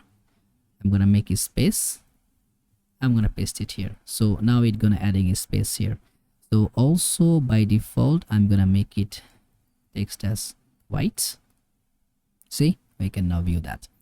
So now this h1 tag, or make that h2, put a class name, which should be text should be Excel, font should be bold, tracking should be tight, and then SM text should be 4XL. Cool. And also that div, let's put a class name, and item should be start, and not items start, text should be start, and flex should be 1 to give all the available space. Now for that span tag, I'm gonna provide anything not so fancy. Yeah, we can provide underline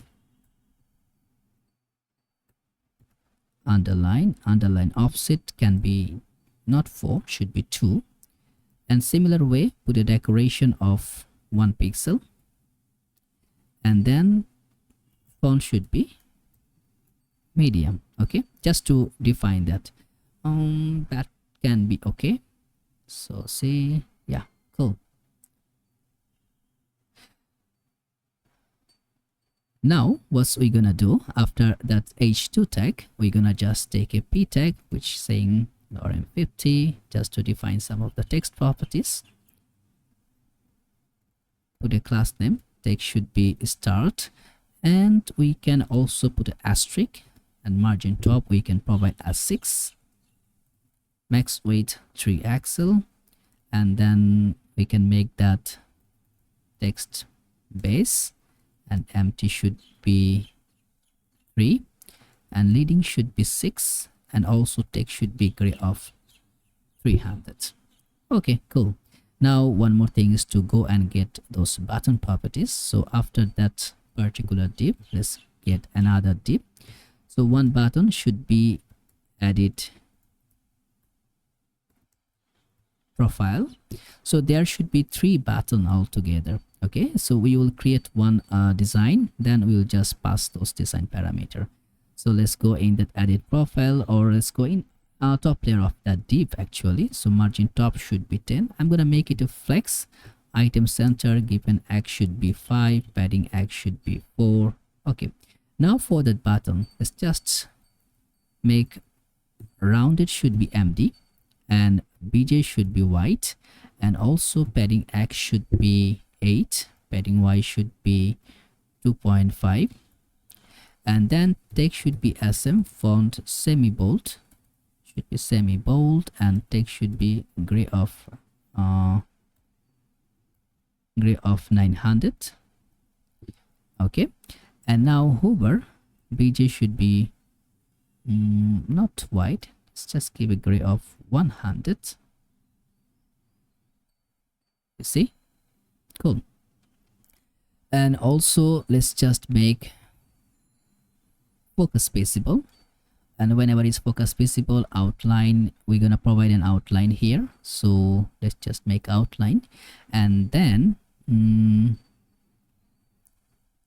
focus visible, that outline should be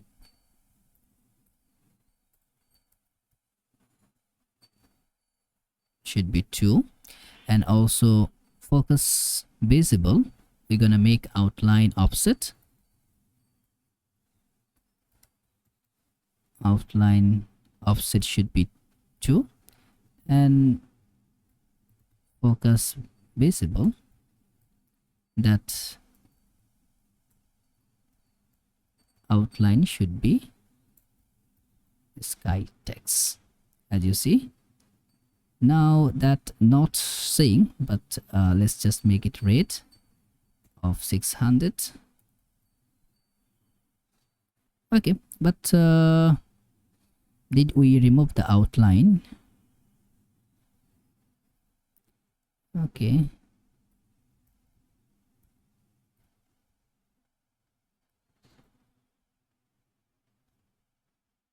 should be okay, fine. Let's just see, we will check why it's not working later on. So let's just make 2. One should be edit profile, then one should be add address, one should be logout. Edit profile and address, and one should be logout.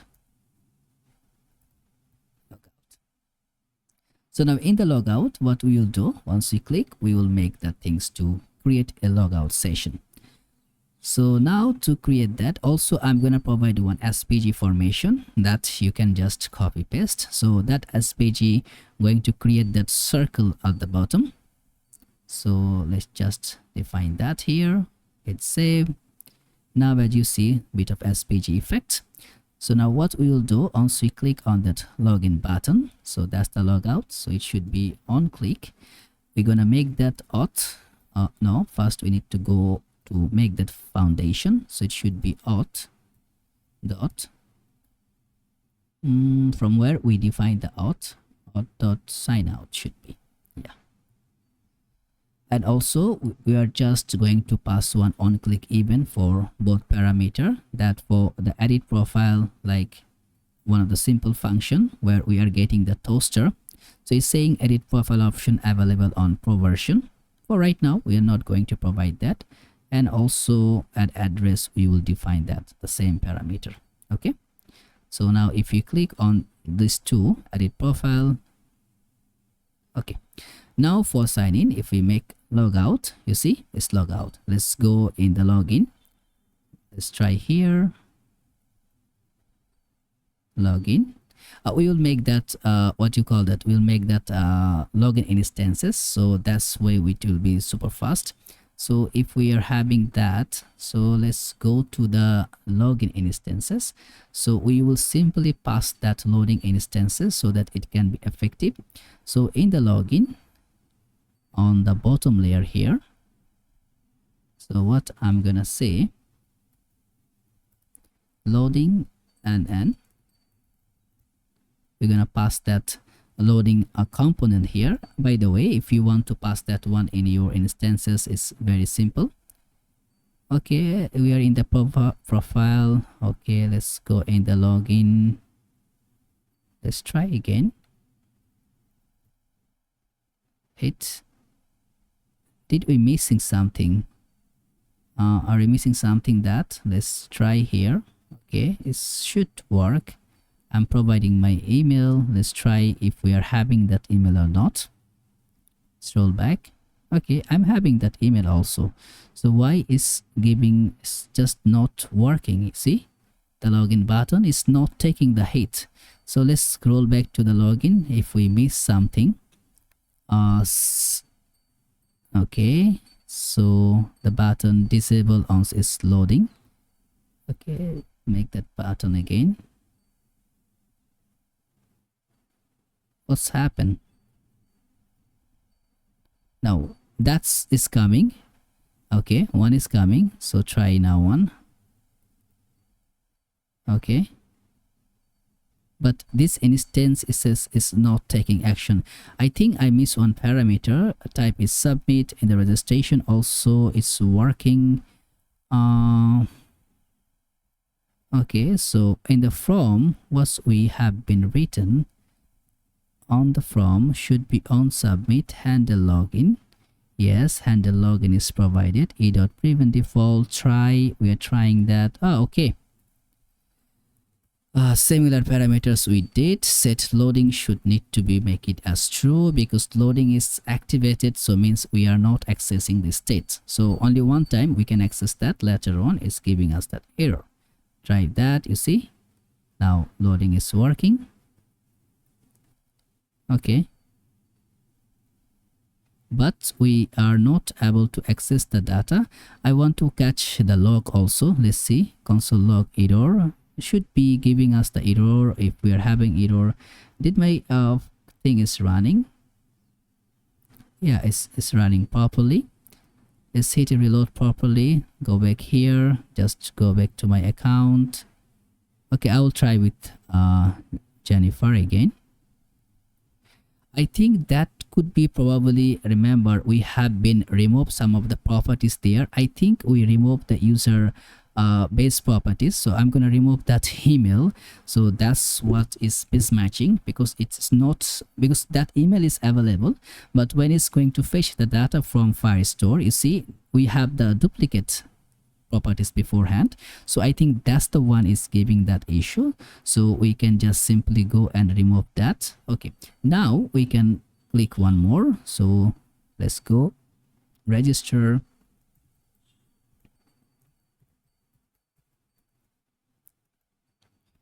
Okay, I'll go with that and with my password, giving a cover photo.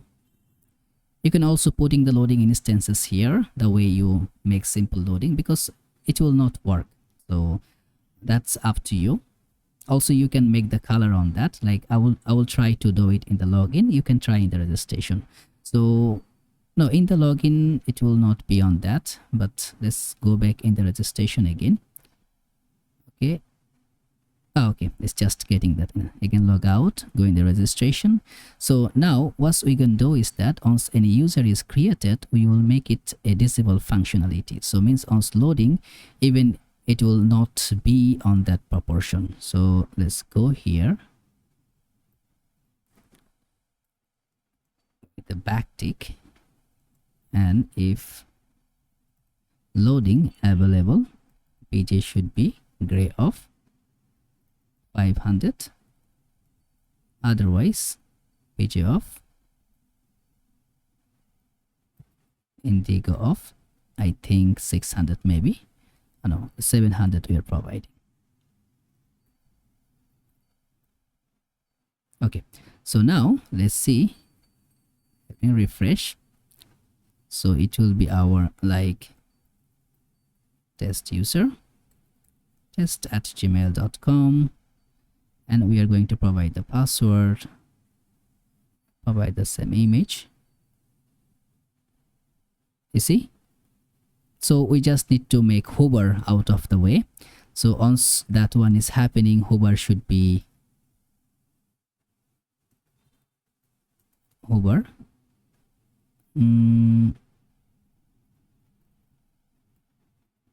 Let's make hover also pj gray of 500. That's it.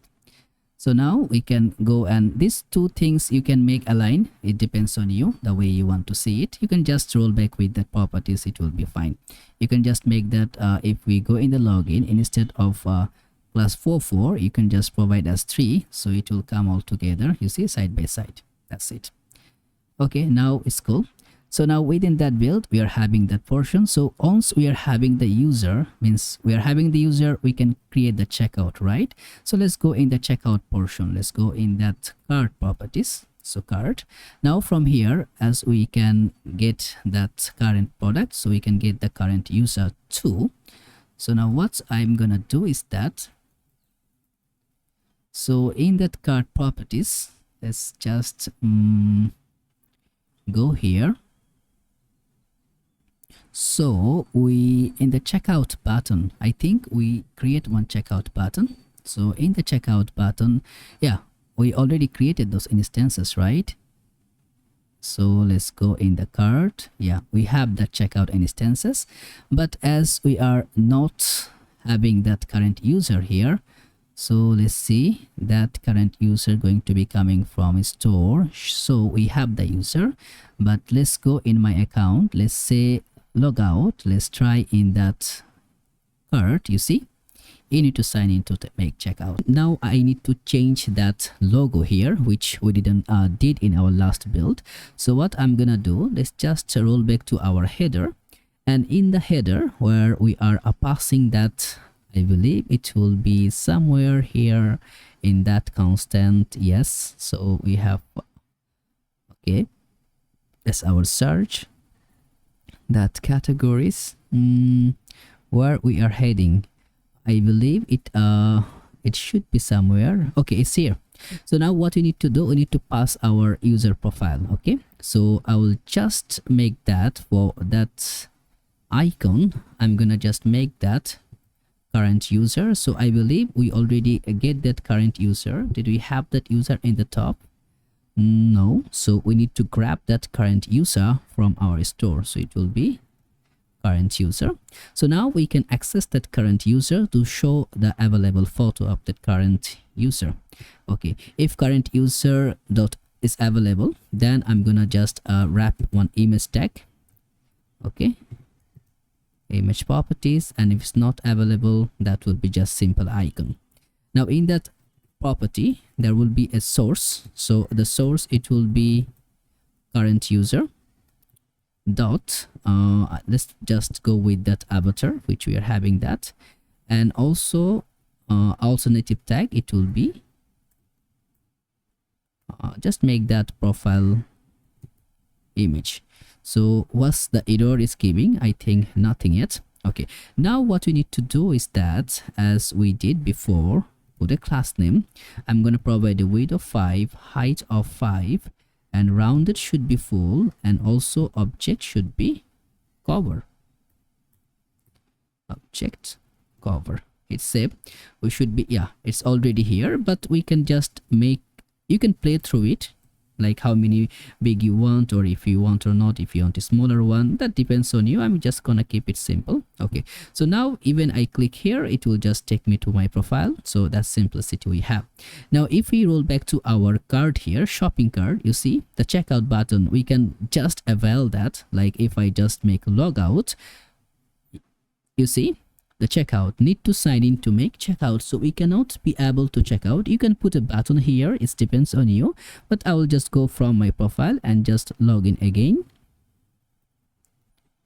Okay, so after login, let's roll back to my checkout session. Now this button is available on that particular checkout tab.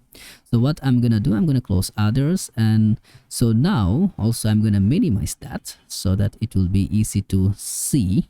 Okay, that will be our button. So now what we need to do, we need to create the other rest of the scenario. How we gonna create that? You see the checkout, we also passing the product, so all the other things we can do it here.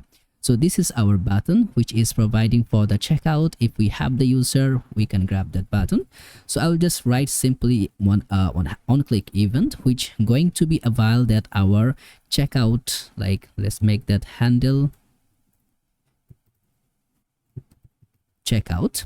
So I need to call that in top, handle checkout. So let's roll back the checkout. Okay, so first thing first, just I want to make a log here just to see what is providing. Okay, test, and in the test I want to see all the products which we are passing here. So let's just open that console.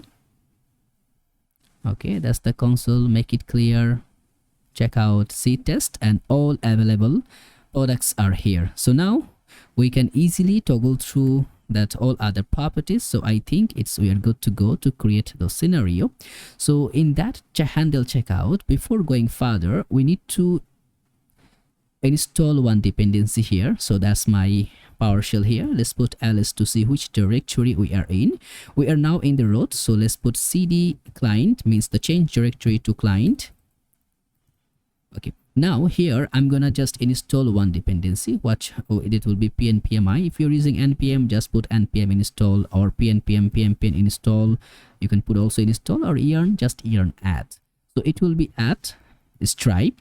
So that's one. Then Stripe.js. So that's the dependency which will be reliable to provide me to create one Stripe promise, to create a Stripe payment integration.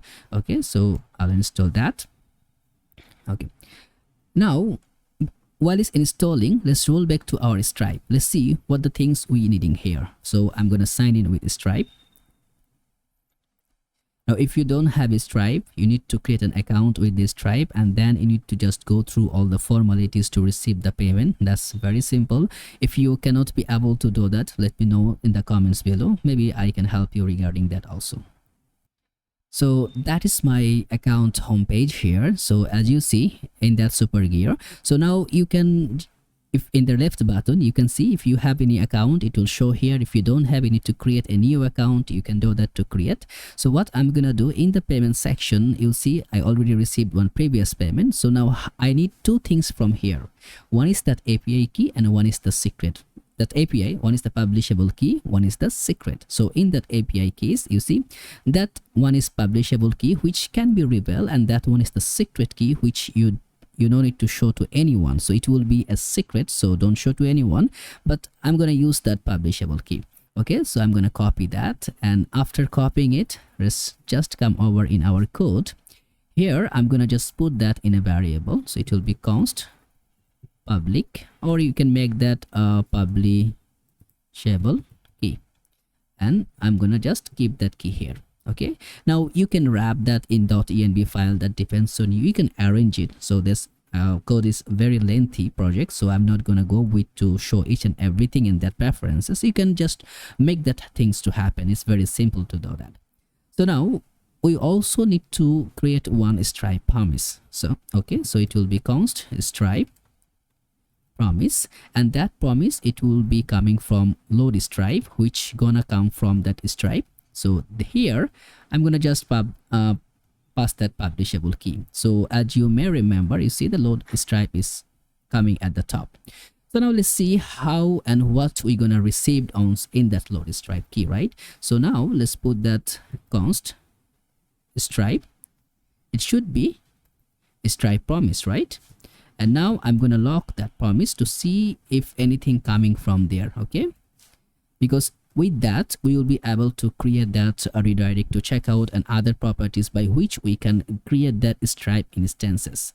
So now if I go back here and click checkout, as you see, it's passing that promise, so it's not fulfilled, it's unfulfilled. What happened is there we just hit in the checkout server, so in the Stripe server, asking for something, and we didn't wait for it, we just hit and run. So whatever the Stripe is providing, we didn't get it, and just we come back without fulfilling our promise.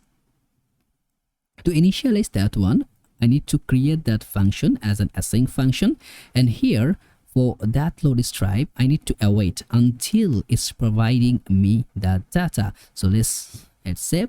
And now if I click in here, as you see, I'm getting an event from Stripe, and that event there is almost all the possibilities for the payment and other properties. So from here I need one which is redirect to checkout. I think redirect to checkout. So let's search for it. Redirect to where is that?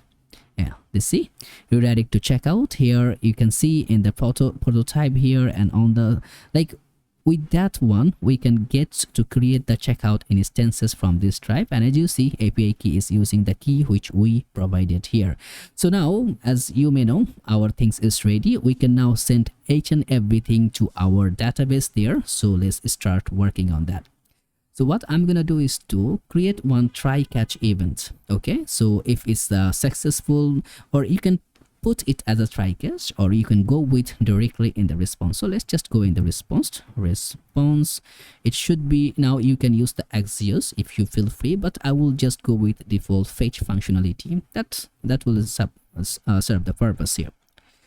So now here where we gonna land, what kind of things we're gonna build. So these things, let's just see if we having our config file or not. Did we create any config file? No. So what I'm gonna do is create one config file at the root. Okay, no, we already created config file. Yes, that's our config. So we have that config file and it's targeting to our local. So now let's roll back there. It's very simple to do that right now, as we having the configuration. No need to worry about either we are in that local or in the production. So now I'll go with the backtick, and from the backtick I'm gonna get that config. And as you know, if you just roll back to the config, you need to see select server is local, so it will just get that configuration for localhost 8000. If you're in production, which we're gonna do while we are deploying, then we're gonna pass that production API key here also.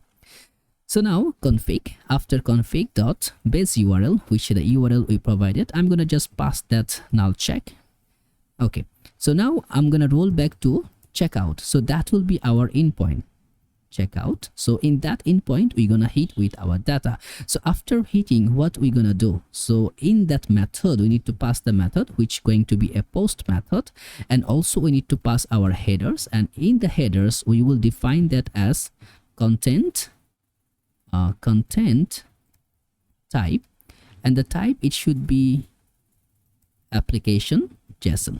Okay, and after that also we need to pass another parameter which is going to be get our body. So in the body we will make that JSON stringify, so whatever the data as is making a post request to our router, so we cannot send the JSON data, we need to make all the data as string. So we will, all the JSON data it will formulate, doesn't matter whatever formulation it's had, we will make it as a stringify. Then in that stringify we're gonna avail that what we want to send. So in the items we're gonna send our products, so whatever the products we have, all the products it will go there. And in the email we're gonna provide that current user dot email. So that's the email, we're gonna send it there. Now what's it's gonna happen once we are having that response? So as you see, that's the entire response we are created. So now we're gonna just make that checkout session, we're gonna await for response. okay, response, and after getting the response we will make it as JSON. Okay, as it will send in some parameters, so we need to make that response as JSON. So what's wrong here? Why was giving the error? Does not exist on the type. Okay, I'm gonna make that JSON. Simple. JSON. Okay, now what's we're gonna do is that let's just log our parameter, which is going to be checkout. Let's write that checkout session. Okay, also one thing we need to go forward with that, while we are fetching the response we also need to keep it as await, so it will just go with that further constant. So now here, as you see, we are having ready our front end. So from the front end, what we did, we just go and keep a connection with our checkout portion over there in our backend structure. So let's go and explore what's the things we're gonna have in our backend. If we roll back to our localhost 8000, you will see that's our backend, which is running in localhost 8000. We are getting all the data from here. Now we need to create another route, which will be a checkout route. So let's roll back to our admin. So in our last couple of video, we already working only in the client. So now we are rolling back to the admin. Feel free to see how those things is working on that both scenario. So in the admin, on the routes, we will create one file which is going to be checkout.mjs. So now you need to be careful. The name you are providing here, that should be the name also CHE. As you see, I'm making a mistake here, so it should be CHECKOUT, checkout. So now this name, both names should be mashed together, otherwise it will not find the route. So now here what we're gonna do, we're gonna just import, it should be, we're gonna import that router, and it will be from this call express.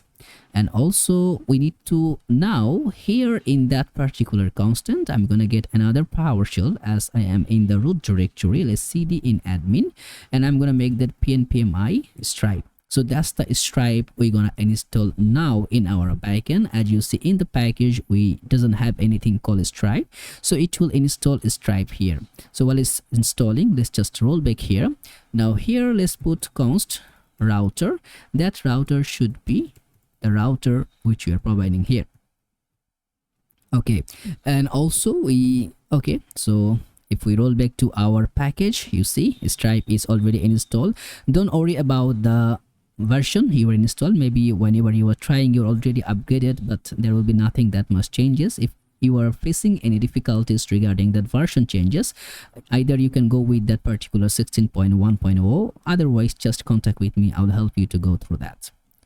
Okay, and now we have our router set up. So how we can create the router? So let's just make that router dot, it will be a post, and in the post parameter it will hit on the checkout, and of course I'm gonna make it as async, so it will be get one request and get one response.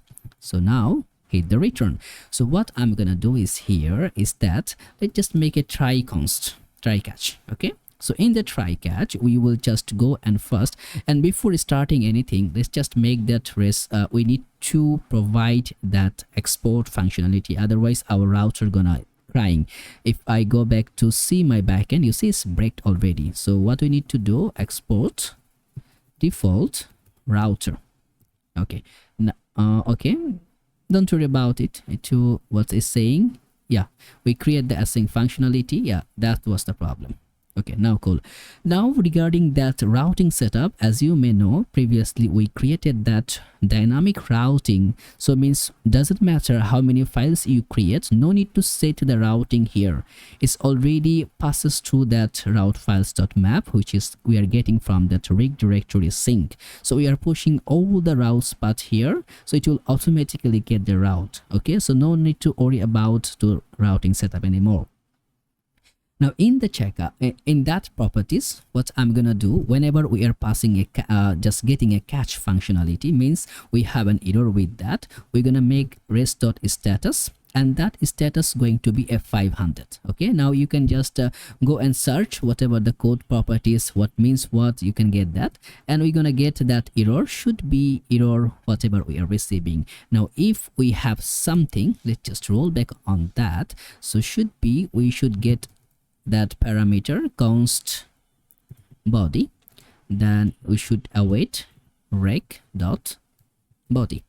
So this our backend. If we just click on the particular checkout, we should be able to see whatever is coming on the body. So let's click, and okay, we didn't log the body, we need to log it, otherwise we will not be able to see. So it's the body here, so keep the body, click. As you see, in the body we are sending two things. One is that items, one is the email. So that's the email, and that is the all items whatever we are passing. How many items we are having here in our cart? We have 8 items. So if you just go and check one by one, it should be 8 items. So now we are having the body, we are having the items here. So now we can start working on it. And how we gonna work? First thing first, let's roll back to our, we need to provide that .env file, if we can get the env file or not. So how we gonna get the env? Let's just make how we did that. Let's just go in that env file here on that. Yes, we need to provide that Stripe key, and the base URL key also for right now is no need to keep it here. And from where you can get the Stripe secret key, you need to go in that. As you see, that's the key. So I'm gonna copy, I don't want to reveal the text key here, so I'm gonna copy that key. Don't reveal your secret. Publishable key is fine, but don't reveal your secret to anyone. So I'm gonna copy that, then I'm gonna keep that here, paste here, then I'm gonna link that one here. Okay, so I'm gonna do that right now. Okay, I got my secret key. So now how we can access that env key here? So as you may remember, previously we already used that in our index.mjs.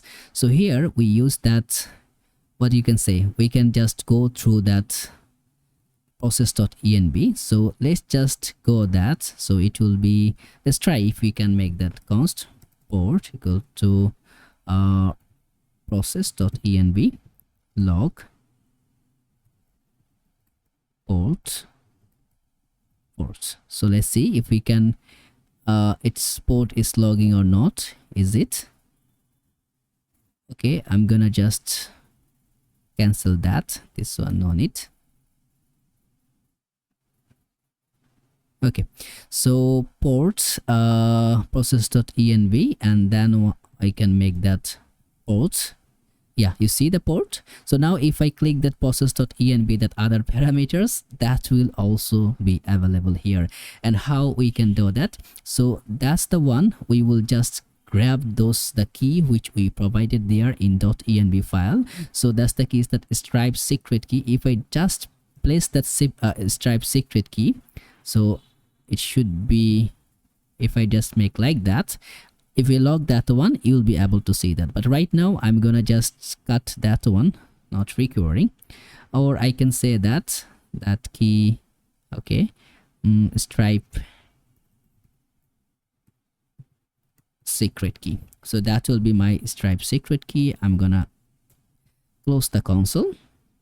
Okay, so now I have the secret key over here in the body. I have two parameters. One is that items, one is that email. So what I'm gonna do, I'm gonna destructure that. So it will be that items, also it will be the email.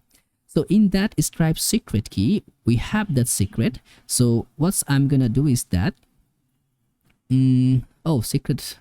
Okay, let me just check. Okay, it's just a minor mistake here. So now I'm having that Stripe secret key here. Let's roll back to create that Stripe instances. So in here, before going to the try catch block, I'm gonna go and grab that.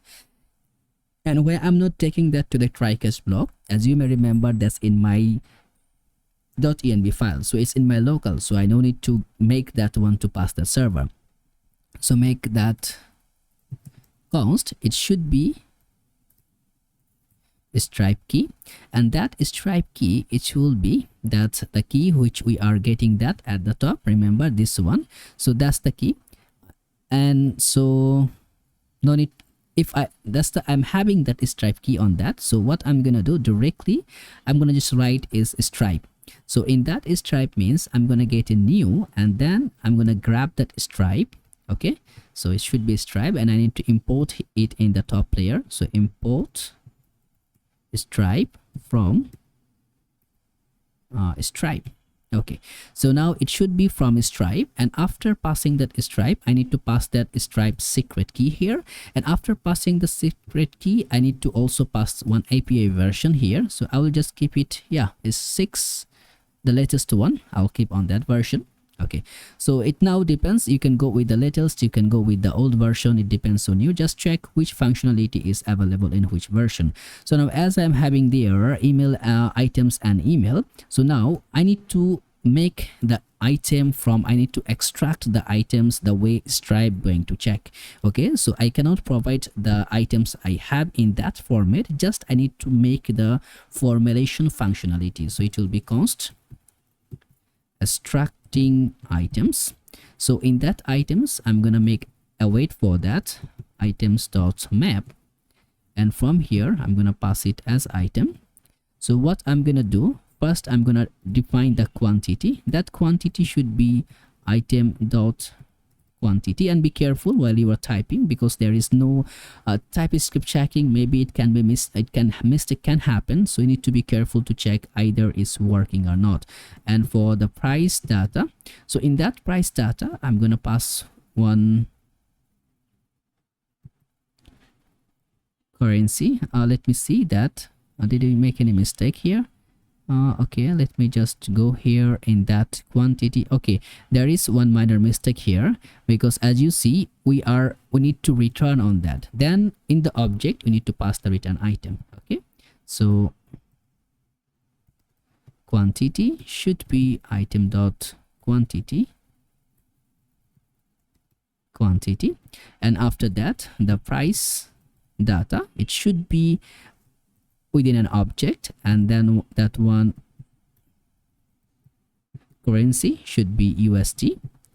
And after providing the currency, I will also pass that unit amount, and that amount should be item.discounted price. If I roll back our type in the client sector, let's see what's the name we provided. Yeah, discounted price. So that will be the key here.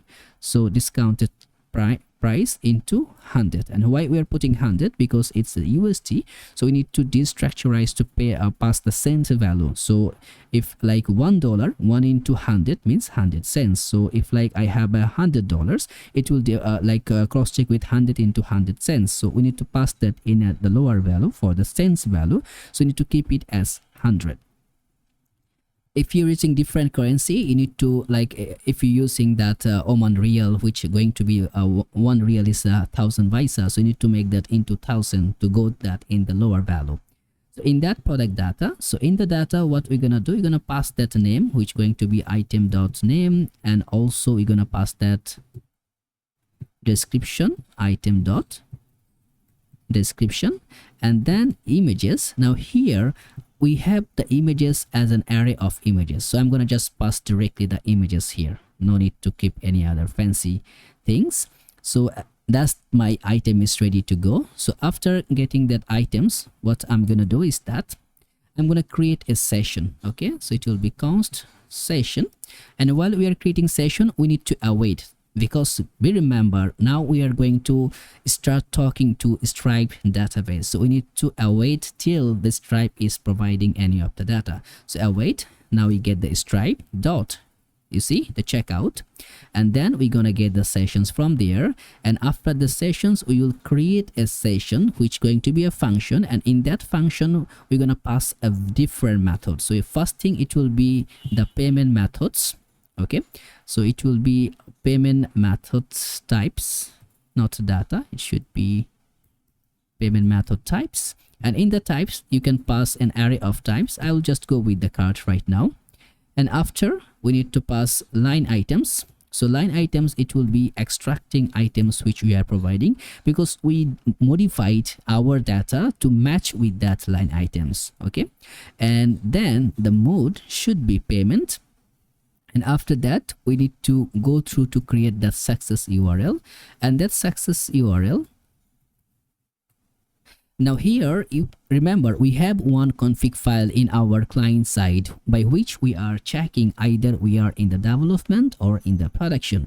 The same procedure, you can do it here, but you need to do it. Okay, so for right now, what I'm gonna do is that just grab my thing here. That's the same procedure. If you're following me on that, you can easily create that one. So it will be success. Okay, and then if for the cancel also, we can create for, like, if we're canceling that, cancel URL, and that cancel URL also should be cancel. Now after that, we are gonna pass that metadata. So in the metadata, what we're gonna do to pass our email so that it can be referable. So now we are having all the element here. So if we are going, everything is good to go. If we are having the session, means we are getting the data. So now what I'm gonna do, rest.json, we're gonna pass a JSON data to our frontend. We're gonna pass a message which going to say server is connected, and then we're gonna make that success as true, or success true. And also you're gonna pass the ID should be the session which we are getting, so that ID should be the ID. So now if everything working fine, we should be return that data over here in as the checkout session. So let's roll back and see what we are receiving there. Or if you just to see what the session is mean, so we can just pass our entire session before rolling back there, just to show you what is gonna return as the session data. Okay, so in the console, if we just do everything properly, click. Okay, now as you see, we are getting one checkout session data. We have message, server is connected, we have the success is true. In the session, you will be able to see all the data. Even this link, if you just copy and paste here in somewhere, you should be okay, I think I got the wrong, I didn't get the full. Okay, copy property path, and let's how can I copy all together?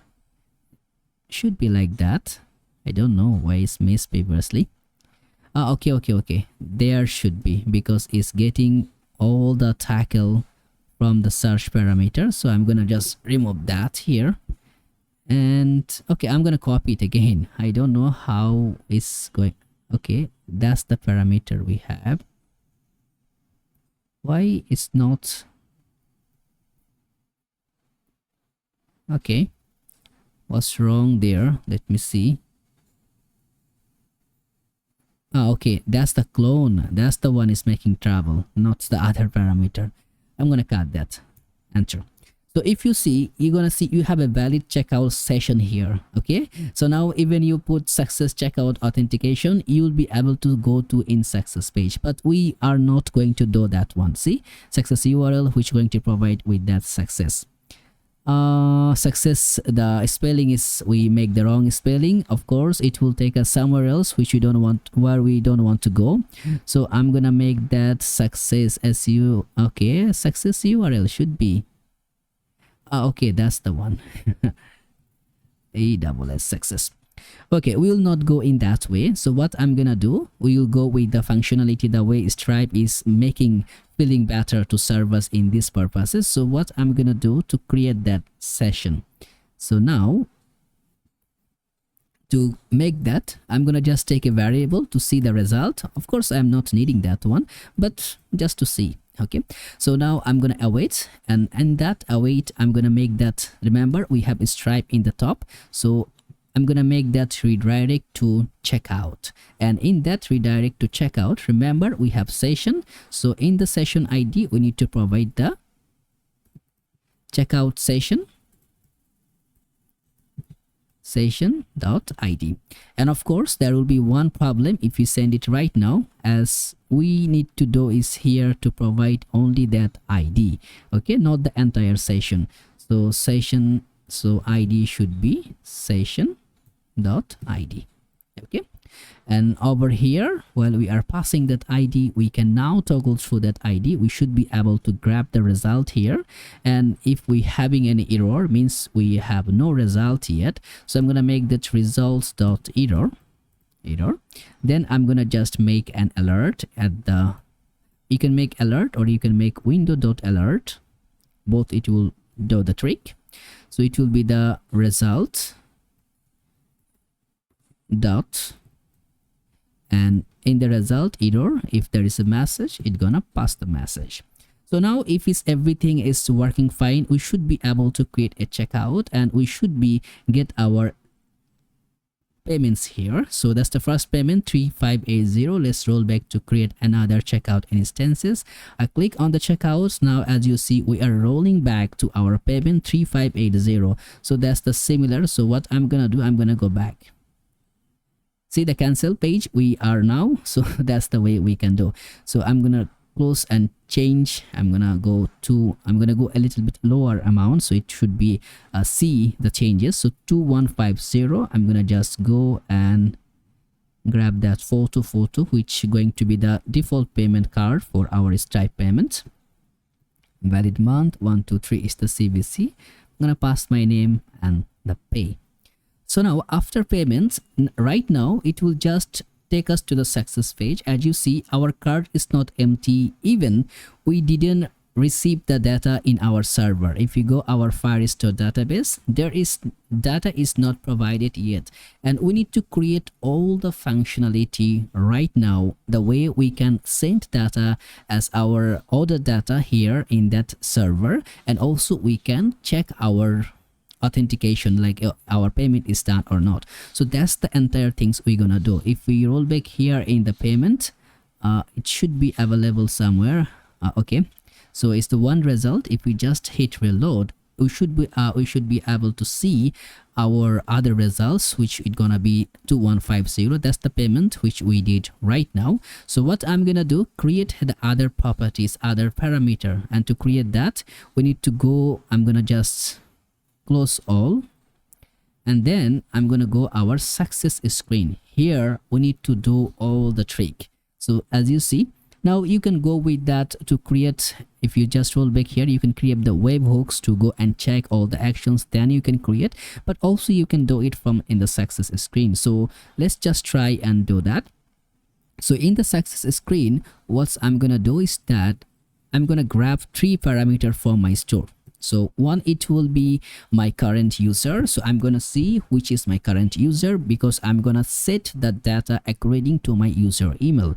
Then I'm gonna get the card product, because that's the product I'm gonna directly inject to my database, as is already succeeded and is delivered. Now you can go and do one thing, either only you can check the payment is success or not, then you can roll back to just update the payment, like in that normal e-commerce website what they are doing. If your payment is successful, they are just updating one status, means payment is done, or it's in that way they do it. But what I'm doing is here to grab the checkout payment instances. So either if you're feeling no, we don't want to do like that, let me know in the comments below. I'm gonna create another video by which the modern e-commerce website just handling the payments as an URL. They just get the payments and that's it.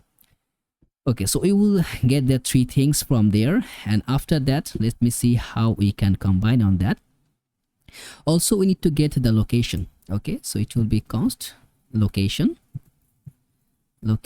it should be passing that use location, so just to see where we are. Okay, now using that location, like if we just make log, just to see what location is providing here, if we just roll back and see, you see in the location we have the path name, the path, and other properties. It should be available also, so we can get all the properties. Now it's just coming with a simple success, but we need to provide another parameters. Okay, remember, once we are coming here, we need to provide also our session ID. In that way we can grab our session. So while we are coming here in the success here over, so after success we need to pass our session underscore id should be our checkout session id. So it should be the parameter which going to provide is coming from the backend, so it will be that session id. So we need to grab that id so that we can go and fetch the things that if we don't have the id, it will take us to that parameter. If we have the id, it will keep us in that parameter. But before going through, I'm gonna just let you see what is actually doing that. So it should be const session id. That id, like if I just make that, okay, that's the session id. You see right now we don't have any session id. We just came here without session id even. So now we're gonna check the parameter const session id. It will be new URL search params, and in the search params we're gonna pass that location, the location we have, and in the search, and I'm gonna make that get function. So in that get, we're gonna get as session id. Okay, remember the key you passing here, you need to match that key accordingly with that key, otherwise it will not give you the things you are looking for. Okay, so now that's our session id. So now we can just make one simple functionality. So const navigate, it should be coming as use navigate. And what I'm gonna do is that, like we can also go with that loading parameter, loading set loading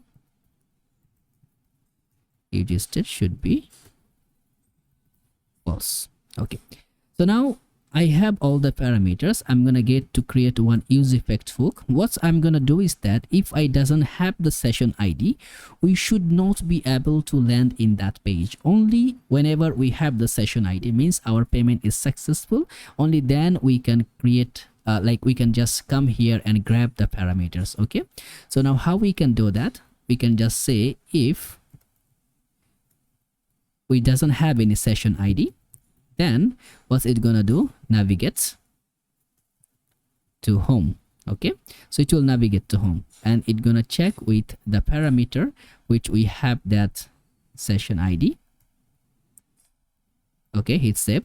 As you see, as soon as we just keep that, now if we roll back to is a success, we cannot okay, we should not be, that link should be expired. Okay, let's just, okay, now if we just try to go and make the success, you see it will not give you the link to go enter in the success page. Only whenever we have the session id, then we can enter. Okay, so let's just create another success event so that we will be able to get the session id. Okay, the similar parameter it will follow. Okay, and again, if you're still having any doubt how to handle those parameters, let me know in the comments below. I'm gonna try to create another video, go in a very slow motion so that it can be really helpful for you. Okay, what we did wrong, even we have session id, did we not mention it's just take us back, so means we doesn't have the session. So let's roll back. That's the one we are providing. We have the session id dot get. Okay, and in the checkout we are passing our checkout session id. Why, what's wrong? Why just going like that? Okay, I'm gonna create another, and this time I'm gonna just make that one empty. Okay, okay, let me just, I'm gonna put that on empty just to see the parameter why we just blew up with that. Okay, so right now we should be able to go and see the success screen. Okay, we are in success screen, and then we have our session id. So either, let me see if we can grab the session id or not. I think not, maybe. Okay, so now if we just click log with that session id, okay, now so it's not getting the session id. So let's just pass the location here. So in that location, okay, we are getting one hook. The problem is arising here. So that's the problem. So in that particular tab on that checkout, we need to change one instances. So in the success is passing that session. Okay, it should get to that. It should get to that. So means we are having the session ID, right? So why it's just it cannot save it? I have no idea. So means we are having the session ID.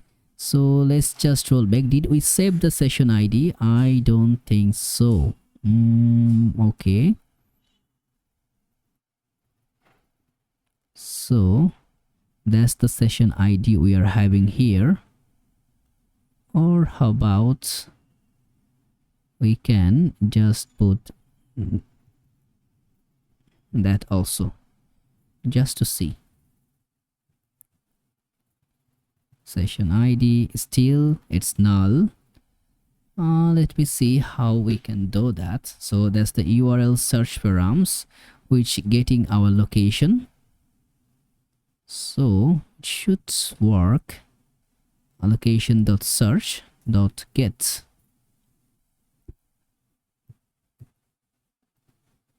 I think the problem, it should be available here on that particular tab. It should be equal. Yeah, I think so. Yeah, that's the thing. I think we mess around. So now if we just roll back and create one, it should be able to see. If we just create one more payment integration just to go and check. So sometimes you need to just go with some of the valid purposes how it should work. So don't worry about it. Just keep toggling on that till it's work. That's the way you will get the purposes. So now I believe this time it should be able to give us the session ID as we are providing that equal sign. Yeah, that's the session ID. So now we should be able to see. Let's just go and log. Okay, object. Now that's our session ID we are having. Okay, so if you see in the object, now if we pass that, see the object and the session ID. If we just remove that location object, you see we have the session ID. So now if we just reveal our previous portion, it should stay because now we are having our session ID. So our ID is working perfectly. We can now go and grab stars to check the other parameters. So what's the parameters it would be? So if we doesn't have, like if we have the ID, then it can be. So and also I'm gonna check one else if condition. If the cart product.length means we have the success ID, but in that length is not 0, then we will not want to do the action. Only if it's bigger than 0 means we have the cart product. So now we're gonna make that one try catch. In the catch block, we're gonna pass a catch method which going to be pass one like we're gonna make one error. So just make that, we're gonna just pass the toast.error, and that error, it should be coming that error saving order data. Okay, that's the error we want to just to show. And now when everything is final, like everything is okay, like we will also manage the finally parameter just to pass that set loading should be false. As we are availing the set loading here at the top, we're gonna make it true. So while we are trying that, it should be passing that as set loading should be true, and once we are doing the other trick, the set loading should be false. So set loading should be true. So now what's we gonna do? We're gonna do several parameter. Be careful while you are dealing with that. It will be very sensitive and you need to be very careful.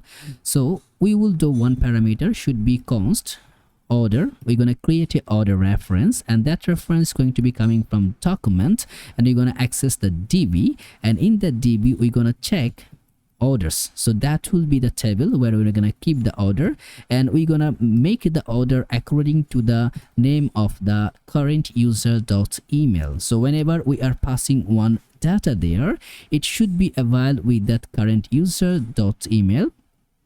What's wrong with that? They be getting the one argument, I think. Okay, email should be available, don't worry about it. Okay, now also you can do one more parameter is that if the user is not available, you can just roll back here. You can put like bulletproof parameter, like to just go and check if it's available or not. So now I'm gonna create a document snap. So snap, it should be await, and then it should be get doc.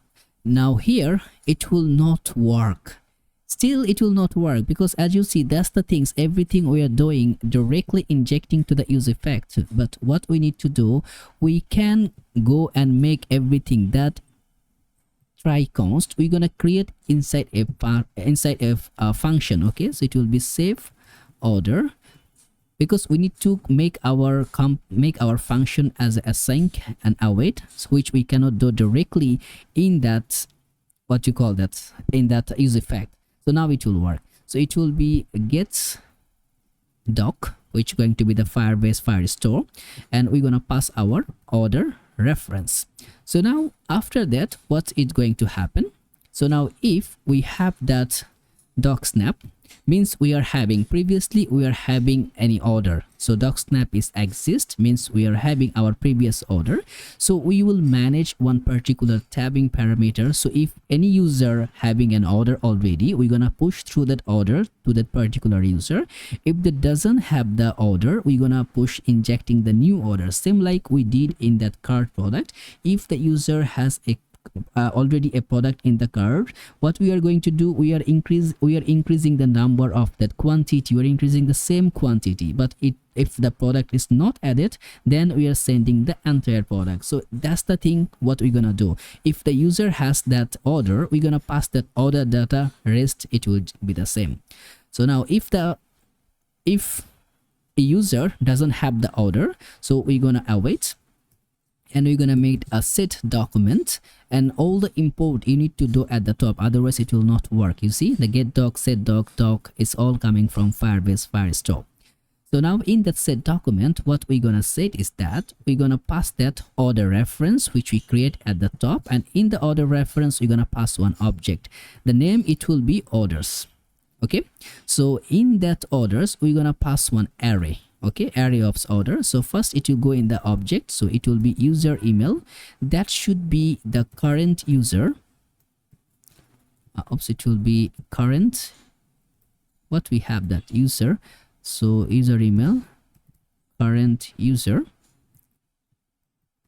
email, and after that the payment, we're gonna pass that also payment ID, which is going to be the ID of the session ID which we are rollbacking at the top. And now order items should be the items of the cart product, we're gonna pass entire cart product there. And the payment method, right now I'm gonna just pass that as a constant method, keep it as a constant, but you can make it as a dynamic way. If you feel free to give and explore a bit, you will be having the ability to make that. So what we are doing here, this function is coming, when is coming, if document doesn't exist, then what is going to do, it's creating a new one. So that's create a new document. But what if the document is available? So now if document available, what we're gonna do, document exist, we're gonna just update the order items array. Okay, that's what we're gonna do. So like if we have the documents, we're gonna make that update documents, update doc, we need to import also. And here we're gonna pass also that order reference, and in the order, after passing that order reference, we're gonna pass that method. So in the order, see, we are only handling the orders, nothing else. See, that's the only we are passing. So this the table we're gonna handle, we are gonna just update the orders. And be careful while we're passing that, if you're making a mistake of that the name, it will collapse. So I'm gonna make that array unions. So array union, and in that array union I'm gonna just merge the array. So I'm gonna merge that user email, it should be just, we can pass the similar properties, it's gonna merge with that, no worries for that. Or you can just simply go and pass the properties. So now what it's going to do is that User email should be the current user.email. Payment should be the session payment ID, session ID, order items, cart items. And now we're gonna pass another parameter, user ID should be current user dot ID. Okay, so now we should be able to do the trick, and our payment should be saved in our Firestore. Now what it happened after passing those parameters, we're gonna show a message toast.success, which is going to say payment accepted successfully, and what you can say, order saved. And after that we will make that receipt our cart, so our cart should be empty. And now this action should be happen whenever the session ID going to be changed, whenever the navigation going to be changed, whenever the current user is going to be changed, whenever the cart product is going to be changed. All that action should be called, and it will still not work till we are providing our function to run. So it will be, we need to pass our save order function here. Now it's gonna go and do all the tricks once we are landing here. But before going further, we're gonna just go and grab those parameters. First thing first, instead of that div, we're gonna pass that as container. Okay, so in the container I'm gonna go and grab two parameters. What it's going to be do is that if I have the loading instances, I'm gonna just go and pass that loading. So we have that components. And now I'm gonna pass a div, like if no loading is available, what is going to say. So in h2 here, if loading is available, it's going to say something. If it's not available, it's going to say something. So if loading is available, it's going to say your order payment is processing. And if loading is not available, it will say that your, let's say, payment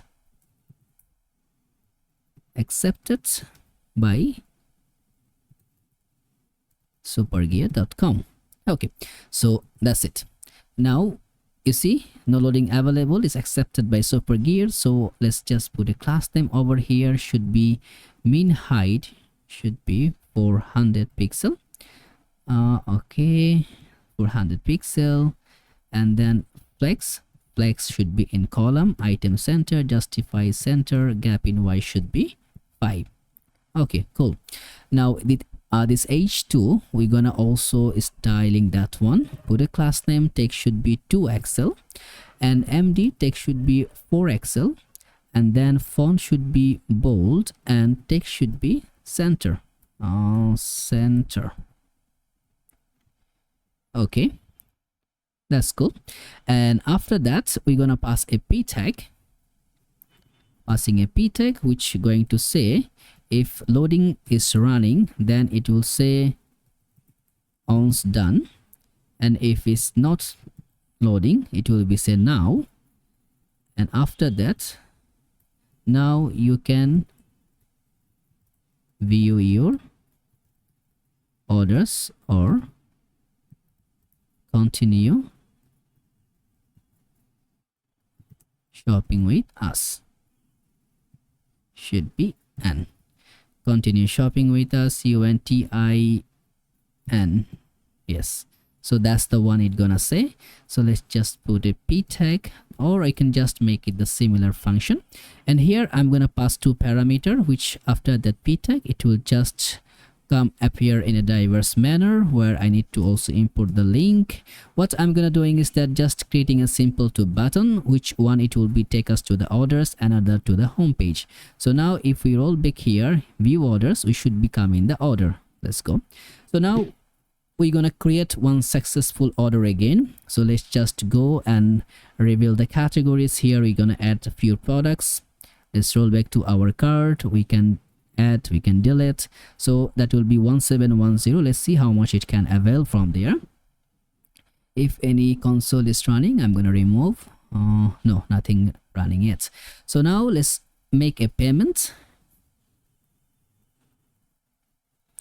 Okay, Now this time, once the payment is happening, after successful payment, it gonna do couple of things. One, it gonna give me to a success screen. You see that your order payment is processing, your payment accepted by Supergear, view orders, continue shopping. Now here is the trick and fundamental ideas. If we roll back here, I'm gonna just make a reload because we changes a lot of things. So if everything's working perfectly, we should see an orders tab where we will get the orders. So whatever the orders we are saving, you see that orders, yeah, that's here, and you see it's my email. So now you see the orders and the first parameter, the first order. So I think it previous order also it taking here, so I have the 2 order. Okay, so now I have 2 order. Let's create another order using the another account. So I'm gonna just log out and I'm gonna make that order as, let's create one user here, should be Jennifer, Lawrence, and Jennifer. Okay, also pass a password, and then let's grab this, it's sent.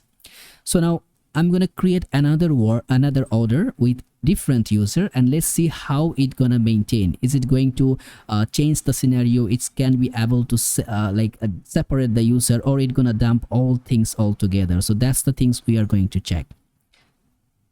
Okay, and login. So now you see that's the order. We should be create and separate parameters. What's wrong? It's not saving. Yeah, sometimes it's stacking with that state. Just check with that. So now let's go create a shopping instances. Let's just go with that. Go here, checkout. And don't worry, if you reload, all will be available here, because still it's not a success. It will not go to our screen. Okay, so don't worry about the payment situation here. All the payment is receiving. That's why we are getting the success URL. You see, everything is coming here. So now let's just go back here.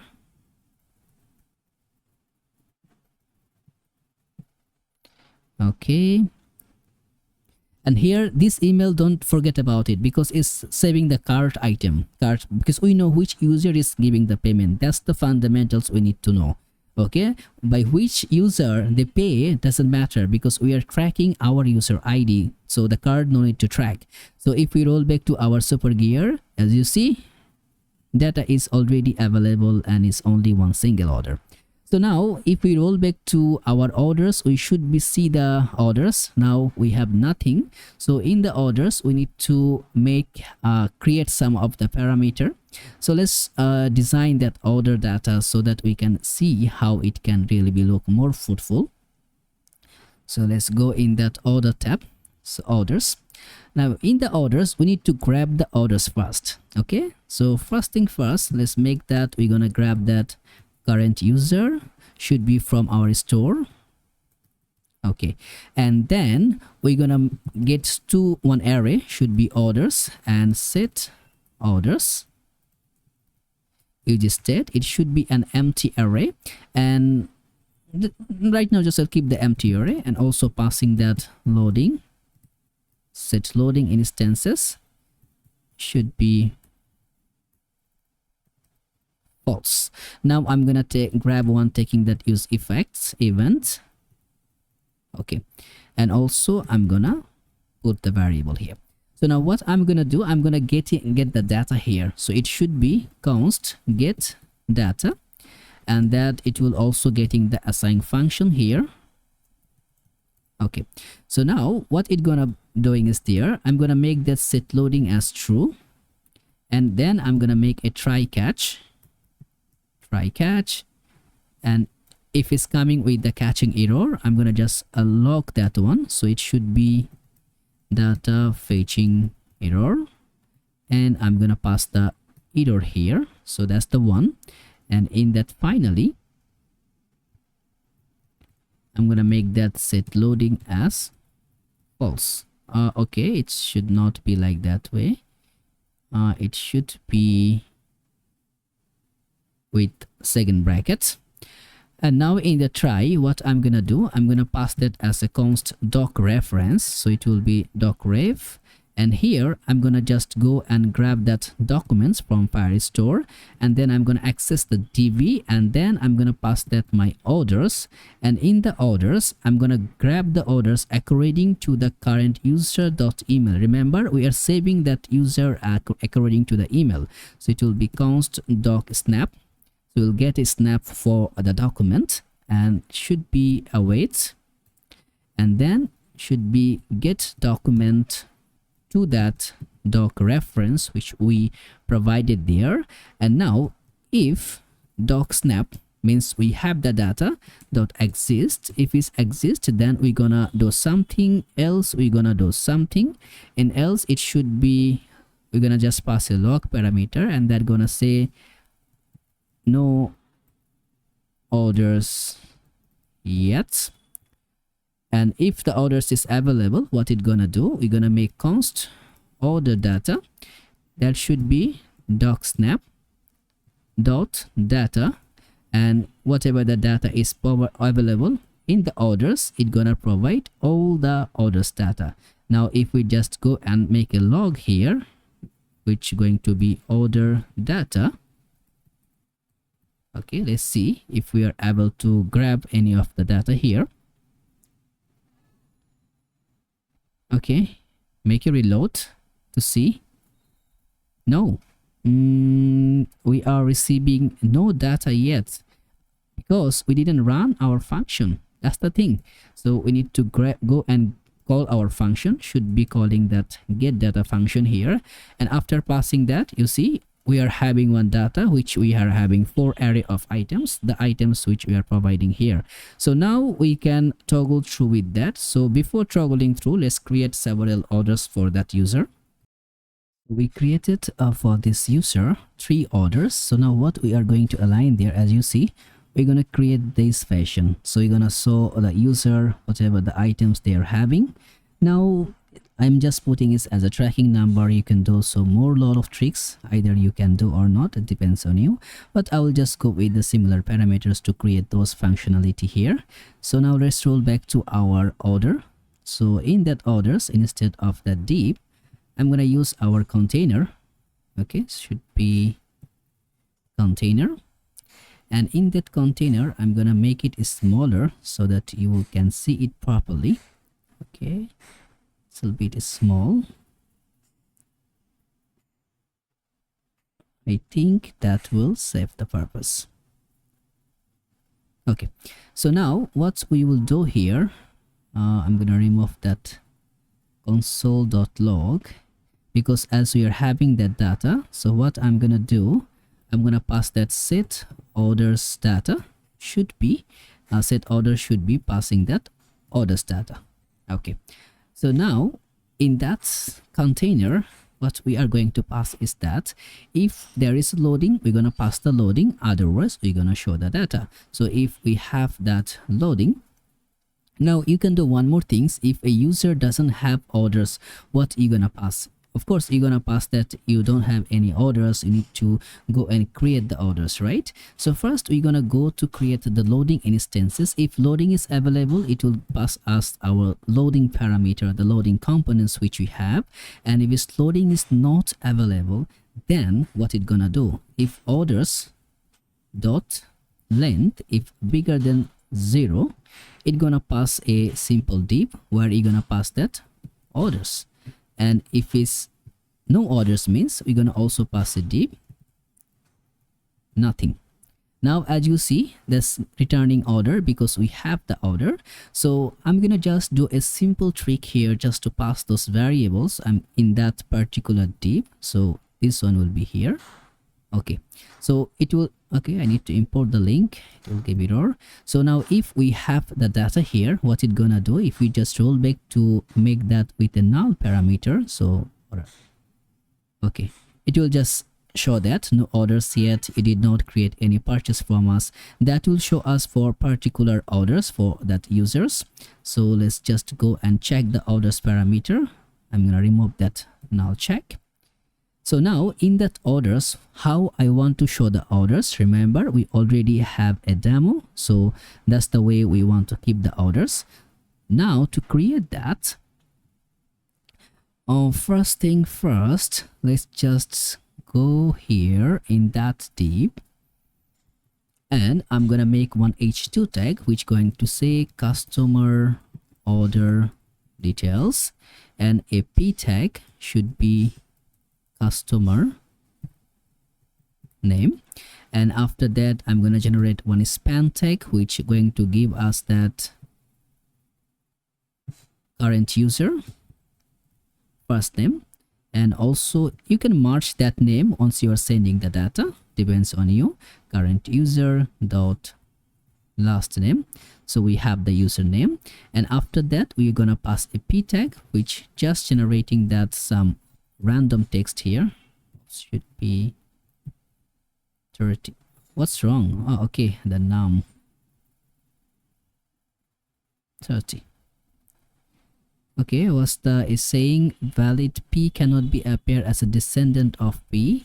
So okay, you need to make that out of that p tag. It's inside within that. Okay, so now let's just keep a little bit designing fashion here. Max width should be 5 pixel, and I'm gonna keep it in the middle, so it should be mx should be auto. And after that, I'm gonna make it bigger so that you can see it properly. So that's the things we are creating here. And also orders, total orders should be also available there. Let's see. Yeah, we can do that. So before passing, after passing the name, I think, yeah, after passing the name, we should be getting another p tag. And here we're gonna get total orders. And in the span tag, we should go and grab that orders dot length. So that's the parameter should be upheld here. So if you see, we have 3 orders with that particular. Again, the p descendant, how, from where is coming? Okay, that's gone. So this error, you just forget about that. That's coming from that, especially from that Stripe. So because our publishable key is it's test parameter, so it's just showing in that way. So don't worry about it. So now the class name text should be 3 pixel, font should be bold, margin top should be 1. Okay, 1 is done. And then for this p tag, let's make it more bigger. So put a class name, and their text should be gray of 600. Okay, and for that span tag, let's see, span tag text should be block, and font should be semi bold. And for that p tag here in that bottom, so for the orders class name, the same parameter we can provide here, should be gray of 600. And for that span tag, it should be as semi bold. Okay, font semi bold. And this one, let's just make a class name, text should be sm, max width should be, let's put 600 pixel, and tracking should be wide, text should be gray of 500, not 50, should be 500. Okay, done. So now we need to start doing this portion. So let's go here, and after that p tag, let's grab one div, and here I'm gonna get another div portion, and right now we're gonna make that orders dot map. So which going to be, let's put that orders, it will be order types. And if you're having issue, you can see that order types, whatever the types we are available for the orders. So it will be highlights, items, yeah, that's the orders type, order items, payment ID, payment method, and user email. Okay, so after passing that order, so now we can grab that. Let's okay, instead of directly injecting the return, we will just pass that value, and then from here we can grab that return also, because we're gonna check our total amounts value also here. So let's get that disclosure from that headless UI, and here we're gonna go and grab those parameters. So first thing first, let's just go and grab that if it's open, what we're gonna do. If it's not open, what the things is going to pass. So if it's open, and if it's open, it's going to return something. It's going to return that a value here. Okay, so which let's just pass, we will pass and data. So it will be the T here, it will be disclosure button, this closer button. So in the disclosure button, what we are going to pass is that we'll pass one span tag. We will get that as a name of tracking number, and here after that we're gonna pass in this span tag another span tag. We're gonna pass that order payment ID. So it will be order dot payment ID. Okay, so the order payment ID should be available. As you see, that's the ID which we are passing here. And after that span, this two span tag, we should be providing another span tag here. And here, if it's open, then we're gonna make that for minus icon. Okay, and if it's close, we're gonna get that for plus icon. So that's the two icon. We're gonna just go and toggle through. Okay, hit save. You see, if it's open minus, so it's open minus, and no, like it's not open, it's plus. Okay, now let's go and grab styling these things for a bit, so that to make it looks perfect and better. First, that particular div, make a flex should be column, gap should be 3. Okay, so providing the gap, and here in that div put a class name, space y should be, let's give 6, divide should be in y sector, and also divide should be gray of, like I just put gray of 900. Then I'm gonna get 10% of opacity. You see, that's the tracking line which we are providing here. So now as we did that, let's come over in the disclosure here, and that disclosure, it will work like a div.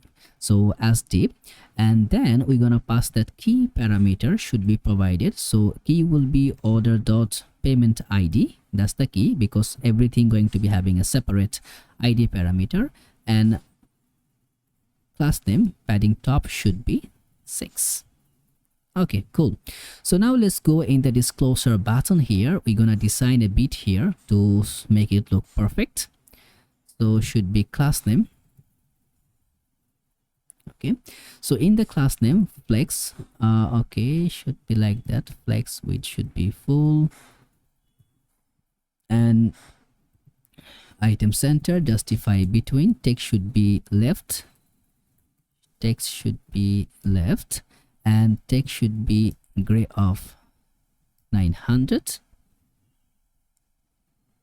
Okay, cool. As you see, looks cool.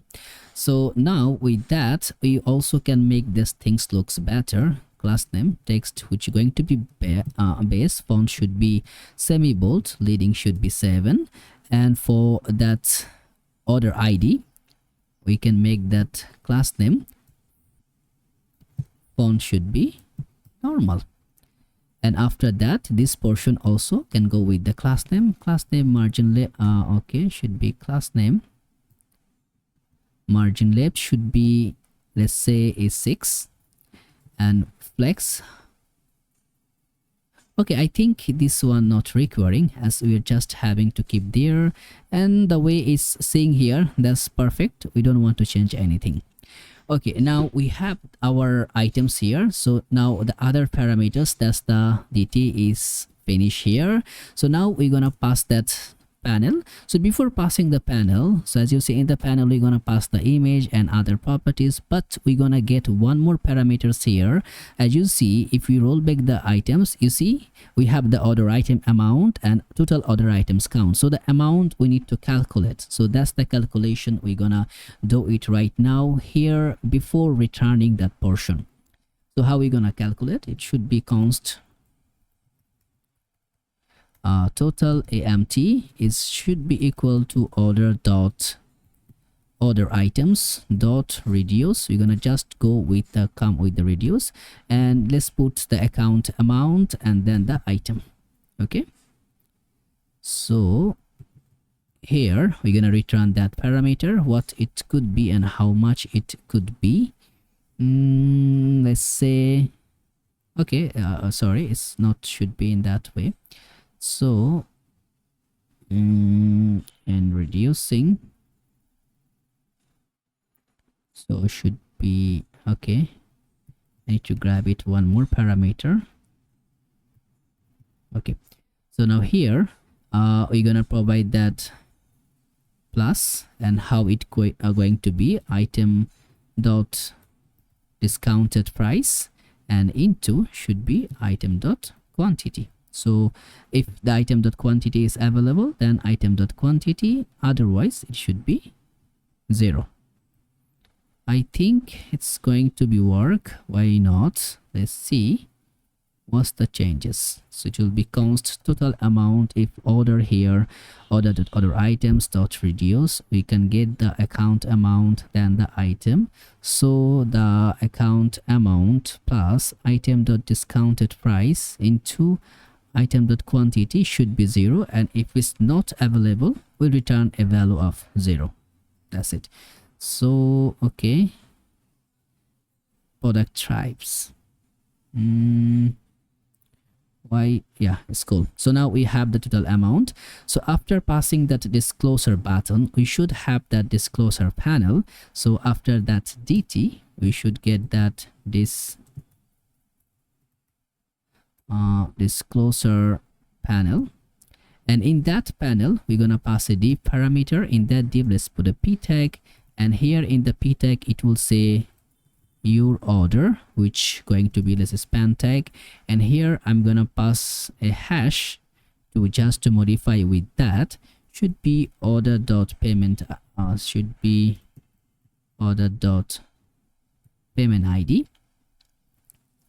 and then we're gonna pass, so that will be our order dot payment id, and also we're gonna make dot substring on that because it's a big id. And here we're gonna make 0 to 20 characters. So maximum, oops, it should be 0 to 20. Maximum should be that. And after that parameter, after that span tag, let's go and define has shipped and will be with you soon. Okay, let's see if we are having something. Click, you see the tracking. So all the tracking items is now coming. You see, that's the one which you are creating.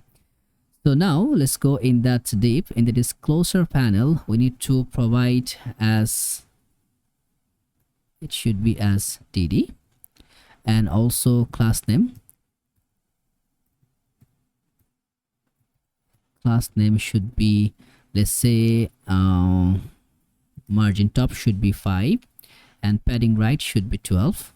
Okay, and after that, in that div should be flex should be in column, and gap should be 2, and let's put a background here. We're gonna put a, so f4, and we'll go with the 80% of the opacity, and also padding should be 5. We're gonna put a border gray of 200. So it should be something like that, you see.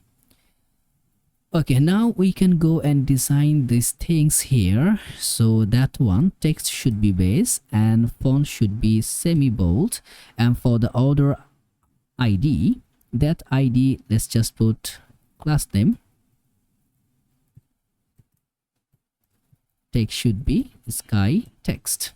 Okay, so it looks perfect on that, the similar parameter of that we created. So now I'm gonna go and grab the other parameters which going to combine those other things. So let's just, you see, that's the parameter, we're gonna grab it. So after providing that p tag, let's just grab those other parameter which what we are doing here, you see. So in that div we are passing that order item count, which are giving the order items the total length here, then the status paid by Stripe, and also the order amount. We need to get the formatted amount here. Here we are passing the total amount, should be total AMT, maybe we are, yeah, total AMT we are passing. Okay, not total amount, it should be this one. Okay, now if we just go back to the Chrome, you see, okay, that's cool. So that's the simple things. One more parameters is pending. We need to create those images ground. So what I'm gonna do after finishing that div parameter, which exclusively getting that our, what you call that, that's the orders after that div which we created here till now. So after that I'm gonna just go and make that order and order items available. Then I'm gonna map through it, map, and here I'm gonna pass that as item, which going to be as product props, and I'm gonna return. What I'm gonna return, simply I'm gonna return a div here. So in that div, let's put the key. That key should be item.id. Okay, so that would be the key. And now what I'm gonna do in that div, let's pass a link parameter. So in that link I'm gonna pass the image. So once we click on the image, it should be taking us to that screen of that particular product. So now for that, let's see, for that link I'm gonna go with the backtick. It will land to directly in the product, and also it will pass that item._id. And now we're gonna define one image tag here, image. Source should be item.images, and it will go the first parameter here, and alternative tag should be product image. If we come here, you're gonna find lots of bigger images, so we're gonna make that things looks perfect. And to do that, let's go in the div here, put a class name. We're gonna make it flex specs, space x should be 0, so border should be in bottom, and border gray should be 200, and padding y should be 3. And for that particular link parameter also we're gonna provide some class name, which is going to be height of 20, width of 20, and then we're gonna make it a flex none, and sm height should be 40, sm width should be 40, and rounded should be lg, and bj should be gray of 100. And after that we're gonna make it as a border, and border should be gray of 300, and then hover border should be sky text, and overflow should be hidden. So now in the image we're gonna just make in a constant the similar class name. Height should be full, width should be full, and also object should be cover, and then object should be center. Okay, object cover, object center, and then hover scale should be, let's put 110, and I'm gonna give a duration of 300. So let's scroll back there. Okay, make it bigger, as you see. Okay, cool. So now as we are finishing our link parameter, now we can go and access the other tabs. So after that link, I'm gonna pass another div, then another div, and now providing that h4 tag, which going to get us item.name. So that will be item.name, and also that name going to be passing the similar parameter of href. Means if you clicking on the name also, you will be able to go to the product page. So how it going to be happen? If we click here, you see, if I click on the image taking here, if we click also in that name, it's landing me here. Okay, now let's make that in a good option. Class name, it will be flex should be auto, and flex I'm gonna make it as column proportion. Now this parameter here for that h Okay, where is my h2 h4 tag? It should be just passing within the h4 tag. You can do it in that way. Also, I can directly inject the class name here. Let's put a class name, which going to be font should be medium and text should be gray of not amber, should be gray. Okay, cool, it's working.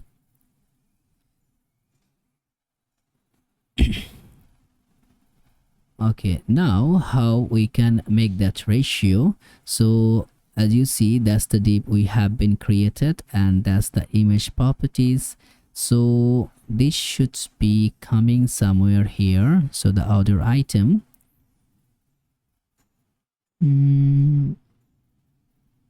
okay, space x should be 6, not 0. Now you can see the gap. Yeah. So now let's just go and grab the things which we have pending here. So after that link, I'm gonna get a p tag where I'm gonna define that item dot description. So in that description also, let's just grab a small design here. So margin top should be 2, text should be a small text, and text should be gray of 900. So that's the description. So this is a similar fashionable way you can create all other properties. Nothing fancy here, just to provide whatever the opt properties we have. So what I'm gonna do to show you how you can achieve that, see, after the description I'm getting another div properties, and then the items form there, which passing that quantity, getting that item dot quantity. So the styling changes here, then coming with the prices, and that prices I'm getting with the discounted prices. For all that prices I'm just gonna dumping with the formatted price. And for the subtotal here, we are minusing that subtotal, like we are making multiply with the item dot quantity into discounted price. So that's the discounted price which we are providing. If I save that one, you should be able to see our almost all the parameters is covered. And okay, done. So that's the thing. So now we have the subtotal here 1295. If you just add it one by one, it will add here. So now how many items we have? We have total 3 items. So let's roll back to create one more order. Let's see if it's updating in real time or not. So getting the orders, go in the checkout, and from the checkout, what we need to do is to passing the email, passing the card here. Okay. And done. So it will come with the 4 orders now. So let's go back to view orders. You see the 4 orders. So that's the way you can create with the payment. You can save your data here in that database. As you see, all are updating in real time as you're using the Firestore database. So I think our build is almost finished. As you see, we have our fabric card, we have also our all the parameters is done. So one more thing is available here. This one I have in my live, and everything is working from the live. So that's the things which we need to work on. We need to make these things happen to be appear on live. And from the GitHub, let's just create a new repository. So what I'm gonna do is here, it will be super gear YT. Okay, so I will just get my link here. I will make it as public. Okay, it's already exists. So YT deploy. Okay, so now I'm gonna make it as public and create that one. So as far as my e-commerce website is running properly, I'm gonna just hit reload. There is one minor change you need to do also, which I forget to tell you. In that file, you're gonna just get in the client side, you're gonna have one file available, which is config.ts. So in that config.ts, we're gonna giving the route. So as you see, this one was my previous demo route, so that it should not be that. We're gonna provide a production route which you're gonna deploy. So I need to trigger that one as local. So whenever I'm gonna trigger that one as local, it will just go to get the data in my local host 8000. So now as you see, I'm having my data, I'm having users, everything is working fine. So now what I'm gonna do is that to go and deploy the backend first. Why backend? Because as you see, I need to configure the route here. That's why I need to provide the backend. So as you see, it will be my production code. So I will just give production, and the data, it will just disappear from here. If I reload, you will not get any data here. As you see, no data. So first we will get our backend structure, then the front end. So first let's deploy the code here. So what I'm gonna do, so I'm now in the main route. Here you need to check just one small thing. You just make git status to check if it's initialized. No, it's just in my main route, so it's not initialized. I'm gonna initialize that one, git init. So the git is initialized in that particular project, and I'm gonna add each and everything. Now be remember, you should be able to stay in the root directory, not the subdirectory itself. As you see, you need to be within here. Okay, so if I put ls, as you see, I'm just in the main directory. So don't make that mistake, because we're gonna deploy both sides from the single directory, from the single repository. So now let's put git commit, which will be initial commit. Now we need to link our project. So I'm gonna just copy this portion, and it should be okay, it should be that command. And after passing that, I will just make that main branch as my particular main branch, and then I'm gonna push all the available code which I have in my repository. So what it gonna do, it gonna just initialize each and everything, and my repo is totally clean. So we are going to deploy it in Vercel. As you can go with the Netlify. Now I'm gonna initialize the Vercel. If you want Netlify, let me know in the comments below. I'm gonna also do that for you. So let's open the project just to create a new project from here. Okay, so now here you need to configure with the Vercel. Just you can log in through the GitHub, so it will automatically get each and every single repository. Of course, you need to give the permission for it. Now that's the Supergear YT deploy, so I'm gonna import that one. And now you need to be very specifically very careful here. Why? Because here we're gonna give the route. So this will be our admin, so we want to deploy the admin first. So that's the code where you're gonna get all the admin credential. Now let me check one small things for you people. As you see, there's a vercel.json file. Just cross check either you have that or not. So everything is in the main, so you should have that one. But even if you just somehow is not available there, just you need to have that file, otherwise Vercel will not make the deployment. Okay, so let's deploy our application. Okay, starting deploying. Now it may need some of the time depending on your internet connection, depending is in your zone. If you are not getting that Vercel, just try to open the VPN. Sometimes it's just getting worse, it's not giving the connection. So feel free to do those tricks which can really help you to boost your morale. So as you see, everything is good to go, and I think it's deployed.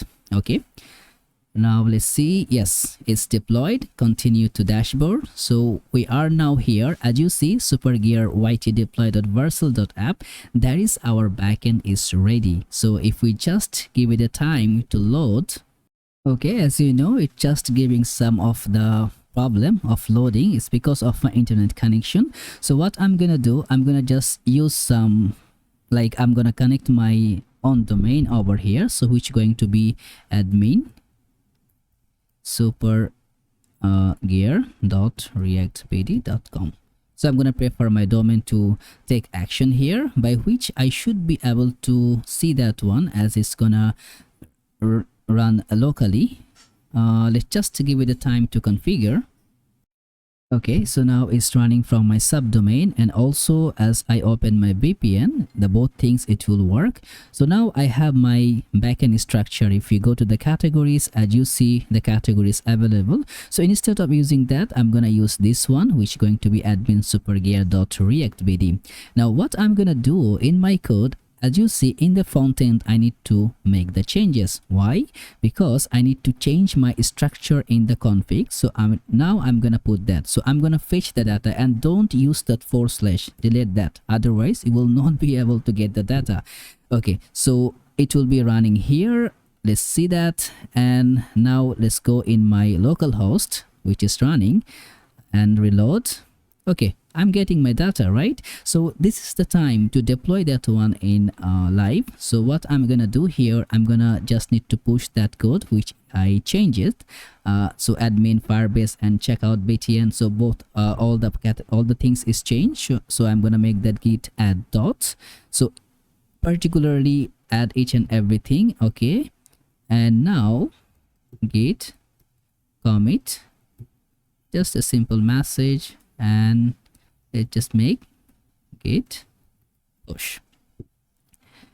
Okay, so now it should be okay. Why is not going there? Let me just see. Okay, everything fine. So now let's just start deploying the front end of our application. So to deploying the front end, we will go our what you call it in Vercel. So let's roll back to our project directory at the top. So from here we're gonna deploy another new project, and that will be also from the same repository which we use. So that will be from the same things here. So previously we already deployed the admin. This time we're gonna deploy our client application. Okay, so let's just take a new project. Sometimes it's just you need to provide a little bit time. Don't be freak out for that, it will be all right. So now let's import, and we're gonna import the client side project this time. So that will be, let's add it, and it will be client. So let's deploy each and everything of our project. Okay, and maybe you should have some error here. I know that could be possibly be there, because it should there some of the import which actually I keep it as purposely. So I'm gonna show you what the error it will be, and I'm gonna resolve that one in front of you. Then you can get that things how it should be done also. Okay, so packages installed. Okay, cool. Okay, resolve 402. Okay, going good. So here I actually like the interface of the Vercel is giving us such a very good facility to showing whatever the things is happening. Now here is the trick. As you see in the page of cancel, there is we declare the React, but we didn't use. So that's the things you need to check. So if we go back to the cancel page, so it will be cancel. Now here we used that React, but we didn't we just import, but we didn't use. So what we need to do, we need to remove. So you can just go through all the files, but you don't need to go, because I'm gonna keep push that one, but feel free to go with that. Also you're gonna have exploration of how the things is going to work. As you see, the current user, we didn't use it, but we just import that. So what I'm gonna do, I'm gonna remove all the parameters, all the import things which is not necessary, but means we didn't use, but we import. So you also need to do the same. Remove all the other unnecessary import. I keep it just for your practice, how you can resolve the error and then go by yourself. So I'm gonna just finish that, then start again. Okay, I resolve all the error from there. So again I need to do the same trick, which I'm going to do git add dot, and then git commit, which will be Vercel error resolved, and then git push. So now after pushing through, you just need to go and check our deploy scenario. So let's go just root in the project, and that's already available here, which is just committed through that Vercel error resolve. So let's go into the project, and now I will just check my deployments, which is not successful yet, but is now in the queue, so it will start again. So let's see if it's working or not. Okay, it's building. So let's just see the log. Okay, it's loading. Just provide some time with that. Okay, it's running again. Okay. Okay, all the things is just installed perfectly and everything running properly. Okay, one more thing is that page, I think that's the minor error. It should ignore that. Okay. Yeah. Everything is good to go, and I believe we are having our application. Okay, let's just open that one. As you see, everything is running properly. So we are here in the application, and if it's not getting the data, don't freak out for that, because remember, we are having that issue just to getting the loading issue. Okay, so you will get the data. Maybe you will not have that problem, maybe I'm just having only, because by default, as you see in our local host, we are getting the data here, right? So it should be also appearing. It's only the link issue because it's not generating like it's okay, let's see again. Okay, as you see, yeah, now see, the data is overpowering. So it just simply can be the connection error, can be some of the problem with the data rendering and others. So now if I just roll back to just log in here, I believe I have my account. So let's just create that and keep logged in, and all the things, it will work properly, perfectly. You can just go through it. It will be so simple and so easy. Okay, so now also the payment authentication, the other parameter, it will work, but you need to make two changes again. So let's just in orders, I believe in that account I have some orders previously, so I will be able to see that. So we will just go and make one checkout. And why I'm gonna make that, because I'm gonna show you how it will work. So as you see, this is in the live project, right? But in our locally, we need to change something. So this one I didn't prepare, because as you see, we have one config to maintain, either it's in running in local or in the live. But you also need to maintain one config over here, because whenever we make the checkout, as you see in the link which we have been provided, the success URL, which is going to be that localhost 5173 success, but it should not be there, right? It should be just dealt within our application. So what I'm gonna do, I'm gonna also change the domain name for that one. Let's go in my super gear or in the project structure over here. Now I'm gonna change the domains from here. I'm gonna use my subdomains just to go and trickle on that. So it will be super gear.reactbd.com. okay, edits. Okay, so let's just see if we can open the project here. Okay, we are having the project. So now in that link, I'm gonna just copy that, and that's the link which I'm gonna provide in the backend. So it will be here. Instead of that success link, it should go on that success link. Okay, and also for that cancel link, it should go on that cancel link. If you just made something on that, your application gonna collapse, because all the setup, all the available things we did after finishing that success. Okay, so you need to be keeping that mind. So now let's put again, so it will be git, let's just deploy in that backend. So git add dot, and then make that git commit, which should be success page edit. You can just write your commit as you feel better. I'm just gonna go in a super way on that. So now what it's gonna be able to do after successfully deploy and deliver it, we can be able to do that. So after providing that, you just can wait a bit, because it will deploy, then the admin, it will be run again, right? So now what I'm gonna do is that I'm gonna close all other parameter, which is no longer necessary, because we are now applying everything in live. So now let's see in live if it's working or not. So this is, we are in live. So let's just search for some product. As you see, it's all are coming from our live database. So let's just buy. Okay, good. So we can see our card. Okay, one thing is added. Let's go in category, explore the headphones, and now we can just add one headphones. Let's go in the shop where we can see all the, as you see, spinner is also available because it's loading.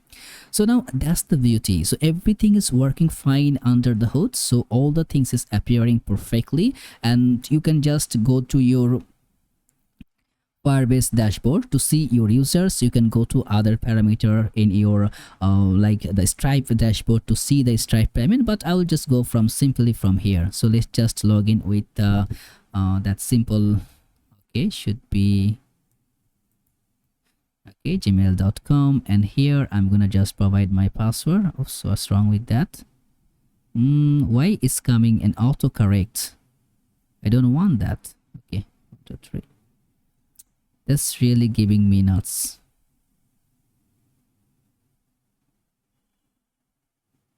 Okay, I don't want that, but it's empowering to have that. Okay.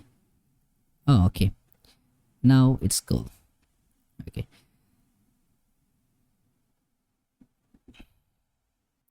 okay, now I logged in with my credential and I can see my account here as well as my previous order, which I have 3 orders available. So what I'm gonna do, create one more order, and if I click on the checkout, so previously you may be able to see it's happening in the local host, but now it should be appearing to go in the live session. So all the properties, all the parameters, we should be able to just get in live. Now you can do one more thing to make that happen. You can just directly pass the credential to your for the Stripe secret key. You can go and grab that key. You can just put it directly here in the checkout file without keeping from the process.env. Then it will work perfectly.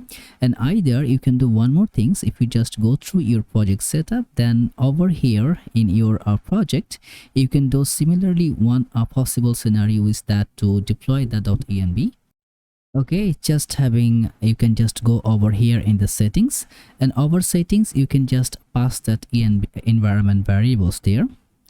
So I think my net connection is a little bit crazy now, that's why it's not loading that much, but you can just simply go and directly pass that value here and it will work. So let's just go while it's loading a successful payment. If we can do that, as you know, we have been just happened to be 3 orders here, so we should be able to see one more order if we just go and grab the successful payment checkout. So now we are in directly in the live, not doing in locally. So okay, it's loading. Okay, now we are in the Stripe payment checkout section, so we will be able to create a checkout. So as it my previous card is saved, so it will just coming like that. I can also add several payment method. I can go with that, but as you see, okay, I can cancel also. I can just go and choose my previous one which is selected and I can pay. So after finishing the processing, means after successfully the payment, 4280 should be available. And okay, now as you see, success session which is not coming back. I'm not getting one page here which should be able to get the success page, but it's not providing. But before going that, let's just go back there and see if I'm having that particular orders is available there or not. So it should be able, the 4 orders should be available. No, it didn't happen, and there is, I'm facing some error. First let's fix these things. Why is 404 not found is coming even I have the pages? Okay, to resolve that issue, we need to just go to work a bit. So that should be, as you see in our client side, as in the in our admin side, we have one Vercel config, Vercel JSON file. So we will also just create another file which should be that Vercel.json, I think so. Yeah, JSON. So now here I'm gonna just rewrite the parameter which is going to be rewrites, and on that rewrites I'm gonna pass an array of objects should be available there, and that array of object going to be just go with that source, and that source I'm gonna just go and programmatically gonna pass all the available source there. So it will be just go with asterisk. Okay, so now here I'm passing the source properties so it can grab my source, and also I'm gonna pass that destination, and that destination it's going to be starting from index.html. So as you may remember, in our that project we have one HTML file, so that's the HTML file which we need to redirect here. So that's the things we need to write there, so that so that our friend over there in Vercel, they can access that. So I'm gonna add that one, git add dot, and similarly git commit and Vercel, let's say JSON added, and now I'm gonna pass that get push. So after passing that push, we should be able to see that our code is working properly. So just give it a bit of time to just publish that one. And by the way, you can pass that your environment variable on that particular tab. As you see that environment variable, you can add your okay, it's still not loaded. I don't know what's wrong with my internet today. Okay, so whenever you click on that environment variables, it should be available here. Okay, now you can pass that like you can make that next Stripe publishable or the secret key, then you can pass the value here and add it. So with that, even you put it in the .env file, it will work. So let's go in our deployments, which the new deployments is working. So let's see if it's just doing all right or not. Okay, it's working. Yeah, it's just ready. Just now it has been ready. So let's just go and make a reload here. If we reload, it should be available, right? Our page should not go away, it should stay. So even we reload, it will not disappear. As you see, now it's working perfectly. I think, yeah, now it's good to go. So if you go in the super gear, okay, and also just grab one more product, and if we go back to our cart, if we refresh, it's still there. Okay, so till now it's working good. So let's go in our checkout screen. Now let's see if we make a successful checkout, what's the response it's gonna arise. Okay, so we dealt with that possibilities. So after finishing the checkout, we should be able to redirect to our success page. So let's pay, and after paying, let's see what it gonna do. Okay, processing. So don't just be patient, because I think the delay is happening because of my net. As you see, now we are landing in our success screen. So we should be able to see now it's loading, means it's gonna dispatch each and every action. And if we go to the orders, we should be able to see 4 orders. As you see, that's the I think okay, as you see 2, 3 and 4. Previously we had 3, now we have 4. So you can just go through by, I think that's the last one, which we have yeah, 4360. So you can go and learn how a bit you can change more things, how you can do more random properties. And by the way, all the code, it will be available here. So I'm gonna just keep that code, everything, all the scenario, which will be perfect for you. And that thing's going to be added there in the link, which will be in the description below. So the link you will be see in the description, and also you will see the link other properties. And please go in the Super Gear e-commerce project. You can find all the available videos. I think this project may be helping you to grab something new and understand something better way. So feel free to like the video and share if possible, and also subscribe the channel, because next is some other more new project is coming, which also can boost your morale. And please stay tuned with me. There is a lot of other things coming in future. So all the best for this project, and I hope in very soon I will be able to come up with you another next project. Okay, we'll see you next video.